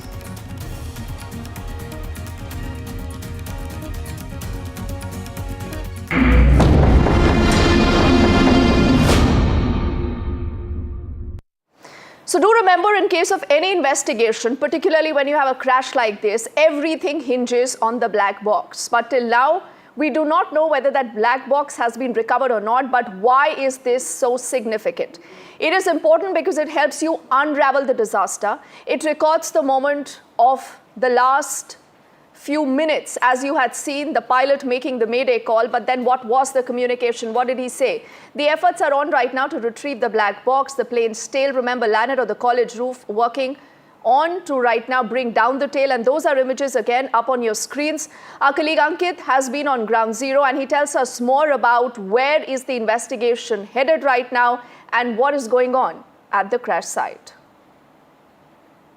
India is going to have a lead on this. Beyond the scrutiny of Boeing, the important thing is to try and figure out what went wrong, and that would only happen once the black box is recovered. Remember, 737 Dreamliner, this is one of the major aircraft on long-haul flights, not just being flown by Air India, but many other airlines as well. So they would be, in fact, also be waiting anxiously to exactly know what went wrong as far as this entire accident is concerned. On your question about the experts, so what we know is that from United Kingdom, there is a team which is coming to assist the investigation, which the Indian, in fact, aircraft accident bureau is doing. And apart from that, there is a team for Boeing as well, which will come and access. Now, very quickly, just about the black box, the data recorder, the black box that we are talking about. We've been telling our viewers simultaneously that though it is called the black box, but it is an orange, painted sort of a thing, which is very securely put at the tail end or the rear end of the aircraft, and it is designed to take substantial punishment. G-forces. It can also a high impact burning. If it goes underwater, then there are provisions that a transponder starts emitting a signal so that it can be in fact found. But since this was low altitude, I don't know whether that transponder mechanism works or not. But the fact is, if the black box is recovered and if it is undamaged, which we have seen in one of the major crashes as well, it is largely a plug and play game. They will put it in a system and they will start receiving the data immediately. So that becomes very important. Yesterday, our teams, as you were saying, from the DGCA, Civil Aviation Ministry, along with the aircraft accident investigation teams of India, the Bureau, had all come here. I was told about more than 36 people, 36 to 40 people had arrived yesterday in this multidisciplinary team. Apart from that, there are some teams from the defense forces as well, those who are helping them investigate the crash. Now, as far as the international teams are concerned, we don't have a timeline to that. But Boeing already, have been told, has dispatched engineers and their teams to assist the investigation. Now, in this entire matter, 2-3 things become very, very important. Number one, they will come and assess how the plane disintegrated. So this entire area, which was photographed extensively by the teams which were investigating this last night, at around 11 o'clock, they reached here. They made 6 to 7 teams comprising of 5 to 8 people, which went to different areas to understand what happened, and also to take multiple pictures and visuals of this, so that can be put together to understand what happened at the point of impact, where all did the debris fall. All right, Ankit, they're getting us the very latest as far as what's happening on ground zero. But do remember, just a day after you've seen this tragic story coming out of the Dreamliner crash in Ahmedabad, 241 people on board are dead. The Prime Minister earlier was at the site. He took a larger sense. He understood what possibly has happened. And he's also met the lone survivor of the crash at the hospital. Now, who is he? Let's talk a little bit more about him. We'll also get his pictures on your screens. He's the Indian origin British national Vishwas Kumar Ramesh. He's right now at the hospital. And if you just look at him, you realize that possibly he's still stuck in those moments. There are still fresh bruises. He's still recuperating at the hospital. And this is where at least 5 more students at the medical college were killed in that accident. The forensic teams have also been on the spot. And we also do know that there are multiple investigative agencies right now trying to ensure that they pick up the right clues to be able to connect the dots and answer the most important question. What happened? What went wrong? Who's responsible? Let's also get in our colleague Aishwarya, who's adding more to what we know on the investigations and the probe so far.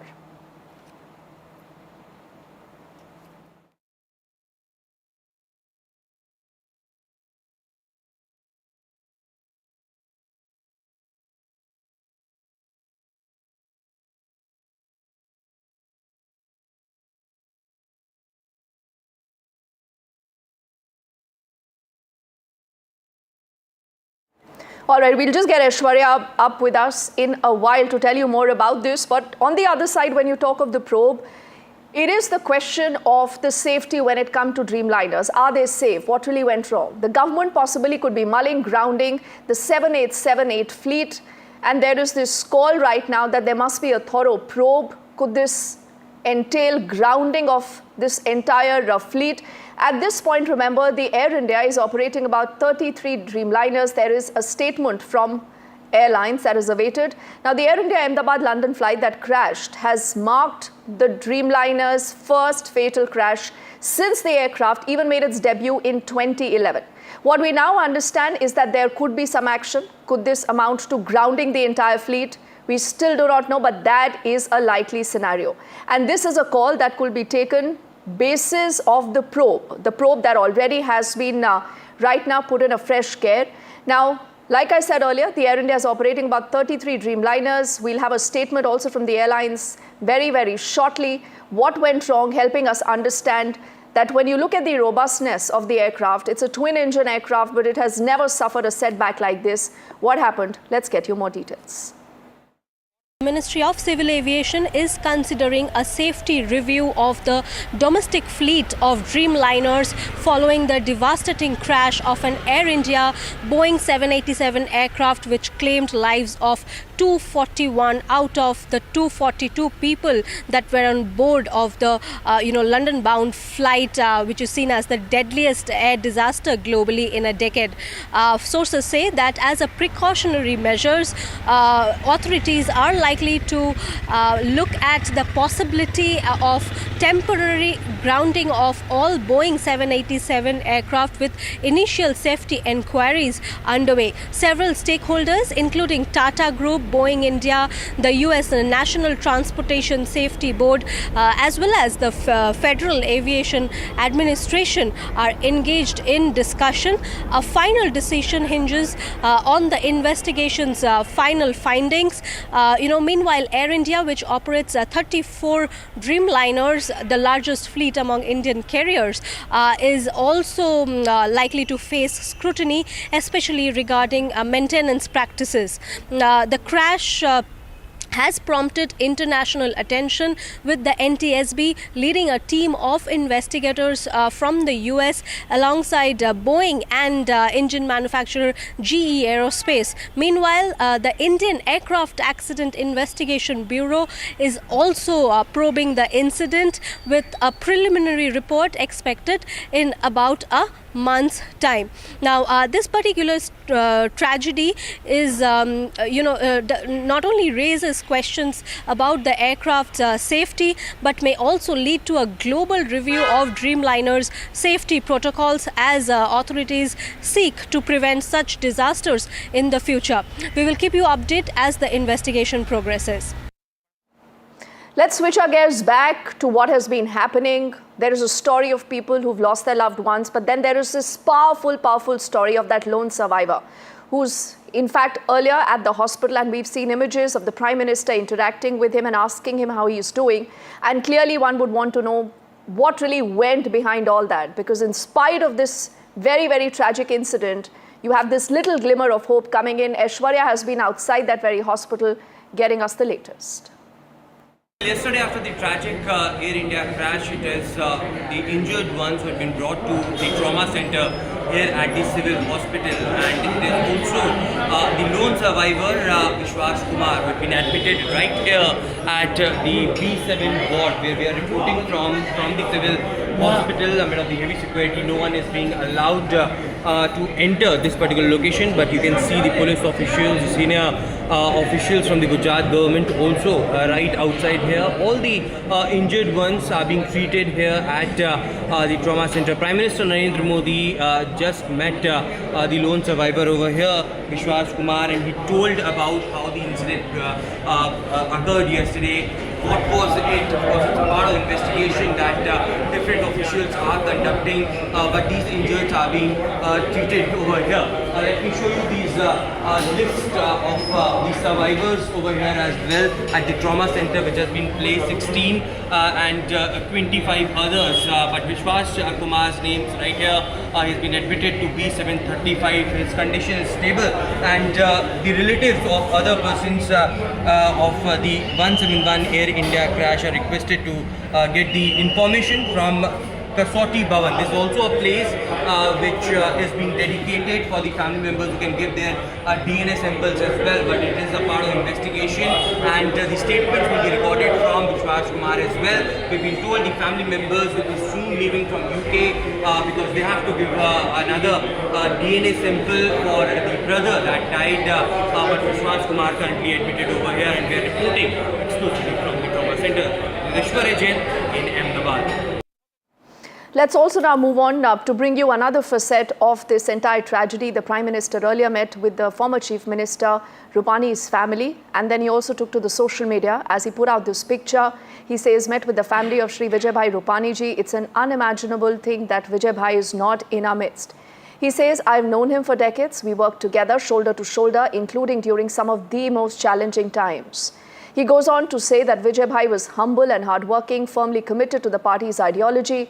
Rising up the ranks, he held various responsibilities in the organization and went on to serve diligently as the Gujarat's Chief Minister, unquote. Let's also now move on to put our focus on a lot more faces to this tragedy. The biggest one that you have seen in the last many years, 241 lives are lost. One of that was of Khushbu's. Who really was Khushbu? From where did she hail? What more do we know about her? This is NDTV speaking to her family. मैं समझती हूँ कि आपके लिए, आपके परिवार के लिए ये बहुत ही ज़्यादा सैड टाइम है। ये बताइए कि आपके मन में क्या चल रहा है सर? ये बहुत बड़ी घटना हुई है, आपने अपनी बहन को खोया है, आपके मन में अभी क्या चल रहा है? देखिए, हमारे मन में तो क्या चलना है, हमारे परिवार का सदस्य था, वो हमसे छीन लिया गया। अब हमारे पास चलने के लिए क्या था? मन में ये चल रहा था कि बहन बाहर जाएगी, लंदन अपने सपनों की उड़ान उड़ेगी, और अब क्या रहा। थान सिंह जी, थोड़ा अपनी बहन के बारे में बताइए कि हमने उनके फोटोज देखे थे और वो बहुत खुश लग रही थी। उनके क्या एक्सपेक्टेशंस थे? थोड़ा उनके बारे में बताइए, कैसी थी वो, और उनके बारे में सबसे अच्छी बात क्या थी? देखिए, वो हमारा जो पारिवारिक कल्चर है उस हिसाब से वो हमेशा हमारे साथ में रही, और प्रथम बार वो बाहर की यात्रा कर रही थी। कभी इंडिया में भी बाहर कहीं नहीं गई, वो यहीं पढ़ाई की, यहीं परिवार के बीच में रही, दादाजी के साथ, फिर बाद में शादी हुई और अब जा रही थी बाहर। लेकिन दुख की बात यह है कि 72 घंटे का हमें समय दिया गया, इस समय को हम गुजारे कैसे यहाँ अहमदाबाद में बैठे बैठे। सबसे बड़ी दुख की बात यह है, 72 भारत आजादी का अमृत महोत्सव मना रहा है, और आज आजादी के अमृत महोत्सव में हमारे सामने ये विपदा खड़ी है कि 72 घंटे लगेंगे हमारी पारिवारिक सदस्य की बॉडी को पहचानने में। ये बड़ा दुख का विषय है। कहाँ है भारत का सिस्टम? कोई हमें बता सकता है क्या ये आपकी बहन है, ये आपकी बेटी है? कोई है हमारे सामने ऐसा महान पुरुष जो आके बोले कि ये आपकी बेटी है और आप ले जाइए इसका शव और अंतिम संस्कार कीजिए? हमारे सामने दिक्कत अब दूसरी खड़ी हो गई है। सर, इसके बारे में थोड़ा बताइए, क्योंकि बॉडीज बहुत ही ज़्यादा चार्ड हैं और बताया जा रहा है कि डीएनए टेस्टिंग हो रही है, लेकिन मैं समझती हूँ कि बहुत ही दुख का समय है, और जिस तरह ये हादसा हुआ है उससे भी काफ़ी चैलेंजेस बढ़ गए हैं। अभी आपकी फैमिली को किस तरह की दिक्कतों का सामना करना पड़ रहा है? मैडम, आज हम हिंदू धर्म में रहने वाले लोग हैं। हमारे में दाह संस्कार, अग्नि संस्कार ये जो होता है कितना बड़ा होता है।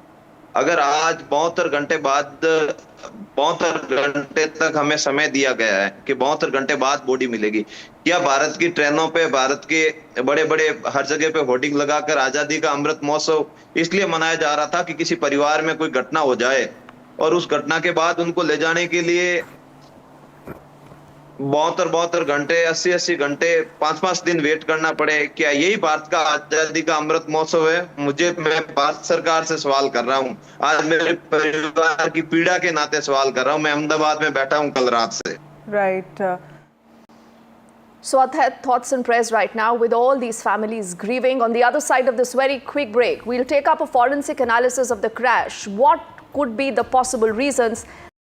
More when we come back. Air India plane crash in Ahmedabad, India's latest aviation disaster. India responds to the tragedy. Facts first, 100% ground reports. Under this is the tail, Here, and this is just one of the buildings that will give you an idea of the quantum of loss. 24 to 48 hours is the deadline that has been given for the DNA testing. Maximum reporters, maximum coverage on NDTV.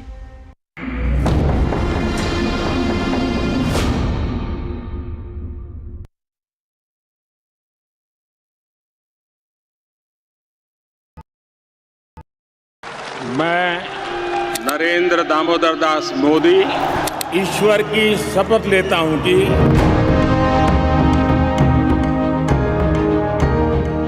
NDA सरकार में हम अगले 10 साल में विकसित भारत के सपने को साकार करके रहेंगे। अटल से तो विकसित भारत की तस्वीर है। प्रेरणा और प्रगति जब एक साथ जुड़ते हैं तो एक नए युग की नींव पड़ती है।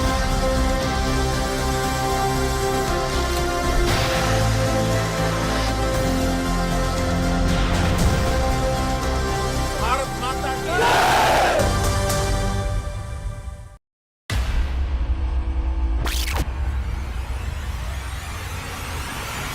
The last 1 month, if you see, the share prices of Genzol Engineering has fallen more than 58%. Why are the rating firms calling the debt payments as default? We have 2 credible credit rating agencies on March 4th coming and downgrading the stock to D. Statements are consistently being proven wrong, and transactions are being taken place which are different from what they were originally pictured to be. The company claimed it would roll out 6,400 electric vehicles. But what it has rolled out is a shocking scam. Funds meant for the project were funneled allegedly back to the promoters, the Junkie brothers. What did the money buy? Not EVs, of course, but a lavish flat in Gurgaon's luxurious DLF Carmelias.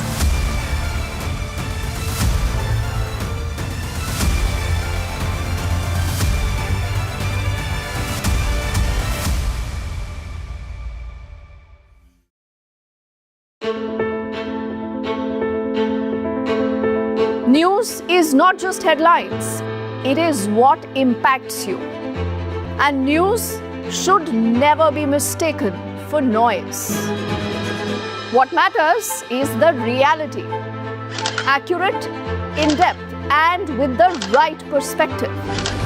For over 20 years, I have been a journalist, and never has clarity mattered more than now. At Newsnight, we go beyond the surface. We dissect the details, challenge the narratives, and bring you the unparalleled clarity you deserve in a world clouded by misinformation. We are bold, we are direct. Newsnight, for the news in your interest. Only on NDTV 24/7. After 2 years of the India-Canada tensions, it's the big relationship reboot. Indian Prime Minister heads to the G7 summit. Indispensable India on the global stage. Modi's multilateral momentum. NDTV live from the G7 summit in Canada.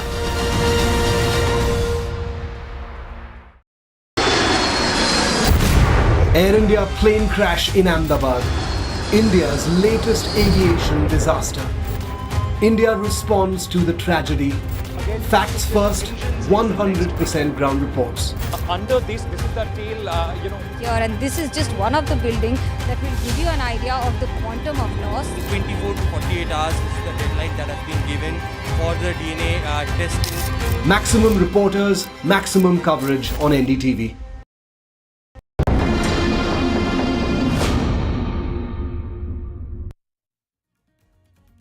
Now remember, what we are reporting now is important because this could also be India's most expensive aviation claim. Potentially about 2,400 crore demand is what we are learning. This claim could happen under the fleet insurance policy, and these are claims essentially for damage and loss of life. What more do we know about this? Our colleague Harsh is joining us live right now. Harsh, take it away and break down what you can tell us on this. Let me first start off with what could be India's largest expense in terms of aviation insurance claim. It's going to be likely 1,000 crore plus affair in terms of potential liabilities. It's also in terms of scale and complexity, it's extremely large and very, very complex to understand all of the factors which will go into the insurance claim. Let me first start off with Air India, what they've done in terms of insuring their fleet. They've spent around 234 crore rupees in FY24 on insurance costs. This is as per their financial statements, and they have insured their fleet through a group company which is Tata AIG as well as other insurers. Now, as per protocol, you can't go beyond a certain threshold or a benchmark in insurance within aviation with a single insurer. So they've gone through multiple insurers, and those insurers have in turn also undertaken reinsurance both domestically through a New India, a GIC RE, as well as globally through AIG. So there's a consortium led by AIG which has reinsured the entire insurance of Air India. There's no single insurer to bear risk, which means that the risk is spread. So how much of that risk materializes in India? Around 5 to 10% of the claims get materialized in India. So if you assume a 1,000 to 1,200 crore insurance claim, and I'll come to the numbers, around 100 to 120 odd crore or maybe 150 odd crore could be the exposure. The exposure, therefore, is not large in relative terms.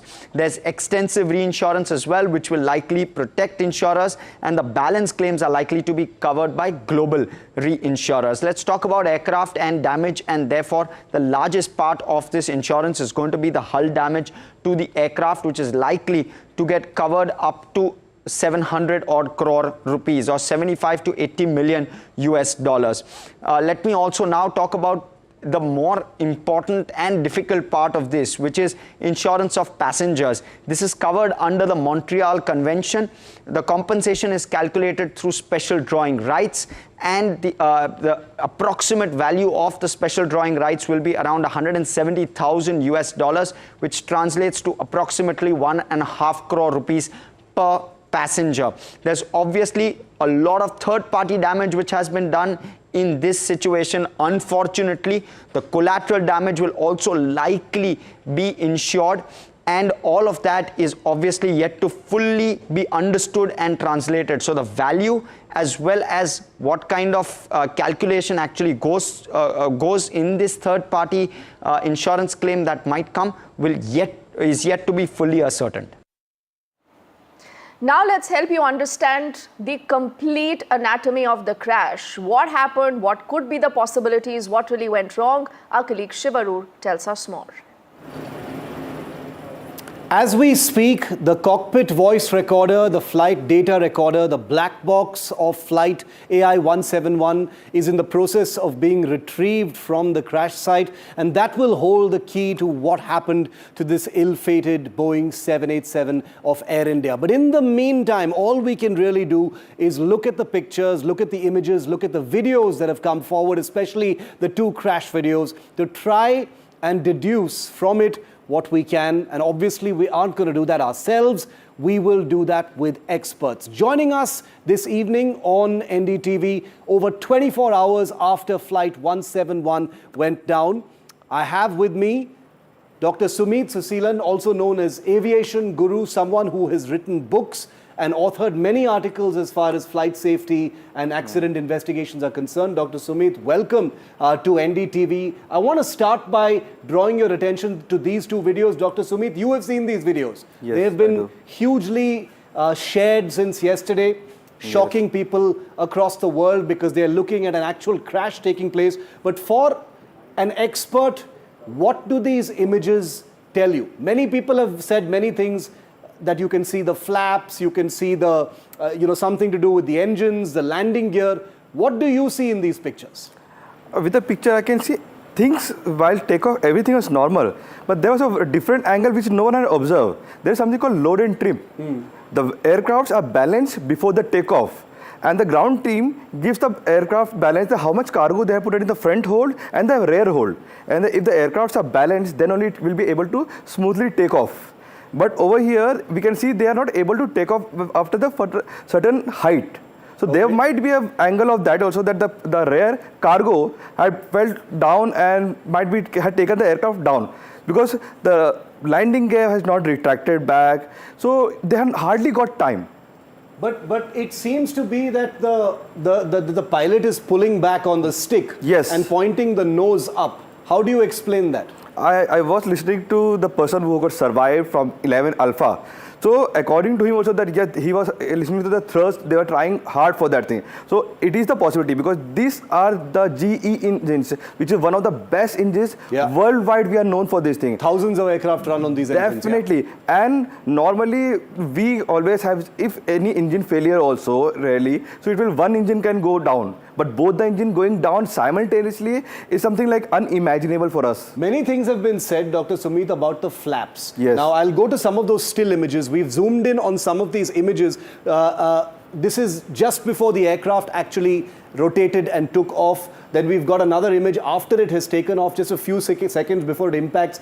These are, you know, very low resolution CCTV images. Many people have said flaps are retracted, they should be extended during takeoff. But there are others who say in these pictures you cannot confirm whether this is the case or not. Yes, we definitely can't because the procedure was correctly done by the captain. Yeah. So there was no error we can find it from here because we know the captains are the most experienced captain because I have personally flown with Captain Sumit because I was a part of Air India. So I know how much experience they have. So there is such checks which they follow, the first officer and the captain throughout because there is something called sterile cockpit time where after the takeoff until they reach the cruise level. So no one disturb each other. So I think everything was followed exactly how they had to be followed. And if there was something wrong, the cockpit would have warned them also. There would have been some kind of warning as well. Yep. Now, yes, that's true. Let's play out that video once again because there are two crash videos. This is the second one, which is the complete crash sequence as captured by CCTV camera. From this point until the actual impact, Dr. Sumit, is 32 seconds. Yes. 32 seconds is half a minute. From the time the aircraft leaves the ground till the time it hits the ground is just 32 seconds. Yes. Did the pilots, probably somewhere around this point when the aircraft stops climbing and starts to fall is when the Mayday call may have been issued to the air traffic control. What would the pilots have been doing at that last point? They would have been struggling to the aircraft seemed to be in control. The aircraft was not out of control, but they seemed to be wanting to try and get to climb. Definitely, because when I see that the aircraft was trying to climb, it was climbing up, and suddenly from a certain point, then it started coming down. It was some failure happened immediately when they had called the Mayday. And immediately, I think within 2 seconds, the ATC responded. Until the time, there was no response from their side. And normally, these aircrafts are pressurized in the cabin pressure of around 6,000 psi, which is the most comfortable psi. Whereas, if compared to Airbus 320 and all, that is pressurized in that 8,000 psi. So the cabin pressures are quite good. But there have been some rumors or there was some news by the Boeing ex-employee itself that this cabin pressure, where there are some problems in engineering department as well. Okay. We've got some final images showing you the different angles of it. This is the other video that came out first before the full crash video. This was taken from a residential neighborhood. And this also shows you a slightly closer look. And we look at this video. Tails going down. You can see the tails going down. It's like nose was still up. The tail was. So that's why I was saying the load and trim. So it would have hit tail first. Yes. In this way. Yeah. In this angle, you can see that the tail is down, the nose is up. Yes. But even in this, you cannot tell about the flaps. No. Even in this, it's not clear. No, you're it's saying? not clear. But I can say because mostly this is a case of where the balancing, they are not able to balance it also. The tail was going down. If the nose is up and still the tail is going down, it means there might be a problem in the load and trim sheet. We have to take out the load and trim sheet, which can be with the ground engineering department. Normally they do the engineering where they balance it. They take it the signature of the captain before the takeoff. So now suppose they had given a certain numbers that they had kept a baggage of, this much a ton in the back and in the hold one they had given this. They approve it, they balance, they approve it. But if the number is not matching up, that will not come to know. Two images comparing flaps, in a high resolution image of a Boeing 787 taking off where you can clearly see the flaps. But, this image has caused a lot of debate, Dr. Sumit, where people have said, in this one, you can see that the flaps are not extended. They are in retracted position, which is wrong for takeoff. But it is not, we cannot conclude that in this image. I don't think that we had to compare that can only come out during the investigation. Normally, during the air shows and all, they use the full power and they go for an inclined takeoff also. So these engines can do that thing, because even with the flaps retracted. Definitely, they do it. They show the capability of the aircraft. Yeah. And I have personally seen the capability of this aircraft, because recently happened like a couple of years back, we had a Wings India event where they had taken this aircraft for the demonstration, and we have seen the power of this aircraft. After that only they had got back-to-back orders for these aircrafts in India. Okay. Dr. Sumit, thank you very much for helping us understand this complex issue. But like I always say, at the end of the day, the black box will hold all the keys. Definitely. The site mapping of the debris site will hopefully provide even more clues. And remember, it was one particular aircraft that went down yesterday, but it is an aircraft that has been in service with Air India for the last 11 years. So now I want to show you for just a moment the journey that's been taken by this aircraft, the last 10 flights that have been taken by this particular aircraft. Its registration number is VTANB. On the 7th of June, I just want to show you the last 10 flights. 7th of June, it flew a very normal flight from Delhi to France. The very next day, this aircraft, in fact, the same day, the aircraft flew right back. And this was all completely normal. I'm talking about the exact same aircraft, airframe that has crashed. Then there was a flight from Delhi to Melbourne on the 8th of June, and then Melbourne straight back to Delhi on the 8th of June, the same day. Then you had Delhi to Tokyo on the 9th of June, and then Tokyo back to Delhi on the 10th of June. These are the last 10 flights. I just want to give you a sense of how busy this aircraft has been, and it's difficult to imagine that it is no longer there. Delhi to France on the 11th of June, and then France straight back to Delhi on the same day. So this was a busy aircraft that was conducting all manner of flights. Delhi to Ahmedabad on the 12th of June was the flight towards Ahmedabad, and from Ahmedabad the next day, of course, is the ill-fated flight that never made it, and it crashed in Ahmedabad. So 10 different flights. This is what the journey of VTANB actually looks like. It was a busy aircraft, one of many 787 Dreamliners in service with Air India, and the first crash of this aircraft type, that's the dotted black line that you see there, was supposed to be its last flight, but it never really made it. Now, a third aspect that we are tracking right now is seat 11A.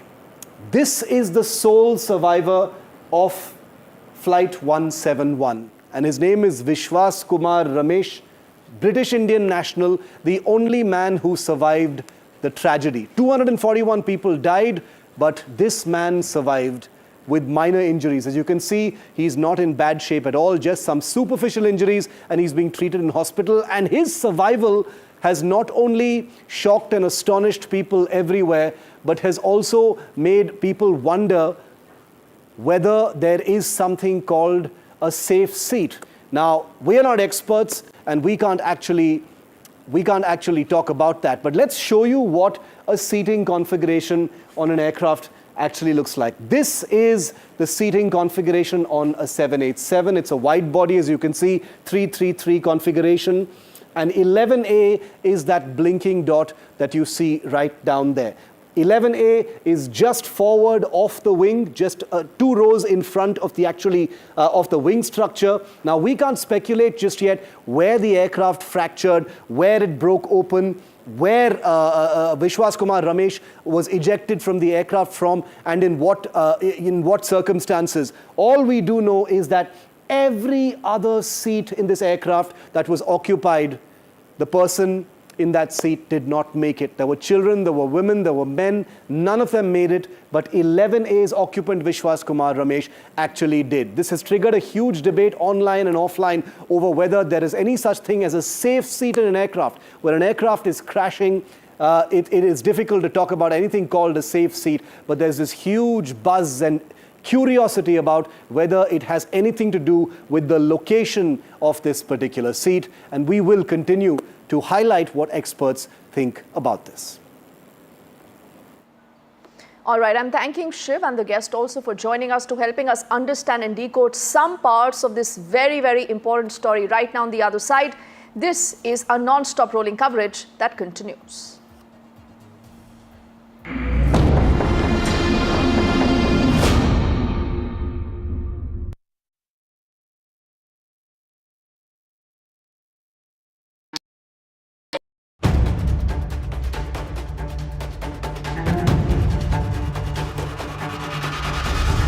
If it matters to you, if it matters to you, if it matters to you,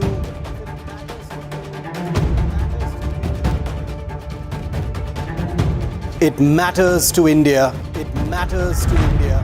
It matters to India. And it matters to me. And it matters to me.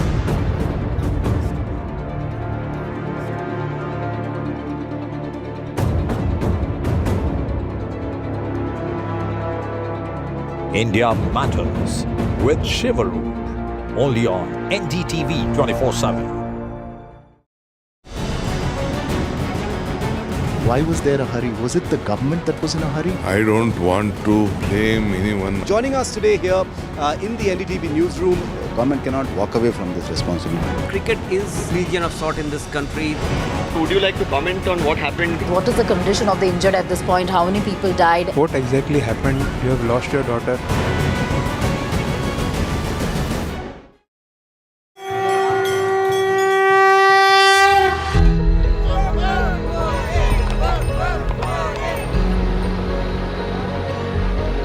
In the wake of Pahalgam, all eyes on the Amarnath Yatra. Amidst fear, faith and fortitude.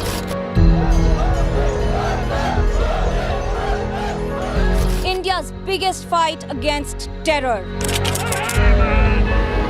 NDTV reports on the holy route, the Amarnath spirit.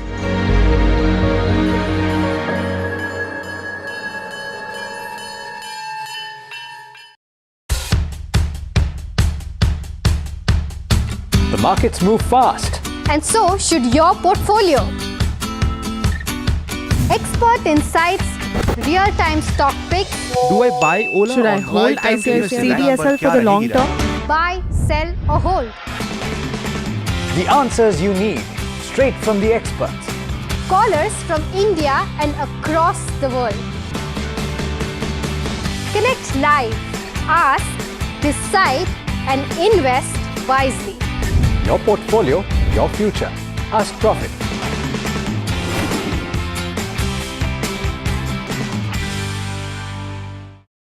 Is your business future ready? Join the 13-week strategic ESG certification program for business sustainability and growth for CXO and business leaders by NDTV, Terry and Zenora.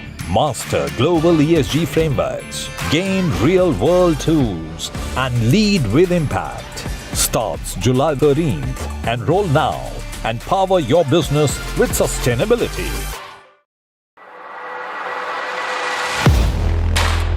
Do you really know the company you invest in? What is the real picture behind presentations and claims? Is the outlook as rosy as the company claims? Know Your Company, powered by NDTV Profit Research, shines a light on the biggest stock market movers.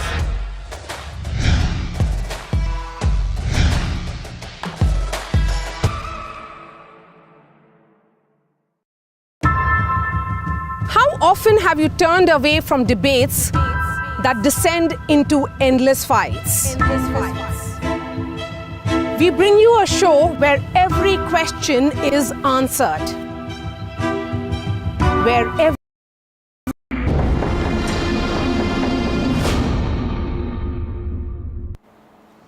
In the aftermath of the tragic Air India crash in Ahmedabad, Pallav Bagla has spoken to Dr. Rakesh Mishra, who is the former director of the Center for Cellular and Molecular Biology, Hyderabad. This, remember, is about how you can have DNA fingerprinting that can actually help identify victims. Because right now, what we are looking at is charred remains of their loved ones. To familial matching, science is something that offers clarity and closure for such families at this very difficult hour. India is equipped to respond with precision and compassion, and this is how the procedure moves on. We share our sorrow and with the victims who have died in the Air India crash at Ahmedabad. But let us also try and understand what is DNA fingerprinting. And I have with me one of India's foremost experts on molecular biology, Dr. Rakesh Misra, former director of the Center for Cellular and Molecular Biology. Thanks a lot, Dr. Misra. Can you explain to us in simple terms what is DNA fingerprinting and how can it be deployed and used in a situation like an aircraft? Yeah, thank you, Pallavji, for approaching me. DNA fingerprinting is a now very well established technique for identifying individuals. The way we do this is from any source of genetic material, whether it's part of the tissue or semen or blood, saliva, hair follicle, any part of the body from where we can extract nucleic acids. We can get very small amount is also okay. So from there we extract the DNA, and that DNA is then processed to look for specific regions of the genome. They are generally repeats which vary a lot in the population, and that's how every individual is unique. And we can then identify whether the samples that we are having are of the same individual or different individual, and to whom these people may be related. Let's say somebody claims that this is my son or daughter, then we can compare with the parents and tell that yes, this is the related person or not. And we can also, if all the tissues are various biological material is collected, we can then separately analyze and figure out how many people were involved in a particular event, or in this case, like some accident where Is it very specific and accurate? Oh, yes. So we will be able to tell from these samples whether this individual belongs to this lineage or family or not. And there is no confusion about it, because each person has a unique signature and everybody can be identified using this. Identified means that we will not be able to tell the name or anything else about the person, but relatedness of the person, whether somebody is a brother or sister, a genetic relationship we'll be able to distinguish. And also among two samples, we can say that these are two different individuals or same individuals. And a day after, you have 241 people who were on board that flight who are killed now after that crash. There have been prayer meets and interfaith vigils that were held across the UK, including at the Hindu temples in northwest London and Leicester. Now, the crash particularly impacted the Gujarati communities in London, many of whom were actually concentrated in particular belts of Harrow and Brent. Listen in also to what the spiritual leaders there had to say. We are going to continue prayers on the Saturday as well, afternoon. We are going to have interfaith prayer. So with interfaith prayers, we are going to invite the many leaders from the different community. And it's about 2 o'clock we are going to have their prayers for the community strength, also for the departure soul.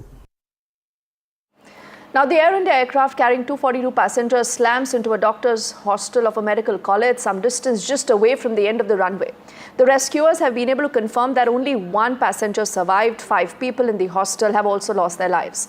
Now, the Ahmedabad airport CCTV footage, which you see on your screens, does show a very short flight of just 32 seconds from the time the landing gears leave the runway to the time of the impact. The aviation experts have said that the final moments of the flight showed the aircraft either literally struggling to generate thrust or lift. The exact cause, remember, behind the crash would be known only after you have a thorough investigation. But what is surely now coming very, very clear that this is a massive human tragedy. There are stories of families waiting at the airports in a shaken state, unable to even believe what has struck them. The tragedy has sent shockwaves through the global aviation community too, and raised urgent questions about safety, oversight and accountability. Aparna Mahadik, ये अहमदाबाद से London जा रही जो flight crash हुई कल अहमदाबाद में, उसमें crew member थी। मुंबई के गोरेगांव इलाके की रहने वाली थी और यहाँ पर जो उनके आसपास रहते हैं अखिलेश चौबे जी, वो हमारे साथ हैं। अक्सर दोनों वॉक पे मिला करते थे, एक साथ वॉक भी किया करते थे। उनसे बात करेंगे कि अपर्णा किस तरीके की व्यक्ति थी और क्या कुछ था। सर, बहुत दुखद घटना अहमदाबाद में सामने आई जहां पर तकरीबन 200 से ज़्यादा लोगों की मौत हो गई। उनमें से आप ही की सोसाइटी में रहने वाली एक क्रू मेंबर अपर्णा महादिक भी थी। किस तरीके से आप उनको जानते थे, क्या वो कैसे व्यक्तित्व था उनका? नहीं, हमारी सोसाइटी में जो है एयर इंडिया के काफ़ी पायलट्स और क्रू मेंबर्स रहते हैं और हम लोग जो है नीचे वॉक करते समय या जो सोसाइटी के सार्वजनिक कार्यक्रम होते हैं उसमें एक दूसरे को मिलते थे, एक दूसरे को जानते थे। और कल फ़ोटो देखने के तुरंत बाद जैसे ये घटना घटी और उसके बाद जैसे अपर्णा का फ़ोटो आया, मुझे ऐसा लगा कि हमारे कोई जान पहचान वाले एक्सपायर हुए हैं। हमने फ़ोन करके तो पता किया और पूरी सोसाइटी को ऐसा लग रहा है कि सोसाइटी का कोई अपना चला गया है। वैसे तो पूरे देश के लिए बहुत दुखद घटना है, बट हमारी सोसाइटी के लिए विशेष दुखद हो गया। और सर, किसी से बात हो पाई है, उनके परिवार से आपकी बात हो पाई है और उनका व्यक्तित्व कैसा था? वो किस तरीके की व्यक्ति थी? जब आप वॉक्स पे मिलते थे तो क्या कुछ था उनके बाद, थोड़ी जानकारी? देखिए, फिटनेस फ्रीक थी, रूटीन वॉक करते थे, मॉर्निंग में दिखती थी और ऐसी घड़ी में घर से परिवार वालों से क्या बात करें वो समझ में नहीं आता है। तो सारे लोग दुख में हैं। अब जो है सोसाइटी में जब भी आगे उनकी डेड बॉडी वगैरह आएगी तो उसके बाद जो भी प्रोग्राम कार्यक्रम होगा।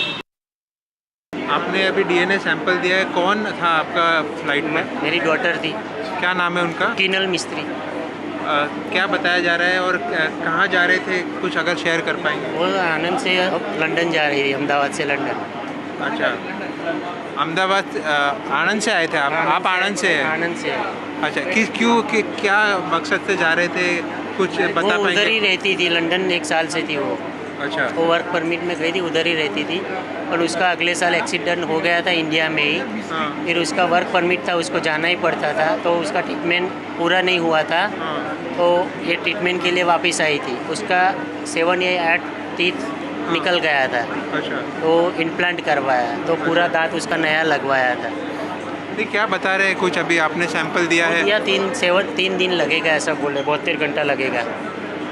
तो खाली वो थे, मतलब मैरिड थी, किस तरीके का? तो आप मैरिड की रजिस्टर करके गई थी। मैरिज तो उसका अगले साल करने का था, मैरिज नहीं हुआ था, मैरिज करने का था अगले साल। Continue to track that story and keep getting you more updates. And now to the other top international story, and this is also what we are keeping our eyes focused on this afternoon. Do remember, the entire Middle East region right now is on the edge. Wondering why? Because Israel has carried out strikes on Iran's nuclear program early on Friday, with you have huge blasts that have been heard in Tehran. Iran has also retaliated to the attack and has fired at least 100 drones towards Israel. Israel has declared a state of emergency. It says the country expected retaliation. The Israeli Prime Minister Benjamin Netanyahu has said that strikes were a part of the Operation Rising Lion. He's also said that Iran was a threat to Israel's very survival. First up, we listen into what we've heard from him, followed by a reportage with our colleague Trent from Tel Aviv.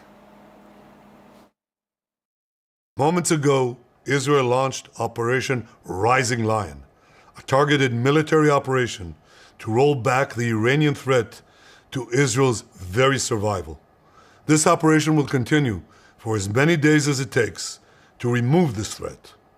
For decades, the tyrants of Tehran have brazenly, openly called for Israel's destruction. They've backed up their genocidal rhetoric with a program to develop nuclear weapons. A state of emergency has now been declared across Israel after the IDF confirmed it has launched waves of airstrikes across Iran, targeting both military leadership as well as nuclear enrichment facilities. All mobile phones here in Israel received an emergency alert at just after 3 in the morning local time, advising them that this state of emergency had been declared. It was followed up by another alert telling people to remain close to their shelters throughout the day. We are hearing that here in Tel Aviv, the underground light rail system has opened up all of its stations in order for people to use as public shelters. We are also being told that several major hospitals have begun clearing their underground car parks in order to be able to operate underground in anticipation of what the Iranian response will be to all of this. Now, we know that Prime Minister Benjamin Netanyahu, addressing the nation, has confirmed that this is an operation that could take several days. It is a major blow for the Iranians. We are hearing that ballistic missile areas were targeted, military bases, as well as those key underground nuclear facilities. Interestingly, though, the United States is saying that Israel has acted unilaterally here. In other words, the Americans did not take part in this combat operation. The big question, though, becomes now what the response will be. Certainly the message from Tehran is that it will be a significant response. It could include hundreds of ballistic missiles being fired at Israel. We've certainly seen that before in similar attacks. The question then becomes whether the Americans will jump in to help Israel and its Iron Dome defense system be able to try and intercept some of those missiles. But certainly the message right now from Israel is that the country is now on a war footing and is preparing for that Iranian response. Trent Murray, NDTV in Tel Aviv. So we'll continue to track that story. Also keep getting you more live reportage right now coming in from Ahmedabad, also on the other side of this quick break.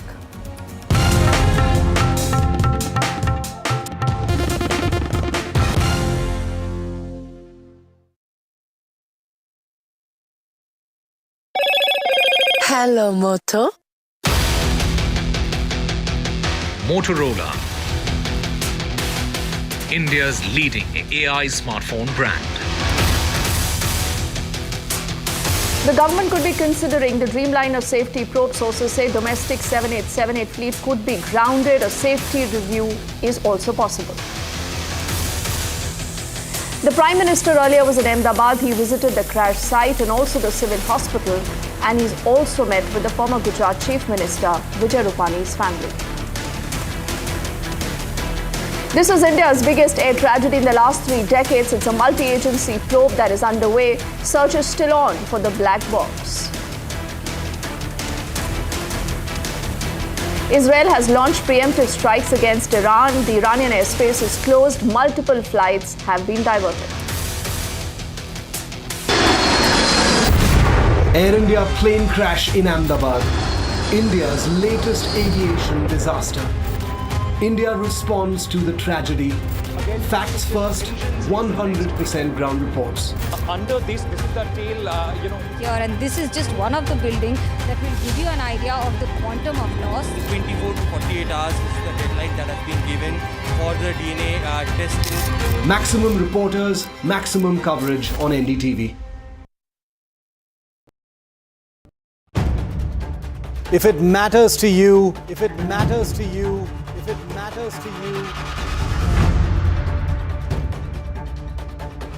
it matters to India. It matters to India.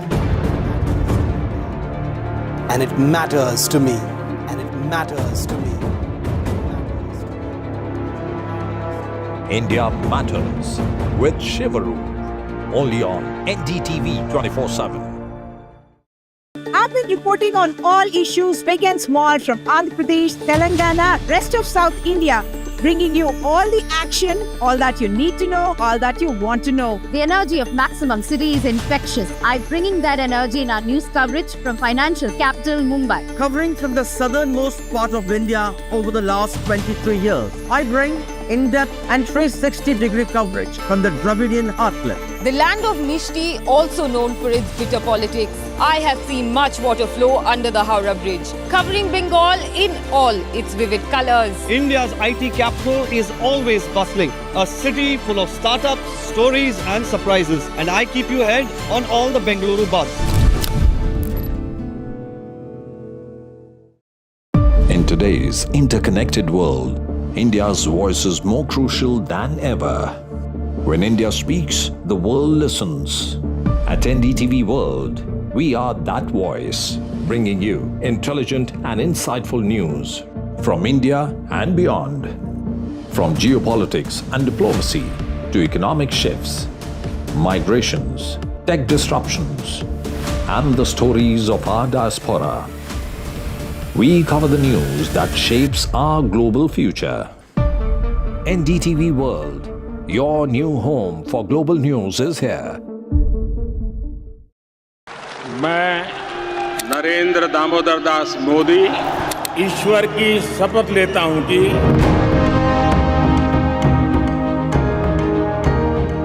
NDA सरकार में हम अगले 10 साल में विकसित भारत के सपने को साकार करके रहेंगे। अटल से तो विकसित भारत की तस्वीर है। प्रेरणा और प्रगति जब एक साथ जुड़ते हैं तो एक नए युग की नींव पड़ती है।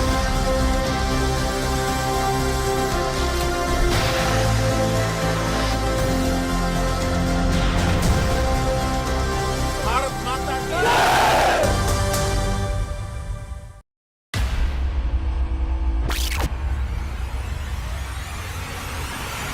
The last 1 month, if you see, the share prices of Genzol Engineering has fallen more than 58%. Why are the rating firms calling the debt payments as default? We have 2 credible credit rating agencies on March 4th coming and downgrading the stock to D.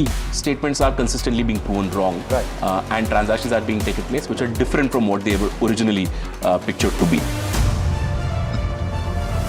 The company claimed it would roll out 6,400 electric vehicles. But what it has rolled out is a shocking scam. Funds meant for the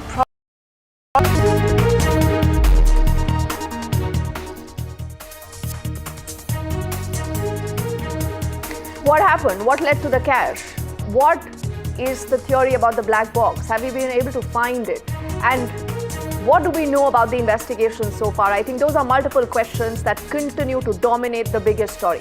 As we are reporting on the biggest tragedy in the skies that we have seen in a long, long time, and NDTV's team of reporters is on ground zero, letting you a lot of that live coverage in just a moment. But first up, as always, a quick check of the headlines. A day after the crash, the focus is on locating the black box. The black box is the key to unraveling the disaster. The efforts are underway to retrieve it. The safety review of the Boeing 787 fleet will also be taking place. The Prime Minister is in Ahmedabad. He earlier visited the crash site. He also visited the civil hospital. And he also met with the former Gujarat Chief Minister Vijay Rupani's family.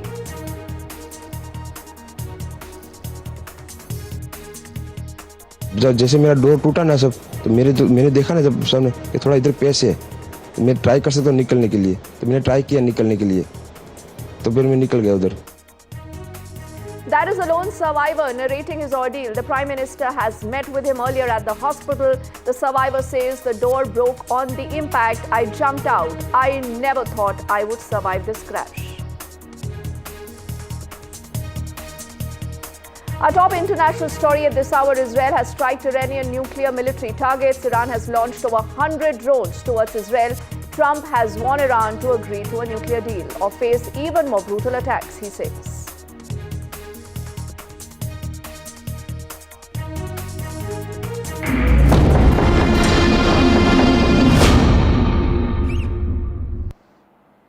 So this is a tragedy of a humongous proportion.